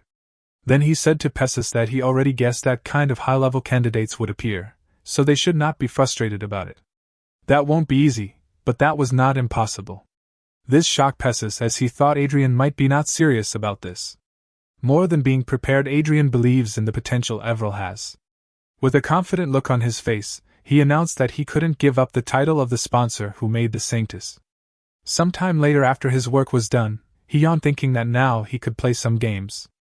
But Pessis calls out to him. He inquires what Pessis wants to say. Pessis humbly asked about the amount he donated to the Archdiocese. He was interested cause, to his knowledge, the Archbishop of the Reinhardt Kingdom wasn't a man who would move because of money. Adrian just laughed without giving any reply. The scene changes and we see Duchess Olivia reading books. Then she asked someone if it was 10 trillion. The man sitting there said she heard him right. Marquis Adrian Lawrence is the sponsor of Everil Barnett. He also paid a huge donation of 10 trillion gold. Hearing this, she closed her book and commented that their cute priest was planning to take a shot at Saintess contest. Then with a mischievous smile, she said he was an interesting priest. Two men sitting there don't feel good about this since she is smiling. The scene shifts and we see a priest laughing in joy, complimenting it was so marvelous. He never imagined Everil could use divine magic so well. Then he refers to himself as an oldie, and says he believes that Everil will surely become the new Saintess. Everil can't believe him as she is low in confidence. Adrian thought that it was an excellent choice to bring Archbishop Fred on their side. Fred was clapping and Everil was showing him how incredible she was. Exactly like your childhood when you did some activities in your relative's presence, and they clap saying incredible. Remembering now you might be feeling shame. On the back, Arcia was clapping too. Then he told Fred that there was something he would like to discuss, to which Fred agreed. Adrian then said Judy Esther's side suggested forming an alliance during the contest. And it was a request from her sponsor, the Riverdale Duchy, rather than Miss Judy herself. Fred quietly listened to him. Then he said Miss Esther is a fine candidate, and according to him, they should consider their alliance proposal. Adrian said that he was thinking the same, as it would be better to increase the possibility of Miss Everil getting selected, and then compete with Miss Esther. Everil asked Eric if her performance was good, to which he complimented her. Fred complimented, saying Riverdale Duchy might have no desire to confront such an ominous figure like Marquis Adrian. But the truth is exactly opposite to what he said. He was the first one to suggest forming an alliance, and thanks to the Duchy seeing in a good light, He is also a fake disciple of former Duke Riverdale. Now what left is to bring the royal family of Reinhardt Kingdom on their side. The scene shifts, and we see Luke saying that he had no reason to refuse. If a saintess from their country is born, their national status will also greatly improve. Luke assures him, saying he will talk to King about this matter. Adrian thanked him. As he expected, Luke wouldn't refuse. After all, nothing good will come out of making their relationship more uncomfortable. He bows and initiates to leave. Then Luke asked him if he knew the news. Margrave Otis's daughter and Earl Akers have gone missing. This sudden bomb shocked him. Luke was smiling, saying, because of that, first prince's side was turned upside down. Adrian was shocked, as he still couldn't fathom what Luke said. He guessed that by Margrave Otis's daughter, Luke might be talking about Michelle. And by Earl Akers if he was referring to second-ranking Aura Master after Marquis Vincent. Luke, seeing him shocked, assumed that the news had yet to reach him. Then again, Luke also found out about it only 1 hour ago. Adrian was worried, as he couldn't believe how both of them could go missing. But then he congratulated Luke and said it was good news for their side. Hearing this, Luke laughed loudly. But Adrian couldn't calm himself, as he thought that everything was messed up. Following the unexpected situation with the Saintess contest moving forward, what more was going to happen? Then he enters Michael's room, making him startled. Michael said that he might have heard the news too, assuming Luke had told him about the situation roughly. He was panting as he ran towards Michael. After some time, Michael said, Margrave Otis and Earl Akers are cousins from the same maternal family. So both of them are brothers and pretty close to each other. As a bonus, they have the same political tendencies. Earl Akers adores Lady Michelle Otis like his own daughter, and he volunteered as her guard himself when he heard that she was leaving on a vacation alone. Adrian asked if an Aura Master was a guard, then the problem might have appeared at the travel destination. Michael agrees with him. But their travel destination was a place where tensions were high with the Brigham Empire. And it was a place where war could happen anytime. The place was Priya's Republic. This revelation shocked him, asking about the groundbreaking act of suicide. Nobody in their right mind would go to that place. He asked in his mind if she was a lunatic in the first place, and who was the one that set her on fire to do this. Then Michael continued, he didn't know if Adrian knew Lady Michelle Otis was a die-hard fan of Archduke Lucas, and she was seriously devoted to finding the fate. Then they heard that fate was discovered in the Prius Republic. He flinched, and Michael said she couldn't acknowledge that fact and was said to have planned the vacation impulsively. His world became black and white, as if time stopped, thinking that this might be his fault. And he is the guy who set fire to that lunatic. On the other hand, Arcia was eating with Crowy. Crowy was singing in joy. Arcia remembers when Adrian was so worried about her, and said he was going to meet the second prince, she didn't need to accompany him and stay here. She quietly agreed with him. Then she prayed for his quick return. He was still thinking if that was his fault. Michael said that he had already requested the extradition of the two people through official diploma lines, and secretly deployed special forces together with national intelligence. He thought that would be the best scenario to let this case resolve itself quietly, but the possibility of that is low. The diplomatic fraction may be unavoidable in one way or another, but to his surprise, Michael was willing to take that kind of loss for the sake of those two. In that case, he thought he should help Michael out. With a passionate tone, he said he would go and make things right. Michael was confused. He said he might be the perfect fit to rescue both of them. He will move secretly while hiding his identity. But just in case, he would like Michael to things up so that his identity is not revealed. Michael was looking at him, can't fathom what he said, as he was admiring him. Seeing the look on Michael's face, he couldn't do anything but feel ashamed, as it was his fault too. Michael stood and told him that he would send the location where they were last sighted. Then he advised him to narrow down the places they were most likely staying right now to their terminal. Michael leaves their fate in his hands. Adrian bows, thinking that was an unintended illegal immigration. Akers and Michelle running for their life. One of the attackers was too close to Michelle. Before a huge explosion, Akers grabbed her and dived to the ground. Michelle called out to her uncle. Then two men appeared in front of them, and more of them also joined, bringing Akers and Michelle into a corner. They pressured Akers and Michelle to give up and surrender. Akers shouted at them, saying that they were misunderstanding. He and Michelle came here as a tourist, and they have no intention of being hostile towards their country. To support his statement, he told them to think properly. If he had sinister intentions, then he wouldn't have brought a woman with him.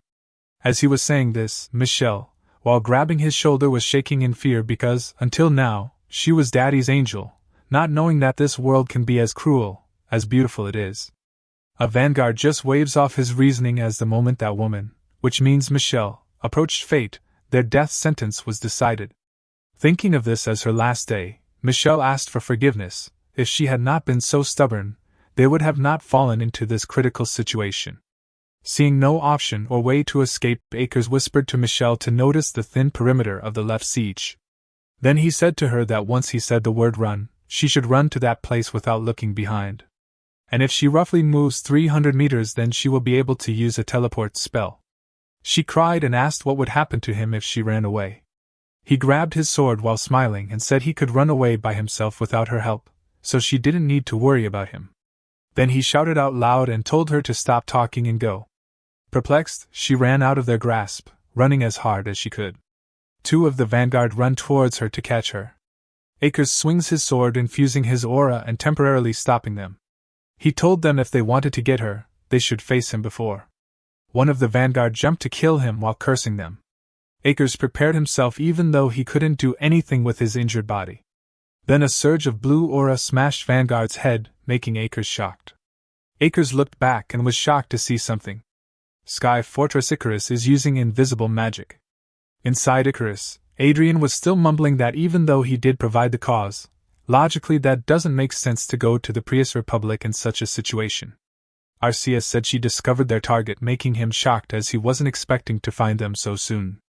Then he came closer to her, watching at the map, said their work would done sooner and easily than they expected. Then they used teleport magic and appeared outside Icarus, flying in the sky. Perplexed, he saw two groups of Vanguard fighting against each other. One force is from the Republican Vanguard unit, and the other unknown force who were helping Michelle and Akers escape. They are the Prius Republic's Revolutionary Army. Arcia asked him what he would like to do. He wore a mask and ordered Arcia to join them and fight. Both of them fly towards them, and he cast a magic spell. A flame blast caused a huge explosion of flames, engulfing everyone from enemy forces and burning them. They started to shout and scream in pain. Then Arcia with her sword slashes them mercilessly. One of them warned others to be careful about her, but their efforts were futile as nobody could avoid her.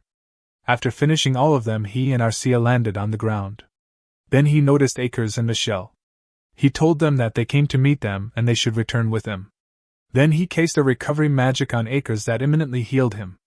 Michelle looked at him and realized who he was. But he signaled her to stay quiet. She was so happy to get someone she knew beside her in this situation, while in the back, Akers was still wondering what was happening to them. Then Michelle grabbed her uncle's hand and urged him to go with them. Adrian sighs in relief, thinking it is over, they could wrap up everything and go back. While they were preparing to leave, someone stretched his hand indicating not to leave. He asked the man why were they stopping them, and what they wanted. The man apologized and said they had something they would like to ask Michelle. Adrian clearly understood that they might have some goal, and that was why they tried to protect the two even if they had to fight the vanguard unit of the Prius Republic. The man turned to her, then he said that he heard she had accessed Louis Fairmont's fate. The name of Louis Fairmont's fate shocked Adrian. Then the man continued and asked her if the fate was real or not. Adrian was in a state of shock, thinking that Michelle accessed the fake fate. Michelle said that judging by the shape, that was plausible. But after Michelle took a quick look around, that's contents were more inadequate than she expected. The man in the Vanguard suit said there was a slim chance that was real, but that also cleared the fate was not real. The man said that as their commander expected, the fate was fake and created by a real discoverer. This made Adrian worried. He sneakily cast a magic spell intending to kill them. The spell in his hand started to grow bigger. But then he stopped himself. He didn't know how big and powerful was the Revolutionary Army, or who was behind them. Taking action without knowing all this was a dangerous move for him. No one knew that he discovered fate and was the real owner of fate, so it was better to keep his mouth shut. Then the man asked Michelle how she approached fate and told her that she wouldn't be able to trespass the president's palace. Michelle replied that she approached fate online. Michelle thought that fate was hidden in a virtual world rather than the real world. When Michelle remotely accessed Louis Fairmont's terminal, she was able to confirm that he had frequently accessed a certain domain. So Michelle thought that was the entrance to the Fate. Adrien was looking at her. It was as he expected, she was not an ordinary person. He had a hard time believing that someone would be able to dig that deep. If he hadn't occupied the Fate first, she would have been the owner of the Fate. The man in the Vanguard suit was also amazed after listening to her. He couldn't imagine that Michelle would remotely access Louis Fairmont's terminal, and then complimented her saying she had a unique talent. She said she had a tool given by Mr. Robot. That was why Michelle easily got access. Adrien intervened in their conversation and said that the pursuit team was going to arrive soon, so they would have to take leave. The man stopped him and said he had more business to do. Then he informed them that their commander had invited Michelle and Akers. The scene shifted to the Prius Republic Northern Glacier. All of them were teleported there. 3 men appeared in front of them. 2 were wearing Vanguard suits. The man in the middle was Ian Jeremy, an Aura Master. His age was 49. His affiliation was Prius Republic Revolutionary Army Commander, and Attack Squad 1 Commander. The man in the front was Grace Declan. He was also an Aura Master. He was 38 years old. His affiliation was Prius Republic's Revolutionary Army Commander, and Commander of Attack Squad 3. Those 2 Aura Master Guards made Adrien wonder how powerful and magnificent their leader might be. The man in the back greeted all of them, and introduced himself as a citizen of the Prius Republic. But it was his first time coming to the Northern Glacier because, unfortunately, there was no Aurora in that place. Adrien used his glasses power, and saw his name Israel Oscar Prius. He was a 7-circle Archmage. Species human, his age was 27 and his affiliation was with the Prius Republic Revolutionary Army Commander, and former prince of the Prius royal family. His talent was mana at the highest level, intellectual capacity at the highest level, learning power at the highest level, political power in high level, administrative power in high level, and commanding power in high level. His attribute was a schemer of justice and artifact craftsman. His relationship was interesting and neutral. And his status was observing and amused. Unlike Adrien, he was a true genius, enough to launch his Manhwa comic, where he can be the main character. After Israel saw them, he made a casual joke saying that he was curious since they said that the aurora seen in the northern glacier of Prius Republic was a rainbow one. What a pity. Though I didn't understand the joke, if you do let me know in the comment. Then he bowed a little and said it was a pleasure to meet Earl Akers and young Countess Otis. Both of them also bowed and greeted him. Michelle thanked Israel for saving them and told Israel they would never forget his kindness. Akers also thanked him. Israel mischievously smiled and told them that, as a human being, it was right to help another human. Seeing their behavior, Adrien sighs and thought it was his ass. Israel did it because he might have some hidden intentions. Then Israel told him that he never thought he would meet the person who was behind all the buzz at that time. This startled Adrien. Israel called both Adrien and Arcea's names. This surprised Adrien. Not only him, Akers was most surprised among them. Israel apologized for surprising them, and added that he and Marquis Lawrence followed each other on social media. Akers shouted, asking if it was real that they were Marquis Lawrence and Countess Arcea. Michelle told her uncle to shut up. Seeing there was no reason to hide his face, he removed his mask. They both revealed their handsome and beautiful faces. Akers was shocked and asked why someone from the second prince's side would be there. Michelle was embarrassed and tried to stop her uncle. But Akers was stubborn and didn't want to listen to her. Adrien asked Israel how he found out his identity, to which he replied that was a trade secret. He was not a person to back off, so he relaxed and said that to him, His Highness, Israel Oscar Prius was a mischievous man. Israel wasn't able to digest the words, as he said he was surprised and asked how he knew Israel's identity. He crossed his hands, with a smile on his face, told that was also a trade secret. The atmosphere around them becomes tense. Israel's guard raised their force sword to be prepared to attack. Israel raised his hand indicating his guards to calm down. Then he revealed that was purely a gut feeling that Israel recognized both of them. A male archmage and a female aura master pair. That was nothing more than a guess based on their young voices.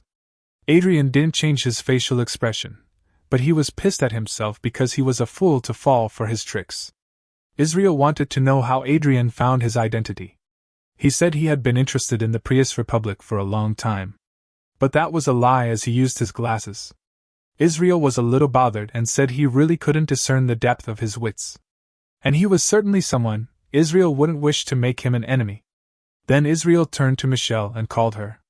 He asked if Michelle copied Archmage Lucas's research materials that she accessed. Adrian thought that would be certainly plausible to copy research material. After all, she accessed fate, but just looking around at what was inside would be too naive of her. According to Israel, even if that was a fake fate, they couldn't ignore the value of that. Then Israel asked if Michelle would share a part of the research material. Of course, they would pay an appropriate compensation. Michelle was silent for a bit, then she gave a side-eye look and said that fate was in a form that could be acquired step by step. She couldn't acquire the fate that Louis Fairmont couldn't either. Most of the data he could access was already commercialized technology. Israel said that wouldn't be a problem. That would have been better if he could obtain equipment blueprints for the current generation or higher, but they had no choice since they didn't get the real fate. Then Israel said what he wanted was materials and blueprints for making Vanguard Force equipment. Israel thought that data was basic even within the industry. Adrian looked at Michelle and saw her hesitating because that was natural, as her action could start a war between the two nations. The former prince said as Marquis Lawrence had already revealed his identity, a descendant of a former royal family. They might know how much blood had been shed in disputes with nobles until their royal family established the political system of republicanism in Prius Republic. The democratization of the Republic of Prius was accomplished in a very strange way, in Adrian's opinion as a former Earthling. The Prius royal family pushed forward with the Republic idea first. It was clear that the late king was a great person, but there was one thing he missed.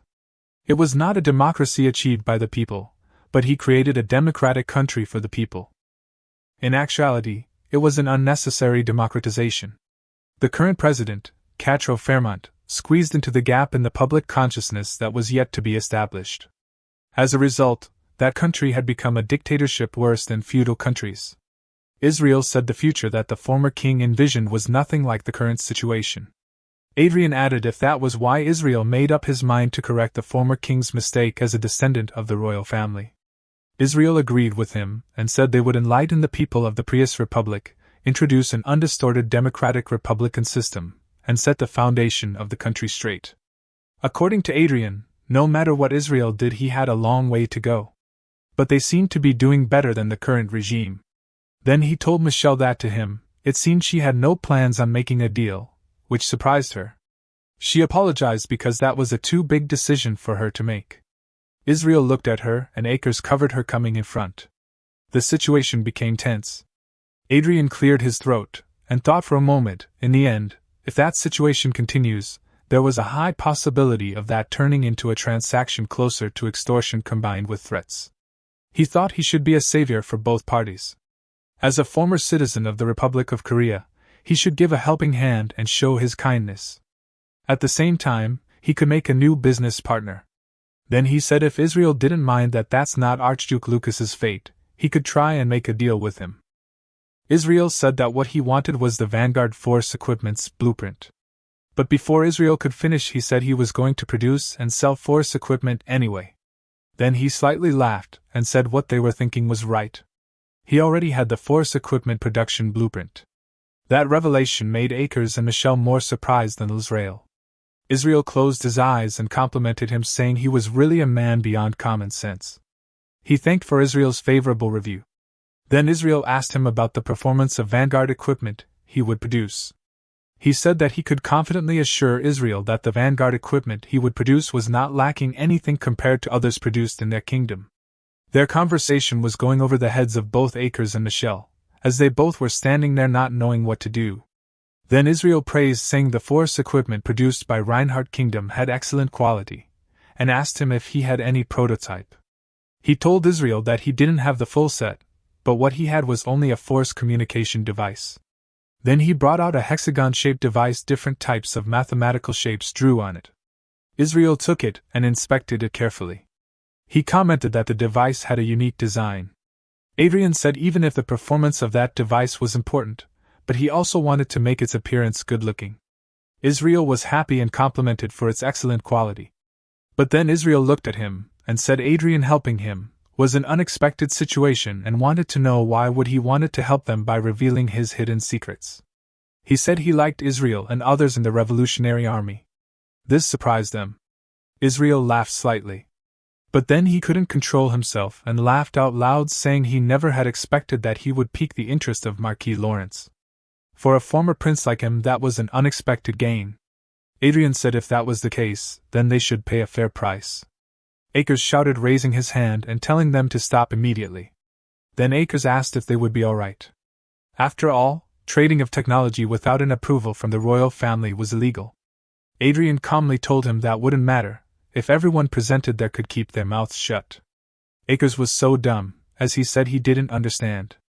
Adrian said, what he meant was, they all know each other's secret, so they should behave well. The identity of those people who are treated as rebels by the Republican government, the young lady of the Earl Otis, who got her hands on the treasure. It wouldn't be unusual even if they got attacked by the Brigham Empire. And the last thing was his illegal trade with the Revolutionary Army. They were all entangled complicatedly with each other. So if one got exposed, others wouldn't be able to escape their fate. Then Michelle got excited and almost jumped on her uncle. She asked Adrian if they were in a relationship to share secrets. Akers was embarrassed to hear that. Adrian replied in the affirmative. Michelle assured him, saying she would keep their secret. He laughed mischievously and thought that didn't matter if someone found his secret. After all, he could made up bias something later. He poured 10 trillion gold into the plan of making Miss Everil a saintess, which made a hole in his pocket. Then was the time to fix the hole. Then he told Israel that they should discuss the transaction amount. Sometime later, the scene shifted to the first prince's palace, where Adrian and Arcia were taking a sip of tea, relaxing after finishing their job. Before them, Michael was standing and greeting Akers and Michelle. It had been a long time since Michael had seen them. Michael was laughing and said he heard that both of them had come back from the Prius Republic. That Prius Republic, the place where the fake user had appeared, so the war could break out any time, and the place which had been determined as one of the most dangerous areas due to the rebels. Then he laughed even more and said they even went there without any vanguards. Both Akers and Michelle were sweating, bowing their head. Michael continued saying, at a time when the whole world was sensitive and the battle for the throne was heating up, an uncle and nephew visited a dangerous area and even came back after being attacked. It was nice for him to see that. Also, it was fortunate that Marquis Lawrence stepped forward and asked them what they would have done if something had gone wrong with either one of them. Michelle apologized to him, and Akers thanked him for his kindness. After a good scolding, Michael warned them to behave well in the future. Adrian then understood what words cut deeper than swords mean, although he wouldn't be able to copy the first prince in that matter. Count Akers called Michael and asked him if Marquis Lawrence and Earl Klein weren't on the second prince's side. Then what were they doing there? Honestly, how dumb can a person be? Michael said that because they were actually on their side. But Akers still didn't understand. Michelle was surprised and embarrassed too. She shouted, saying what first price meant was they were putting on a show, pretending to be on second prince's side. Then she asked her uncle if he should have noticed that when both of them had come to save them, while second prince Luke wanted them to be dead. His clueless state wore off and he acted like he was in awe. Adrian dumbfounded himself, thinking if it was because Akers had only wielded the sword all his life. Akers was the most naive man he had ever seen. Then Akers congratulated Michael and said that was good news. Michelle noticed Adrian. Then she winked at him. Arcia said she should kill her to make things clear. Adrian thought that even if her existence was a bit burdensome for him since she knew about fake fate, still he couldn't kill her. So he told Arcia to stop for them. This dude is going to make a harem. Now it seems like it would be a huge event if he could even marry Arcia. Then he stood up and said they should take leave. Count Akers stopped them and said they should have some tea together. After all, he was Akers and his niece's savior. He calmly told that he had something to do, and he was delayed on his schedule. Akers was tenacious, as he asked Adrian if he liked alcohol. Akers knew a place that served excellent side dishes. Then a man of Michael entered and called Michael. He told Michael to watch the news. Adrian and Akers both looked at them. On the news, Age of Magic, November 10th, 2019. The Brigham Empire declared war on the Prius Republic. Meanwhile, The Prius Republic strongly criticized the Brigham Empire, which started the war, and was appealing to the public and neighboring countries for the legitimacy of the fate user, Louis Fairmont. That was what they all had been watching. Conflicts were growing over Archduke Lucas's fate, but they did end up in a war. Michael asked him what his thought was about that war. He thought for a moment, and replied that the odds of winning were around 6-4. Michael said 6 should naturally be for the Brigham Empire, and he didn't seem to like the Prius Republic, but he evaluated them generously. Adrian justified his answer by saying that the Brigham Empire had to cross the Sea of Storms to invade the Prius Republic. Not only that, they have to enter a closed terrain. According to Michael, Prius' defensive position was bound to have some advantages. Adrian agreed and said that as long as the opponent was Brigham's empire, that would be a difficult fight for the Prius Republic. Adrian thought that Reinhardt Kingdom couldn't do anything in that war. They could just hope that the war would proceed without any major casualties, and end with the Brigham Empire adjudicating the regime of the Prius Republic. As a bonus, that would be the best-case scenario if the Revolutionary Army, which has gained experience at that time, seizes the opportunity and blows away the corrupted regime. Then he saw Akers looking at him closely. So he asked if anything he wanted to say. Akers asked if he had made the choice knowing all about that. His plan was dead as he thought about how an old man like him could be this stupid. He wondered how he could bring up the matters related to an illegal act in front of the First Prince. Michael asked Akers what he meant. Akers came to his senses. But before things became messy, Adrian said they borrowed the power of Prius Republic's Revolutionary Army in the process of rescuing the two of them. They would need some local information network, and he happened to have some ties with them. Michael asked about their ties. Then he said that the leader of the Revolutionary Army and he followed each other on social media. Michael laughed as this was interesting to him. Michel pinched his uncle in anger. Then he said due to that, he had to spend quite a bit of money, but he was surprised that their army scale was bigger than he thought. Arcia was out of their conversation as she was quietly finishing the pudding. Michel said there was chance that the rebel army might use the situation as an opportunity. But Adrian advised him not to make any statements, to which Michael agreed. Then Michael thought something for a moment and stood up. He told everyone to end the meeting. Then he turned to Akers and Michel and told them that they had to keep their mouths shut about Marquis Lawrence and Countess Arcia at any costs. Two of them were Michael's biggest trump card in the upcoming battle for the throne. Both of them replied that they understood. But Michael was not a bit assured by their reply. So he told Akers not to meet with anyone at all, while he stayed at the royal palace. Michael didn't know, but he got a gut feeling that Akers might spill the beans, which hurt Akers. Adrian praised Michael in his mind for giving Akers proper treatment. Akers said agreed to Michael. While Akers was sad, Michelle was lively and asked if she should also stay there just in case, to which Michael replied that would be good too. Michael thanked her for her kind gesture. Michelle said she just wanted to pay back his kindness. Then Michelle turned to Adrian and gave him a love wink, saying that somehow she felt like she would be able to see Marquis Adrian and Countess Klein more often. Arcia, after listening to that, was burning on a fire as she didn't want to share him with anyone. The war between the Brigham Empire and the Prius Republic escalated quickly. At the same time as the declaration of war, the Brigham Empire's expeditionary force was deployed at a frightening speed as if they were waiting to surround the Prius Republic. And in response, Prius Republic took advantage of its home ground and formed a solid defensive line. Although a direct collision was yet to occur, experts predicted that the war would take place immediately at the earliest, or within 3 days at the latest.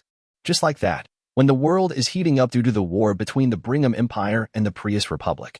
He was appearing in a broadcast. The host was a young man with glasses named Anthony. He cheerfully announced that he was back again and then welcomed everyone in a show called Anthony's Show, a comparative variety program that answers viewers' curiosity. Anthony announced that the 10th anniversary special project, The Magician and Knight episode, representing the magicians, a 20-year-old genius archmage who was causing a stir in the world, and they had brought Adrian Lawrence. Adrian came to the stage. He was brightly smiling and raised his hand to greet everyone. Then he introduced himself as a new star of the Reincarnated Kingdom. A few days ago, Eric told him that what Everil was lacking compared to the other candidates in the Saintis contest was awareness. And Eric suggested both of them to put some effort in order to solve that. Then Eric shared some documents with them via smartwatch. He was nervous as he knew how Eric was good at doing his job. That was an appearance proposal for both of them to appear in the famous TV show. After he saw that, he thought Eric was a promising talent, but he never imagined Eric would demand him to do something crazy for the goal. Then he praised Eric in his mind. After all, Eric's plan was perfect. Back in the show, Antony asked him if he was good-looking. He laughed and agreed with Antony. Then he said it was all thanks to his mother, and he is grateful for that. Perplexed, Antony asked if he wasn't grateful to his father. He sighed and replied that his father was not that handsome. Then with a smug look on his face, he smiled, saying if his father was not a noble, then he wouldn't be able to marry a beautiful woman like his mother. Antony forcefully laughed at his statement. While back in the mansion, his parents were watching the broadcast. Viscount Lawrence was embarrassed to hear that. Then Antony announced that, as he mentioned before, the topic they would discuss was treated as a taboo in society. It was a comparative experiment between magicians and knights that would be held. Then he asked Adrian if he knew about this. Adrian was interested and replied excitedly. Then Antony confronted, saying that many experts had assessed the topic and declared it to be disadvantageous to Adrian, who was a magician. Antony then scratched his head and said that if he could do well in the test, then they were good, but if Adrian lost, then their reputation would fall rock bottom. But he assured Antony not to worry. He confidently said that he would get rid of the wrong prejudice towards the magician and told Antony not to be burdened and proceed with the show. Antony was relieved to hear that. Then Antony announced that he had brought someone as a knight representative. His name is Earl Felix, a proud and new aura master of Lucia's kingdom. Adrian was in a bit of doubt as he looked at Felix. He wondered if Felix resembled someone. Antony told Felix that he would be compared to Marquis Lawrence in the show and asked what made him want to join that show. Felix was relaxed and said that he accepted the offer, thinking he would just go and leisure around. Antony asked if he was relaxed even if his opponent was Marquis Lawrence, a war hero. Felix turned to Adrian and said that he heard Duchess Riverdale praising Adrian for his extraordinary talent, but now that he saw Adrian, that made him think her love for her junior had concluded his judgment, which means Duchess Oliver Riverdale overpraised her fellow junior. Then Felix declared that today he would show the Marquis that reality was not as simple as it was in his imagination. Aha! Now Adrian understood why he looked so familiar. It was his late half-brother Cedric. Felix resembled exactly Cedric. No wonder his first impression of Felix was not very good. He was surprised to see that Felix's behavior was also the same as Cedric's. Felix was still in his own world. To lose the tense air, Antony told his viewers that the announcement of Felix felt like a declaration of war and wanted Adrian's comment on this. He repositioned his glass and then asked Felix if his name was Earl Odwell Felix. He told Felix that he had no idea who Felix was because that was his first time hearing the name, which made Felix angry. He also commented that an interesting man had become an aura master, interpreting that Felix was a try-hard nobody. Their intensity made Antony worried, and he again announced to his viewers that the battle between Archmage and aura master was a heated battle of nerves from the beginning. Then he suggested moving to the test location to get the comparison started. On the back, the show's producer and director were happy to see that turn of events, expecting that episode to be a huge hit. But the cameramen were not too relaxed, as they were the ones who would be in danger of capturing their fight scene. Cameraman never dies. The scene shifted to a Colosseum-like place, and Antony announced that that place was where Felix and Adrian would be sparring. An island located in the middle of a beautiful lake. A place called the Island of Duels. They also especially invited experts who will be breaking down and reporting on their duel. People were cheering for Adrian, which made Felix jealous. Antony came forward and suggested they not use force equipment. After all, knights gear up with force equipment and magicians fight barehanded. Felix looked down on Adrian and said that he didn't care about such trivial details. He could fight with normal equipment if Adrian wanted. Adrian replied that he didn't need any favor. As he was not a person to back down, he told how he would lose to a newbie aura master. This got to Felix's nerve, and he angrily asked if Adrian was not a newbie archmage, to which he calmly asked if he and Felix were on the same level. While Felix was angry, Antony agreed with Adrian and said that he would arrange it as Adrian wanted. Then Antony started to count down. 3, 2, 1. Felix was still angry and thought how a greasy little mage like him looked down on Felix. Felix decided to show him who was on the top G. Felix charged towards him, raising his force sword and telling him to die. But reality hit him hard as his force armor was destroyed, making the newbie aura master defeated. After the fight, Antony told that the last magic spell was the Razor Cannon, which is a sixth circle magic, and asked him if he memorized that in advance. He laughed lightly and replied that he cast while fighting. Then he turned back and called Miss Everil to heal that man.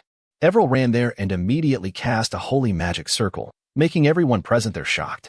All of the respected judges were stunned by this mesmerizing view. One of them wondered if that was an angel's feathers. Antony commented that he heard Adrian personally invited the medical team. Looking at Everil Antony, he never expected them to be a young girl. Adrian replied that he trusts Everil, so he brought her. Antony asked if she was a bishop-level priest at such a young age, which is a shocking matter. He replied negatively and said that she had only been baptized and hadn't joined the church yet. Her name was only listed as a vassal of their march. This revelation surprised Antony and everyone presented there.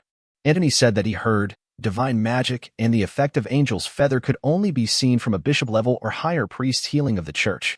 Adrian replied that she learned divine magic personally from Archbishop Fred, who resides in Reincarnated Kingdom, and her Angel's feather effects were due to her outstanding nature. Antony asked about her nature, to which he replied that Miss Everil was planning to participate in the Saintess contest. This revelation was amazing to Antony. Everyone clapped for her. Adrian thought that Eric's plan was finally worked. Everil's unique good impression and soft voice fit perfectly with the image of a saint that everyone imagined. Even if she was shown for a short period, the impact might not have been small. The cameraman and Mike Boy both focused their attention on her. Everil greeted everyone and told her name Everil Barnett, who was in charge of the medical support, and she promised to do her best. Then she took a pose of a Korean idol and requested everyone not to get hurt. Everyone was dying for her cuteness as their soul left them. Adrian once again praised Eric for doing a fantastic job. The show had ended and we saw Everil walking on the road. A stranger man saw her and asked if she was the one who appeared beside Lord Adrian. The woman beside him confirmed and told him to be careful with his word, as she may become Saintess in the future. Everil was hearing all of them, and that was too burdensome for her. She was following Adrian's words and working hard to become a Saintess, but she doubted if she really could achieve such a great thing. Not long ago, she was just a part-time worker at a convenience store. While thinking about those, she reached her residence. She entered and her mom welcomed her. Then someone said that they had such great luck since Everil was there. That unfamiliar voice caught her attention. A middle-aged man called her Eve and told her that they had seen her after such a long time. After she saw them, instead of being happy, she became annoyed. The man basks and laughs out loud. Then he asked her if she remembered he was her uncle. Her aunt said that Everil's shoes looked expensive. That was a Royal Elven brand. According to what she remembers, they were made by elves and cost 5 million gold per pair. Everil's cousin was mesmerized by her clothes and other expensive stuff. They commented that Everil was getting those not because she was a Saintess candidate. Lord Adrian might really adore her a lot. Their behavior didn't make Everil feel easy. Then Everil asked her parents why their relatives were suddenly visiting them when they acted like strangers. Her uncle stood up holding a stack of paper, then told her that their lives had become very difficult all that time. So his uncle was there to gather the family together and proposed a business deal. Then he brought out the papers he was holding and shouted that they could make a huge profit according to the plan he mentioned. If they appealed the point that was a business from the family of Everil, the Saintess candidate, there was no way the business would fail. While Everil was reading the paper, the guard behind him thought that was absolutely not an ethical business. Everil's mother assured her not to worry, as they wouldn't agree with such an absurd plan, and his parents, both of them, would support Everil. Everil's father also supported her and asked her uncle if their plan was that good, then why not they do it themselves. Her mother supported that statement and told them not to think of selling their precious daughter's name. They would complain to the Lord if they did that. Hearing all this, Uncle said that as a family, if they could not do a little favor, then there was no need to have a family. Her cousin supported his dad and told her that they were doing this for their prosperous future, and by refusing, Everil was being too cold-hearted to them. Everil's dad shouted, saying that 4 years ago they cheated them, took their money, and ran away. How he can say that they were being cold-hearted? With a smug look on his face, her uncle apologized and said that was the reason they were trying to make up for their mistake. Their arguments continued. And in reply, her uncle brought out excuse after excuse like there was no ending. Like they were trying to pay their debt. As a family, they couldn't blame him. The deposit incident was done by in-laws, and they should also carry other family members' burden when they can. Blah, blah, blah. Everil's dad asked if it was his fault for believing him. Her uncle made another excuse and told as a family they should not quarrel over money. Everil had enough of their crap, and she shouted and told them to leave immediately. She made it clear that she didn't want to be involved with them and advised them to go back to treating each other like before, like a stranger. Seeing her temper, all of them were stunned.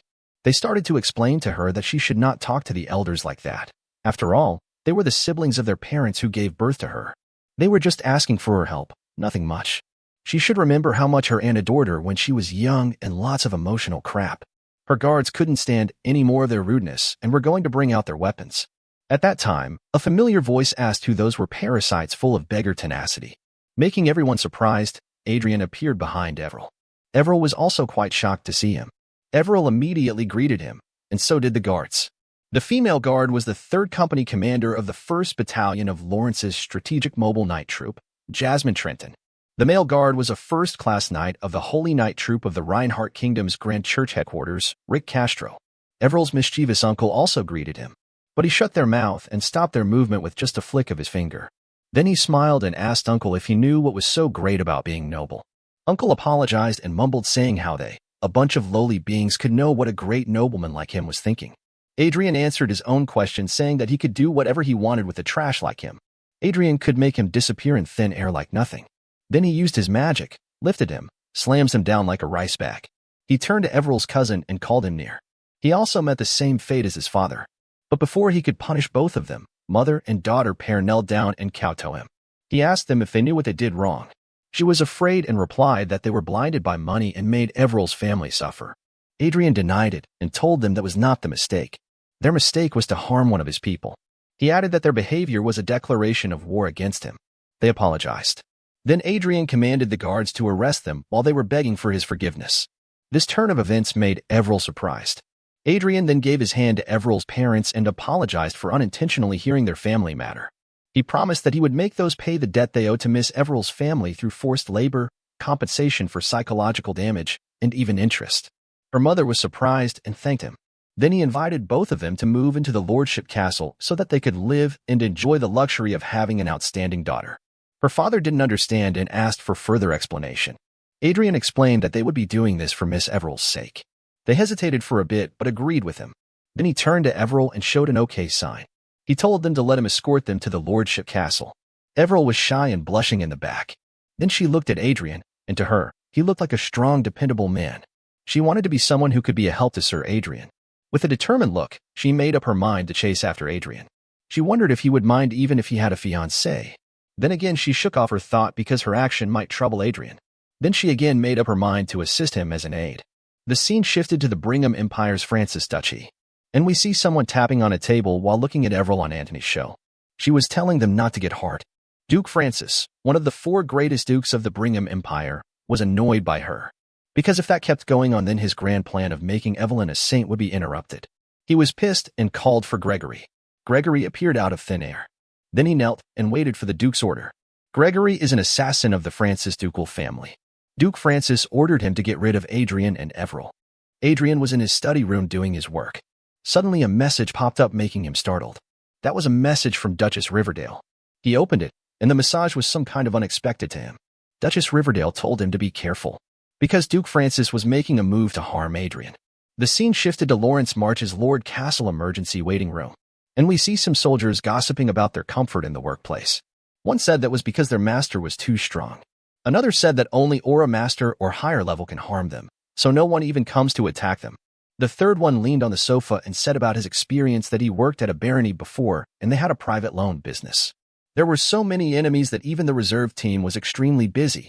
Compared to that, this place was paradise to him. The Lord strictly manages their working hours and pays attention to their welfare.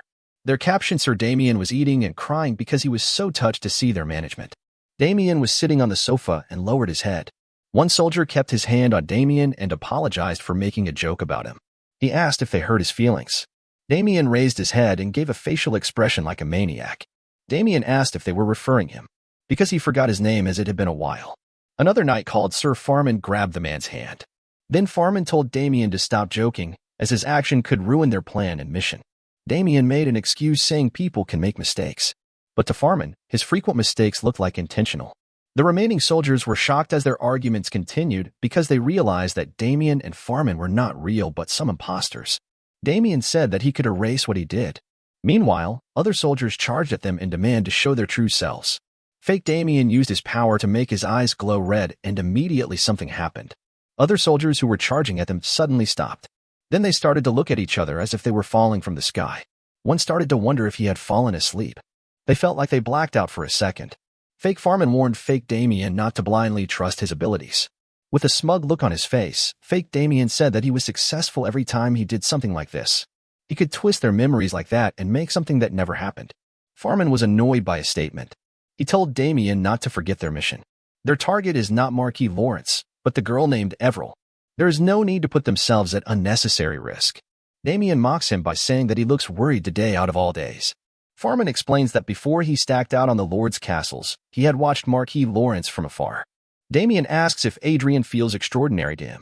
Farman declines and says that their eyes met. Damien asks what there is special as he meets his eyes hundreds of times a day too.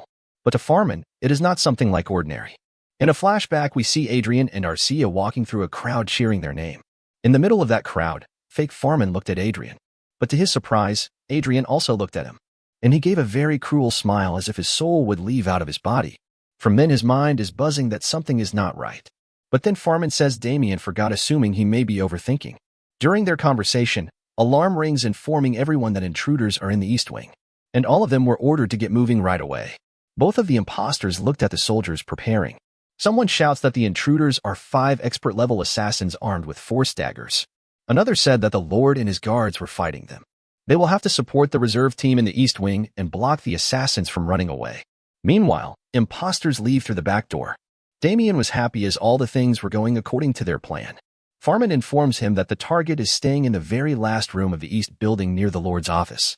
After some time, they reach where Everil was staying. Farman opens the door and sees 2 guards guarding Everil sitting on a sofa. The female guard asks if they are from the reserve team, and what they are doing here as their duty is to protect the Lord. She clearly ordered them to stop their approach. The male guard says that no one in this castle should approach Miss Everil except for those designated by the Lord. He advised them to go away as Miss Everil's guarding guard troops would arrive soon. Farman sighs and brings out his sword, making them shock. His sword is illuminating a blue aura. Before they could realize both Damien and Farman were assassins, Farman charged at them. And from behind, fake Damien uses his power to hypnotize them. Everil's guards easily fall for the trick. Seizing the opportunity, Farman approaches Everil to take her life. But before he could reach her, something happened, and someone slammed and threw Farman on the wall. Damien is shocked to see this as well as the rest of them. It is Miss Everil who punched Farman. Perplexed, Farman was gowning in pain. He still can't believe what happened to him. They are quite late to realize that they attacked the wrong person. Meanwhile, Everil brings out a sword from under her skirt. LOL. Her hair changes from yellow to brown as she walks to the imposters. This turn of events surprises everyone presented there. It is none other than Countess Arcia. She ordered both of the guards to stand back. Farman is concerned about their mission, as they found out their plan. Someone replied that they just found out about it.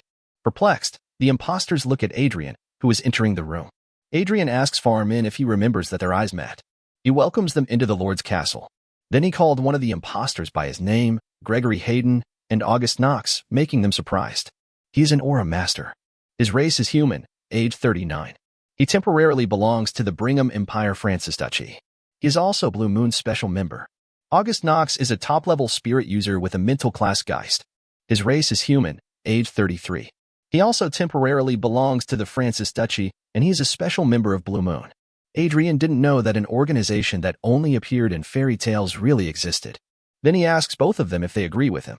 Seeing this turn of events, August proposed to go with Plan B. Gregory also agreed to August. Then their appearance changed. August pridefully declares that no one among their enemy who saw their real appearances has ever survived. Gregory says that is a shame, but this place will become hell. Adrian commented about their pose and dialogue, as they seemed too cool for him. Then he mocked August and Gregory, saying they have a middle school syndrome. Blue Moon is a legendary organization covered in many mysterious and bloody rumors. Those rumors are like they laid the foundation for the Brigham Empire together with the royal family. In order to maintain their reputation, they go through hellish training. Blue Moon is a demon-following organization, an organization created even before the age of magic, and many more. An organization about which people wonder whether it's real, where it's located, or if it truly exists. Everyone knows Blue Moon, yet no one knows Blue Moon.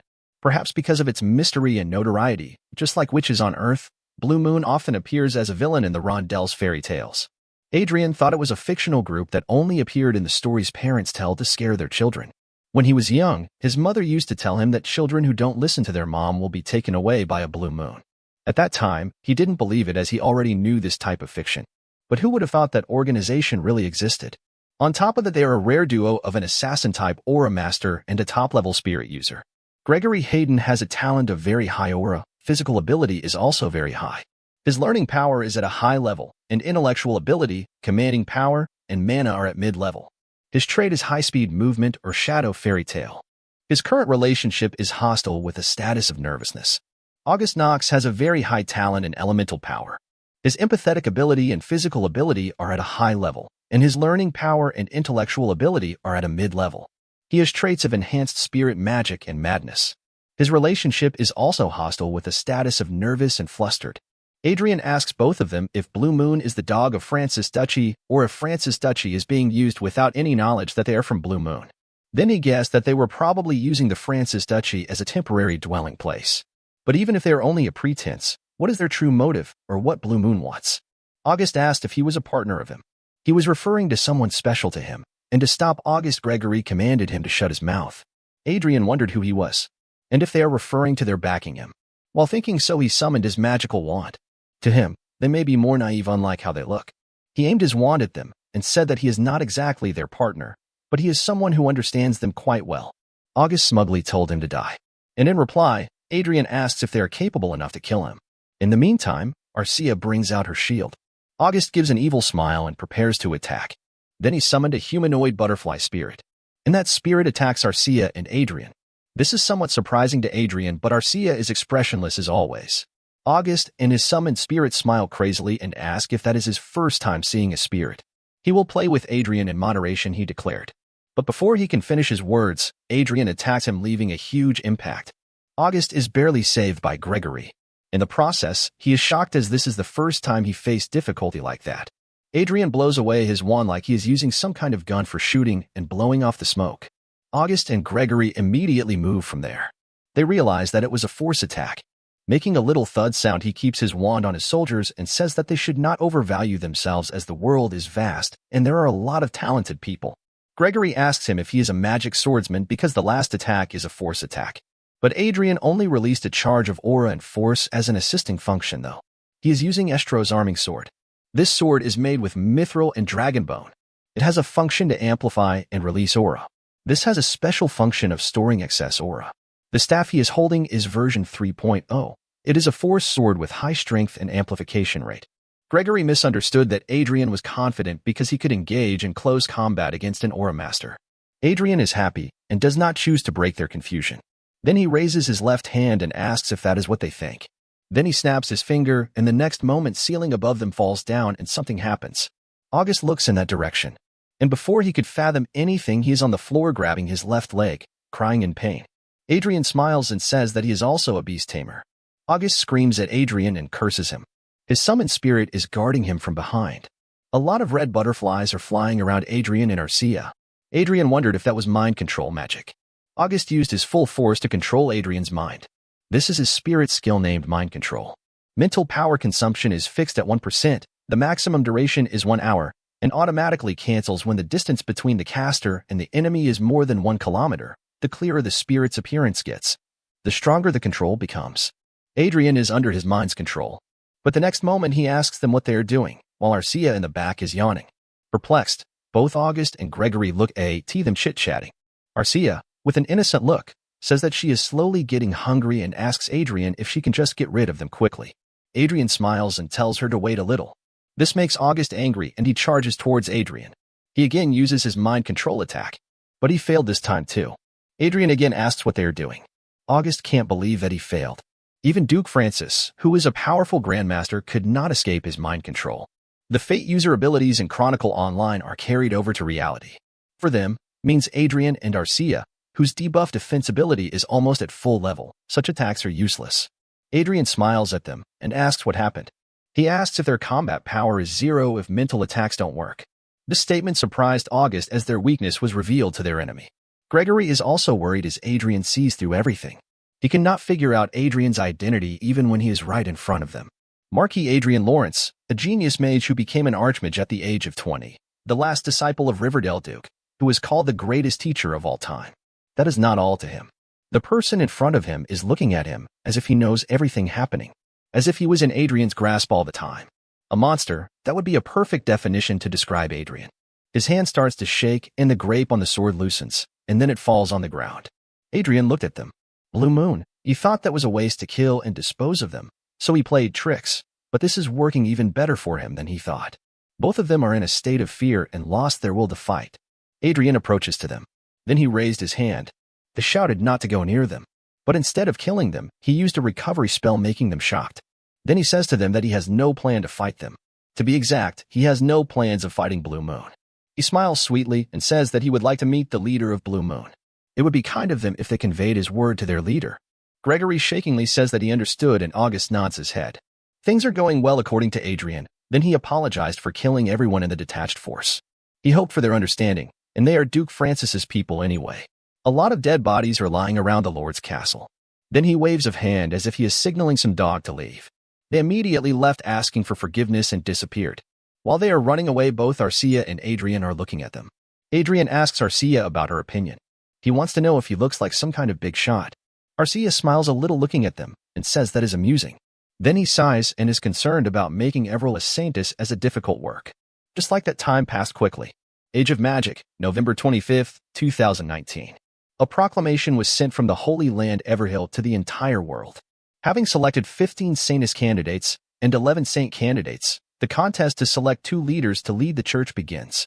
The contest is scheduled to last for about 1 month, and the content of the contest will be transparently shared through broadcast and online. Everil is also watching the news. So Adrian, Arcia, and Eric. Everil calls out to Adrian. While he has yet to receive a reply from Blue Moon, the real Saintess contest finally begins. The scene shifts to the Holy Land of Everhill, and inside a grand mansion people are singing and dancing. Some are chit-chatting with others. Suddenly everyone's attention diverted to a single direction. They are diverted by none other than Adrian's gang. One of them starts to wonder if the man before them is rumored Adrian. Some doubt him, considering the degree of influence his position grants. He looks too young to them. But another person cuts him, saying Adrian has outstanding abilities. What's certain for now is that he is someone that no one here can underestimate. On the other hand, Adrian is ignorant of what others are saying and continues to walk. Sinai flute and welcome music start to play. The main attention of the ceremony, Holy King, appears. The current saint and saintess of Everhill also entered, followed by him. Everyone presented their bows down and shows their respect. The Holy King raised his hand and instructed everyone to raise their head. Then they go to the stage. Holy King announced that they would like to welcome and thank everyone who participated in the contest opening ceremony. Everyone listens to him with attention. He continues, saying, having selected 15 Saintess candidates and 11 Saint candidates, the contest is scheduled to last for about a month. And every single thing that happens in this contest will be transparently shared through broadcasts and uploaded online. The theme of the first round of the contest is based on the tactics centered on subjugating monsters. Then he starts to explain the rules. The number of party members must be 5, including the candidate, and their companions must include 2 aura user swordsmen and 2 magicians of the 3rd circle or lower. Additionally, he would like to inform them that all the Saintess candidates' abilities other than divine power will be sealed. Then he lightly smiles and hopes for them to enjoy the event commemorating the first day of the competition. The current saint and saintess are both smiling lightly and keep their eyes closed. After the announcement, Adrian and his gang meet the Holy King. He keeps his hand on his chest and respectfully greets them. Holy King also welcomes them. While bowing, Adrian was thinking in his mind that these 3 leaders of the Holy Land Everhill are the pinnacle of all religious people in the world. But the person Everil must pay attention to among them is the current saintess, Sharon Sylvester. Her race is human, age 67, affiliation is Saintess of Sepia Church and Holy Land of Everhill. She has a very high talent in divine power, high intellectual ability, high-level commanding power, mid-level administrative power, and mid-level communicative power. Her traits are just leader, goddess's blessing, and demon slayer. Her current relationship is neutral and interested in the people before him, and she has a status of observing and curious. Saint Sharon called him and asked for his confirmation if he was called Marquis Adrian. Adrian respectfully agreed to her. She places her hand on her cheek and with a mischievous smile says that he is very young, and if she was just a little younger she would be seducing Adrian. For reference, the Saintess and the Saint of Everhill maintain their youthful appearance thanks to the goddess's blessing. In other words, although she may look Adrian's age, she's a real grandmother who may have gotten married about 40 years ago and even has a great-grandson. Adrian cannot reply and give an excuse to handle this awkward situation by telling her that, for him, it was difficult to comment as his fiancée is right beside her. Arcia is so annoyed by their comment that she gives them a death stare at her. In defense, Saintess just laughs and replies that it was senseless of her. Then Adrian changes the topic and presents Everil to her. He revealed that he is sponsoring one of the Saintess candidates, Miss Everil, and requested her to take care of Miss Everil. Upon seeing her, Sharon was stunned. Her eyes glowed as if she was looking deep into something. She was shocked because Marquis Lawrence had selected a proper candidate. She can't hide her emotions and says everything in loud. Adrian smiles because everything is going according to his plan. As he expected, she recognized Everill's value at a glance. He smiled a little and replied that if he had not discovered her, he would not have even stepped foot in this contest. After all, he did not participate simply for political gain. Hearing this statement, Sharon's relationship turned to the Adrian's favor, but still in neutral. After some time, they depart from the location of the main stage. While leaving, he thought that if he had given a strong impression, it would be a success. He wondered if he should find Duchess Riverdale, whom he allied with. Then something caught his attention, and he approached them. They are none other than Duke Isaac Francis, his daughter, and his followers. He mockingly greets them. Duke Francis is not so happy to see them. But Adrian did not lose his composure and says that he is pleased to meet Duke. Then he introduced himself as a Marquis of the Reinhardt Kingdom. His face suddenly turned from appealing to hostile, and he says that he saw the present sent by Duke Francis. He complimented Duke for sending him a really big gift. Then he said that he heard there had been a big incident in Duke's territory. This statement made the Duke speechless, and then he remembered what happened to his territory. The two bastards announced their sudden retirement and ran away while evading pursuit. Two members of the Blue Moon made a pile of corpses and stood on them. They warned Duke and gave advice saying to never make Marquis Lawrence an enemy because that man is a monster. As he expected, Adrian is the reason why both of them left. Adrian also says that Duke's Sky Fortress crashed out of nowhere and the industrial district was blown away. As if his luck is devoured by a demon. How unfortunate. He asked if the pilot of the Sky Fortress suddenly lost his mind or something. Duke Francis called him a bastard, but paying no attention, Adrian turned to the lady beside him and asked if her name was Lady Evelyn Francis. He requested her to go easy on Everil. In reply, she said that she would consider it. Her attitude pissed Adrian off as she is the same as her father. As a gentleman, he cannot do anything to her. So he decided to rub salt on her father's wound a little more. He revealed that he had decided to meet Sir Gregory and Sir August again. Duke Francis completely lost his mind. He smiles seeing Duke's reaction and tells him that he must have lost contact with them since he did not know about their meeting. This made Duke even more angry. He left the place and promised to meet again. While departing, Everil asked if he meant Brigham Empire's Duke by Duke Francis. Adrian confirms. But Everil is not released as this was her first time on an outing with Adrian. She realized that Adrian had to be a big figure in order to talk to a powerful Empire's Duke like that. Adrian closed his eyes and replied that that was nothing, and she was also a sanest candidate out of those many applicants. So she could have more confidence and hold her head up high. And more than anything, she is the one Adrian chose. The last statement makes her blush, and she just keeps looking at him. Olivia appeared in front of them, catching their attention. While Everil was wondering what to do, Adrian looked at Duchess Olivia. Perplexed, Adrian says that he was just about to look for her. Olivia smiles and tells him to call her senior sister Olivia instead of Duchess Riverdale, and she will call him junior brother Adrian. Then she turned and introduced Judy, whom she is sponsoring. Judy bows and greets Adrian. She introduced her as a follower of the main god Sepia, Judy Esther. Perplexed, he looked at her stats. Her talent is very high divine power and her trait is Great Holy Lady. He was worried about the Great Holy Lady and wondered if she was superior to the Saintess. After a while, we see Arcia eating dessert like a giant. Everil and Eric are used to this scene, so they are clapping and cheering for Arcia. But to Judy, this was the first time she saw something like this. So she was shocked to the bone. On the back, Olivia and Adrian were discussing the Saintess contest. Olivia informed Adrian that strict conditions were applied to the first round of the contest, and then she asked if Adrian had any problem with that. Adrian waved off her worries and said that he would be fine. He reveals that he has appropriate personnel for this kind of situation. The first round was about tactics centered on subjugating monsters. To him, this doesn't look bad for Miss Judy Esther, who is already at the level of a first-class priestess. Olivia agrees with him and says, at worst, she will be able to use divine magic one level better than the other candidates. With this statement, she wanted to say that Judy Esther, whom she is sponsoring, is better than others even in her worst state. But she will be having problems with the personnel who will become Miss Esther's comrades. She reveals that she has 2 knights, but there is no magician with real-life experience. Hearing this, Adrian reminds himself that there is a strong perception that modern magicians are researchers rather than combat personnel. Seeing her dim-witted, to show courtesy, Adrian offered to help her as a strategic ally. And she jumped as if she was waiting for Adrian to say this. She was happy and thanked him in advance. Adrian now comes to realize why she was acting weak in front of him. And that was her goal all along. Then Adrian offered that he would find 2/3 circle combat mages with good skills and character and send them to Olivia. She smiles and says that they have pledged an alliance, but she feels like she is the only one reaping the benefits. Adrian made a cunning face and said that she was wrong. Then he explained that with them laughing and talking like this already put great pressure on the other candidates. Olivia sighs and understands why Adrian allied with her. Adrian says that may be a question out of place. Then he asked Olivia if, in this tactic contest, a magic swordsman would count as one person or not. First round of the contest participants list. Representative, candidate Everil Barnett.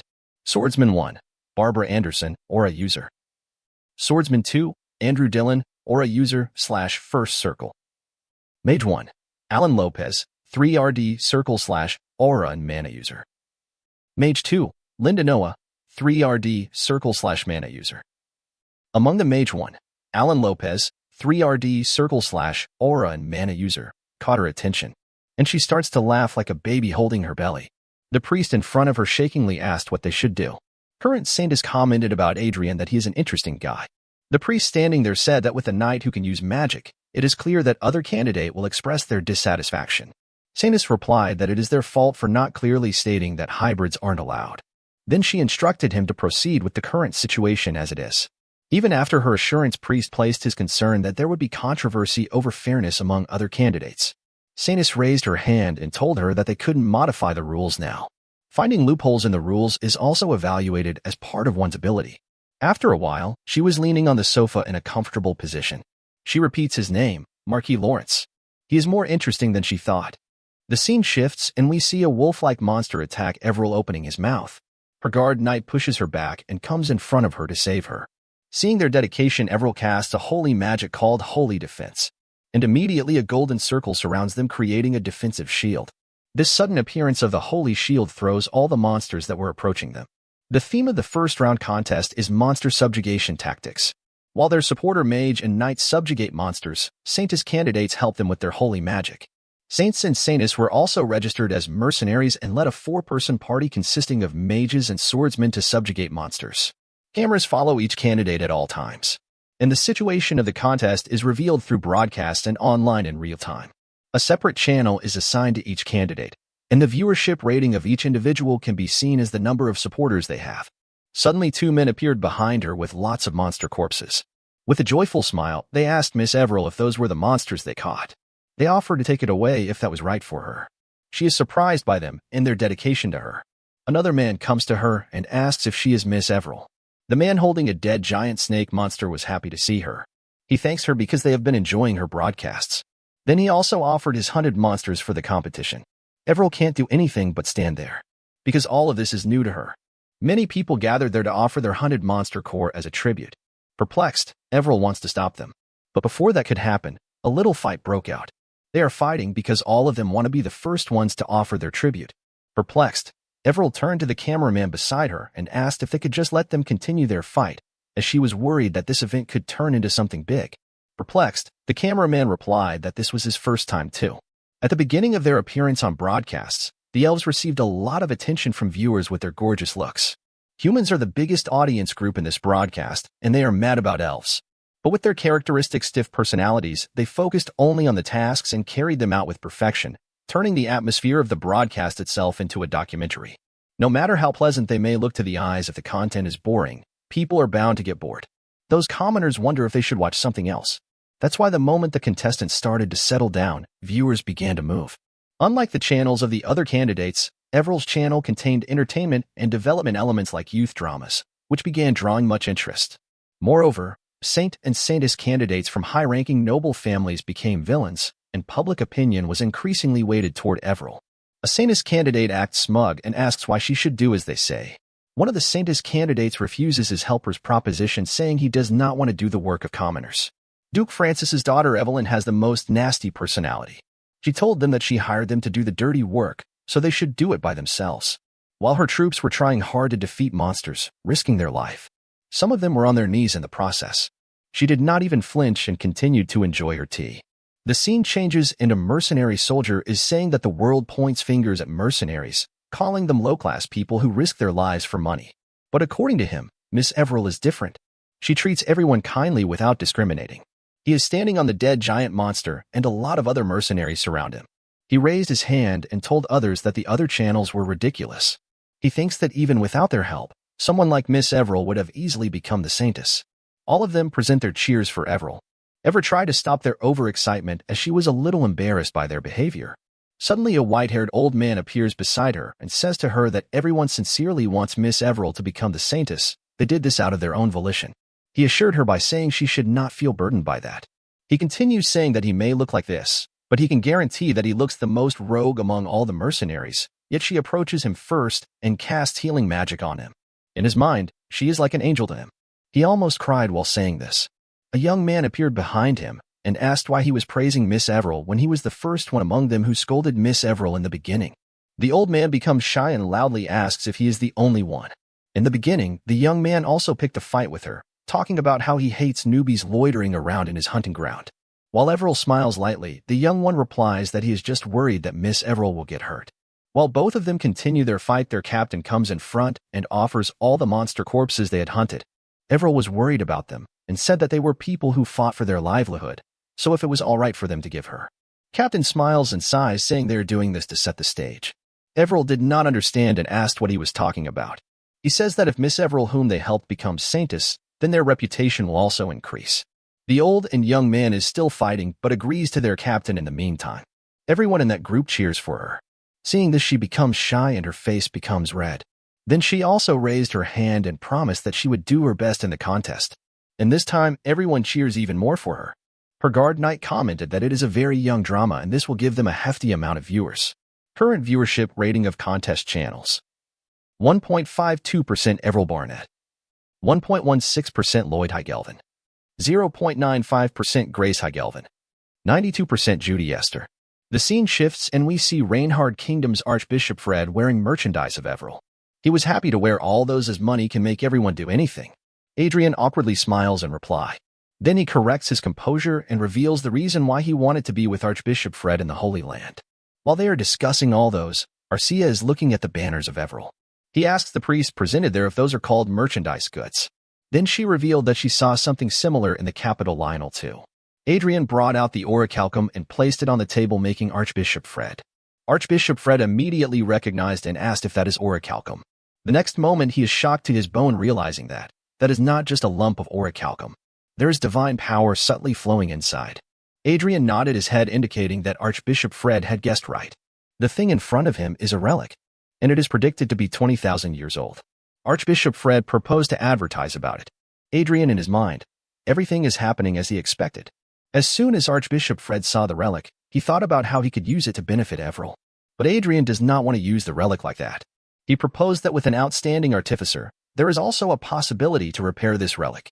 Archbishop Fred asked if he intended to revive an ancient relic. Archbishop Fred picks up the relic and takes a closer look. After a while, he says that it is possible. There is a sacred magic circuit that appears to be from the mythical era inside it, but only a part of it has been destroyed. The rest of it is clean. Then he asked Adrian if he wanted Archbishop Fred to recruit a skilled artificer. Adrian agrees. Archbishop Fred happily agrees to him as this is a great honor for him and also a great discovery. Adrian asked if he had to pass the relic to the church. Archbishop Fred thinks a little and says that he does not need to do that because the royal family and the imperial family of each country also possess at least one sacred relic. If they consider this to advertise for Miss Everil, donating is the best choice. But if the item is properly functioning, a relic from the mythical era, donating for mere publicity is too much.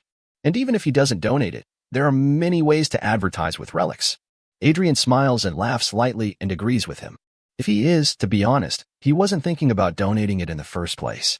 He talked of donating because he wanted to appear a good man to Archbishop Fred. At the end of the meeting, Archbishop Fred promised to look for a good artificer and Adrian entrusted that to him. Arcia is still talking to those priests and looking at them. They are also happy to talk with him. Archbishop Fred bids farewell. Before leaving, Adrian looks at them and thinks that, to make Everil the saintess, there are so many people working hard behind the scenes. In his mind, he also promised himself that he would do everything so that their efforts wouldn't go to waste. The funny thing is Arcia picked up a hand fan merchandise of Everil.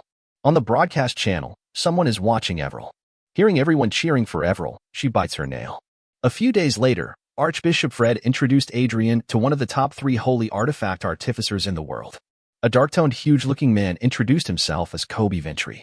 Adrian used the power of his glass and read the information. He is Kobe Ventry, a master engineer. He is a half-dwarf species. He is 98 years old, and Kobe belongs to a highly skilled artificer of the Sepia Church. He has a very high talent and technical skills, his communication power is at a high level, and his intellectual power is at mid-level. He has a trait of equipment appraisal and new technique acquisition. His current relationship with Adrian is interesting and neutral. His status is favorable and curious. Adrian handshakes him and introduces himself as Adrian Lawrence of the Reinhardt Kingdom.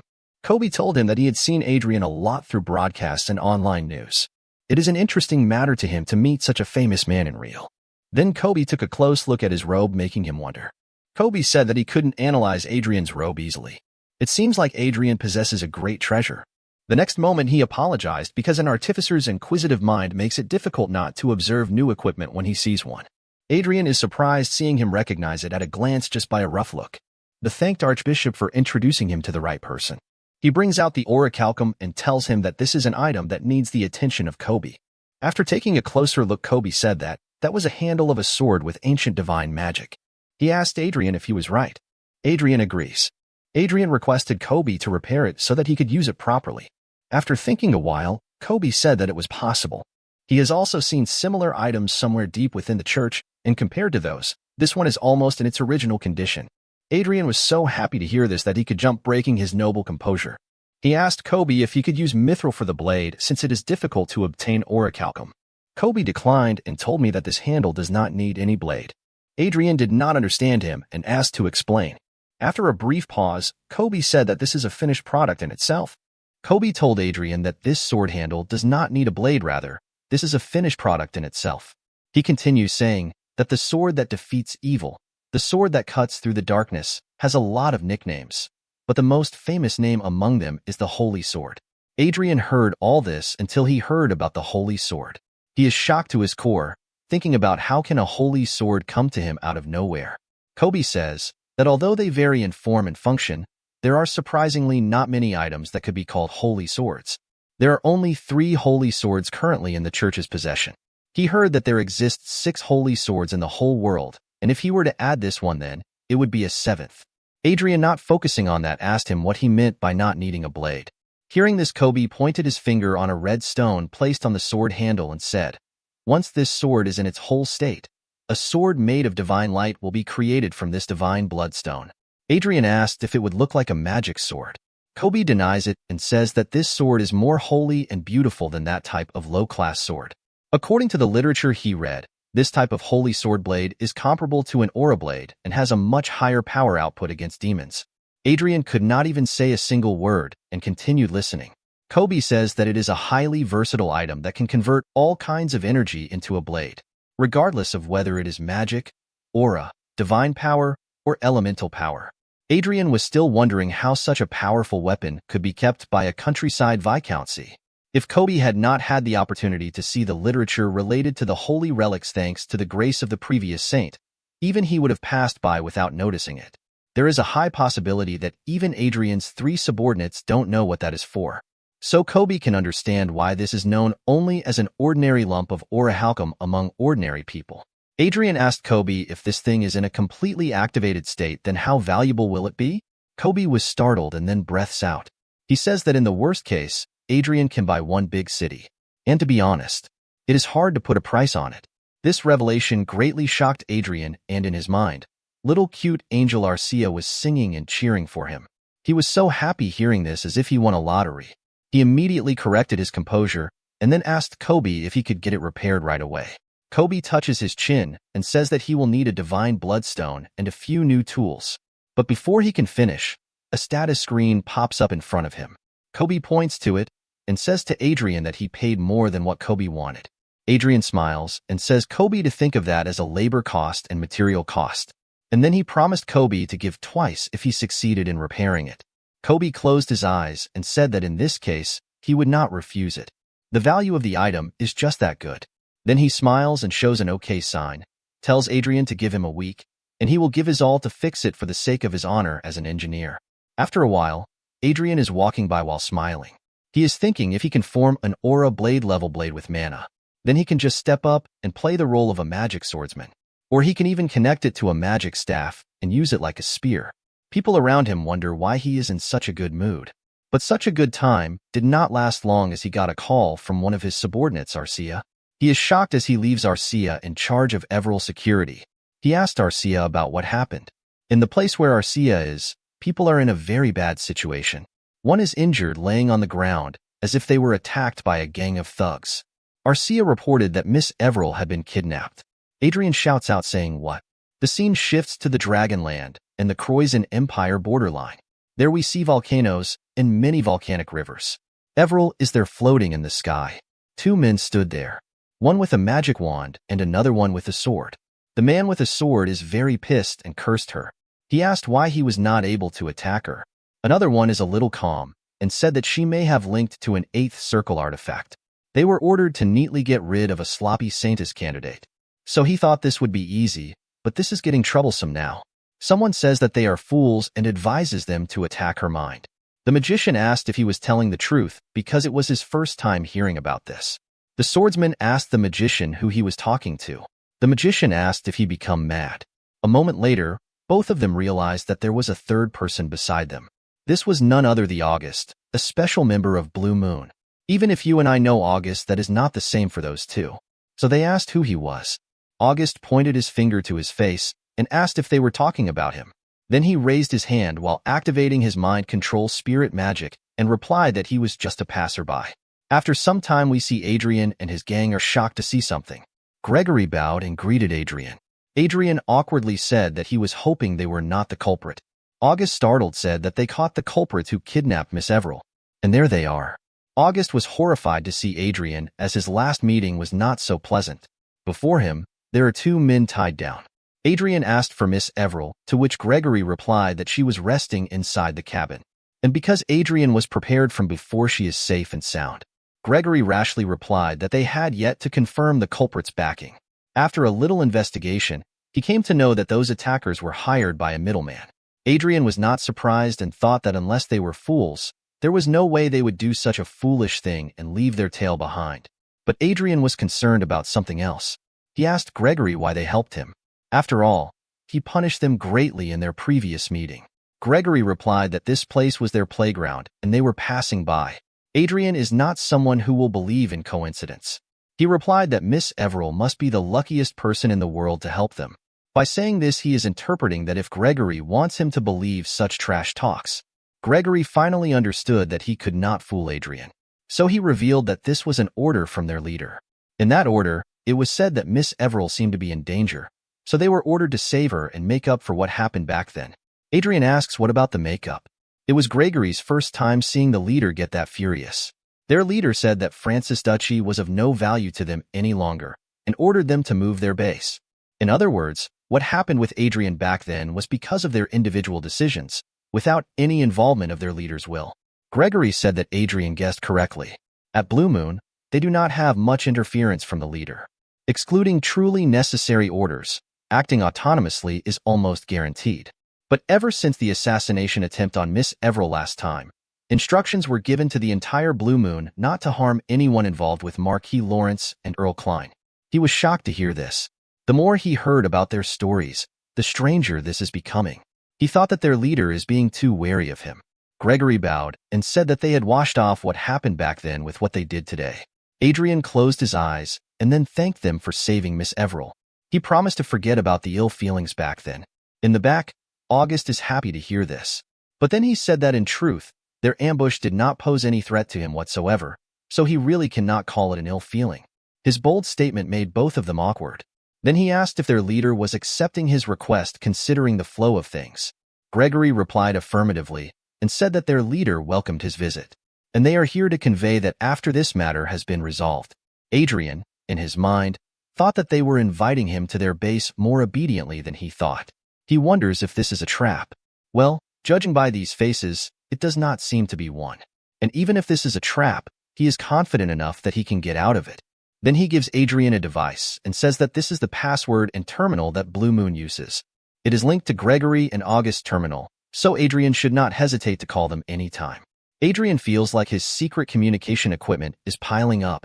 Then he said that he understood and told them to leave. But before he could finish, both of them disappeared like nothing. After that, Arcia asked if she should follow them and find their base, to which he replied that he had a way to contact them, so they should leave them be. Because securing Everell is the most important thing right now. Since the unprecedented incident of a Saintess candidate being kidnapped during a contest was broadcast live, the whole world was in an uproar, so it would be better to bring the church's investigation team there. While he was explaining this to Arcia, Everil woke up, and being in an unfamiliar place, she asked where she was. Adrian stretches his shirt and tries to take a deep breath, while Arcia notices him. Not only did they readily accept his request, but the leader of Blue Moon personally ordered everyone not to mess with him. Something is happening, but he cannot fathom if this is good or bad. The next day at the Holy Kingdom, we see Saintess sitting on a chair smiling, and in front of her, Adrian also sitting there and smiling. Saintess asked him if he knew what the upper echelons of their church call him, to which he guessed that they call him a young, handsome, and competent man. Sharon slams her fist and tells Adrian that he is called a rule breaker. Perplexed, Adrian realized that things were going as he thought. Sharon asked if he knew they were not allowed to use anything except the designated equipment in the mercenary tactic contest. She asked about the necklace because she did not remember allowing something like that. Adrian replied that this was an inevitable choice for me, who had recently experienced an assassination attempt. If he had not taken any measures, Miss Everil would have lost her life. Sharon made an excuse saying this is a matter of hindsight, to which he replied that hindsight is everything. After all, she got a chance to take a hand in church, so he did not want to lose it. He blames the church, saying that if only the church had done a better job at managing the site in the first place, this kind of thing wouldn't have ever happened. He protested, saying that a Saintess candidate was kidnapped by people who broke in during the contest, and the church was unable to find her until he had to step in. He was frustrated because, with this, his good image in front of Saintess Sharon had ended. He closed his eyes and requested her to evaluate Miss Everil's potential. He continued, Ms. Everil is a victim, and she is also not someone who should be failed because of something like this. Since he is responsible for breaking the rules, he thinks it is only right for him to be the only one being punished. Sharon had a mischievous smile on her face while listening to this. After he completes his speech, Sharon smiles lightly. Then he leaned on her palm and told him that he was an interesting man. She chuckles, saying she would have seduced if he had just been 10 years younger. Her status is in Adrian's favor and neutral. She admires and is interested in him. Adrian is like, what's wrong with you? You are a grandma who even has a great-grandson. Sharon says that if she has to be honest, there was a suspicion within the internal board that this incident was a play of his own making. Adrian asks if she is trying to test his reaction with this conversation. Sharon apologizes and says that he is correct. She inserts her hand into a very, very secret place, brings out something, and keeps it on the table. She reveals that there weren't any lies in his words. This is a mirror that reflects oneself and brings out lies. The scene shifts to a big, beautiful, and amazing hall in a mansion.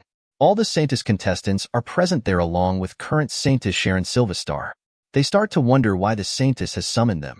Others reply that they didn't know the context. Sharon thanks everyone there for answering her call. She explains the reason why she gathered all of the sponsors of Saintess candidates is to uncover the truth about the kidnapping incident from the other day. Someone covering her face and body presented a mirror on a tray. Sharon says that this is the mirror of truth, a holy object that reflects the truth. Contrary to what some people claimed about this incident, through this mirror, she has confirmed that this incident was not an act of Miss Everil Barnett and Marquis Adrian Lawrence's doing. Therefore, she would like everyone to come forward individually and prove their innocence in front of the mirror of truth. Duke Francis of the Brigham Empire is quite angry to hear this. He said that the people gathered here now are the highest-ranking nobles, including the royal families from each country. He asked if they were being a bit excessive or not. Sharon is not pleased a bit and asks him if he is the culprit. Duke shouts out, saying, "What?" Saintess says that, in that case, there should be no problem, and asks if it is difficult for them to say a sentence in front of the mirror. Someone approaches Duke, startling him. He is none other than Adrian. The Duke asks him what brings him here with the Holy Knights. He doesn't reply and greets Duke. He explains that he is here because the culprit who tried to harm Miss Everil may have been a Grand Master. This does not make him calm, and Duke asks how can Adrian dare to doubt him. To stop their dispute, Sharon calls Adrian and tells him to maintain his composure because they have yet to confirm the culprit. Then she announced for everyone to come forward one by one. This made the atmosphere around them even darker. Someone said that she would go first. She is Claudia Heigelvin, allied nations of Elysia, Queen of Elvenheim Kingdom. And with her is Grace Heigelvin, a Saintess candidate. I, Claudia Heigelvin, have nothing to do with the kidnapping incident of the Saintess candidate. And with her, Her granddaughter also pled that Grace Gelvin, have nothing to do with the kidnapping incident of the Saintess candidate. The mirror glows brightly, proving that they are innocent. Sharon announced that they had been proven innocent. Duchess Olivia proposes to go next, and Duke Francis sighs to see this. After some time, they were also proven innocent. Then Sharon announced the remaining 2 people to come forward. Duke grits his teeth and then comes forward. Both of them denied having any relation with the Saintess kidnapping incident. It is quite surprising to see the mirror glowing and indicating their innocence of them. Seeing this, Adrian chuckled, being disappointed. And this did not go unnoticed by Duke Francis. He turns and shouts angrily, asking if he had just clicked his tongue. Adrian's behavior cut the last string of his patience and made Duke forget about etiquette. He asks Adrian how a noble can fall this down, showing their true color openly. Adrian replies that judging by their past actions, that is a natural response. Francis says that his life will be short-lived, indicating to kill him. Adrian understands the real meaning, but to pull his tail he says that he is younger than Duke's daughter, so he will live longer. As Adrian intended, Duke got angry and explained that Adrian would die in his hand before he filled the term of life. Things got further escalated, so Sharon stopped them. Then she says that everyone should be quiet because there are a lot of people left. People in the hall were also surprised to see that it was not the Duke. Then the remaining one should be the last. Prime Minister Trino Ost of Prius Republic and the Saintess candidate Miss Miel Australia. Hearing their name, both of them were terrified. They declared that they did not do anything wrong. Sharon warns them to stand before the mirror of truth. And if they do not want to, then there is no other choice. She announced that from this point on, they are under arrest for the kidnapping and attempted murder of Saintess candidate Miss Everil Barnett. Adrian also cannot believe that the culprit was the Prius Republic. Duke Francis sighed and branded them as an idiot for doing something like this during the Saintess contest. Then he laughs like a maniac and says it is an unexpected gain for him. Attempting to murder the Saintess contest was undoubtedly an act of apostasy. Prius Republic will be greatly shaken both internally and externally. Adrian thinks this is an unexpected gain for the Brigham Empire, which is in a war against the Prius Republic. But it will be a good opportunity for the Revolutionary Army as well. So he thinks if this is a relief for them. Everil's kidnapping case, which had perplexed Adrian, the church leadership, including the Saintess and people watching the competition worldwide, surprisingly wrapped up blandly. And unlike that bland ending, with this incident, the flow of the first contest for the Saintess selection changed slightly. Among the remaining candidates, the top 5 are considered the strongest candidates.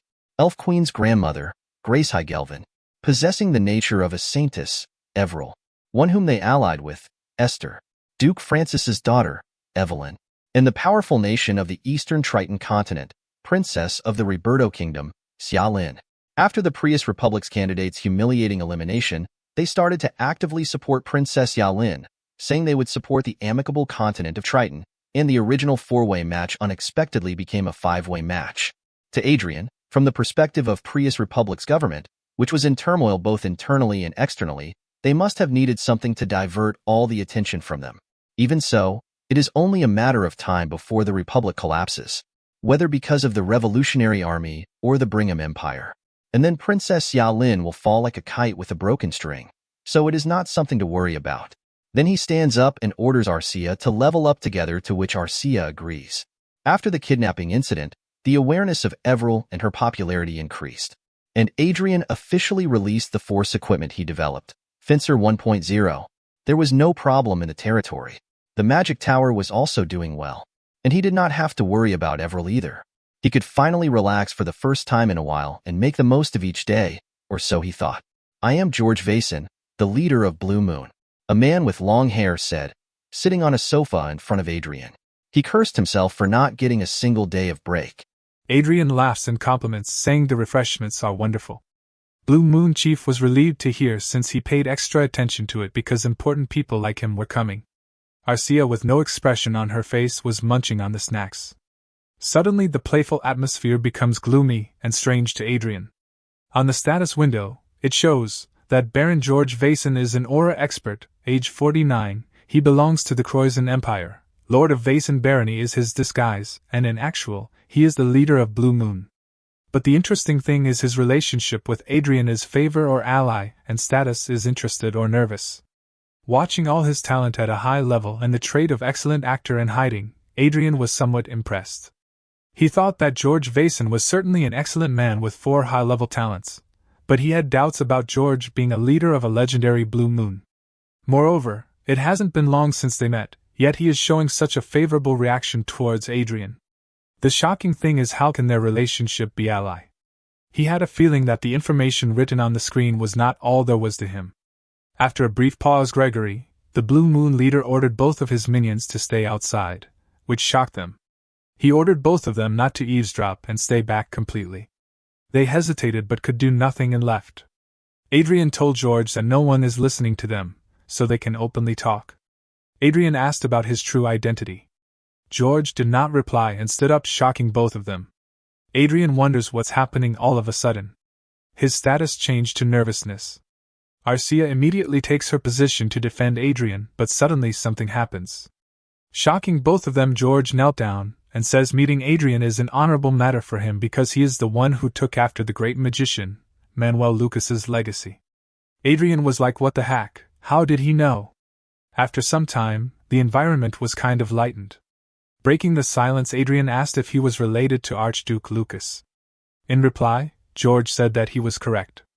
While being Neil, he revealed that Archduke Lucas was the previous master of Blue Moon. Adrian was quite nervous and said that he knew well that this meeting was not created simply to establish a partnership between them. Then he asked the Blue Moon leader to explain what was going on. George agrees and brings out something that looks like a box. According to Adrian, it was a high-performance terminal. Then George opened it, and a voice said that it was their first time meeting like this. This shocked Adrian to his core. It was Chester, the AI version of Archduke Lucas. He greeted Adrian. Adrian now understood a little, and then he asked if all this was a part of fate too, to which Chester replied affirmatively. With a sour face, judging by Chester's face, Adrian can roughly understand the current situation. Chester said that Blue Moon was supposed to be a part of the fate quest. It was the clear reward for the 8th level. Adrian ended by saying that they made a contact advance unexpectedly. Chester admits and says that this was his fault. 5 years ago, as Adrian embarked on the final route to acquiring fate, various assignments resumed their activities. And Blue Moon was one of them. Adrian was somewhat surprised because 5 years ago it was when he first found the traces of Archduke Lucas in Chronicles Online. Chester continued, the sleeping Blue Moon awakened and they began external activities to expand their influence. Thanks to that, the organization is stable now. But as a result, they ended up getting in contact with them ahead of schedule, and an error of choosing this way for the sake of efficiency occurred. Then Adrian asked, who is this guy called George Vason? In response, Chester said he is an assistant and Blue Moon's manager. He started to think, since Blue Moon is a level 8 reward, doesn't that mean it's useless to approach them now? All of a sudden something triggered his mind. If that's the case, Chester should have told him inside the game. He wondered why Chester made him come all the way here. Chester responds saying that he can do nothing about the spilled milk. Although he still can't acknowledge Adrian as Blue Moon's master yet, he permits to establish a relationship with Blue Moon for now. Adrian was so happy to hear that, he almost jumped from his seat. Chester sighed and said that this all happened because of his negligence in management. He told Adrian to think of this as compensation for causing harm to the user as an administrator. Then he apologizes to Adrian for all of this. Adrian smiled in his mind and took back all the bad words he said, since he got a lot in return. Then he sits and says to George that he will be in his care. Sir Vason bows and expresses his happiness. But Chester modeled in them, and said something that made Adrian's jaw hit the ground. Chester said Blue Moon has a total of 8 special members consisting of Aura Masters and Archmage levels, 1,200 high-ranking Knight-level assassins armed with 4 daggers, 450 vanguards, and 5 sky fortresses. Not only that, luxury hotels and resort chains all over the world, as well as clubs and casinos operated from the base, and a variety of businesses ranging from accommodation and entertainment facilities to shipping and trade. The Pacific Hotel that they are staying in right now also belongs to Blue Moon. Immediately Adrian smiled and started oiling Sir Vason, saying they should get along well. Financial power of owning a business worth nearly 100 trillion. Military power that surpasses most of the dukes. Right now they are only allies and they are not entirely his, but he feels reassured. The next day, Kobe was surprised to see Adrian shining. He asked if something happened to Adrian. He replied that he was happy to see Kobe again. When the first round of Sanctus competition was coming to an end, Kobe Ventry, the master engineer of the Holy Land, came to the hotel penthouse where he was staying. The reason he visited was because he had done his share of work perfectly. Kobe said that it ended up taking longer than he expected. He apologizes for the tardiness. Adrian was happy to see him succeed. It just looks like an extravagant hilt on the outside. He asked Kobe how to use this. Kobe replied that he could just pure any kind of energy like aura, mana or divine power, electors, but before he could finish Adrian injected mana into it. And imminently it became a lightsaber. He wonders if this is influenced by Star Wars. Kobe confidently told Adrian to try swinging it. He swings the blade or sword or light, whatever you prefer, and finally cuts out the little innocent tree and a statue. Then he flips the light and catches it with his hand, displaying a beautiful sword play. Then he brings down the sword and compliments it about its cutting power. But while doing that he accidentally cuts himself. His white suit was full of blood. Kobe was afraid that he might die and called for Adrian.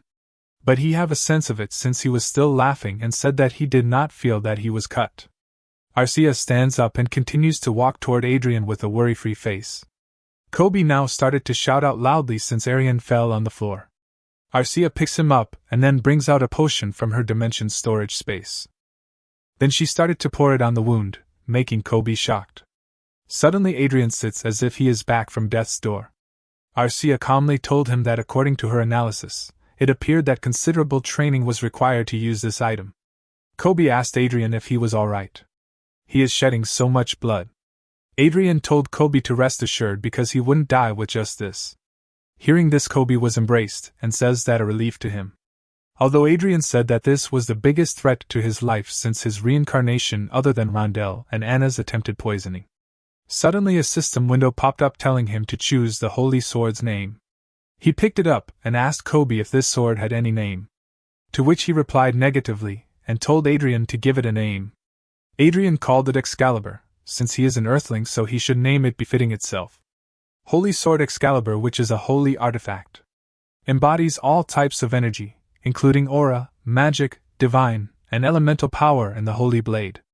The Holy Blade is structurally similar to the Aura Blade, but it is imbued with the energy to destroy demons, so it deals more powerful damage to enemies with the Dark Attribute, or Immortal Attribute. Holy Blades can be unleashed by injecting a large amount of energy like the Force. Now that he sees it, it's not just about making a sword, but it's not much different from a Force sword in terms of functionality. Moreover, it can unleash an Aura Blade level strike. He thanks Pharma Viscounty since he obtained looting them. The next moment he slept on the ground, making Kobe worried. But Arcia was unfazed. She coldly told Adrian that the floor was dirty so he should get up. But Adrian was smiling and thinking about his next course of action. He has to think about using this to take advantage of Everill's competition. The scene shifts and we see Miss Everill's supporters. They are crying and telling Miss Everil to work hard and become Saintess. They promise to cheer for her through the broadcast. Some of them are rotting for her, since they cannot be with Miss Everil. Everyone prayed for her to stay healthy. Adrian was in the back watching all of this melodrama. He can never get used to this no matter how often he sees these tough-looking uncles acting so softly. The result of the competition is Grace Heigelvin is first in mercenary tactics, third in viewership ratings, and second overall. Judy Esther is fourth in mercenary tactics, second in viewership ratings, and second overall. Xiao Lin was fifth in mercenary tactics, fourth in viewership ratings, and fourth overall. Evelyn Francis is fourth in mercenary tactics, fifth in viewership ratings, and fifth overall. Everil managed to perform well and got placed at second for mercenary tactics, and first in viewership ratings, and an overall ranking of first place. She promised all her faithful followers that she would do her best. While all this happening, Adrian was thinking something else. Setting aside the other candidates, he honestly thought Princess Xiao Lin was just a candidate who was just lucky to get the Prius Republic on her back first. But in the end, she even beat Lady Francis and rose to fourth place. She is a dark horse that Adrian did not expect. While he was thinking all this, Everil calls out for him. Adrian complimented him, saying that she had worked hard, to which she thanked him. Everil was shy and said that she hoped she had met his expectations. Adrian told her not to worry as she was doing well enough. The purpose of the Saintess contest is to choose the candidates to be chosen by God. God, who is watching the contest, would always choose a person who suited his tastes from among the top ranks. And if the contest proceeds at this rate, she will become one of the 5 people to be elected as the Saintess. Just as they were about to head back to prepare for the second round, a priest came. He called for Adrian and then revealed that candidate Xia Lin wished to meet him.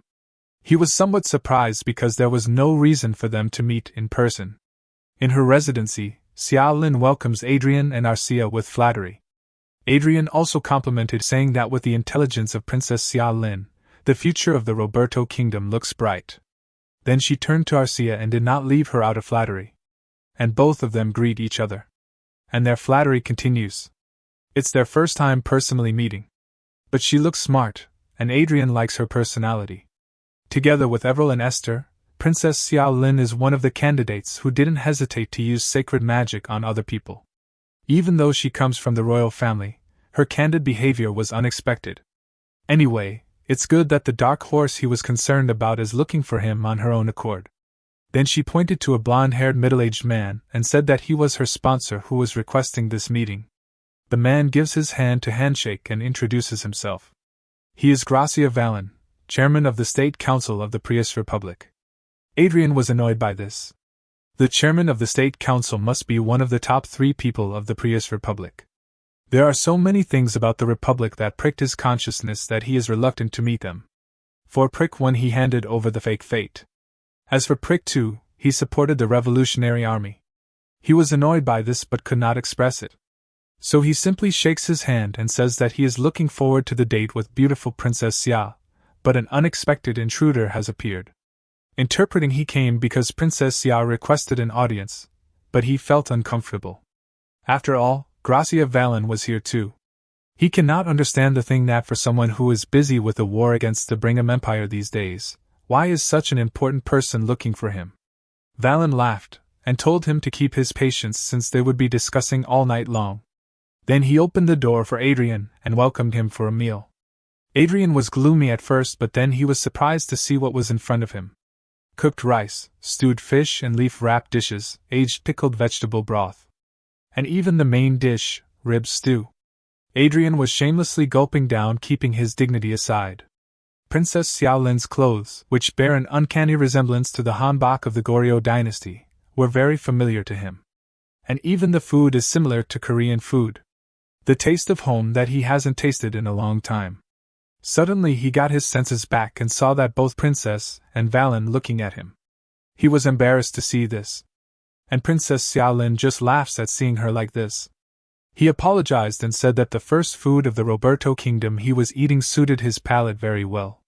Although he was talking to Princess, Valen meddled in them and told him that he was delighted to see this.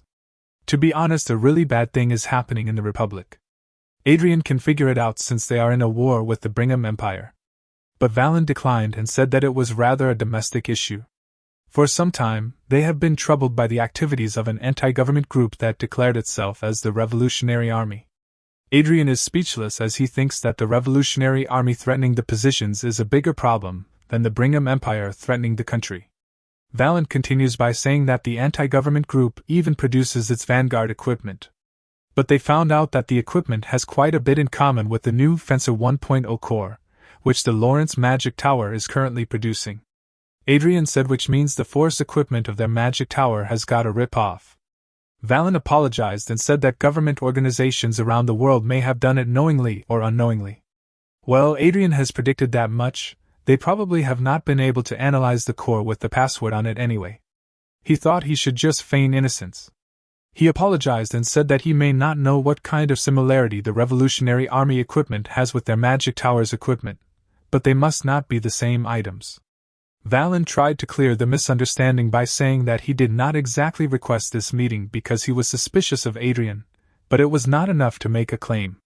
They stole Marquis Lawrence's technology.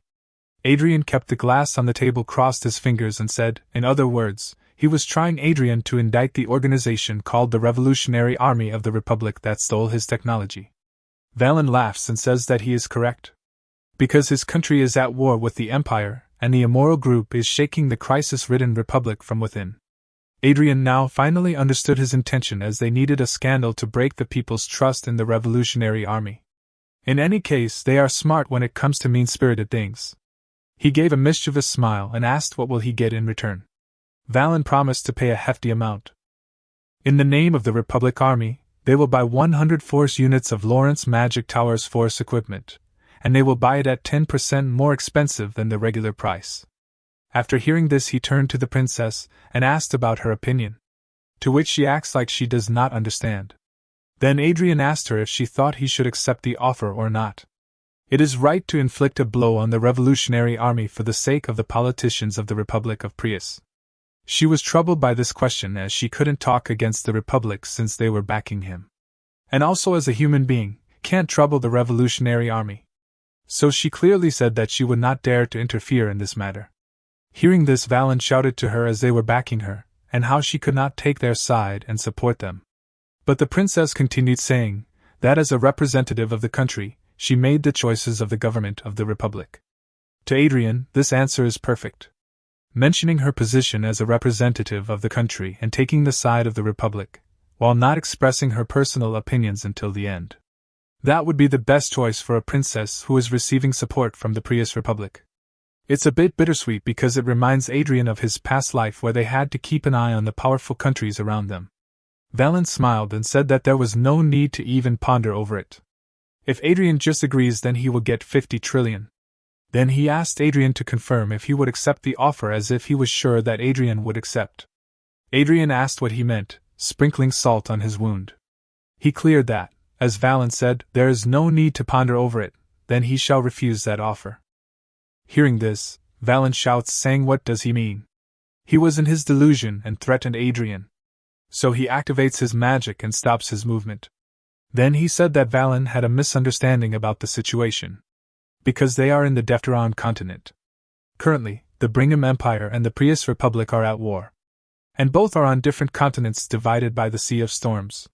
Brigham Empire is on the Defteron continent, on the other hand, the Prius Republic is on the Tetrathon continent. He asks Valen what made him think that he would do something that would put the Brigham Empire in a tough situation when they are on the same continent. He has no intention of helping the Prius Republic and gives the Brigham Empire a disadvantage in the war. His statement shocked Valen to the core. He then laughs like a cunning broker and tells Adrian that he should look after his benefits rather than thinking about the matter between the two countries. In reply, he said that he may gain huge benefits now, but in the long run, getting on the wrong side of the Brigham Empire brings a bigger loss. Then he kept his chin on his hand and asked if they should not solve their domestic problem by themselves. If the public listens to rebellious groups, there must be a good reason. He thinks that is something that can be easily resolved if they step forward and solve it. This embarrassed Valen. He could not hold his anger and stood up, and then left while gritting his teeth. On the back, Adrian teases him. Perplexed, Princess was looking at him, but he just simply continued to eat.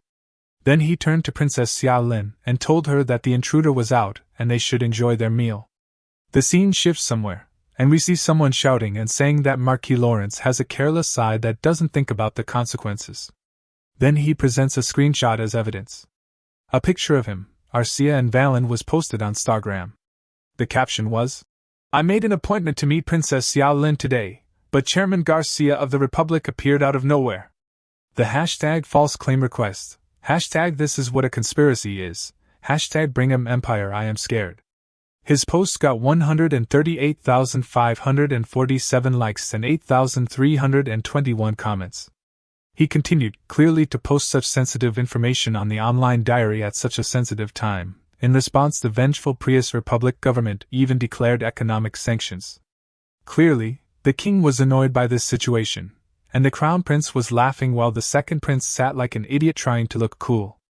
The man continued shouting that if this situation was ignored, Marquis Lawrence would repeat the same mistake. A high-ranking noble meeting is written as a countermeasures meeting and read as a hearing.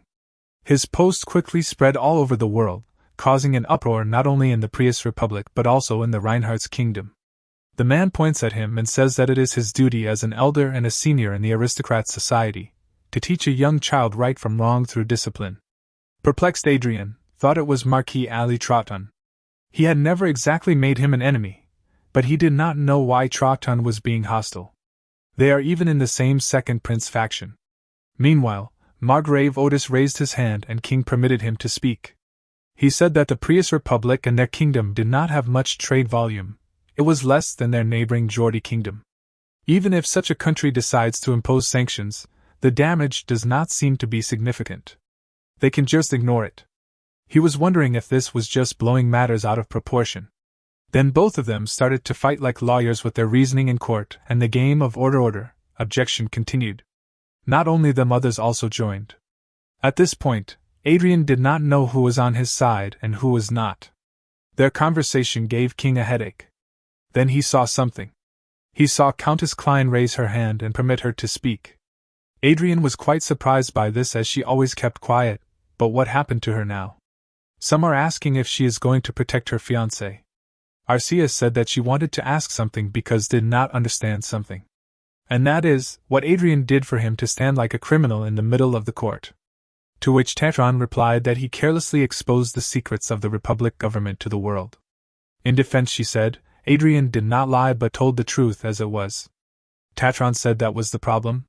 His post put the Republic government in a difficult situation. But she replied that if it was not their fault, the truth came to light and caused a problem. Why should Adrian be liable for their misdeed?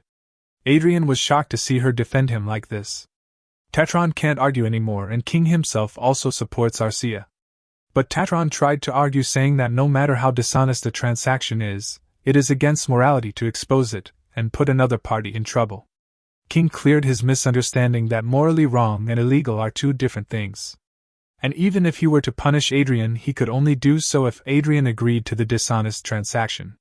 Then he gave an example, saying, if you, Marquis Tatron, were to get money stolen and I tell you who the thief that stole your money is, would you hold me responsible for causing trouble for the thief? Tatron understood that he was trapped. Meanwhile, Idiot Prince laughs like a maniac. He supports Arcia and said that Marquis Lawrence's post did get the Republican government in trouble, but that's on those who committed the crime. It may be a personal protest, but a national sanction is an excessive form of anger. Adrian was not happy. Rather, he was annoyed that this idiot knew everything and kept silent, knowing that. The idiot leans on his chair and says, therefore, but before he can finish, the Crown Prince completes by saying that he didn't see the need to bring a charge against Marquis Lawrence. If the Republic looks down on them and imposes sanctions, they can confront it head-on and cooperate with their allies. The idiot prince was angry and frustrated since he wanted to say that. The Crown Prince continued they should start with a statement criticizing the Republic's choice. He continued while Arian thought, never in a million years had he expected Arcia to raise her voice. She looks like she grew a lot to him. While he was thinking, a lady sitting on the panel chair asked a question. She asked what Adrian believed in that made him so relaxed even while talking about punishment. She is the fourth child of the kingdom, the first daughter, third in line for the succession of the throne, Princess Diana. Netigen says that she is also a possible candidate for Adrian's harem. Let's get to the story. Adrian replied by saying that he had his preparation just in case. Diana asked about his preparation. Then he pressed a button on his smartwatch and showed them that he had already recorded what happened in their meeting. Everyone presented their surprise by this. While Crown Prince started to laugh loudly, asking if this is what he meant when he wrote #Brigham Empire I am scared on the Stargram. He also said that if this clip is revealed, the Brigham Empire has no choice but to step in. Because those who value their face will have no choice but to protect those who have suffered losses for themselves. He agrees with the Crown Prince. That's the reason why I took the side of the Brigham Empire and mentioned the Defteron continent. Because of this will no longer be a problem just between the Reinhardt's kingdom and the Prius Republic, but will also spread into a matter of phase for the Brigham Empire. Noble presented there and talked between them. They can't think how the state chairman could be so foolish not to take any precautions for being filmed. Another one defended him, saying he might have taken it, but he was up against an archmage. Furthermore, it will create a foundation for other countries on the Defteron continent to join in on this problem. The video of the conversation with the chairman of the State Council, Garcia Vallon, was released after the countermeasures meeting ended. The video was titled False Claim Request. Video had 9.47 million views and 8,424 comments. When the video was released, as expected, not just the Brigham Empire, but also the allies of the Reinhardt's kingdom released statements in favor of the Reinhardt's kingdom. And like a chain reaction, All countries on the Defteround continent except for the Holy Land joined in a statement criticizing the Republic. Different countries released a statement. Brigham Empire said the Prius Republic's economic sanctions against the Reinhardt's kingdom are unacceptable behavior. We will actively provide support to protect the kingdom of Reinhardt. Lucia's kingdom said we will not sit idly by and ignore the difficulties faced by our ally, the Reinhardt kingdom. If the Republic of Prius seeks to impose economic sanctions, the kingdom of Lucius will respond strongly in cooperation with its allies. Walter Kingdom said why do they try to blame their mistakes on other forces and countries? There is nothing wrong with Marquis Lawrence's remarks and actions. Chase Kingdom said the Republic of Prius is inciting intercontinental conflict. Prius Republic's announcement of economic sanctions became the worst exchange and resulted in counter-sanctions. Declaration of the surrender of the Prius Republic? Decided to lift economic sanctions against the kingdom of Reinhardt's. Princess Xiaolin was watching this and said that the situation was scary. Her maid asked what she was scared of. To which she replied that Marquis Lawrence is only a year older than her, but he is rocking the world. Unlike her who has only the position of the princess, he has too many things. His maid said that such kind of man would be a perfect match for a princess. Ad Princess agreed, but then she stopped as if she had misspoken. And then she shouts and says he already has a fiancé. The maid was afraid and said she was just saying in case, and the princess should not overreact like this. Princess was angry and pouted her cheeks saying not to joke anymore. Another maid came in and informed her that they received a message from the Holy Land. The second competition will be held simultaneously with 2 participants each. An aggressive environment will be used for the round, assuming that she asks who she will be doing it with. Maid said that she would be with Miss Everil Barnett, the one whom Marquis Lawrence sponsored. The cameraman, Lightman, and others are doing their best to prepare for the second round of the contest. The second round of the contest, unlike the first contest, which took over a month, will be held briefly at an outdoor performance hall set up in the Holy Land. Each Saintess candidate has a limited time of 2 hours to showcase their abilities in front of the camera. Simply put, it is the time for them to show off their talents. Princess Xiaolin and Team Adrian greet each other. Xiaolin said that she is a little scared considering the things that have happened recently. Adrian in reply told her to relax, because he treated those he liked well. Princess Xia asks if he likes her too. To which he replied affirmatively. Then suddenly his gaze fell onto her dress and commented that she looked like she was going to dance. She agreed and said that today's concept is dancing and enchantment. Adrian praised her saying that he had been curious about the enchantment arts of the Triton continent anyway, so he is looking forward to it. Then her maid came and they left. While they were leaving the place, the maid said that if they were competing against Miss Everil, then they should not be worried. Because even though she made a big splash in the first round and has a lot of fans, she was a very ordinary commoner before participating in this contest. As far as she knows, Everil has no talent to show off other than the divine magic she learned in a hurry. Princess was silent. She knows that too, but she was not worried about her but him, the person sponsoring Miss Everil. The announcer announced the beginning of the contest. He told everyone related to the contest to get ready. Princess breathed out heavily and promised herself to become a saintess, to become her country's strength. A majestic music was played in the background while she danced on its beats. She then pointed her finger and commanded someone to charge from the northwest. A fierce white tiger came out above her. Adrian was amazed to see this.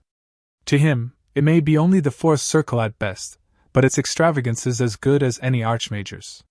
If it wrapped up this way, he was sure that Princess Xiaolin would receive a good score for the second round of the competition too. But of course, they could not lose either. While they were thinking that Everil entered the stage. She welcomes everyone to the food convenience store. Perplexed, everyone thought about what she was going to do with a convenience store. Adrian bought something and paid for that. Others were thinking that it might be a joke, but it wasn't. He turned to everyone and advised them to try buying something. Because entering the store as a customer where a saintess candidate works would be a rare experience. Everil genuinely served everyone as best as she could. Customers are happy about her service. The cameraman and director on the back complimented her saying she is an idle part-time worker. According to them, this was good. It shows a familiar image of a saintess candidate who is in a sacred position. The cameraman, while sucking a candy that was brought from the convenience store, said that her acting may lack in extravagance compared to spirit arts or enchantment arts, but he end up feeling good if he watch her. They asked if this was a talent too.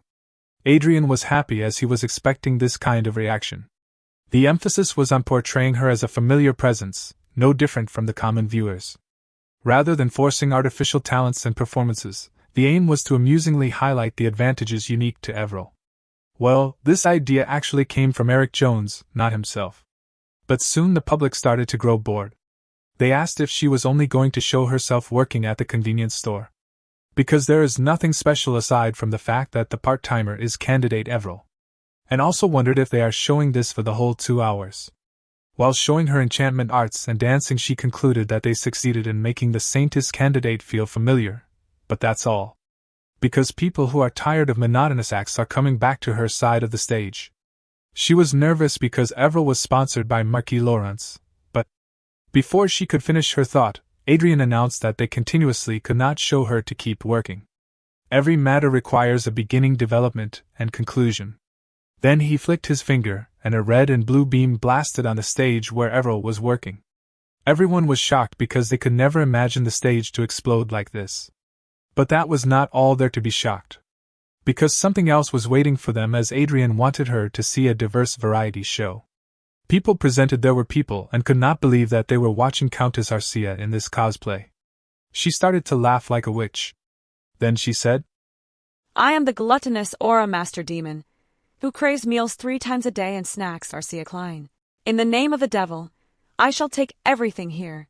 Perplexed, everyone just stood there. Adrian showed an okay sign. The cameraman turned to him and asked about something. To which he replied that it was a part of the act. On the stage, Avril shouts that a demon has attacked and guides everyone in the store to the emergency exit so that they can safely retreat. After that, they both faced each other. Demon brings out her sword and threatens Avril that she will take all the snacks in the store. But Avril, as a saintess candidate, could not back out, and to stop the demon brings out her light saber. The demon charged on Avril and said to talk less and work more. And a fierce battle started. The cameraman was overjoyed to see a real aura blade. Then he asked Adrian if the aura blade was fake and part of the act. To which he replied that the aura blade was real. The perplexed cameraman asked what would happen if Miss Avril got hurt. And he assured that he did not have to worry about that. On the stage, Avril lights her lightsaber.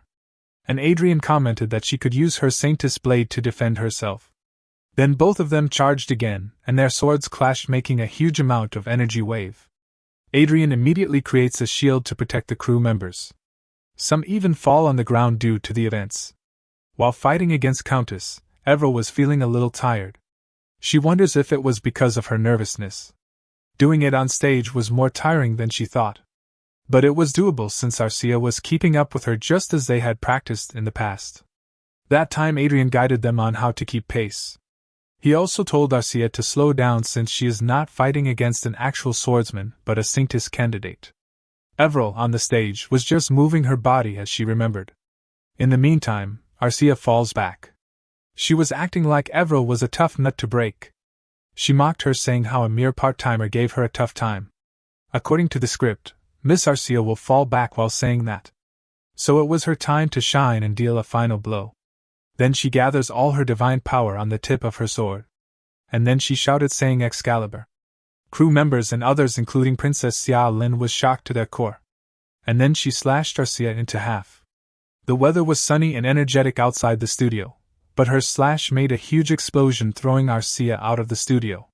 Even though after she was defeated she had no expression on her face, and like a robot said that she would come back and take revenge.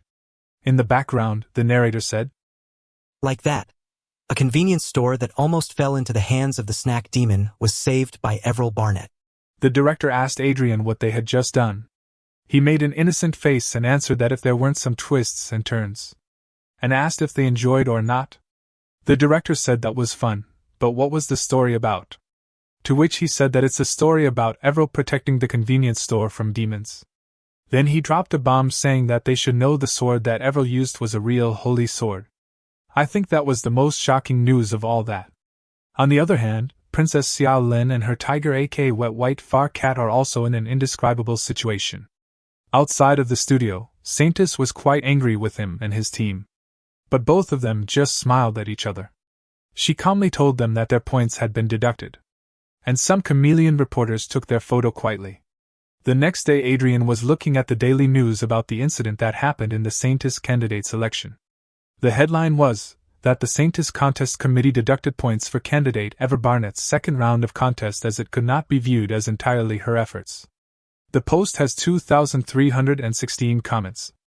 The Saintis contest committee deducted points for candidate Eva Barnett's second round of contest as it could not be viewed as entirely her efforts. Some comments were like, LOLOLOL, so funny. Was a Saintis selection contest always this interesting? It seems even more so because the young Marquis participated as a sponsor Lolo. You really can't win against him in ideas. I should be sad since the candidate supported got her points deducted. But why is this so funny, LOL? The image of Marquis Lawrence getting scolded by the Saintis is also funny. Where the hell did he get the holy sword though? LOLOLOL. Want to watch our Arcia Uni's passionate acting again? LOLOLOL. Don't tell anyone, but some say that the last person who commented about Arcia was nowhere to be found. Another person on the next door said that he saw a lady with a sword roaming around his house. So you better be cautious before commenting about her acting. Back to the story, he asked if they were placed in the 6th position in the second round. Everil apologized for the incompetence. Adrian told her not to be as she was in a disadvantageous position in the second round. So considering that she did a pretty good job. Although their points were deducted more than they thought, they again placed first in the viewership rating. So he cheered her, telling her to work hard on the third round. Adrian was somewhat relieved that now the long Saintis contest was about to end. Now he can take rest for some day. However, someone knocked on the door. And it was Pieces. He informed that the Saintis contest that was expected to end last with the third round was put on hold due to an unexpected incident. Because the Republic secured a major victory over the Empire in the war between the Brigham Empire and the Prius Republic. The scene shifted to the throne room of the royal palace in the Brigham Empire. The Emperor ordered the commander to mobilize the main unit. Then he fiercely ordered them to do their best to erase the Prius Republic from the map of the world. Valen was walking in the corridor of his mansion, holding a bottle of alcohol. He looked timid and depressed. Suddenly, someone called him, shocking him. He was drunk. Startled, he asked who the person was. A hooded, strange man replied that as a public official who was supposed to serve the people, Valen had made quite a bit of wealth by plundering them. He stated that under the name of the Revolutionary Army, Valen would be held responsible for his crimes and punished. Valen was stunned to hear the name of the Revolutionary Army. He wondered if they were the rampant assassins of the leading figures. Then he threw the bottle of wine and tried to run away while calling guards to help him. But he had nowhere to run, as another person was waiting for him on the escape route. The first person came behind him and expressed his regret, stating that he would have to kill Valen. And the work was easily done. The scene shifted to the Revolutionary Army headquarters, where the former prince of the Prius Republic was investigating the corrupted government. The looted money from Valen was taken by the prince and two assassins who had slain Garcia Valen. The prince commented that they had taken a lot. In reply, one of the assassins remarked that they couldn't steal the buildings, so the scale would be much larger in reality.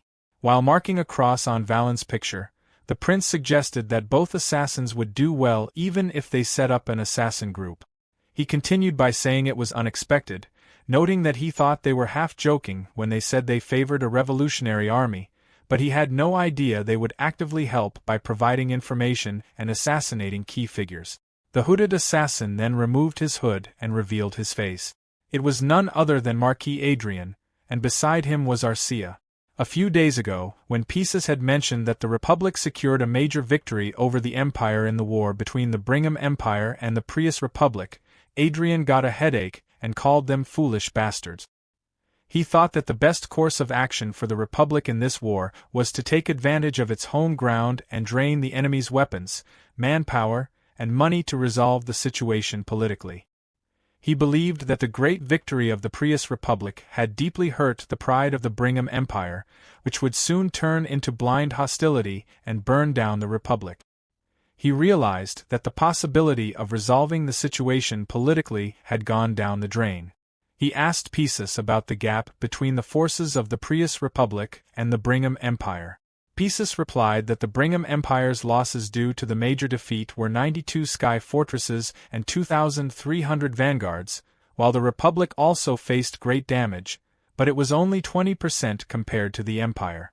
Adrian complimented the Prius Republic army, noting that it was better than he thought, and wondered if Marshal Anson, the commander of the National Guard, was as great a person as his reputation suggested.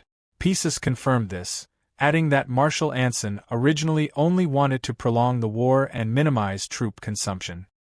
He explained that the overwhelming victory seemed to have been due to the government's instructions with the elections in mind.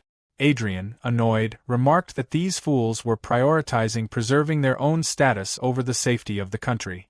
Pieces reported that, as of now, the Brigham Empire's strength heading toward the Prius Republic was 3 times that of the first dispatched army, including 600 sky fortresses and 15,000 vanguards.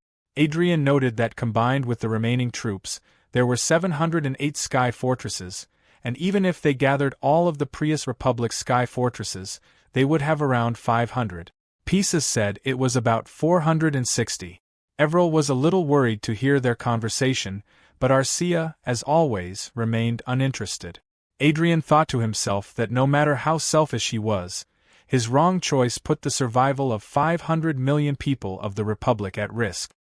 He acknowledged that the starting point of this war was him putting the fake fate in the Prius Republic and felt that if he made the mess, he should be the one to clean up after it. He resolved to help the Revolutionary Army more actively. In the present, Adrian asked the prince if the contact with Marshal Anson had gone smoothly. The prince replied that they had agreed to meet in the middle of tomorrow and that Anson was a person they could communicate with. Moreover, since Anson hated the current president and politicians so much, he joined the Revolutionary Army without any problem. Adrian expressed his relief.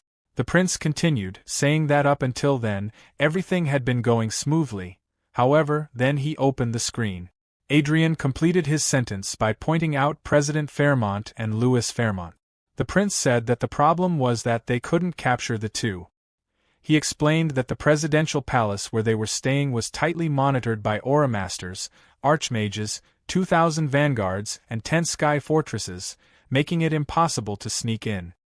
He noted that there was a high possibility of missing them if they hid in the underground bunker of the presidential palace.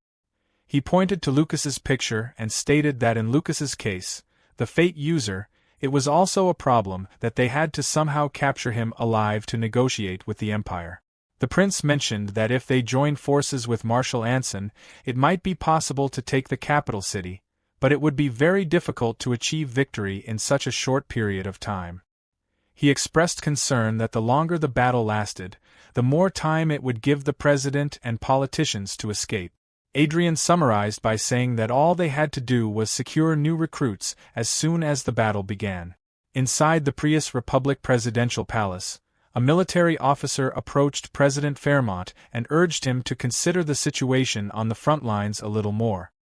He pointed out that there were too many troops stationed in the presidential palace and requested that some be sent to the front line, at least a few of them. The president dismissed the officer, remarking that war was the soldiers' responsibility and they should take care of that themselves. He pointed out that there had been assassinations of leading figures from rebels recently, and reducing the number of defense forces was not an option. In response, the officer suggested allowing high-ranking officials and politicians to stay at the presidential palace, hoping that acquiring forces for their security would help the war situation. However, the president cut him off, stating that he was not foolish enough to do that when he didn't know who among those taken into the palace could be a spy for the rebels. He insisted that the way the presidential palace operated would never change. Suddenly, someone knocked on the door and called for him. It was Secretary Kostya. When asked what the matter was, Secretary Kostya informed him that young Master Louis wanted to use the square hall of the presidential palace and sought permission. The president asked why Louis wanted to use the square hall. Secretary Kostya explained that Louis wanted to hold a party and invite successors from major companies, providing an opportunity for exchanges. Additionally, Kostya noted that Lewis was planning to bring in celebrities to entertain them as well. The president's face lightened up at what he heard, but for the military officer, it was quite the opposite. The president agreed, saying that he should be allowed to do so. However, the military officer shouted at him, questioning why he would permit it, especially when there was a war at hand, yet a party was being held. The president responded by asking rhetorically if he thought wars were free, explaining that what Lewis was trying to hold was not merely a party but a negotiation to attract funds. The military officer gritted his teeth, thinking to himself that it was typical behavior for Lewis and that this was not the conduct of someone advocating for a desperate resistance. He thought it was suspicious that Lewis wanted to invite profitable businessmen but not other politicians into the presidential palace. He also concluded that the president was likely planning to pack a lot of escape funds in case he needed to abandon the place. The president, with an ugly expression, stated that he had nothing more to say and told the officer he could leave. Meanwhile, in the palace square hall, a huge party was organized with women and actresses. A girl sitting close to Lewis questioned whether it was appropriate to throw a party while the imperial army was invading, although she noted that it was a good thing for them. Lewis laughed foolishly and dismissed her concerns, stating that war had nothing to do with him and that wars were fought by soldiers. He bragged that even if the enemies barged into the place, they shouldn't worry because, as the user of Archduke Lucas' fate, he would protect them. The girl hugged him and exclaimed that he was so cool, and everyone cheered for Louis Fairmont, the fate user. After the party, Lewis, heavily drunk, was sleeping like the dead. When he woke up, he was confused and asked why it was so noisy. A vanguard entered and reported a surprise attack, explaining that a large vanguard unit was charging into the presidential palace, dismissing the capital defense force. A man beside Lewis panicked, wondering if the Brigham Empire was barging in. Some shouted to run away, and the girl who had been clinging to Lewis begged him for help. But Lewis, terrified and wetting his pants, pushed her away and ordered the vanguards of the presidential palace to protect him, claiming he was the future of the Republic and that they must ensure his survival for the Republic's sake. The others were speechless, staring at Lewis, who had promised to protect them but was now abandoning them. When a guard asked about the others, Lewis coldly told him to instruct them to take care of themselves. He then ran away, leaving his supporters behind, who shouted at him angrily, calling him a coward and a jerk. Soldiers were guiding Lewis while he was running towards the underground bunker. He expressed frustration, cursing the shameful conduct around him.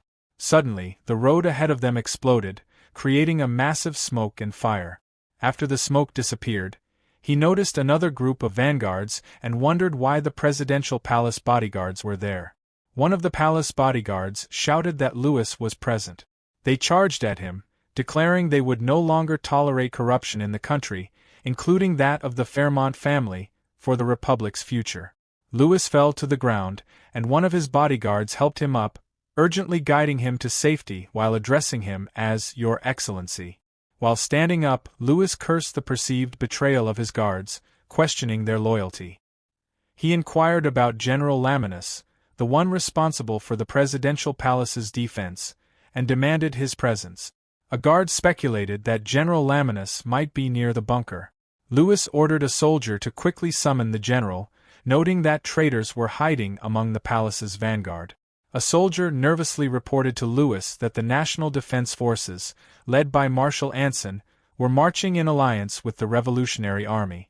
Lewis, shocked, questioned whether the forces attacking the capital city were actually the Republic's National Defense Forces and not the Brigham Empire Army. The soldier continued, explaining that the situation was escalating as citizens joined the Revolutionary Army's march. In response, Lewis dismissed the idea of these individuals being citizens, as he considered those who pointed guns and knives at him to be enemies, and commanded that they all be swept away. As they fled, the building collapsed around them. After some time, the guards directed him to the underground bunker. Lewis entered the lift with his 2 personal guards, angrily slamming his hand against the wall and lamenting the humiliation he was facing. His guards appeared perplexed by his outburst. Lewis, with a menacing expression, condemned his perceived enemies, vowing that they would not die peacefully. When the lift doors opened, Louis called for his father, President Fairmont, who was also in an uncomfortable situation. Approaching his father, Louis questioned whether there were plans to eliminate their enemies. However, a man holding a knife stood behind the president. Louis, nervously stuttering, began to suggest that if the royal palace were to be destroyed, before he could finish, Adrian interrupted. Adrian remarked that he had previously thought of Louis as just a low-life scoundrel but now considered him a fool. Louis asked Adrian who he was, and Adrian introduced himself as Marquis Adrian Lawrence, accompanied by Count Arcia, his fiancée. The Revolutionary Army commander then revealed himself, noting that Adrian was his friend. Louis, shocked, recognized him as Azriel Oscar, but Azriel corrected him, stating his full name as Azriel Oscar Prius and questioning Louis's audacity in omitting the name that formed the foundation of the country. Realizing he had been trapped, Louis asked how they had managed to enter.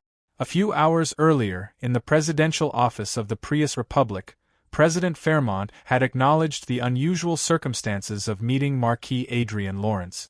Adrian admitted that he hadn't expected to visit the office of his own accord either, but he found it easy to meet President Quatreau Fairmont due to the many points of mutual interest. The president recalled Adrian's proposal for a deal, expressing hope that it would be a favorable one, given that he had taken the time to engage with a marquis with whom he did not necessarily have a positive relationship. Adrian, while reaching into his pocket, assured the president that he would be pleased with the offer. He then presented 2 hexagonal-shaped plates. The president, recognizing them, asked if they were force cores.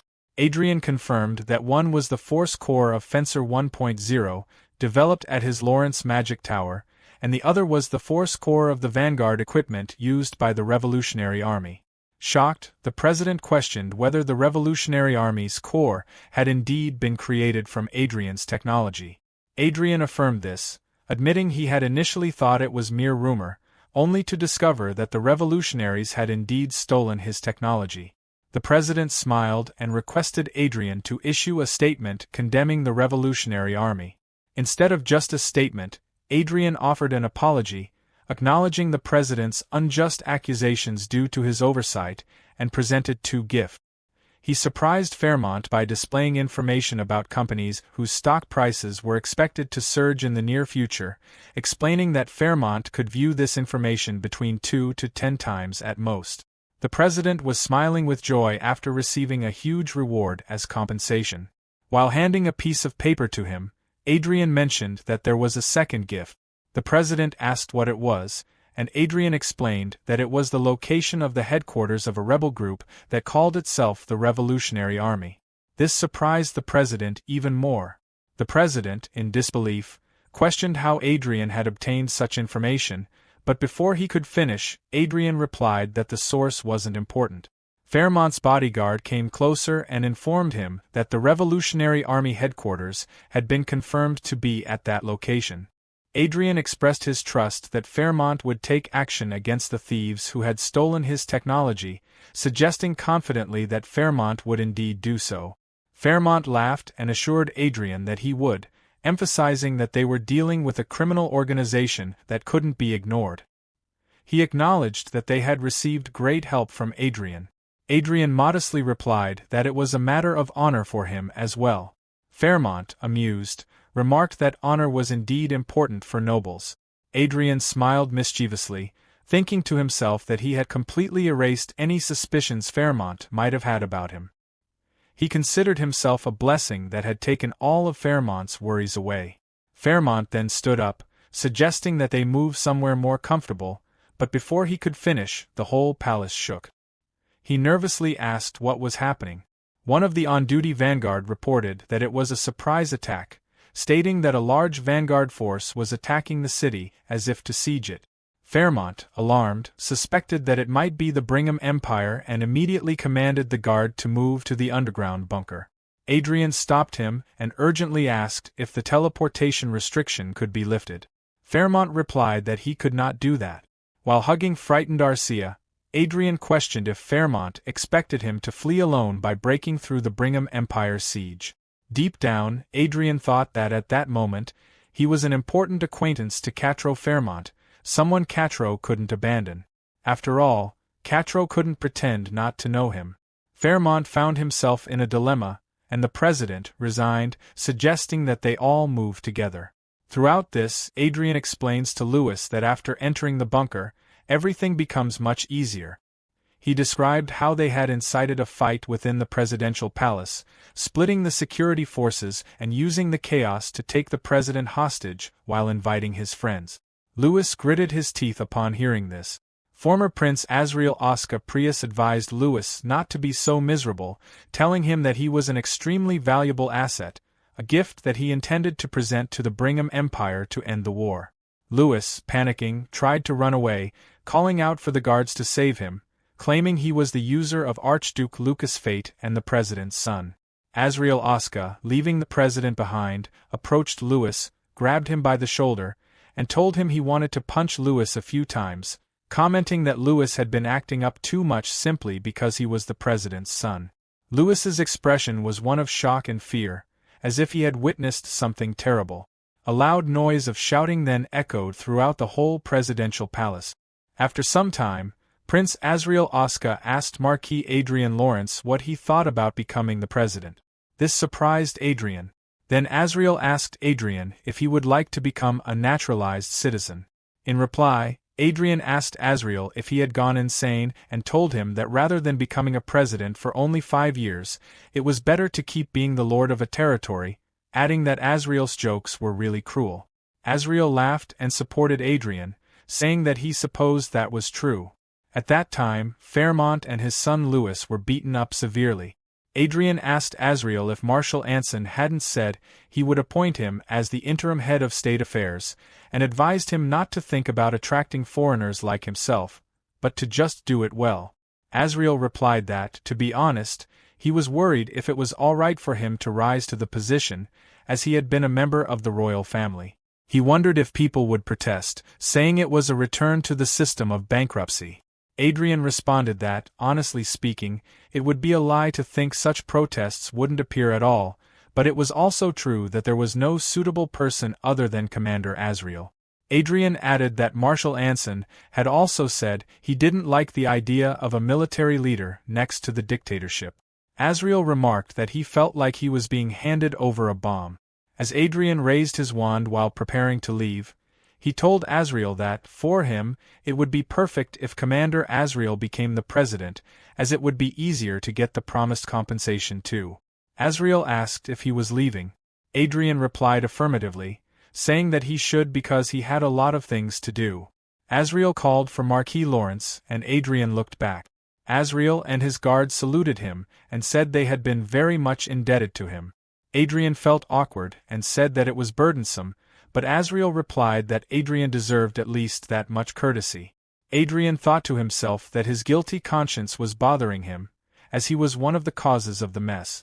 However, he couldn't say that directly, so he told Azriel that he was acting for his own benefit too. Azriel smiled and replied that it was true Adrian had helped them. While looking at the public, Adrian thought that even if Azriel held power, it still wouldn't be easy. He believed that citizens who succeeded in the revolution would have excessively high expectations for the future, and there would be fights with President Fairmont's supporters who only saw and heard what they wanted. However, he also thought there was no need to worry too much because Azriel was just as competent of a man. The public enjoyed the joyous moment, cheering for the Prius Republic and expressing their hopes for its future. Adrian then told Azriel that he should express such sentiment with rewards. Azriel laughed and said he would try his best. A few days after the revolution in the Prius Republic, at the Reinhardt Kingdom Royal Hunting Grounds, Adrian was sitting while Arcia stood beside him. The revolution was wrapped up with the capture of the wealthy Fairmont.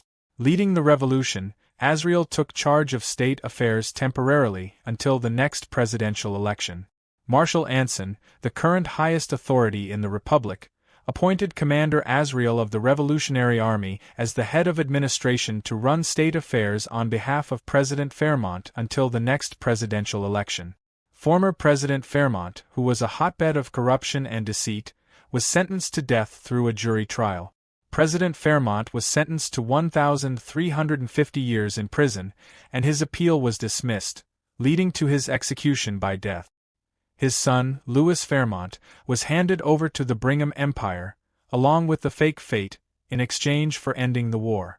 Emperor Edward of the Brigham Empire declared the end of the war with the Prius Republic, and a declaration of the end of the war was suddenly concluded amid overwhelming strategic superiority.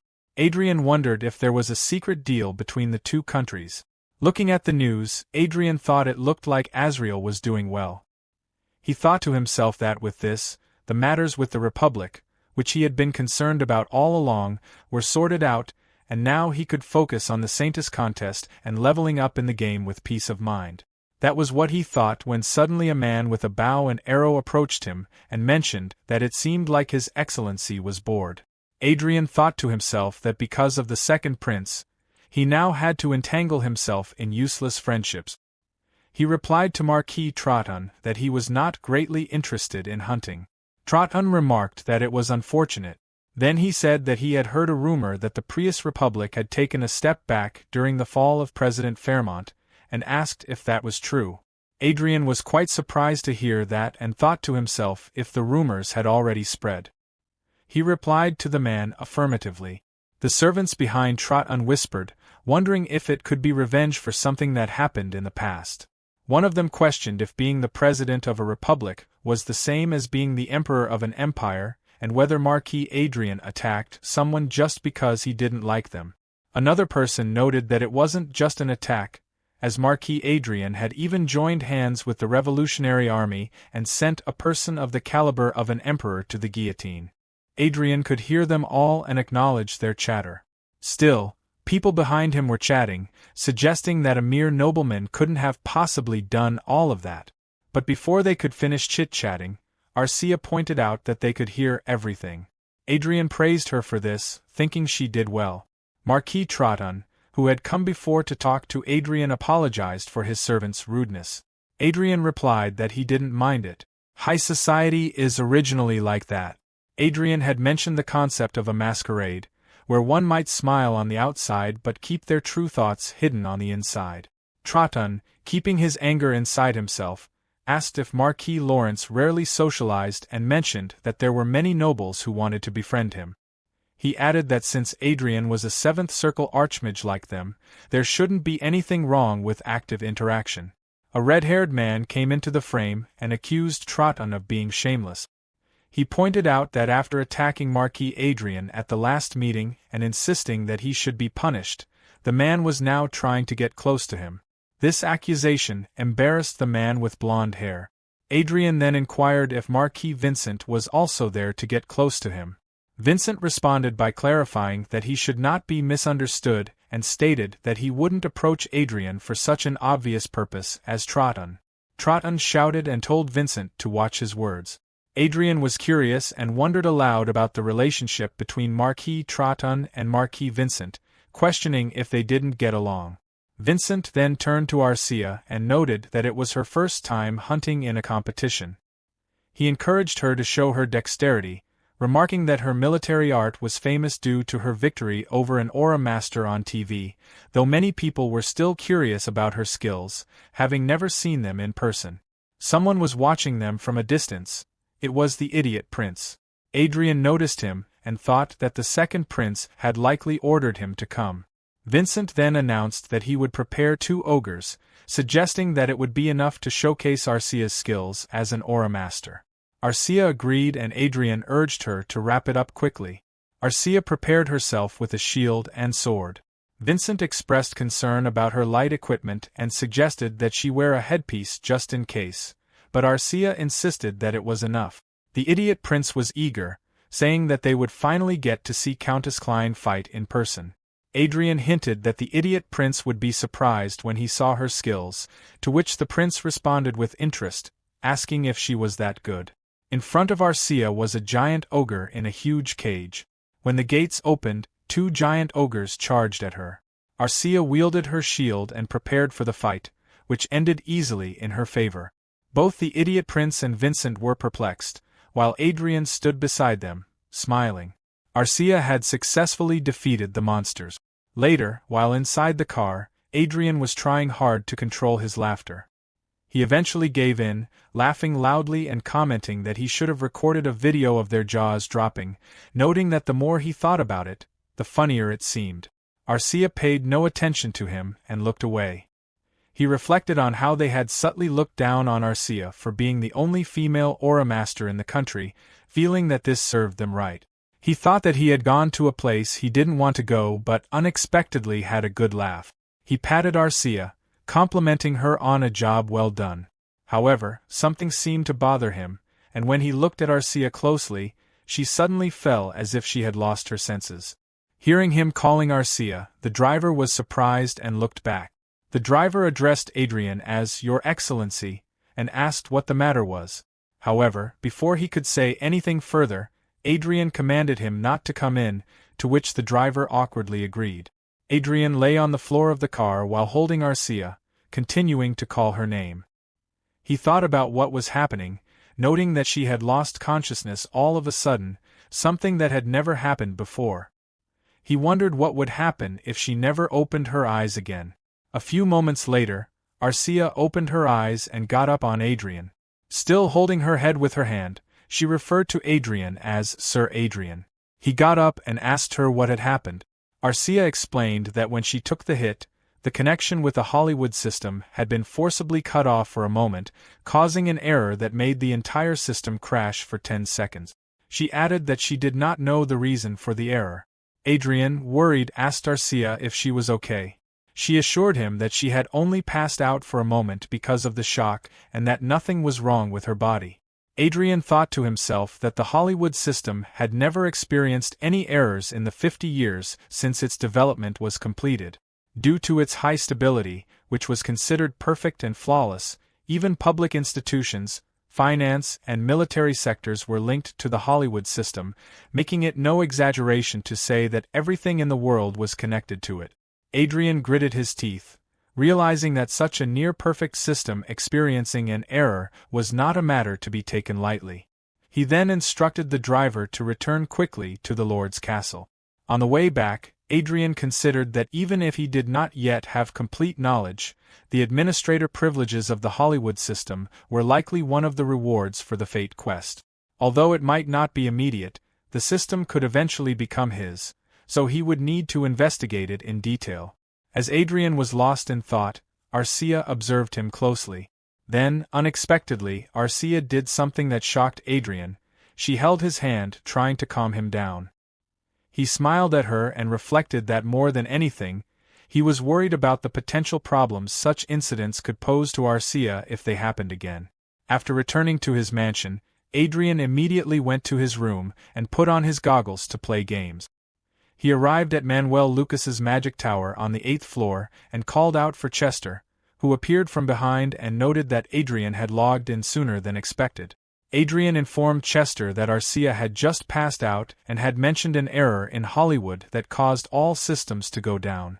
Adrian, visibly worried, asked Chester what was going on. Chester speculated that if Hollywood were like Earth, it would have an internet communication network along with the necessary hardware and software to use it conveniently. Chester explained that, unlike Earth, the signals in Hollywood were transmitted using mana present in the atmosphere, eliminating the need for separate base stations or lines. Ultimately, a central system was needed for management. Adrian inferred from Chester's explanation that something had gone wrong with that central system, and Chester confirmed this. Adrian seemed worried and questioned if that was really all there was to the problem. After a brief silence, Chester stated that as the official successor of Archduke Manuel Lucas, he would decide whether it was appropriate to disclose information about the incident. Adrian, thinking about what Chester had said, noted that Chester referred to it as an incident. Chester then reported that around 16:30 Rondell Standard Time that day, intruders had appeared at the facility where the Hollywood System Management Terminal was hidden. These intruders were black-robed assassins and vanguards armed with force equipment. Although the automatic security system was activated, it was insufficient, and while the intruders could not reach the system's main body, they ultimately self-destructed. As a result, the Hollywood System Unit 2 began operation from a more secure location. Adrian, closing all the tabs, asked Chester what would have happened to the Fate if the center had been taken over by the intruders. Chester reassured Adrian, explaining that sufficient preparations had been made for any emergency, including the implementation of Unit 2 following Unit 1. Chester added that even if all the management terminals of the Hollywood system were hijacked, there would be no problem because the owner of Fate's Tower was Sir Adrian. Adrian seemed a little relieved and then asked Chester where the intruders were from. Chester replied that they couldn't confirm the origins of the intruders. Adrian was startled and expressed his surprise, wondering internally that even Chester, the leader of the Hidden Blue Moon, who was akin to a magic lamp, did not know. Chester explained that the intruders had been meticulous. There were no terminals, artifacts, or voices, and their equipment was of a design never seen before, with no fingerprints found. Additionally, upon death, their bodies completely melted and disappeared due to poison implanted in their bodies, and their swordsmanship and fighting styles were entirely controlled and hidden. Adrian understood that Chester was saying there was no information anywhere that could identify the intruders, to which Chester confirmed that this was correct. Adrian apologized to Chester for pressing him as if he were interrogating him, and Chester assured him that he completely understood. Adrian then asked again if Unit 2 was really safe, and Chester confirmed that it was hidden in a location that was harder to find than Unit 1, with up to 21 units prepared, so there was no need to worry. Meanwhile, Arcia was petting Crowy, who was also happy to see her after a long time. Adrian, looking at Arcia, requested that if something like this were to happen again, he should sever Arcia's connection with Hollywood first, so that Arcia would not self-destruct or be forced to shut down. Adrian acknowledged that this had been a lapse in his caution and committed to taking action according to the instructions. Adrian reflected that for now, it was a relief that both Arcia and Hollywood were fine. He reasoned that even if he did not know the enemy's identity, their reason for targeting the Hollywood system was clear. Manipulating the system to their liking would bring them benefits equivalent to acquiring the Fate. Adrian decided that he would need to invest more time in games, even if it meant losing sleep. Chester supported this decision, noting that it was a good idea. Adrian thought that there were 14 levels left until the next stage and estimated that at his current pace, it would take around 4 to 5 months. If he pushed himself a little harder, he believed he could reduce that time to 3 to 4 months. He resolved that he must quickly reach the 8th circle to prepare just in case. Chester assured Adrian that he would continue to share information about the incident, and Adrian agreed to leave it to him. Somewhere in the Hollywood system, a crack appeared. Slowly, the crack grew larger, and through it, a butt emerged. Eric was standing behind Everil, and Everil, with a determined look on her face, said that she would do her best for the sake of His Excellency. Adrian smiled lightly and remarked that if it was Miss Everil, he was sure she would do well. A month after the Prius incident was concluded, as the war between the two giant countries ended and a period of stability began, the Saintis contest, which had been paused for a while, resumed. After their conversation, Eric told Everil that it was time for them to go. The only remaining task was gaining practical experience. In this task, he couldn't directly help her, so he had no choice but to trust in Everil and Eric. While waving his hands at them and bidding them goodbye, he thought that, in other words, he had a lot of time on his hands because he couldn't interfere. Adrian was engaged in a fierce battle against a horde of wasp monsters. He managed to kill all of them while Arcia and Crowy helped him. Although he was in a difficult situation, he still smiled a little and thought that, at his current level of 240, if he increased 10 more levels, the requirement of reaching 8 circles would be satisfied. He felt confident he could do it within 3 months as planned, or so he thought. Life would be boring without unnecessary trouble. The system window showed that Adrian had been murdered by user Velta. He, along with Arcia and Crowy, was dead. In the game, besides their dead bodies, a little girl character was looking at a system window and exclaimed, astonished, how much the materials cost. She looted them after piking them and joyfully exclaimed that she had just hit the jackpot.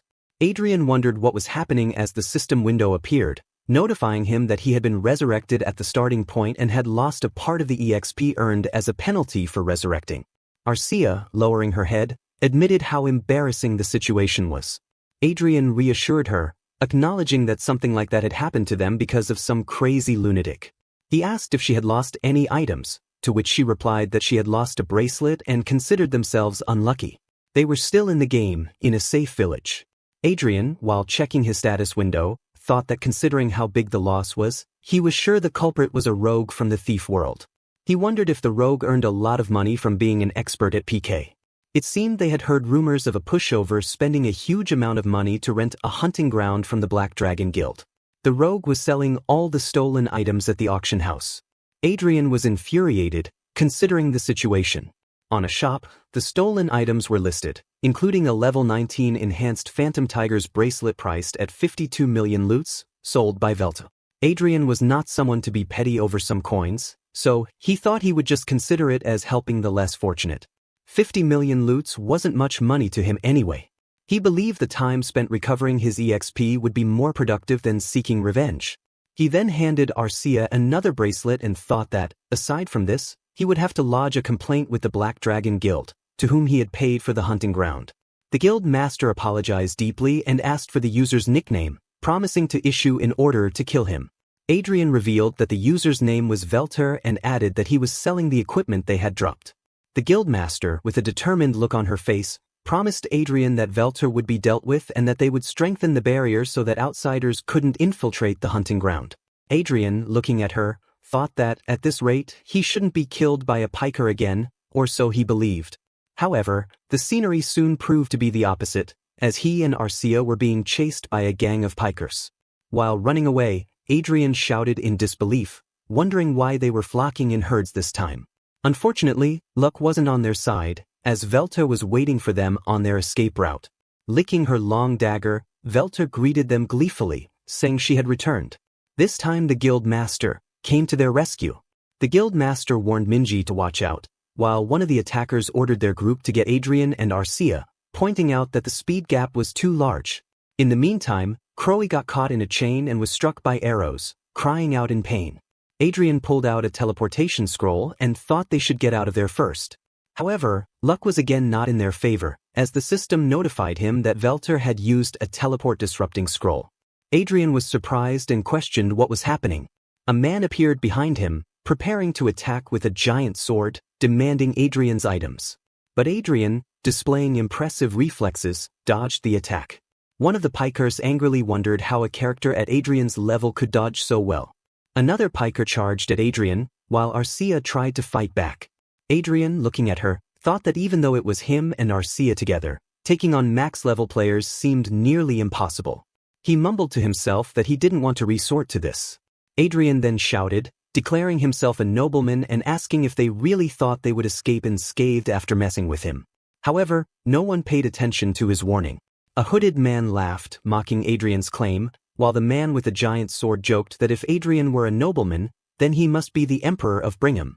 Arcia used her shield to deflect attacks from a red-haired girl, while the man with the giant sword attacked Adrian.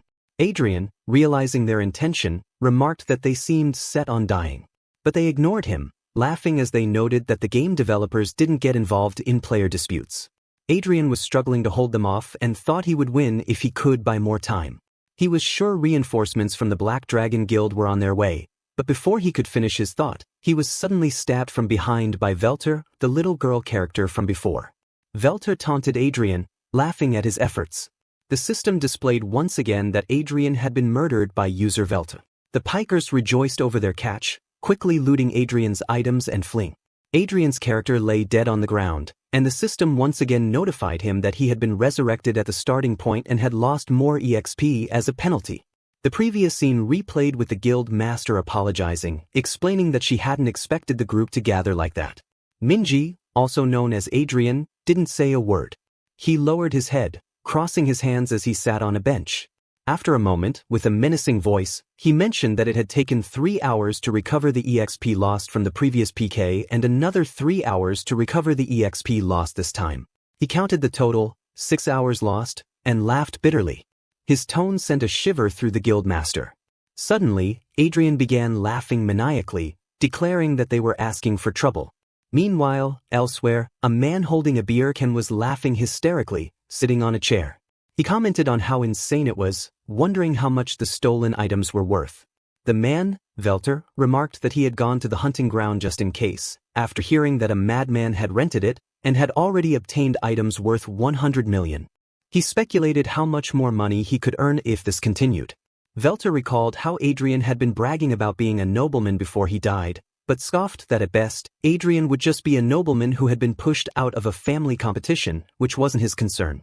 Throwing the empty beer can, Velter considered how he would rob Adrian the next time. Suddenly, Velter was shocked to see a notification.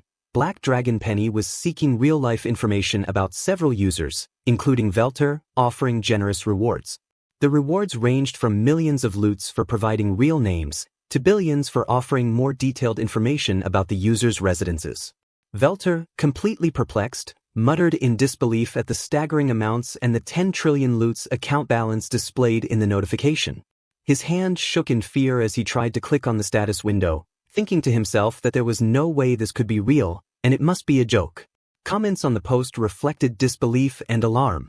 One user with the handle Pastel Blue expressed shock, asking if it was real, while another, Black Dragon Penny, confirmed that it was. They explained that some people had piked someone doing business with their guild and made off with hundreds of millions in items. Another commenter, Defeated King Lapis Lazuli, remarked that although there was a picture as proof, the balance seemed too absurd to believe. Black Dragon Penny added that the individual responsible was a noble and a noble with a title at that. One comment told others that if they were only going to cause trouble, they should leave. Velter, reading all these comments, felt his voice trembling with fear as he questioned whether a noble with a title would really lie. He wondered if there was a limit to their deception. The thought of a noble behaving like this made him laugh nervously. A person going by Kars claimed to have information about a user named Rokuro. Another user, Black Dragon _fish should be steamed, requested that the information be sent to them via message. As Velter continued to scroll through the comments, he found himself wondering how the information about these individuals was already being leaked. Another user, Lactose, joked about whether they should make a report as well, laughing as they typed. A different user, 4240 Banana King, eagerly claimed to have information regarding someone named Pint. Black Dragon _Squish should be grilled, responded, asking to be contacted through direct message. Velter, biting his nails, began to worry about how many people in the game knew about him. He anxiously pondered whether he should return the money and apologize, wondering if even now it might help.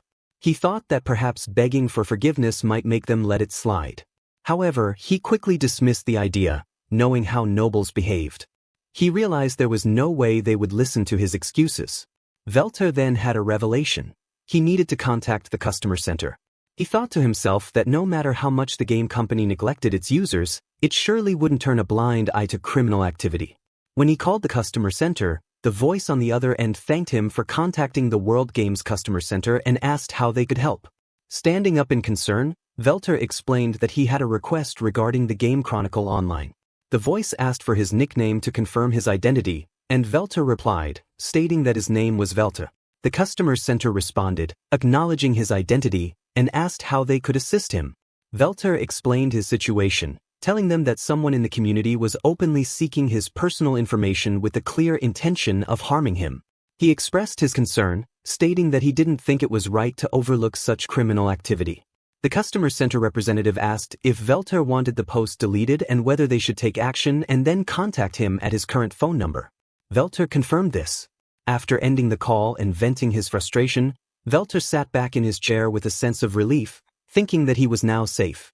He believed the customer center would soon delete the post and that the people looking for him would likely give up after a while. He opened another can of beer and glanced back at the screen. To his shock, he noticed something that made him freeze. He saw that someone commented, claiming they found his contact number. It was the person from the customer center. Unable to resist the temptation of getting billions, this person revealed Velter's address and phone number. Realizing the gravity of his mistake, Velter panicked and shouted that the customer center shouldn't have done this. Before he could finish his outcry, a huge explosion occurred behind him. Someone entered the room and declared that they found him. It was at this moment that he knew. He f***ed up. Velter, trembling in fear, stammered in disbelief, wondering why Adrian Lawrence was there. Adrian revealed that he was actually the user Minji, cursing Velter before blood splattered throughout the building. In the game's social media, everyone was chatting about the recent incident. The chats mentioned that the accounts of all the users who were publicly wanted last time didn't exist. Some wondered if it could be a setup and questioned whether those accounts were ever real in the first place. Another user insisted that the accounts really existed and mentioned that someone investigated those users through a personal livestream. A purple-haired bunny girl expressed concern, wondering if everyone was truly dragged away and questioning how anyone could play the game with it being so scary. The man wearing the green bear suit beside her said that he didn't think the game company was responding at all, pointing out that there was no notice regarding the incident. While watching Adrian fight, one of the guild members asked how much money Minji spent on everything, to which the guild master replied that it was likely around 3 billion. The guild member expressed shock, commenting that Minji burned 3 billion out of spite. The guild master then whispered to the girl that not only did Minji spend the money, but there were also rumors that he had a hand in world games, which was why the matter had been finished quietly. Adrian could hear them but pretended not to while thinking to himself that it was a false rumor. He recalled how, after Velter and others got caught, they cried and begged for their lives, repeatedly saying they were wrong. After catching the pikers, Adrian realized they were just jobless people who promised to do anything in exchange for their lives, including returning the items they had taken. Adrian thought that, since they had nothing better to do than play games, he gave them new jobs, although the positions were in remote and unreachable places. Despite this, Adrian felt content about their fate. In the present, Adrian thought that since he wouldn't be killed by pikers anymore, he could focus on leveling up and be at ease. He then told Arcia that they should head to the next dungeon. Arcia agreed. Adrian thought, as always, that he could play in peace and level up, or at least so he believed. The idiot prince declared that it was time, clenching his fist and stating to his followers that the moment was ideal and likely the last opportunity to remove the first prince and claim the throne. The others around reacted enthusiastically. As a part of the second prince's faction, Adrian was present at the scene. The power struggle in the Reinhardt kingdom had intensified as the king prepared to abdicate the throne, with the first prince set to ascend if the king stepped down. Adrian thought that a civil war seemed imminent, noting that the timing was unfortunate, as it had come right when he intended to focus on playing games again. He observed the people around him. Mark Ali Trun, a 7-circle archmage, appeared cautious and nervous, while Margrave Ariel Lewis, a 6-circle high-ranking mage, seemed scared. Adrian recalled that the Trotun faction had tried to lure him during a previous hunting tournament and noted their mixed relationships with him. He then looked at the person sitting beside him, Marquis Douglas Hamilton, the highest-ranking administrator. Hamilton's demeanor had been happy and expectant. Adrian wondered if these allies would eventually become betrayers as well, as a drop of sweat formed on his cheek. He had contemplated the political landscape, recognizing that the balance of power between the second and first prince was skewed, with the first prince being at a disadvantage. Adrian suspected that the first prince had cleverly involved the Trotun faction, making moves that further complicated the situation. Prince Luke announced that they couldn't afford to prolong the war, as continued conflict might weaken the kingdom and invite an invasion from the Croisan Empire. He laid out his plan to infiltrate the royal castle, dividing the operation between a guerrilla unit and a territorial unit to prepare for the civil war. Marquis Vincent would fight the guerrilla warfare with him, while Marquis Hamilton would command the main forces, with Marquis Lawrence as second in command. Adrian acknowledged this, noticing that Trotun had gritted his teeth in anger but said nothing. Adrian reflected that the first prince had chosen the perfect person to bring into the fold. He realized that Trotun, fearing a loss of power, had aggressively pushed for Adrian's punishment and tried to recruit him during the hunting tournament. Adrian also observed that Trotun had been excluded from a significant role in the upcoming operation, despite holding the same rank as Adrian. Adrian sighed, thinking that the second prince's tactics were essentially instigating betrayal. Prince Luke then declared that the operation would begin in 2 days at midnight and ordered everyone to discreetly reorganize their forces, to which they all agreed. After the meeting ended, Prince Luke called out to Marquis Lawrence, prompting Adrian to respond. Prince Luke then asked if Adrian could give Countess Klein to him, implying that she would be an invaluable addition to the guerrilla unit as an aura master. Adrian was upset by the request and asked for clarification. Arcia, observing the situation, reassured Adrian that she was fine with the decision. Adrian, however, struggled to contain his anger and thought privately that he would have loved to kick the prince between the legs and make him a eunuch. Despite his frustration, Adrian reluctantly agreed to the request. Prince Luke expressed his gratitude, laughing and placing a hand on Adrian's shoulder, and promised that if the operation succeeded, both Adrian and Countess Klein would be rewarded for their efforts. After the encounter, Adrian told Arcia that if the second prince ever tried to harm her, she shouldn't hesitate to fight back, assuring her that he would handle the aftermath. Arcia, without much emotion, agreed, saying she would fight him without holding back. Later, back at the Marquis Palace, the butler informed Adrian of guests arriving. Holding Arcia's hand, Adrian asked who the guests were. To his surprise, it was his mother, who looked much younger than he remembered. She remarked on the size of the castle while commenting on how well Arcia was living. Arcia, in turn, smiled slightly and mentioned that they had planted flowers in the area.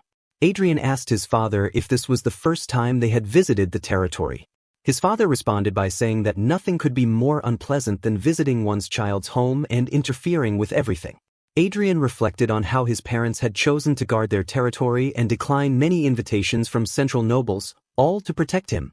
He also observed that his father cut ties with the nearby lords and completely withdrew from social life. Adrian then inquired about the reason for their sudden visit. His father revealed that he heard rumors of an impending civil war. Adrian, perplexed, thinking it was unexpected, given his father's isolation from outside news. Nonetheless, Adrian explained that the king was planning to abdicate the throne, and Prince Luke was making his moves accordingly. His father then expressed concern, noting that Adrian would likely be at the forefront of the second prince's faction. Adrian confirmed that he was appointed as the second-in-command, with Arcia standing with the guerrilla unit. After a moment of worry, his father warned him not to engage with His Majesty's personal troops if they appeared on the battlefield, emphasizing the importance of avoiding any direct conflict with them. Viscount Lawrence advised Adrian, saying that if His Majesty's personal troops appeared on the battlefield, he should not go against them under any circumstances. Adrian wondered about His Majesty's personal troops. His father continued, explaining that His Majesty was much scarier than anyone thought and was by no means a mere figurehead. He mentioned that despite what had happened with the Prius Republic, any major power would have measures in place to ensure the preservation of its royal and imperial household, and it was no different for them in Reinhardt. Adrian questioned whether that could affect the general trend, and his father, Viscount Lawrence, responded by suggesting that it could, even when a Grandmaster was involved. Adrian was astonished, thinking that a Grandmaster was equivalent to an 8th-circle mage and noting that, as far as he knew, there wasn't a single Grandmaster from their kingdom among the 5 who existed on the continent. His father continued, expressing uncertainty but revealing that while sorting through the information of Adrian's grandfather, who had worked as a chief butler in palace affairs, he had discovered a hidden diary and found out about this fact. Their family had served the king for a long time in the palace affairs department, but one day, their access to the palace had been cut off due to his grandfather's unexpected death. His father had been forced into a risky marriage to support the weakened family. This revelation deeply surprised Adrian, and he wondered if his grandfather's access to royal secrets had caused his downfall. He realized he could not take his father's words lightly. Adrian then assured his father that if that situation arose, he would run away at all costs, so his father needn't worry. His father agreed, acknowledging that while honor was important, Adrian's life was even more so. Suddenly, Adrian became suspicious and asked his father why it seemed like he was talking about someone else, noting that since his father was part of the second prince's faction, his participation in the conflict seemed inevitable. His father, feeling a bit embarrassed, admitted that he wasn't planning to participate. Confused, Adrian asked why, and his father, still embarrassed and clearing his throat, explained that Sylvia was pregnant. Adrian was shocked, stammering a question in disbelief. His mother casually smiled and told Adrian that he was going to be a big brother, leaving Adrian in complete shock. Meanwhile, Arcia was simply observing the flowers, oblivious to what was happening. The scene shifted to a meeting where the first prince, laughing, spilled his tea. He congratulated Adrian on having a little sibling, noting that it was a sibling to Marquis Lawrence. Adrian then reported to the first prince that his father wouldn't be participating in the war. The first prince, still smiling, said he understood and that it couldn't be helped. He then asked Adrian what he thought was the biggest weakness of the second prince's faction. Adrian responded that it was the exposure of their operation. The first prince, spinning a spoon in his hand, agreed, explaining that information determined victory or defeat in a war, and in that sense, they were one step closer to victory. He explained that they would create a gap and allow the second prince's intrusion, meaning they would give up the crown prince's palace and the main palace where the king resided, which Prince Luke coveted. Once Prince Luke was drunk on the joy of victory, they would stage a siege, betrayal, and complete eradication. Adrian thought that in order to assert traditional legitimacy, the second prince couldn't afford to abandon the royal palace and throne, which he had finally managed to acquire. Thus, the second prince would bring his faction to the castle and choose to isolate himself, which would be the worst situation for him, an insider's betrayal. Adrian smiled, thinking it was like a Trojan horse in this time and era. He mentioned to the first prince that the second prince would feel victorious, thinking the crown prince had run away without understanding what was really happening. The prince agreed, praising their communication, but also pointed out a problem with the plan. Adrian then acknowledged that he, Countess Klein, and the other insiders were bound to be in danger due to their roles in the betrayal. The prince agreed, warning that the second prince's faction, currently off guard, would quickly collapse due to their betrayal and that they would inevitably become the targets of concentrated attacks. The prince planned to show Adrian several hidden secret passages in the castle, which would help confuse the enemy and increase his chances of survival. Adrian, considering the plan, thought it wasn't enough. He proposed something, explaining that he had played a significant role in the recent crisis of the Prius Republic and had made considerable contributions to their revolution. As a result, they had promised him certain rewards. The prince asked what kind of rewards, and Adrian explained that they had agreed to provide military support to their kingdom in the event of a civil war, just as Adrian had helped them. The prince, appearing worried, hesitated, and Adrian understood his concern. He assured the prince that it wasn't massive support like a swarm of sky fortresses, but rather 3 aura masters. With that level of military force, they would have solid insurance without facing criticism for bringing in foreign forces. This revelation caused the prince, whose eyes had been small with worry, to open them wide with joy. He nearly jumped out of his seat and realized that the Republic-related incidents, which had seemed like anomalies, might have been part of a plan. Adrian picked up his teacup and confirmed it, though in his mind he knew it wasn't entirely true. It had just happened while he was cleaning up his mess. The prince happily expressed his admiration, saying there was no way Marquis Lawrence would do anything meaningless and that he was truly wonderful. Adrian, realizing the prince was under a misunderstanding, decided to let him stay that way, knowing that all the groundwork for defeating the second prince was now complete. Before ending their meeting, they shook hands, and the prince acknowledged Adrian's hard work. While the prince was complimenting Arcia, the prince's words reminded Adrian of his father's warning not to go against His Majesty's personal troops. Adrian, thinking about it, asked the prince what would happen if Prince Luke tried to subdue His Majesty and ended up being subdued instead. The prince dismissed that as impossible but said that if it did happen, their jobs would become much easier. Adrian, thinking about it, noted that the crown prince seemed completely unaware of certain things and wondered if what his father had spoken about really existed. As the day of battle approached, Adrian spoke to Arcia, instructing her not to hesitate to defend herself if the second prince tried to harm her. Arcia acknowledged this, and Adrian reminded her that Blackie, their magical flying ally, would be flying around the palace and could support her immediately with magic if she sent a telepathic message in case of an emergency. Arcia agreed, then turned and said she would be back soon. Before she left, Adrian handed her Excalibur, a precious holy sword. She was surprised, asking if it was really okay to give her such a precious item, and Adrian reassured her, telling her that she was more precious. She replied playfully that she was getting goosebumps, and Adrian smiled. He placed his hand on her shoulder and warned her that if she encountered a grandmaster, she should surrender at all costs. Not just a grandmaster, but in any unexpected circumstances, he urged her to surrender immediately. Arcia asked if he wanted her to prioritize her personal safety, and Adrian, determined, confirmed that he did. She smiled a little and then teleported away, reminding Adrian to be careful as well. After she left, Adrian remarked to himself how cute she was. The scene then shifted to Prince Luke declaring that the great day had come. He proclaimed that he would slash the head of the incompetent first prince and promised to reign as the new sun that would brighten the kingdom. He then gave the order to march, and Arcia, along with the guerrilla unit, approached the palace. The soldiers following Prince Luke killed every guard stationed in the palace and declared that the area was clear. At last, they reached the crown prince's room. One of the vanguards kicked the door open, and Luke, along with his vanguards, entered. However, the room was completely empty. One of the vanguards remarked that the room was empty, and they couldn't see the crown prince anywhere. He speculated that the crown prince must have sensed that something was wrong and had fled. In anger, Luke gritted his teeth and expressed his frustration. He then commanded the others, stating that if the crown prince had escaped, they should move on to the next target, which was to secure his father, the king. Everyone agreed with his order. The king had been discussing something with his secretary when the door suddenly blasted open. Seeing the vanguards entering, the king angrily called them bastards and demanded how they dared to barge in. Luke, raising his sword, apologized and told his father to entrust his fate to him for a moment. Enraged, the king called Luke a bastard. The scene shifted to the outskirts of the capital, where the domain troop waited in the sky fortress. One of Luke's people announced that it was said their highness was attending to his majesty, the king. Everyone rejoiced, exclaiming their excitement. One of them commented that Luke could convince the king and bring down the first prince.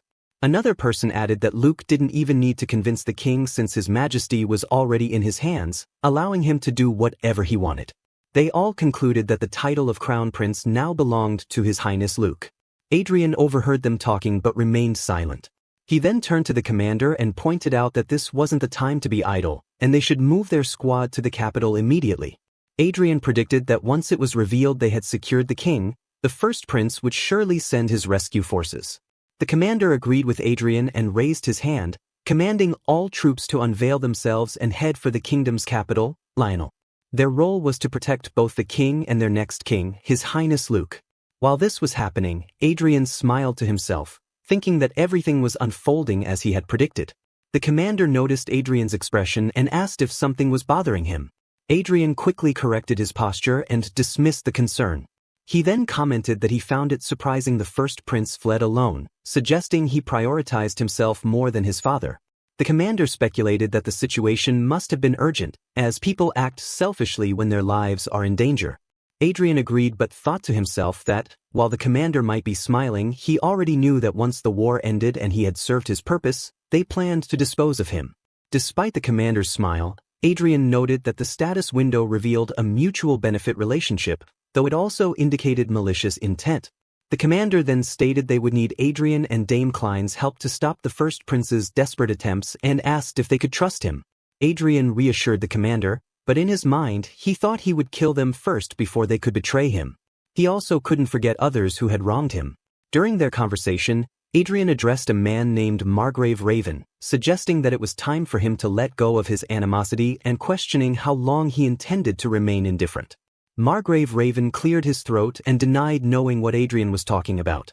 Adrian then mentioned Margrave Cascabel and Count Brooks, assuring them that they no longer needed to be wary of him due to the incident involving their sons. Both men awkwardly laughed, expressing surprise that Marquis Lawrence had initiated a conversation with them. However, deep down, Adrian thought that while he didn't know about anyone else, he could never forget what they had done to him. Hiding his true intentions, Adrian commented that they were all in the same boat now. Cedric's grandfather and Anna's father. The man who had controlled the Lawrence family and made Adrian's childhood miserable, Margrave Raven. Brooks and Cascabel, who had relentlessly bullied Catherine and him during their time at the academy. Adrian had postponed his revenge due to his position as an insider in the second prince's faction. Now, Adrian suggested they forget the past, remarking that no one would want to have an ally stab them in the back. Margrave Raven, taken aback, questioned who would do such a thing. Adrian remained silent, thinking to himself that he would. The commander, hearing the conversation, smiled brightly and affirmed that it was never good for the leadership within the same faction to hold grudges. He patted Adrian on the shoulder and suggested they take the opportunity to let go of the past and draw a future together. Everyone applauded and agreed with the idea. Meanwhile, a soldier on the ship seemed troubled for some reason. Back in the palace, 2 soldiers captured the king. One of the vanguards approached Luke and informed him that everything had been sorted out. Luke raised his sword, pointed it at the king, and declared that his father's era was over, demanding that he quietly hand over the throne. The king, enraged, called Luke a bastard. While everyone celebrated the success of the raid, one vanguard noticed Arcia looking closely at something and asked what she was preparing for. Arcia replied that she was preparing just in case. The vanguard questioned what she meant by just in case. Suddenly, a voice was heard, asking the king if he needed help. Prince Luke also heard the voice and wondered if it was coming from thin air. The king, in desperation, shouted for protection. Arcia also noticed the voice. The voice responded, confirming they had received the king's command. In an instant, 2 sword slashes took down the vanguards holding the king, as well as 2 other vanguards. Back on the ship, the troubled soldiers shouted that communication with the guerrilla unit had been cut off due to interference, and they could no longer reach them. Adrian, surprised, speculated if what he suspected was happening. Back in the palace, Luke fell to the ground, sitting in shock, and wondered how 4 members of the special forces had been killed so quickly. Startled, Luke asked a brown-haired man who he was. The man responded that he was the king's knight. Luke, still shocked, questioned why he had never heard of such a knight before. The man explained that the second prince didn't have the right to know. With a serious, domineering expression, the man asked if Luke really thought the king of the great Reinhardt's kingdom could be assassinated so easily. Luke, gritting his teeth in anger, remarked to the king what a truly scary man he was to have such a powerful secret up his sleeve that not even his son knew about. He wondered if he was the only one left in the dark. Luke then stood up, raised his sword, and commanded the remaining vanguards to kill the man and secure the king. However, before he could finish his command, a single sword slash killed all the vanguards behind him. Everything happened so fast that Luke couldn't even react. One of Luke's vanguards, who was still standing, took a defensive position and thought about how 2 swords, manifesting as blue aura blades, had flown through the sky. Arcia used her shield to protect herself and thought to herself while watching the man wield the sword that he must be a grandmaster. The grandmaster was controlling 2 swords along with the sword in his hand. The rebels, in shock, expressed disbelief, thinking there was no way it could be happening. Luke, unable to move, also expressed his shock, addressing the grandmaster. One of the rebel vanguard, Viscount Vincent, frustrated, groaned and then commanded Count Ignis and Countess Klein to escort His Highness Luke while he bought time. Count Ignis responded affirmatively. The Shadow Knight protecting the king remarked on the Viscount Vincent's loyalty but suggested that their loyalty was misplaced, adding that it was better to correct a disciple's mistakes than to shield them. The first vanguard angrily told the knight to be quiet before charging at the king and the grandmaster. The Shadow Knight effortlessly raised the shield and blocked the attack from the vanguard. Despite the vanguard's strength, the knight easily countered him, causing the vanguard's force sword to shake from the blockage. Count Ignis was shocked, realizing that the knight was blocking Viscount Vincent, the best swordsman of Reinhardt's kingdom, with such ease. The man protecting the king turned back and asked the king if he could execute all of them immediately.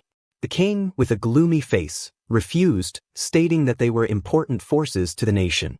The knight countered, stating that they were traitors. With great difficulty, the king explained that their forces would collapse without a central point and, with tears in his eyes, asked the knight to subdue Luke. He told the Shadow Knight to spare him despite Luke's betrayal, because he was still the king's son. The king was uncertain of how to react. Meanwhile, Luke was preparing to flee the palace after realizing that his plan was failed. However, his escape was thwarted when a sword struck the ground, creating a massive aura explosion. Count Ignis cursed, frustrated by the blocked escape route. The Grandmaster acknowledged the king's command. Back in the Sky Fortress where Adrian was, people were anxious as they couldn't communicate with the team in the palace.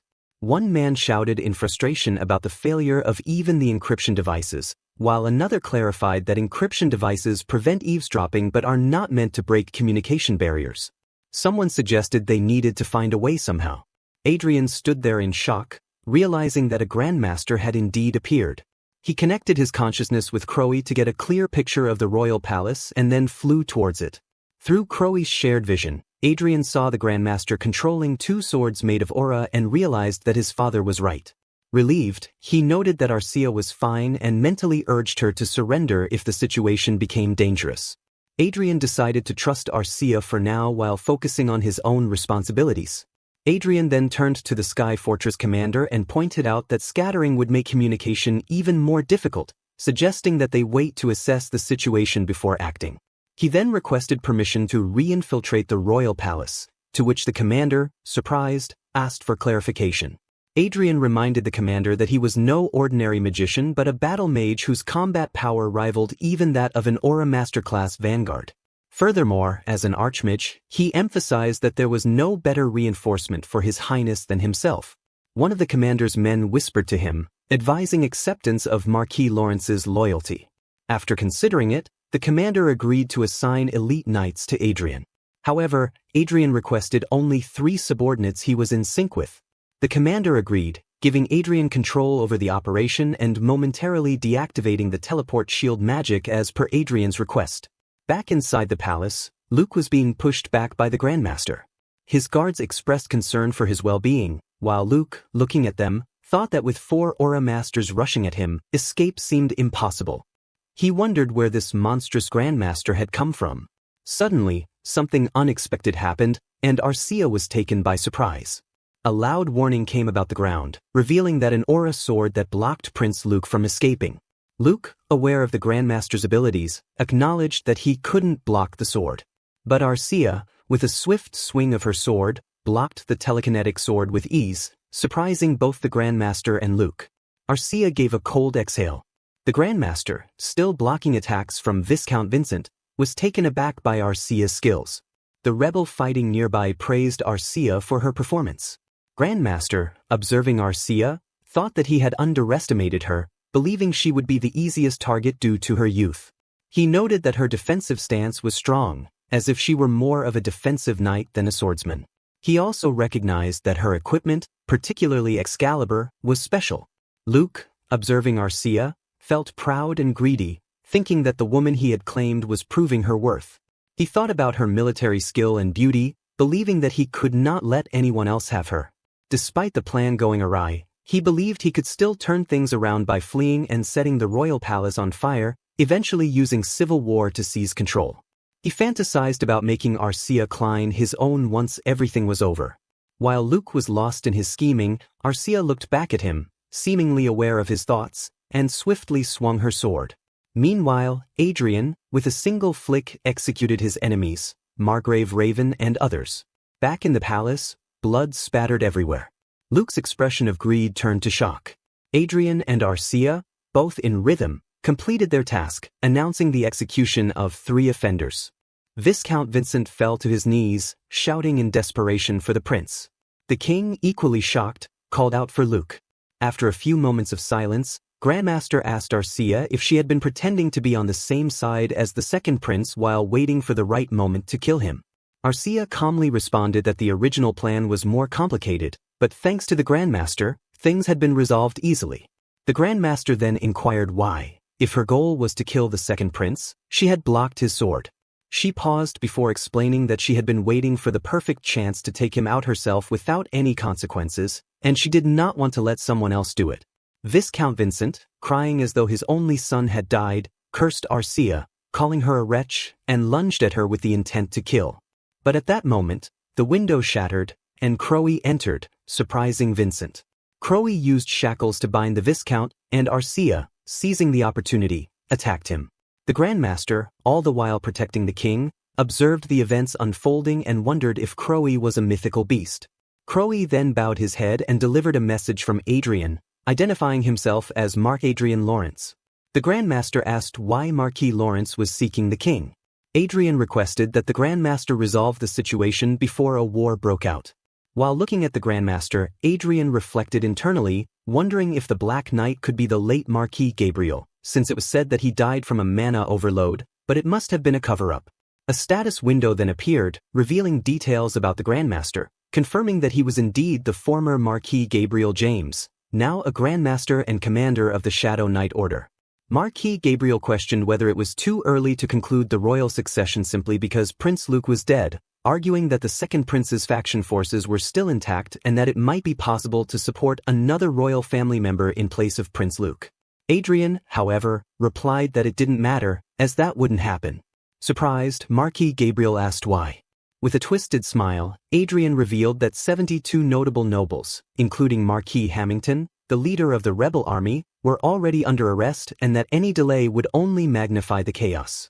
He subdued everyone with the help of his vanguard forces from the Sky Fortress. The king then interrupted the conversation, asking if Adrian was suggesting that they coax the rebels into surrendering. Adrian confirmed that this was indeed his suggestion. The king, looking at the dead Luke, tearfully agreed to Adrian's proposal. A few hours later, the first prince returned to the palace after hearing that all the rebels had been captured. Shocked by the situation, he observed the scene as a priest commanded the wounded to gather in one area. One of the royal guards thanked the priest, who in turn asked if they were all right. On the other side, another guard ordered the prisoners, bound in shackles, to move quickly.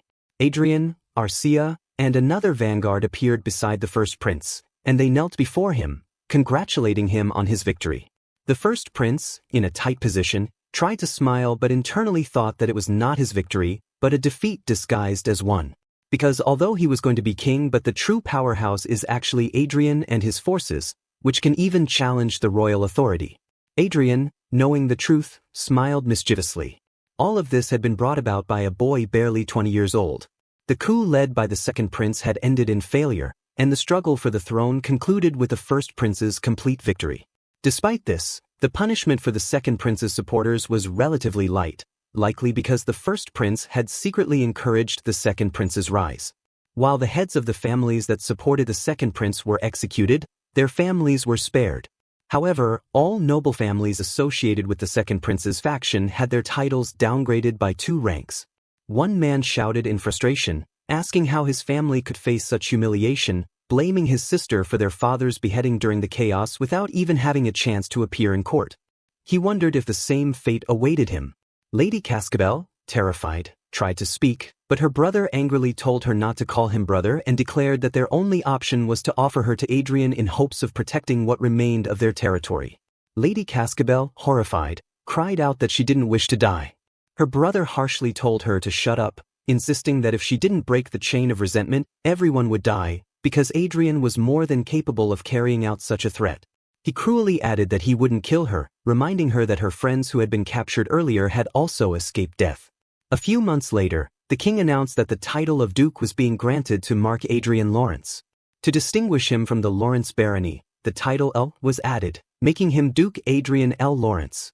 Additionally, the former territory of the late Marquis Hamilton was granted to him as an extension of his domain. The king expressed his hope that Adrian would become a righteous ruler who cared for his people. Everyone cheered as Adrian received his title and new lands from the king. A news post on Stargram detailed the title bestowal ceremony, referring to Duke Adrian L. Lawrence and Marchioness Arcia Klein.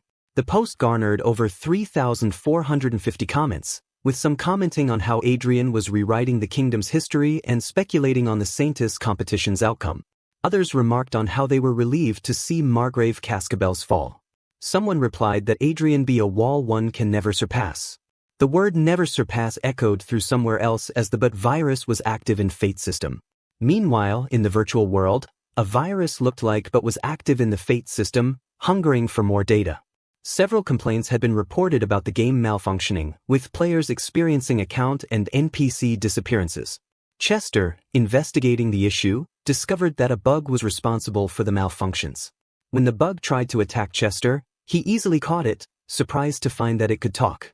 The bug asked who he was, and Chester, astonished, realized that the bug's ability to express itself was due to an error during the system downtime, which had unintentionally created an artificial intelligence.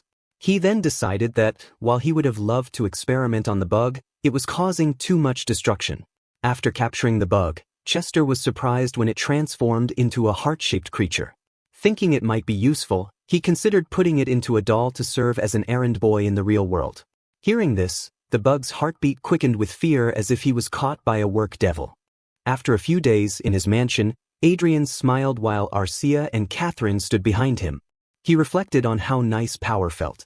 In front of him, Isabella and another man were kneeling, both visibly shaking in fear.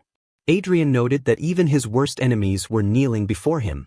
The kneeling man begged Adrian for mercy but was interrupted as Adrian snapped his fingers and asked if he knew how his friends were doing, telling him he would work with them.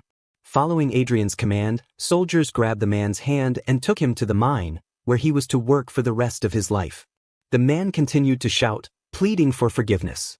Adrian then turned to where Isabella was and contemplated what to do with her, recalling that she was the most prominent bully. Isabella was frightened, couldn't say anything, and was shaken in fear.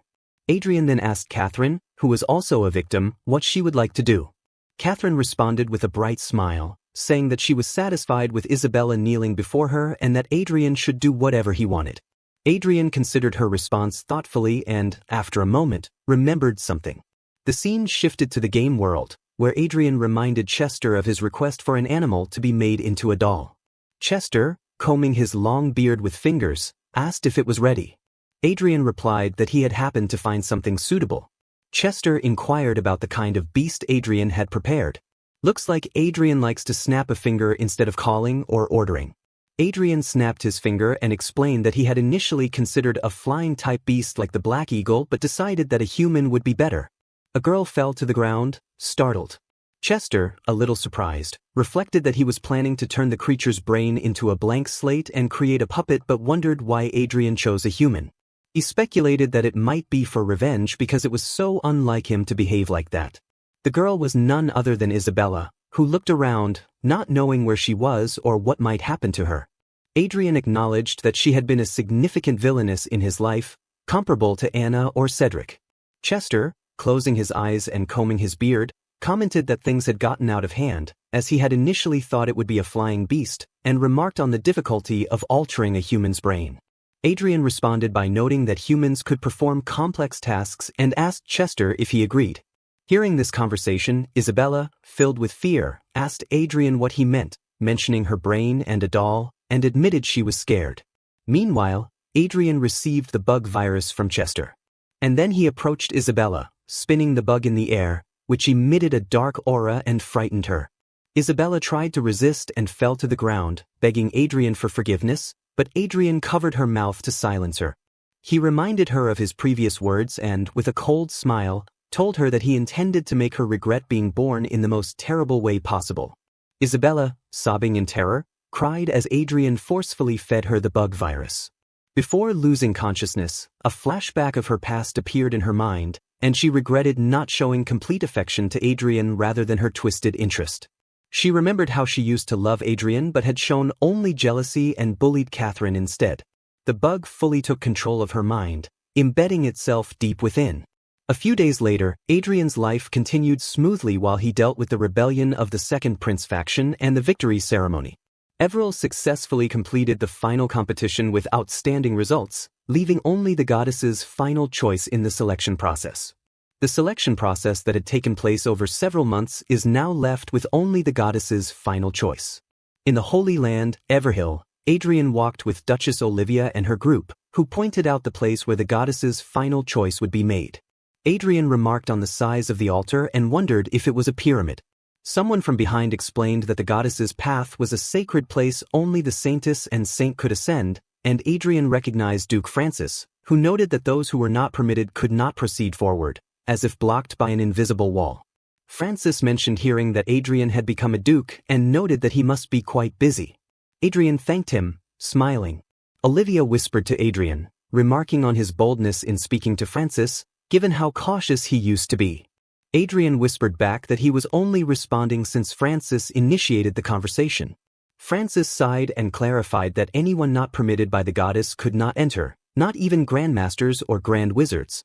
He looked at the goddess's path, explaining that only those candidates who reached the altar at the top would have a chance to receive the goddess's grace. Adrian thought that the gathered saintess candidates should be able to climb the stairs without difficulty. Francis then shared an unusual story, mentioning that one exceptional individual, aside from the saintess, saint, and their candidates, once ascended the goddess's path. Curious, Adrian asked who it was, and Francis, with a smug look, revealed it was Archduke Manuel Lucas, a famous figure from their Brigham Empire. Duchess Olivia, with disinterest, commented that it must be nice to come from such a great nation. Adrian, feeling regretful, realized he shouldn't have asked, suspecting that Francis merely wanted to boast. As the atmosphere turned awkward, a girl behind them muttered in annoyance, which prompted Adrian to look back and sigh in relief, recognizing Bug. He realized it was Bug who had voiced his thoughts. Bugged Isabella, playing with her hair in a Gen Z fashion, spoke in a bored tone. Though she resembled Isabella, she was not. She was Bug, an AI born from the Hollywood system. Having taken control of Isabella's brain, which was blanked out, Bug had developed a crude personality from the countless stories within the system. Perplexed, the Duke looked at her wide, opening his mouth. She yawned. Bugged Isabella, feeling bored, asked if she could leave, which prompted Arcia to smack her on the head. Bug, holding her head in pain, shouted at Arcia, asking why she was being hit. Arcia, irritated, pointed at Bug's bug necklace and warned that it was because she might die, causing Bug to react in fear and frustration. Adrian apologized to Duke Francis, explaining that she was somewhat lacking. Francis, Taking into account the day's significance, let it slide, while Duchess Olivia chuckled behind Adrian. At the top of the goddess's path, the saintess appeared and announced the numbers of saintess and saint candidates who received the calling of Goddess Sepia. She called them forward. Saint explained that if they were truly qualified and saintess completed, the goddess would open the way for them. Olivia remarked that the event had begun. Each saintess candidate, Grace Heigelvin, Judy Esther, the Princess of the Eastern Kingdom, and Everil Barnett, among others, began to climb. Suddenly, an invisible barrier blocked one of the girls, who, in frustration, questioned why the goddess was preventing her. From below, among various supporters of saint and saintess candidates, Duke Francis noted disqualified candidates appearing here and there and asked Adrian who he thought would succeed. Adrian, confident, expressed his belief in Everil Barnett, the candidate he sponsored. Francis complimented Adrian, calling his storytelling excellent, which surprised Adrian, who could not understand Francis's sudden kindness. Adrian remarked that Francis was complimenting him more than usual, to which Francis replied that he was simply being truthful, admitting that his own side had been arrogant. Adrian found this unexpected, considering that Francis usually acted prideful, often claiming that no one could surpass them. Francis went on to mention that Archduke Lucas once had a conversation with the goddess there, a privilege neither the saintess nor the saint experienced. It was, reportedly, the first and last time the goddess spoke to an individual. Francis murmured, wondering if the goddess might show the same interest in Adrian as she did with Lucas. While listening to Francis's muttering, Adrian noticed something. Evelyn Francis had stopped climbing and had come back down. Looking at her, Adrian thought, Evelyn Francis? Didn't she just start climbing the stairs? Why is she coming back down already?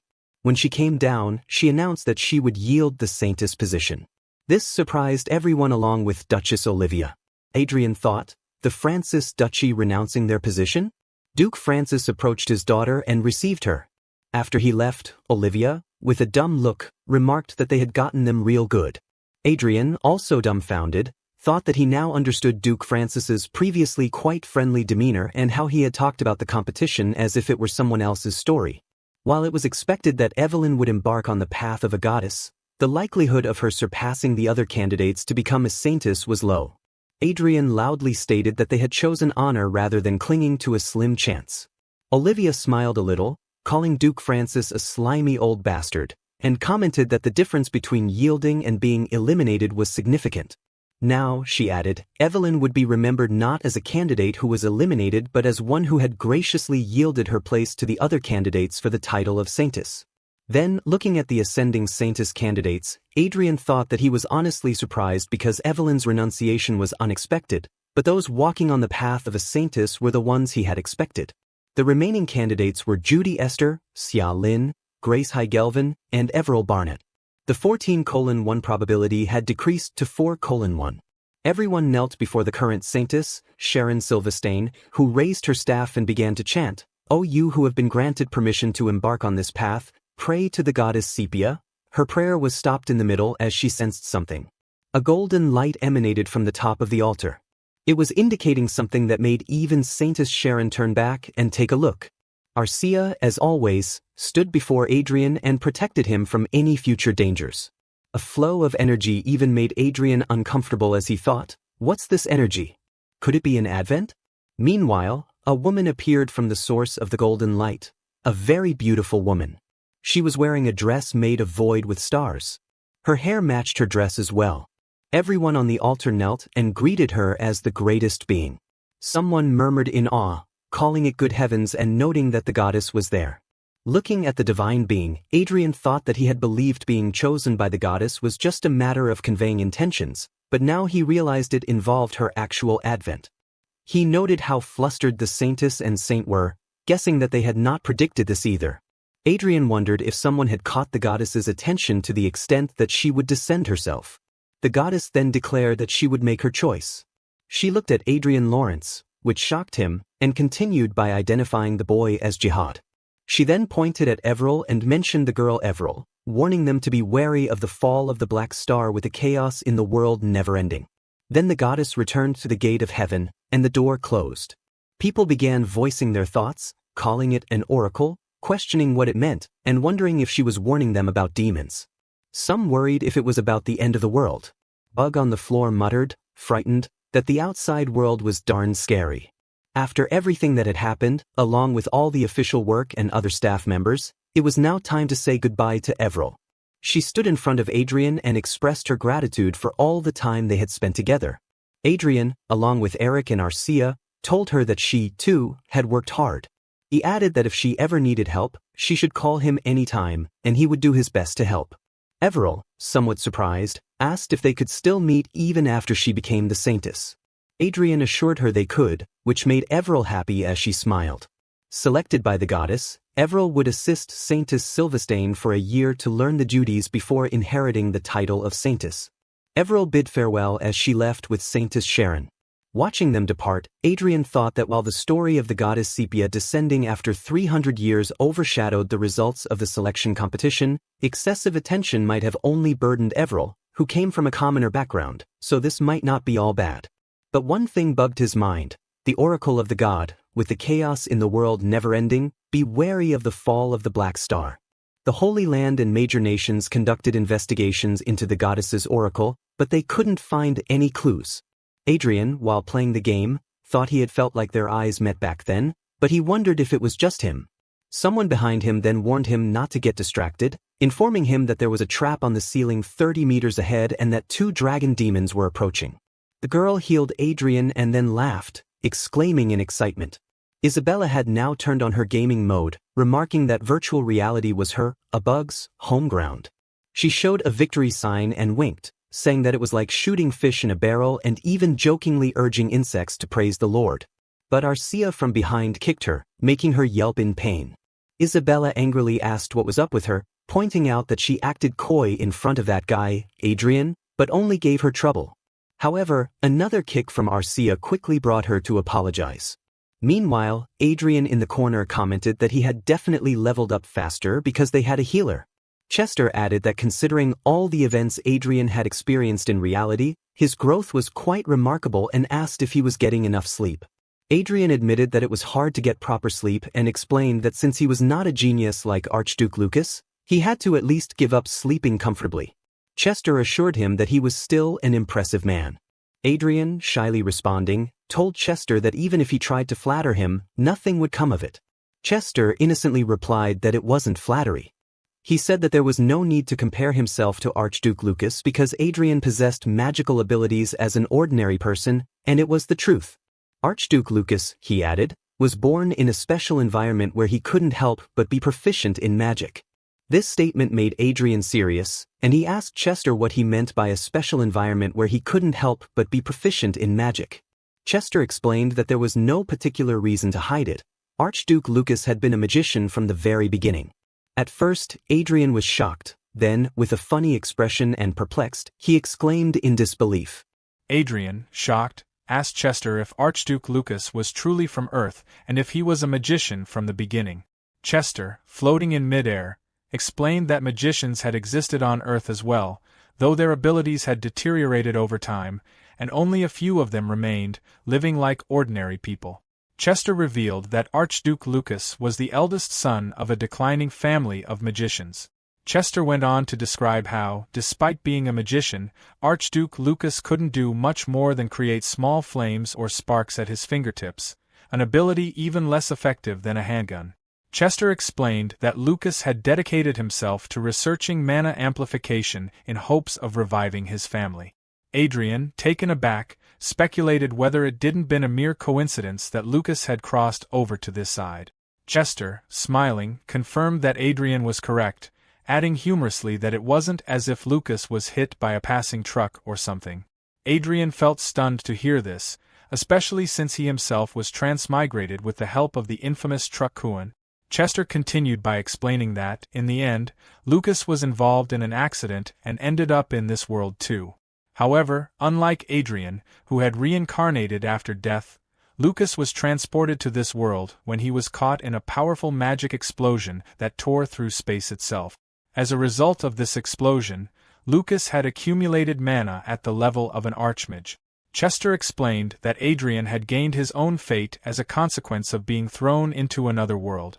While listening, Adrian mused to himself that, unlike Lucas, who had survived life-or-death situations armed only with his fists, Lucas had started with powers on par with an archmage, making any comparison between them pointless. Adrian then thought he understood why Archduke Lucas was so determined to return. Imagining Lucas, Adrian reflected that, unlike himself, who had forcibly met his end and experienced death once, Lucas had merely been transported to another world by accident, even gaining abilities that might enable him to go back. With a sad expression, Adrian admitted to himself that if he were in Lucas's place, he wouldn't have given up easily either and would have been equally obsessed with returning. Noticing Adrian's mood, Chester cleared his throat to get his attention and reassured him that he was walking a path even greater than Archduke Lucas, who was considered the best, so he had every reason to feel proud. Adrian thanked Chester for the comforting words and expressed his gratitude. Then he asked if there was any chance that Archduke Lucas had managed to return to Earth instead of passing away. Chester answered that Lucas was working on one final research project, so it was possible, though only Lucas would know for certain. Meanwhile, Isabella, bored, rudely interrupted Adrian, yawning and asking him how long he was planning to slack off and whether he intended to level up. Instantly, Arcia delivered a hard smack to Isabella's head. Isabella corrected herself as Arcia pointed out that she should have addressed Adrian with sir, instead of a casual "Hey, you there." Ignoring the correction, Isabella, in pain, cried out to Arcia, questioning how she could hit her. Arcia, expressionless, retorted by asking if Isabella preferred to be struck by a sword, showing her weapon as she spoke. Adrian, overhearing their exchange despite the distance, found himself annoyed and thought to himself that Bug couldn't stay quiet for even a second. Turning his attention to Chester, he inquired if he still had one remaining use of the Hollywood system admin privileges, and whether Chester could shed light on the meaning of the goddess Sepia's final words, using up the authority. Chester, however, cautioned against using those privileges for such a purpose, mentioning that even the Holy Land was still interpreting the words, implying that it might be wasteful. Perceiving Chester's reaction as a sign that he had some insight, Adrian pressed further, but Chester, remaining cautious, explained that although he had a vague understanding, he could not be entirely sure and had to approach anything involving the goddess with care. Extending his hand, Chester produced an object, advising Adrian to seek the hint himself. He pointed out that Adrian already possessed the necessary materials, thus negating any need to use the administrator rights. A book then materialized before Adrian, titled Why Rondell Cannot Venture into Space Despite Having Advanced Technology. Adrian took the book and read the title aloud as he held it. Back at his mansion, standing on the balcony, he now had a copy of the book Chester had provided in the game world, saved in his smartwatch. Looking over it, Adrian reflected that, up to this point, his focus was on survival, leaving little room for thoughts of space or other matters. As he gazed out over his dukedom under a starlit sky with a full moon, he began reading from Archduke Lucas's diary. The diary described how physical force was merely a subconcept of psychic abilities like magic, aura, divine power, and elemental power. Rondell, unlike Earth, had conditions that should make space exploration much more feasible, yet had never attempted it, not even a satellite launch. Archduke Lucas's investigation led him to attribute this limitation to goddess Sepia. The diary further speculated about the possibility of other planets inhabited by different forces, similar to Rondell, referencing a rumored spirit garden on the moon and the potential presence of celestial and demonic planets nearby. In an entry dated Age of Magic 196X.XX.XX, Archduke Lucas had written his revelation that Rondell's universe differed entirely from Earth's. Beyond Rondell, the moon, and the sun, there was nothing in the vast expanse of space. The stars and Milky Way were mere illusions. Adrian was deeply shocked by this part of the diary, prompting him to look up at the sky with the realization that everything he saw might indeed be an illusion. He continued to read the diary, which explained that Rondell was essentially a giant cage filled with restrictions. The diary questioned where the demons that frequently invaded Rondell came from and wondered if it was a periodic entertainment sent by the goddess for amusement, like an event match. However, the writer dismissed this, acknowledging that Rondell was a world of magic and that it shouldn't be approached with conventional thinking. He wrote that he, Manuel Lucas, needed to break free from preconceived notions about being an Earthling. The entry from Age of Magic 196X.XX.XX stated that, rather than merely observing the world beyond visually as in past explorations, the writer attempted to approach it through the lens of magic. Instead of creating a Rondel version of the Hubble Space Telescope, he equipped his craft with a mana detection device, theorizing that since mana naturally accumulates on planets, detecting similar energies might reveal the true, unseen nature of the universe. The diary revealed that his predictions was correct, and he successfully observed the night sky. Adrian was marveled to see a real picture of the sky in the diary, reacting with surprise. The diary entry continued, recounting an event in Age of Magic 196X.XX.XX, where the saint suddenly stormed into the writer's place with the Holy Night Troop and arrested him, accusing him of blasphemy for doing something that the goddess forbade. In Age of Magic 197X.XX.XX, the writer mentioned that he managed to get out of trouble after the Emperor of the Brigham Empire donated a large sum of money to seek forgiveness, ensuring it wouldn't happen again. However, the writer admitted that he could not give up his interest in space. Determined, he created equipment to observe the true nature of the universe from the ground. Through his observations, he discovered 3 facts. First, although the planets couldn't be seen due to a camouflage effect, there were definitely 2 more planets in the same solar system as Rondel with similar conditions, which he concluded were the worlds of the Celestials and Demons. Second, he found that the coordinates were arranged so that direct travel from one planet to another was impossible. To invade the planets, one would have to travel directly across empty space, a method strictly prohibited by the goddess. He now understood why the demons went to such lengths to reach Rondel. Third, he noted that many of the constellations known on Earth also existed here. Reflecting on this, Adrian muttered to himself, remarking on the overlap of constellations.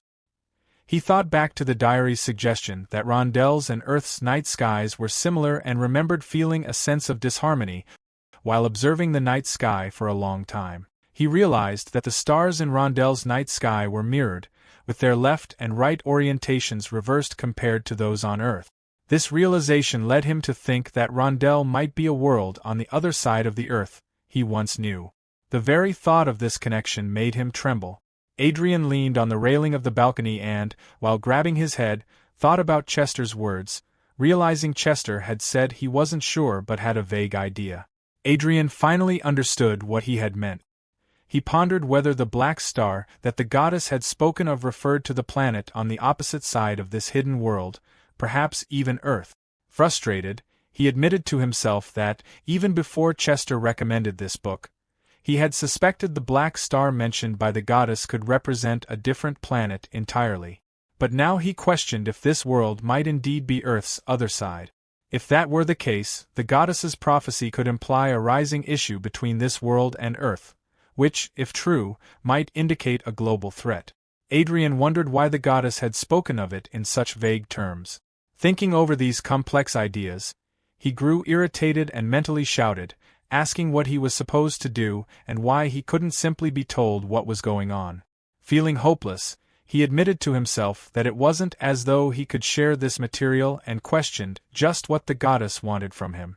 Deciding there was nothing he could do, he resolved to simply level up in the game. In the game, Adrian was positioned at the back of the party. Isabella was joyfully healing Arcia, as if enjoying her work, repeatedly saying, "Heal, heal." Meanwhile, Adrian, still distracted by his thoughts, struggled to concentrate on the game. He felt his head spinning, thinking that if the prophecy was about demons descending, it might have been simpler to handle, though that would still be a major issue. While he was deep in thought, he heard a faint calling of his name. It was Arcia calling, "Sir Adrian." 2 giant monsters were preparing to launch a magic beam at him, and he realized too late that he couldn't dodge. At that moment, an idea came to him, and he used bind magic to bind Isabella. Perplexed, Isabella could only say, as Adrian teleported her in front of him, intending to use her as a meat shield and shouting "Fatal Friend Shield," as if he had just invented something clever.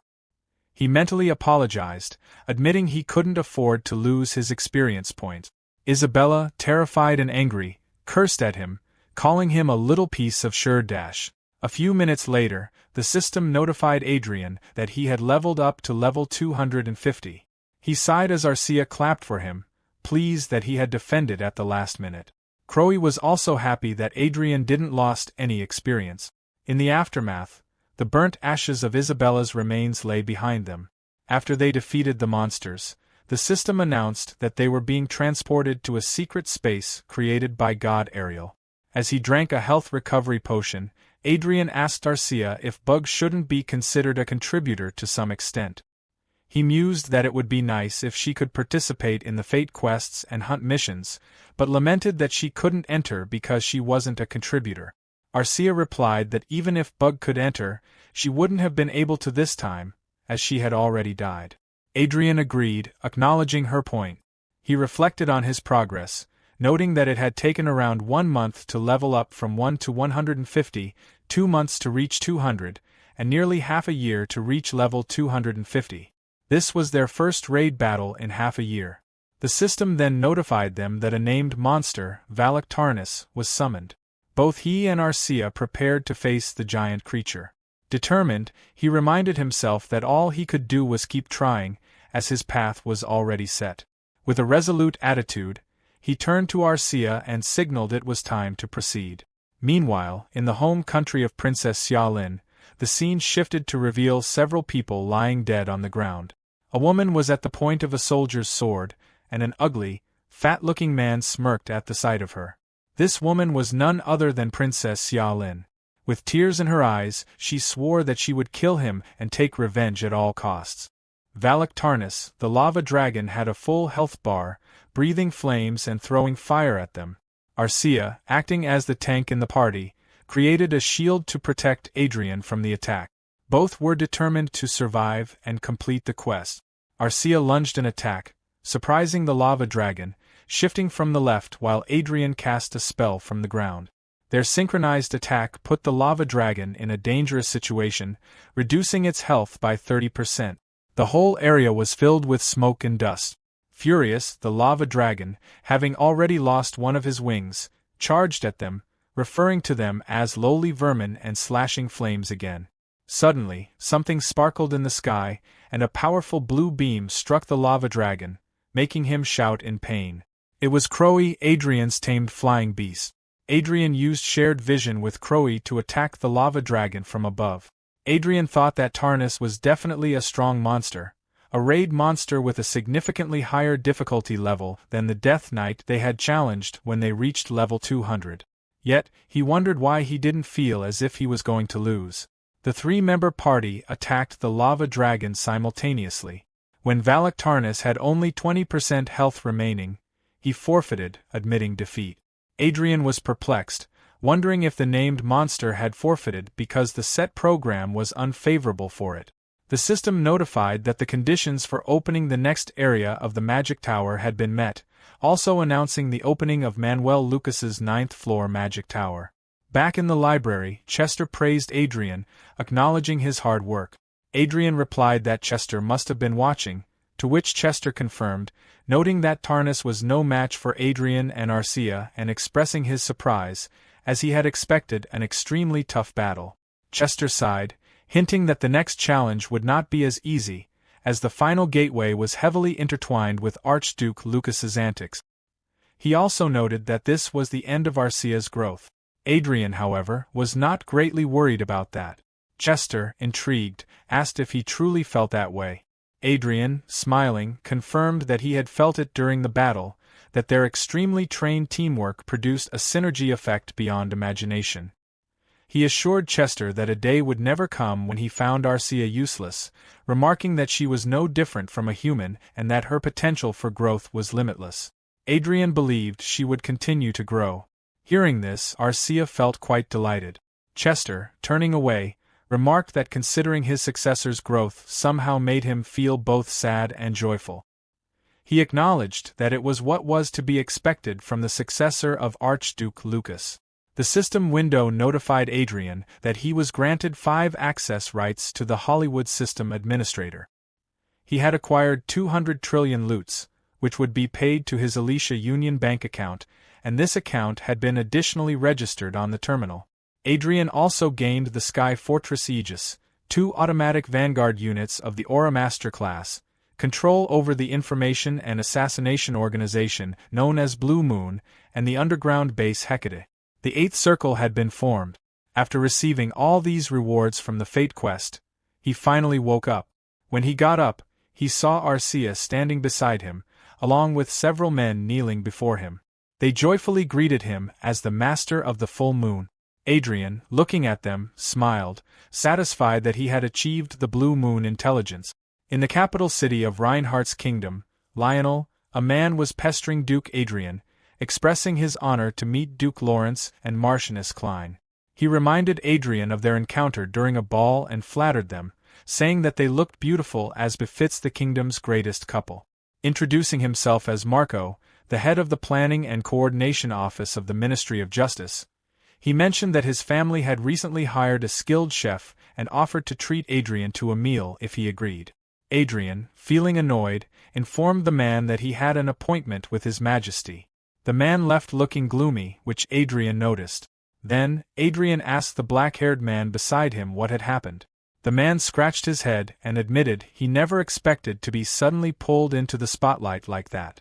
As they walked toward the throne room, Adrian told him he needed to get used to it, as one of the reasons Adrian was there was to grant him an official position. One of the royal guards announced that Duke Lawrence and Marchioness Klein had requested an audience with the king. The king permitted them to enter, and all 3 knelt before him, greeting him as the Golden Lion of the Reinhardt's kingdom. The king sarcastically questioned if the comet of their kingdom wanted to see him and asked if Adrian wasn't there to report to Michael, the crown prince standing beside him. Michael, standing beside the king, laughed and remarked that His Majesty was being too harsh. Adrian mumbled to himself that Michael was blatantly showing his dislike for him, thinking that perhaps he needed a target on which to take out his grief over losing a son. Adrian then closed his eyes and stated that he must report the birth of a new Aura Master in their kingdom. Suddenly, a guard burst into the throne room and informed the king that Princess Xia Lin of the Roberto Kingdom had appeared, gravely injured, at the kingdom's emergency teleportation gate. Perplexed, Adrian thought to himself about Princess Xia Lin, surprised by her sudden arrival. Meanwhile, at the teleportation gate, as it opened, a woman emerged. Adrian, Arcia, the black-haired man, and Crown Prince Michael all rushed to the gate. 2 people were using healing magic on her, but she coughed up blood. Adrian hurried over and ordered the healers to step aside, urgently asking them to give him space. As she continued coughing blood, Adrian used his recovery magic multiple times, silently cursing and wondering who could have done such a terrible thing to her. Observing her condition, he noted that half of her internal organs were gone and that healing magic alone wouldn't be enough. At this rate, she wouldn't survive. At that moment, Xia Lin awoke and called out to him, addressing him as Duke Lawrence. Startled, he asked if she was awake and inquired about what had happened. The princess, struggling to speak, pleaded for his help. After a brief pause, he picked her up and announced that he would be taking Princess Xia Lin with him. The royal guard beside the crown prince expressed shock at Adrian's sudden decision, and the crown prince found himself in a difficult position as well. However, the crown prince ultimately stopped the guard and acknowledged that, as she was Adrian's guest, he understood and permitted Adrian to proceed as he wished. Adrian expressed his gratitude to the crown prince, and they teleported. Upon arriving at his mansion, Adrian laid her down and contemplated that what she needed was not a mere healing spell, but an advanced 8th star resurrection magic. With determination, he activated his magic and chanted a revival spell. She was walking through the river made out of blood, deep red in color. Crying, she called for her father and mother. She heard a faint sound, as if someone was calling her, Lin. She pleaded and begged, asking if no one was there and imploring for help. Someone seemed to call her princess. A man in white appeared. She tried to reach him, desperately asking for someone to help her. The faint voice called her again, Xia Lin, and someone shouted her name, Princess Xia Lin. She woke up, muttering in disbelief that it had all been a bad dream. Adrian noticed she was awake and commented on it. She looked at him, tears in her eyes. Adrian explained that she was in the central city of Marinkov, his territory. Arcia was also present. The Roberto Kingdom, conqueror of the eastern Triton continent of Rondel, had fallen into turmoil. After the regime of President Fairmont of the Allied Prius Republic collapsed due to a revolution, cracks appeared in the barrier that had once protected the royal family. These cracks eventually led to Emperor De usurpating the throne. As Adrian observed Princess Xiaolin, he thought about how the Roberto Kingdom had always had a nobility council larger than the royal family, which likely made it ineffective in stopping the rebellion. He also wondered if the kingdom's desperate effort to win the Saintis contest was an attempt to restore the weakened royal family. Finally, Adrian told Xiaolin that he would help her reclaim the kingdom. Perplexed, Xiaolin asked him to clarify. She expressed her concerns about burdening him further, but Adrian reassured her, stating that he wasn't offering help for free. He explained his terms, mentioning Ophelia, a small island in the Sea of Storms, and the Great Hole located there. He proposed that if she leased the island to him free of charge for 50 years, he would end the rebellion without inciting a major war. Shocked, Xiaolin questioned if that was all he required to suppress the rebellion in her country. Adrian admitted that his true goal was the tourmaline embedded on the island, reputed to hold the world's largest deposit. Xiaolin acknowledged that this was true but noted that tourmaline was not considered valuable. Adrian countered, explaining that while the public might not know its worth, he could utilize it effectively, making it far from worthless. He added that he needed a much larger quantity than what was typically distributed in the market. With a calm smile, Adrian asked her if she agreed to his offer. Xiaolin appeared unable to believe what she had heard and asked if he could truly resolve the situation without starting a major war. Adrian, closing his eyes in relaxation, confirmed that he could, stating that avoiding a large-scale conflict would also reduce his burden. Xiaolin gripped the blanket tightly, finding it hard to believe his words. Eventually, she agreed, saying that if he could accomplish such a feat, she would lease the island as he requested. She pleaded with him to help her. Adrian assured her that he would do his best. Xiaolin hesitated but then asked about the details of his plan. As Adrian prepared to leave the room, he explained that his plan was simple. He would steer the situation toward a human conflict, excluding the use of the Sky Fortress. He intended to first involve the Prius Republic, expecting them to issue a threat without demanding compensation.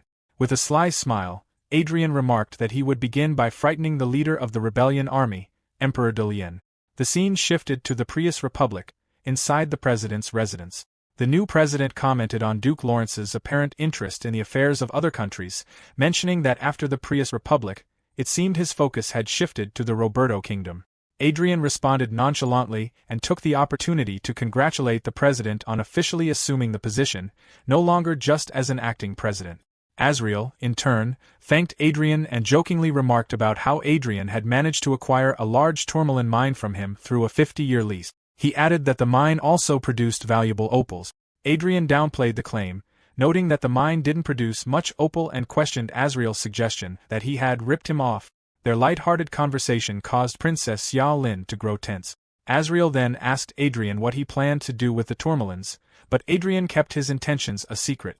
During their conversation, a knock on the door interrupted them. A soldier entered and informed Asriel that a military representative from the Roberto Kingdom was requesting an audience. Adrian commented that the visit was quicker than he had anticipated.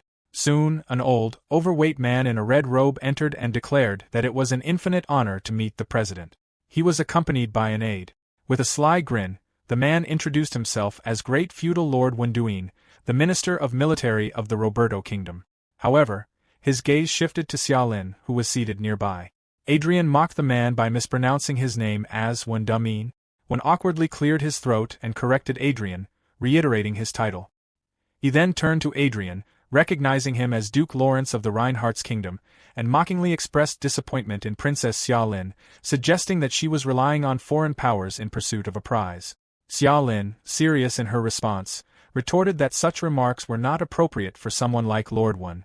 Adrian interjected, playfully mocking One while addressing Asriel. He referred to the president as a foreign power and pondered what might have brought One all the way to the Prius Republic. Asriel, amused, joined in the mockery, asking Adrian what he thought of Wen's purpose. Adrian speculated that One might have come to declare resistance against foreign invasion, pretending to be terrified by such a prospect.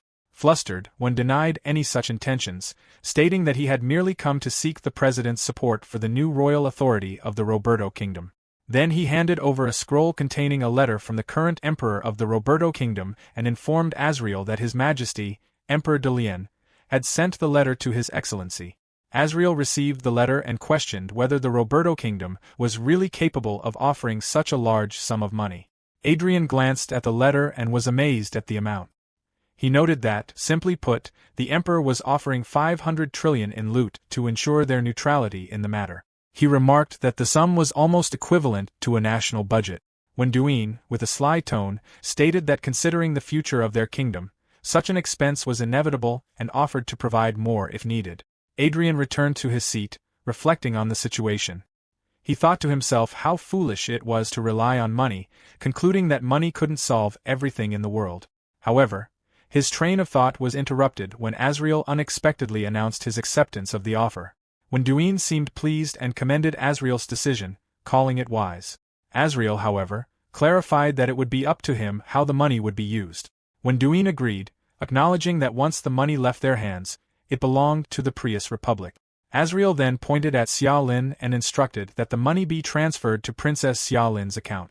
When Duin, perplexed, hesitated and sought clarification, Azriel firmly reiterated his order, emphasizing that the 500 trillion loots should be transferred to Princess Xiaolin. He added that their republic would not involve itself in the affairs of the Roberto Kingdom if this condition was met. Adrian, while cleaning up spilled tea, reflected on the situation. He found it amusing and thought to himself that Azriel's approach was a groundbreaking way of pressuring someone. When Duin's face turned red with anger and humiliation, especially at the thought of paying a princess from a royal family that had once been accused of treason. With no alternative, he reluctantly transferred the money and left in frustration. As when Duin departed, Adrian remarked to Azriel that he had nearly misunderstood the situation. Azriel explained that his decision was driven by a commitment to his people. He added that it was unthinkable for him to exploit the resources of another nation's nobleman. Adrian, however, smiled inwardly, thinking that he would have simply taken the money without hesitation. Azriel then asked Adrian if he intended to act immediately. Adrian confirmed, stating that the individual in question appeared to be highly resourceful. Azriel smiled and compared Adrian to a typhoon. Adrian, climbing the railings with Arcia, acknowledged the comment with a light-hearted response, though Azriel clarified that it was not a compliment. Adrian laughed, brushing it off. Later, Adrian, Arcia, and Princess Xiaolin arrived at a location where a mansion stood before them. Adrian identified it as Wen Duin's residence. Xiaolin, concerned, asked Adrian about his intentions. Adrian dismissed her concern, stating that his plan was to stir things up. He observed that a rebellion fueled solely by self-interest and devoid of loyalty lacked a crucial element. Xiaolin, realizing his implication, asked if he was referring to trust. Adrian confirmed, explaining that trust could not exist within a group formed through betrayal. He expressed confidence that even a minor provocation would ignite internal divisions and revealed that they had the ideal person to exploit such vulnerabilities. He then gestured and a man appeared behind them. The man, kneeling, inquired if Adrian had summoned him. Adrian introduced the man as Sir August, a mental elemental user, noting that brainwashing was a skill August mastered effortlessly. Adrian concluded by stating that they should proceed without wasting any more time. Meanwhile, in the royal court of Roberto Kingdom, one of the retainers informed the emperor that there had been a big problem. The military minister, the great feudal Lord Wen, was claiming that the rebellion was an act of treason and was advocating for the enthronement of Princess Xiaolin. The retainer added that 9 of the feudal houses were also supporting this, using the media to incite the people. In actuality, these feudal houses were being influenced by Sir August's mind-controlling magic. Upon hearing this, the emperor became angry, slammed his hand on the throne, and questioned whether those involved had lost their minds. Another retainer, standing close to him, suggested that what these individuals might truly desire was independence. The emperor expressed his surprise at this suggestion, asking if independence was really their goal. The retainer elaborated, urging him to consider where the vast sum of money used to pacify the Prius Republic had ultimately gone and who had been negotiating with that money. The retainer pointed out that it was evident the money, equivalent to a whole year's budget of the kingdom, had been used to bribe the Prius Republic's president. However, the funds had been redirected to the former Princess Xiaolin, who was now using them to retaliate. Frustrated, the emperor groaned loudly. Someone else in the court interrupted, asserting that there was no need to overthink the matter. A man stepped forward, proposing that they execute the traitor and insisting that commoners would have no choice but to obey powerful authority. This man, who wore glasses and was handsome, revealed that he had a technology he wanted to test and deemed the situation perfect for it. He offered his support. The Emperor, pleased with the offer, praised the man, Sir Michael, for his commendable loyalty. Meanwhile, in a different location, Adrian reviewed a detailed report on Michael Gale. As he examined it, Adrian remarked that it was unsurprising that Michael did not seem to be from the Roberto kingdom. Curious, Adrian wondered who this man was. Xia Lin explained that Michael was said to be a magician from the Rizith Island.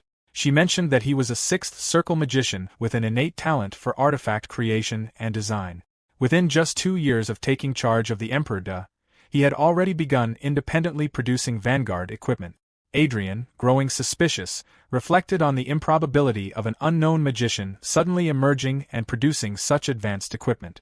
He shared his doubts with Xia Lin, describing Michael as extremely suspicious. Xia Lin reported that they had investigated the criminal records from the Rizith Island but found nothing suspicious. However, she pointed out that the information about Michael originated solely from Emperor Da, raising questions about its credibility. Adrian, deep in thought, hummed to himself. Xia Lin interrupted his contemplation, addressing him as Duke Lawrence, and requested permission to personally execute Emperor De Lien. Surprised, Adrian asked if she intended to strike the Emperor's throat with her own hands. Xia Lin, showing determination, affirmed her resolve. Adrian smiled and acknowledged her request. He explained that the operation would be simple. They would create chaos and confusion to take advantage of the situation and target the top. He warned that there might come a moment when Xia Lin herself would need to take the lead and urged her to be prepared. Xia Lin, still resolute, replied that she would do whatever was necessary. Adrian then called Gregory and addressed him. Outside the royal palace, citizens of the kingdom were protesting, chanting slogans like demanding an end to the persecution of Princess Xia Lin and asserting that the Xia family was the only rightful royal family. In response, a man commanded the soldiers to treat those supporting the princess as rebels and eliminate them. Following this order, the soldiers charged at the citizens, capturing them and slamming them to the ground. Even women with children were not spared. Terrified people fled, shouting warnings to one another.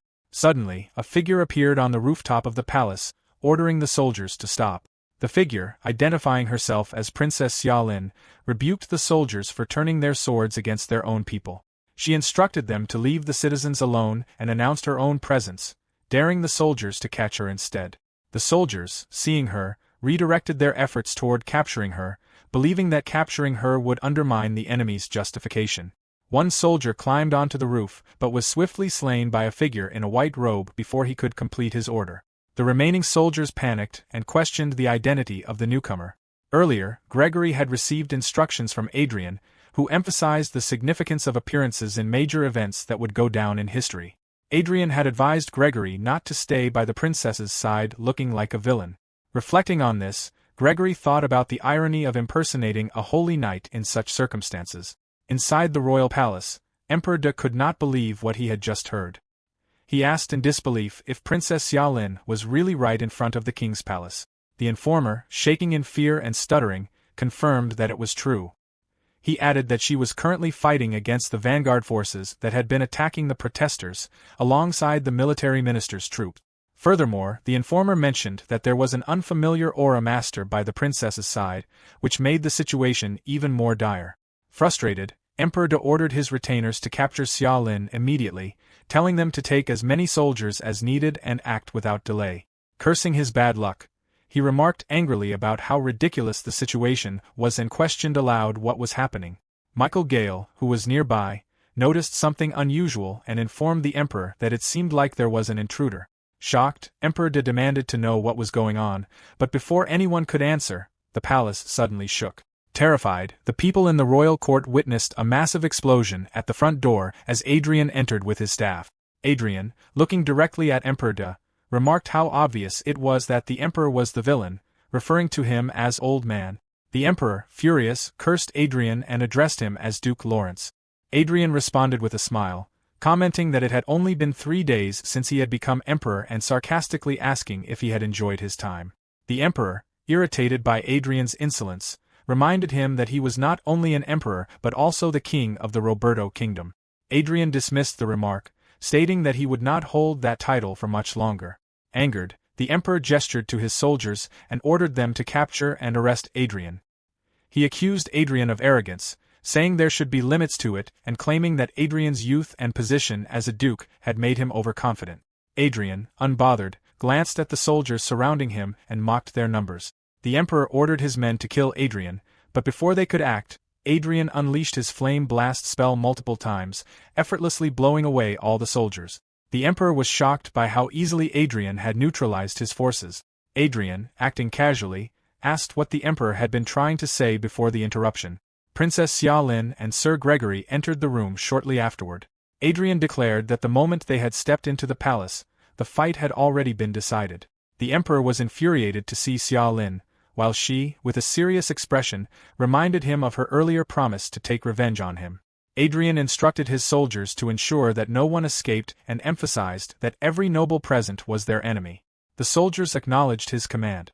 The emperor, desperate, urged General Qi Yi and the others to defend him, promising rewards, including a feudal lordship, to anyone who killed Adrian and his allies. When no one stepped forward to help, the emperor, as a last resort, promised compensation for anyone who died in the attack and ordered them to act.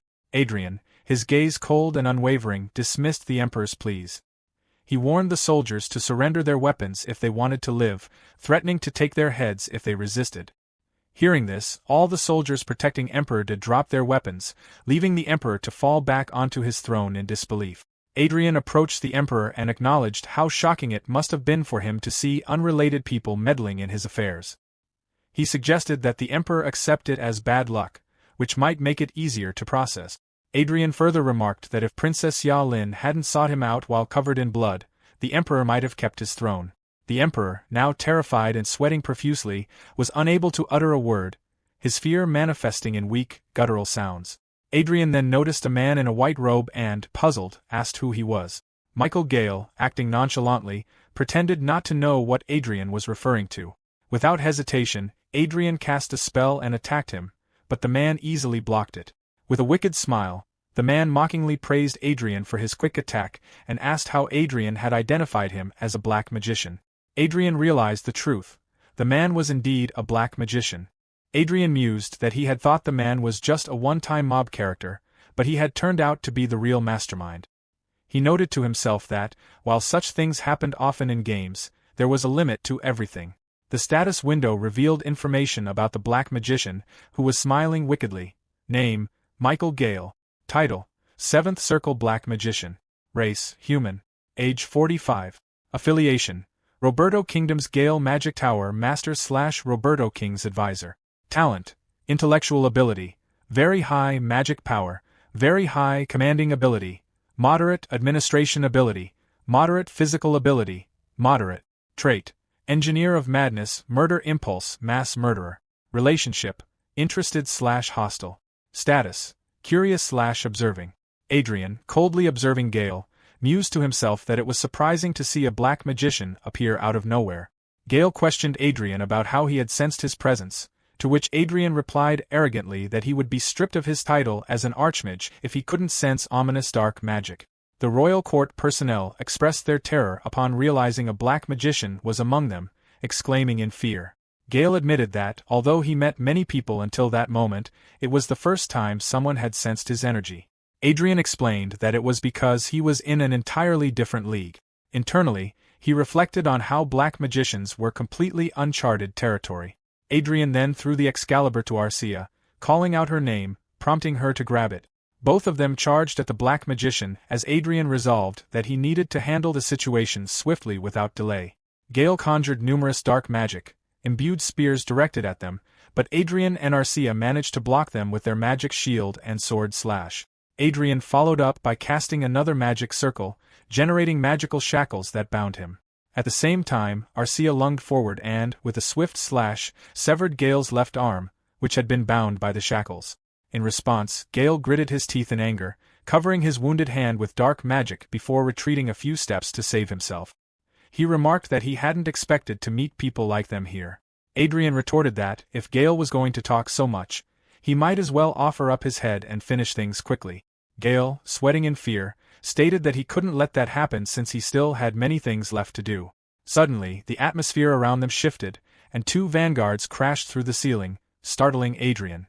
The system provided a notification detailing the implantable enhanced vanguard, explaining that the equipment was created by extracting the spine, brain, aura points, and aura rod of a high-ranking knight and integrating them into vanguard machinery. This process allowed for the conversion of pure aura into force without delay, resulting in exceptional reflexes and agility. Furthermore, it revealed that the armor-type Vanguard demonstrated 50% higher output and 30% faster reaction speed than high-ranking knights wearing standard equipment. Adrian stepped back and accused Gale of dismantling humans and implanting their parts into the Vanguard equipment. Gale acknowledged Adrian's sharp observation, explaining smugly that the integration was truly remarkable compared to armor worn over a human body. He described it as the final form of the Vanguard and claimed that just two of them could easily overpower an Aura Master. He suggested that the paradigm of war was about to change, smiling wickedly at the thought of defeating Adrian.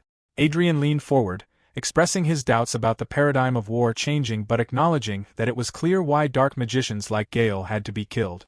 Gale responded with excitement, expressing his anticipation of using the brain and spine of an Archmage and an Aura Master to create a masterpiece.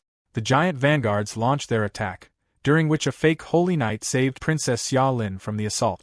Emperor De also found himself caught in the chaos, falling to the ground while shouting in pain. Adrian acted quickly, using bind magic to secure the Emperor and throwing him onto his back. He commented that, although he didn't care if the Emperor lived or died, he made a promise to the princess.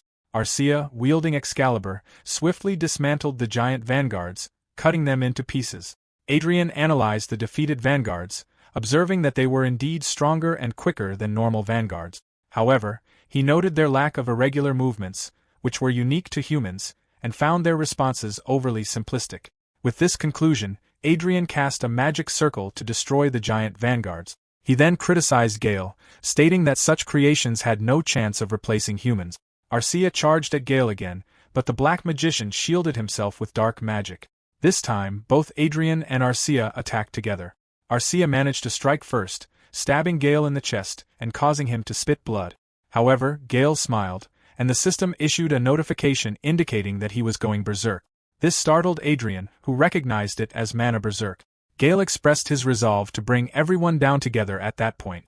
The resulting surge of energy shook the entire royal palace, surprising everyone present. Despite the chaos, Arcia pressed her sword deeper into Gale. Gale, perplexed, wondered aloud if Adrian had somehow reversed the shield deployment to suppress the explosion. He questioned how Adrian could suppress an explosion with power surpassing the seventh circle, his voice trembling in disbelief. Adrian sighed, remarking on Gale's talkativeness, and then burned him using fire magic.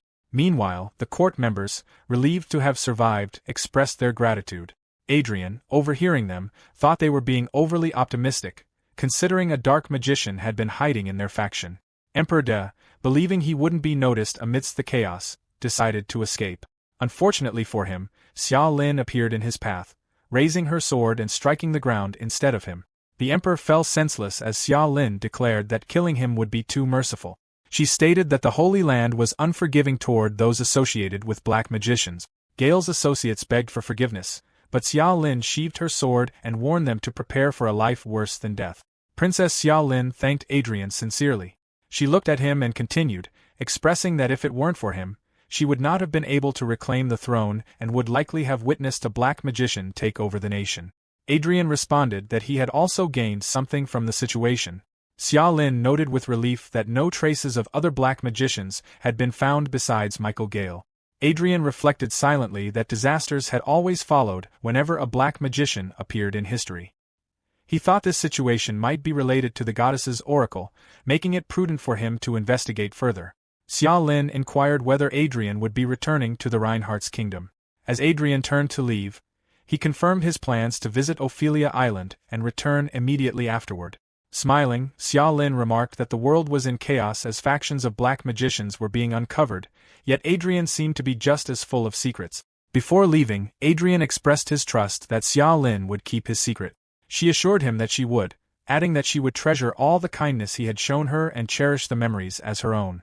Adrian and Arcia returned her kindness with a warm smile. After they left, Xia Lin turned toward the city, feeling happy to see the capital at peace. Elsewhere, an unknown man, sweating profusely, hesitantly asked Adrian if he truly needed to proceed with his task. Adrian, smiling, affirmed that he did. The man pulled a lever, causing a triangular element to release a bright light that filled the room before shattering. Adrian remarked calmly that they had failed. The researchers, visibly distressed, lamented the loss of 1 billion loots in an instant. However, Adrian encouraged them to continue, explaining his motivation. He revealed that he had been working hard to gather tourmalines because he had discovered a note from Archduke Lucas. The note suggested that a portion of the diamond used as the core material of the Force engine could be replaced with tourmaline. Adrian detailed that the cost of diamonds in crafting Vanguard equipment accounted for half of the production cost. By reducing the diamonds used and replacing some with tourmaline, he hoped to lower production costs and achieve substantial profit. He emphasized that determining the correct ratio between diamond and tourmaline was crucial. One of the researchers, still pulling his hair, addressed Adrian nervously, but Adrian dismissed his concerns with confidence, urging the team to believe in him and persist with their experiments. The process was repeated countless times, leading all the researchers to grow increasingly stressed and even suffer from hair loss. After nearly exhausting 2 trillion in resources, the team finally succeeded in producing a triangular green material. The researchers celebrated the success, noting that the product contained 210 carats of diamond and 852 carats of tourmaline. Adrian, pleased with the outcome, thought to himself that they had successfully reduced the production cost of the Force engine to just 20% of its original cost. He predicted that the newly improved Fencer 1.5 would sell even better than its predecessor, Fencer 1.0, which had already been popular despite its lower output compared to competitors. At the royal palace, the king suggested increasing the price of the newly released Fencer 1.5. He pointed out that Adrian's company was monopolizing the domestic vanguard industry and cautioned that monopolies hinder progress. Adrian, who was seated with Arcia and munching snacks, thought privately that their success had been so overwhelming it had drawn the king's personal attention. Adrian argued that his actions were sparking competition, which would motivate the Royal Magic Tower's development team. The king countered that competition only worked when there was a reasonable level of balance. He cited data showing that contracts for the Royal Magic Tower had dropped by 60% that month, Heinz Magic Tower sales had plummeted by 90%, and Lawrence Magic Tower had experienced a 150% surge. The king expressed concern that competitors might collapse before they had the chance to compete. Though annoyed, Adrian understood the king's reasoning. He reluctantly agreed to increase the price of the Fencer 1.5 by 10% but requested permission to export Vanguard equipment and its key components to offset the decrease in domestic sales. The king, satisfied with this arrangement, approved Adrian's request. After Adrian and Arcia left, the king remarked that he had been preparing to resolve any issues before relinquishing the throne, but Duke Lawrence remained a significant troublemaker. The crown prince questioned this, noting that Duke Lawrence was an important figure who elevated the nation's status.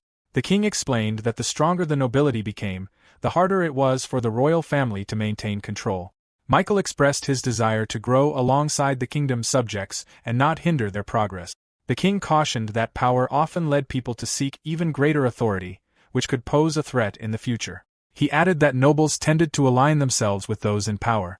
Michael calmly stated that he was willing to give power and authority to those who sought it, as long as he was not the target of their ambitions. The king, puzzled, asked Michael to elaborate. Michael explained that there were other places where such ambitions could be directed, such as troublesome neighbors or vast undeveloped lands. The king, shocked by Michael's suggestion, expressed concern about underestimating the Croisan Empire, which, despite its current struggles, had maintained its imperial status for centuries. Michael suggested accelerating the king's abdication, asserting that the Reinhardt's kingdom was stronger than he believed. At that moment, the Grand Master intervened, pointing a sword at Michael and accusing him of crossing the line. Michael, unfazed, acknowledged the Grand Master's presence and revealed that Duke Lawrence had informed him about the situation. The Grand Master questioned why Duke Lawrence appeared wary of Michael, but the conversation was interrupted by the king, who demanded that they both stop. The king noted that Michael's strategy to quietly watch the rise of the Second Prince's faction without interference had become clear. It was to eliminate internal opposition to enforce his plans. Michael confirmed this and requested that Duke Lawrence not be further provoked, emphasizing the importance of leaving the kingdom's future to the younger generation. For the first time in the history of this manhwa, the slit-eyed prince opened his eyes wide, revealed his ambition, declaring his intent to raise the kingdom into an empire. Elsewhere, in an unknown location, a man ran through a jungle and noticed lights ahead. As he approached, he was startled to see what lay before him. In disbelief, he muttered to himself, wondering where he had ended up. He attempted to call for emergency help but was notified that he was outside of a service area. In the Lawrence Palace, Bug was doing something alone. At that time, Adrian and Arcia entered. He suggested they go out to eat that day. Arcia replied that she would love to. Bug hid the thing she was playing with, but Adrian noticed. He expressed his curiosity and approached Bug, asking what she had just hidden. Bug tried to play innocent, whistling and claiming that it was nothing, while mockingly asking if his eyes had become dim from gaming for too long. Arcia immediately used a special judo move. Bug, stuck in the situation, shouted repeatedly for a timeout and offered to give up the item she had. Adrian, startled, recognized it as a Sunsun smartphone. Bug explained that she had come across it in the market previously. She mentioned that the drawing on the back was probably in English and admitted she had intended to give it to him but wanted to play with it a bit longer first. Adrian aggressively asked where exactly she had obtained it. In the Otis Marquette, a man sat quietly, looking outside. Michelle asked him if he was thinking of his hometown. Miss Michelle then inquired about his well-being. The man stood up and responded that he had been well, thanks to her. He expressed gratitude for taking in someone like him, whose status was unclear and who could not communicate. Michelle approached him and explained that she had taken him in because she was fascinated by the language she had heard for the first time. She added that it was a relief the translation machine was working well. A maid entered and informed Michelle that she had a guest. Michelle, annoyed, asked who had come without making an appointment and commented on how troublesome it was. The maid replied that it was His Grace Duke Adrian L. Lawrence and Her Grace Duchess Arcia Klein. Michelle blushed and expressed that the maid should have started with that information. Later, in the meeting room, Adrian apologized for their unannounced visit. Arcia, displeased to meet her love rival, remained on guard. Michelle expressed her excitement, saying it was her honor to host them and inquired about the reason for their visit. Adrian replied that he had heard she had picked up an interesting person recently. Michelle looked at the stranger and questioned if Adrian referred to the person she had taken in. The stranger introduced himself as Benjamin Theo. Adrian, retrieving an item from his coat pocket, informed Benjamin that he had a question for him. He showed him the smartphone and inquired whether it belonged to him. Theo, recognizing it, admitted it was his and explained that he had sold it to a street vendor out of desperation before Michelle had taken him in. Adrian expressed satisfaction and snapped his fingers, freezing everything in a certain radius except Arcia and Theo. Theo, perplexed, looked at Michelle and questioned what was happening. Adrian clarified that he had stopped the biological time for everyone except the three of them, stating that what he was about to discuss was extremely important. He then asked Theo which country on Earth he was from.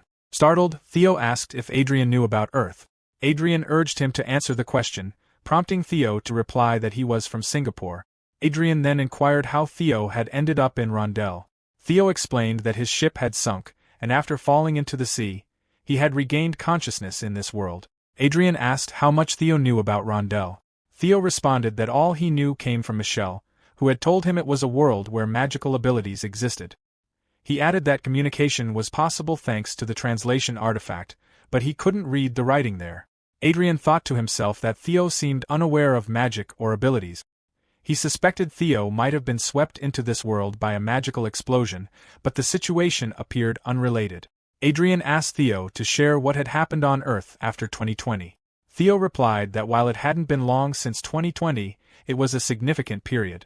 When Adrian questioned the short duration, Theo clarified that it had only been 2 years since 2020. Arcia, meanwhile, finished her snacks. Adrian reflected that while he had turned 21 in Rondell, only 2 years had passed on Earth, suggesting a time difference of 10:1 between the worlds. Theo continued, describing 2020 as a catastrophic year on Earth. He explained that natural disasters such as earthquakes, tsunamis, typhoons, tornadoes, and volcanic eruptions had devastated the world, leaving the international community paralyzed. He added that after the disasters subsided, unusual phenomena emerged. Adrian asked what kind of phenomena Theo was referring to. He elaborated that a highly contagious and lethal virus had spread, causing mutations that made containment difficult even by 2022.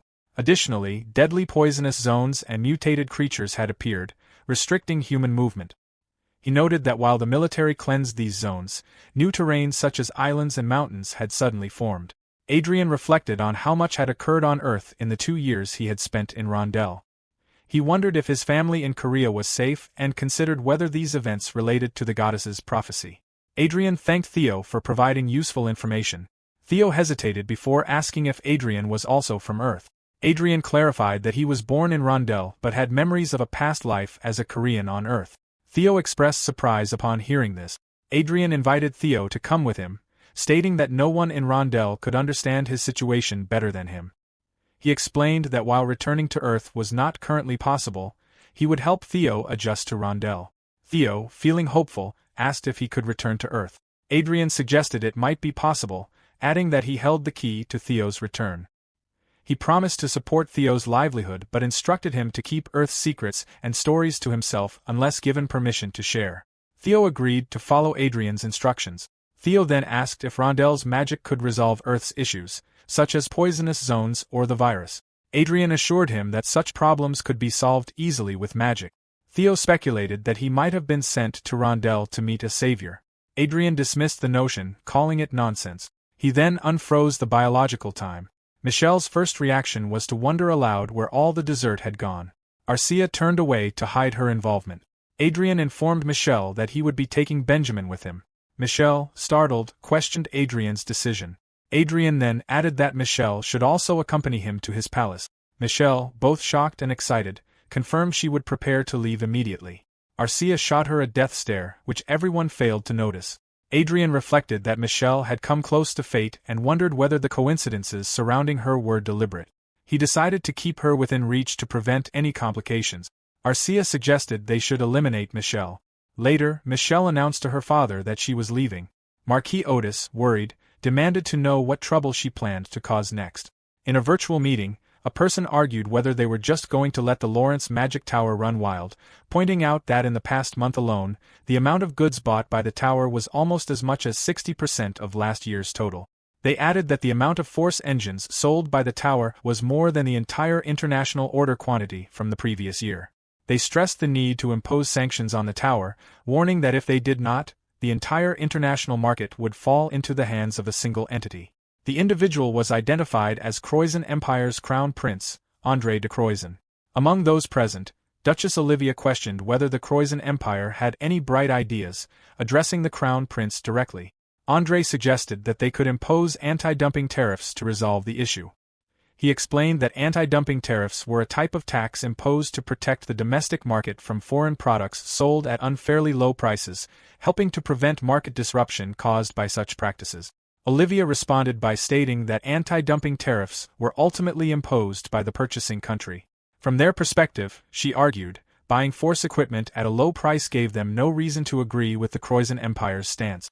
André, smiling cruelly, questioned if they could simply make those countries align with their interests. He elaborated that the countries purchasing vanguard equipment generally had mediocre national power, and if those present worked together to apply pressure, the matter could be easily resolved. Olivia asked if André was suggesting they pressure other nations to extort money, calling such actions unbecoming of a crown prince.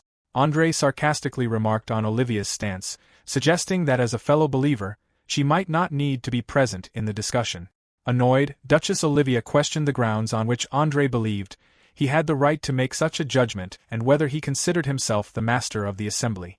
At this point, another participant, identified as Marchioness Cordelia Winfred of the Brigham Empire and the master of its second-largest magic tower, intervened, advising them to stop arguing. She expressed her difficulty in accepting the Crown Prince's opinion, emphasizing that while one could argue about dumping and request voluntary participation, pressuring foreign countries into sanctions was an unacceptable illegal act. Others echoed her sentiments, asserting that the suggestion was going too far. After the meeting ended, in frustration, André groaned, threw a vase, and lamented how the others were reacting as if they were not being affected by the issue, while their side was suffering significant losses. Crown Prince André expressed his disdain for the arrogance of those who seemed to think they could act unchecked. He instructed a subordinate to contact Count Triss immediately.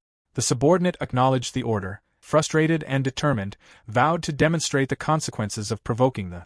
In the capital city of Rondel, Crown Prince Michael addressed an assembly of nobles, announcing that the Viscounty of Piran had collapsed approximately 2 hours earlier due to a surprise attack launched by Count Triss, a margrave of the Croizen Empire. Michael detailed that Triss had deployed 200 vanguards to seize the Lord's castle. He noted that the Croizen Empire denied involvement, claiming no connection to the attack. The nobles voiced their outrage, questioning how a margrave could mobilize troops without the emperor's orders and declaring the incident a clear provocation by the empire. Adrian reflected privately on the recurring misconduct of the Croizen Empire, speculating on possible underlying motives for their actions. Despite this, he anticipated that the response would likely involve a reclamation force to recover the territory and diplomatic protests. Michael called upon Adrian to capture Triss's territory. Adrian, initially shocked by the command, questioned it but eventually accepted, acknowledging that the crown prince's disposition differed greatly from that of the previous king. Smiling, Adrian resolved to ensure Triss paid for his crimes. Despite protests from other nobles urging reconsideration, Michael dismissed their concerns, declaring that the Reinhardt kingdom would no longer tolerate threats from the Croizen Empire. He emphasized the need to demonstrate that provocations would have serious consequences. Marquis Otis inquired about the possibility of an all-out war, to which Michael, smiling, responded that they would accept such an outcome if necessary. Michael introduced Gabriel James, the 6th Grand Master of Rondel and a former Marquis, revealing him as a hidden strength of the kingdom. He also announced the lifting of restrictions on vanguards and sky fortresses that lords could possess, leaving everyone in shock. In the Viscounty of Piran, Triss County soldiers were torturing citizens, burning everything down, and looting. A red-haired soldier proudly declared that from that point on, the place was the Croizen Empire's land and demanded that the citizens serve them well. He laughed loudly and mockingly as he did so. He added that it was no fun, lamenting that there was barely any reaction despite how much they had stirred up the territory. He remarked that it had been a chance to dominate and achieve glory but concluded with a laugh that it was not going as expected. A pink-haired soldier chimed in, saying that this lack of resistance was typical of the Reinhardts, whom they considered cowards. Meanwhile, Blondie noted that someone seemed to be approaching and questioned aloud whether it was just an old man. Both Red and Pinky laughed at the sight, ridiculing the situation. They expressed disbelief that Reinhardt's forces, no matter how lacking in talent, would only send a single old man to face them. They mockingly advised the old man to leave before he got hurt, laughing all the while. Amid their mockery, Gabriel silently unsheathed his sword. Elsewhere, in the Croizen Empire, Triss's son expressed doubts about the wisdom of taking over Reinhardt territory unprovoked. Triss, confident, reassured his son that the action was in line with orders from the crown prince, expecting a restrained response from Reinhardt. However, a guard rushed in, reporting that the Piran Viscounty had been reclaimed by a single Grandmaster. Shocked, Triss questioned the existence of such a figure in Reinhardt and considered the possibility of hidden forces. Before he could react, the castle's defense system triggered an alert, detecting intruders who had bypassed their defenses. The situation escalated as reports detailed heavy losses among their forces, including the deaths of several vanguards. Triss's son, in fear, called his father, but his father urging him to run and evacuate immediately. When his son asked what would happen to his mother and elder sister, Triss replied that they had no other choice and told him to hurry and follow. As they were running down the corridor, the side wall blasted, and Adrian and Arcia emerged, demanding to know where Triss thought he was running. Triss, worried, addressed Duke Lawrence, questioning why the castle was being attacked just because they had invaded a border territory. Duke Lawrence sighed and dismissed the reasoning, stating that Triss's side had attacked first. Shaking, Triss asked whether the Reinhardts, led by Duke Lawrence and Marchioness Klein, were waging war against the Croizen Empire. Duke Lawrence responded that there was no reason they couldn't and added that one fact was more certain than whether there would be a war. Triss would die before anything else happened. Laughing like a madman, Duke Lawrence made his intentions clear. Arcia, standing in the background, demonstrated how Triss would die. Both Triss and his son were terrified as part of the castle exploded, creating a massive fire and deafening noise. The news later reported that the provocation of the Croizen Empire had become an annual event. However, no one had expected such a strong response from the Reinhardt kingdom. Count Triss's territory was reduced to ashes overnight, and the Reinhardt kingdom had appointed Grandmaster Gabriel James, now Duke Gabriel James, as the commander of the eastern border. This development was presented to Andrei, the crown prince of the Croizen Empire, who reacted with rage. He questioned whether the Reinhardt kingdom had lost its mind and wondered why they were suddenly acting so aggressively. A soldier informed Andre that a few days prior, there had been reports that the first prince of the Reinhardt kingdom had assumed responsibility for state affairs. The soldier speculated that, unlike the previous king, the prince intended to take a more aggressive approach. Andre, furious, reflected on his past rivalry with the second prince for the throne. He admitted to underestimating the first prince, whom he had considered insignificant, but now realized the prince was far more cunning and dangerous than expected. Andre acknowledged the combination of Adrian Lawrence and the first prince posed a significant threat. He resolved to take action before the first prince officially ascended to the throne as king. The news says, 7 diplomats from the Reinhardt Kingdom embassy were killed in a brutal assault. The Croatian Empire army has added forces to the borders of the Reinhardt Kingdom.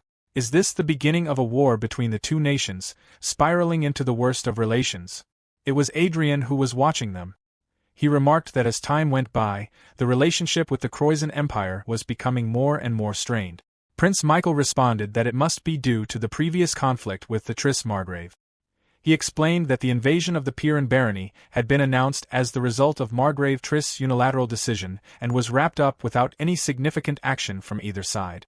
However, in reality, he believed it must have been their own orders, so the other side was likely seething with anger. Michael, smiling, noted that it seemed like they had actually made quite an interesting move. He then asked Adrian what had brought him to the royal palace today. Adrian happily replied that they were getting married. Perplexed, Michael looked at them blankly.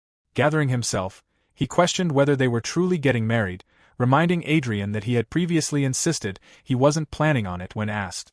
Embarrassed, Adrian cleared his throat and admitted that they now had a reason to do so. Using his magic, he lifted all the cutlery on the table and stated that, to be honest, Arcia had surpassed the wall not too long ago. Seeing the floating objects, Michael was totally shocked and exclaimed that it was the realm of telekinetic swordsmanship. Adrian, smiling, thought to himself that he couldn't easily reveal he was in 8th circle because of Archduke Lucas, but it was a different story with Arcia. He decided he should quickly obtain what he needed. He then announced that as soon as the dukedom was given to Arcia, he planned to get married. Smiling wickedly, he added that otherwise, ignorant fools here and there would try to sow discord. Michael laughed along with him and agreed that it was a really good way to solidify power. However, Arcia was not happy to hear their conversation at all. Noticing this, Adrian asked what was wrong. He became troubled when she replied by asking about the proposal. Perplexed, Adrian questioned why a proposal was necessary, arguing that it was just a marriage arrangement already part of the plan. However, he could not finish his sentence when he saw her sad face. Nobody could look as sad as she did. Quickly agreeing, Adrian insisted that they had to do it and that the plan for it was already in motion. Since they were discussing this in front of the crown prince, he heard everything and commented that a proposal prepared with great ambition by Duke Lawrence must be really extravagant. He then teased Adrian, suggesting that when he proposed, he should call him too so he could clap from a corner.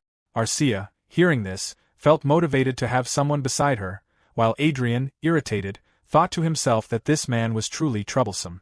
But Michael did not stop at that. He further continued that he would officiate the ceremony for the wedding. By that time, he expected to have already received the throne, which, he believed, would honor both of them. As for the blessings, he suggested that it would be good if Lady Everil could give them. Hearing this, Arcia became excited, while Adrian simply looked at them. He just huffed and then pointed out to the prince that His Highness would be busy with preparations for the upcoming coronation and asked if it would be all right. The prince assured him that he would make sure to attend, even if he didn't have time, questioning how he could possibly miss such a wonderful spectacle. Adrian, somewhat disappointed, thought to himself that the prince was not giving him the last word. He considered him the type of person who would do just enough to keep his mouth above water if he ever fell in. He had really wanted to organize the wedding quietly, but he realized that if the crown prince, who was going to be the next king and probably the future emperor, attended, then every noble in the country would join, even if they were not invited. In the end, he understood that the wedding would become the most grand event in the country. While he was lost in thought, a servant arrived to serve dessert. After finishing, he left the scene. Adrian quietly observed them and then whispered, asking when they planned to deal with the filthy infiltrating earthworms. The crown prince, in a low voice, replied that for a clean eradication, he planned to just observe for the time being. He explained that if he interfered rashly, the infiltrators would simply hide away, and it would be rude to ruin the surprise they had carefully prepared for him. That slit-eyed prince merely watched the departing servant while preparing his wine. Adrian also smiled and then remarked that he looked forward to the coronation ceremony. The day of the crown prince's coronation arrived. As the crown prince prepared himself, nobles from all over the country arrived in luxurious cars. The commoners were filled with joy, celebrating the festival, while the crown prince made his way toward the stage, heavily guarded. Among the guards, one stood out. He was a spy from the Empire. Before coming to the ceremony, he had been asked about the probability of successfully eliminating Crown Prince Michael van Reinhardt. He had estimated that if he and his subordinates staked their lives, the chances would be around 50%. The Emperor deemed that sufficient, stating that success would be ideal, but even failure would still serve to instill fear. He made it clear that any provocation toward the Croizen Empire was an attack on him personally, and he would eliminate anything that stood in his way. Without hesitation, he ordered them to get rid of their targets. Back in the present, all the spies, disguised as guards, launched their attack on the Crown Prince. One of them, pointing his spear at Michael's neck and preparing to kill him, was certain that failure was impossible. Just as he was about to declare their success, he was taken aback when the Crown Prince simply looked at him and smiled. In an instant, two of the disguised spies were cut down by a female guard standing beside Michael, while a male guard wielded a telekinetic sword to defeat the others. The spy captain was shocked, unable to comprehend what was happening. Before he could react, a guard used telekinetic power to slam him onto the floor, leaving him alive but unable to move. As he looked up at the approaching figure, his eyes widened in shock upon recognizing the face before him. It was Adrian Lawrence. Adrian wickedly smiled as he finished him off. Back in the Croizen Empire, the news was reported to Croizen's crown prince that the assassination had failed. He was shocked and shouted at his assistant, asking if he had not said that the probability of success was 50%. The spy commander replied that it seemed they had anticipated the assassin's infiltration in advance, and that the unit had been wiped out by Duke Lawrence. Grabbing his head, the Croizen prince cursed, expressing his frustration that the talented students he had recruited were caught within half a day and were all eliminated, calling it a disaster. The spy commander suggested that it would be better for His Highness to stay in the royal palace rather than the magic tower and to lay low for a while. The prince asked what he meant by that. The commander, worried, explained that considering Duke Lawrence's personality all this while, they could not anticipate what he might do. He emphasized that when dealing with someone whose actions were difficult to predict, one must be as cautious as possible. However, before he could finish, the prince stopped him and angrily questioned if he was really suggesting that the crown prince of the Croizen Empire should hide just to avoid a mere noble of an insignificant kingdom. The commander remained silent. The prince then declared that he now knew for sure that in the upcoming war with Reinhardt, he must definitely kill Duke Lawrence. Suddenly, Crowe appeared outside the window, and through him Adrian stated that he was sorry, but he personally had no intentions of dying quietly. This shocked the Croizen prince, who looked back in surprise. At that moment, the room brightened, indicating an attack. The commander called out urgently for His Highness. He then pushed the prince, sacrificing his own life to save him. The prince just stared at him in horror. In the meantime, several soldiers arrived at the scene and ordered to protect His Highness. Crowe remarked that it was a pity. With a menacing glance, he added that it would be wise to always watch one's back. Then, he disappeared. The crown prince was left on the floor, visibly shaking in fear. The soldiers rushed to him, asking if he was all right and urging for an immediate evacuation. In anger, he could do nothing but shout. Meanwhile, Adrian, in his mansion, was calmly sipping his tea, relaxing.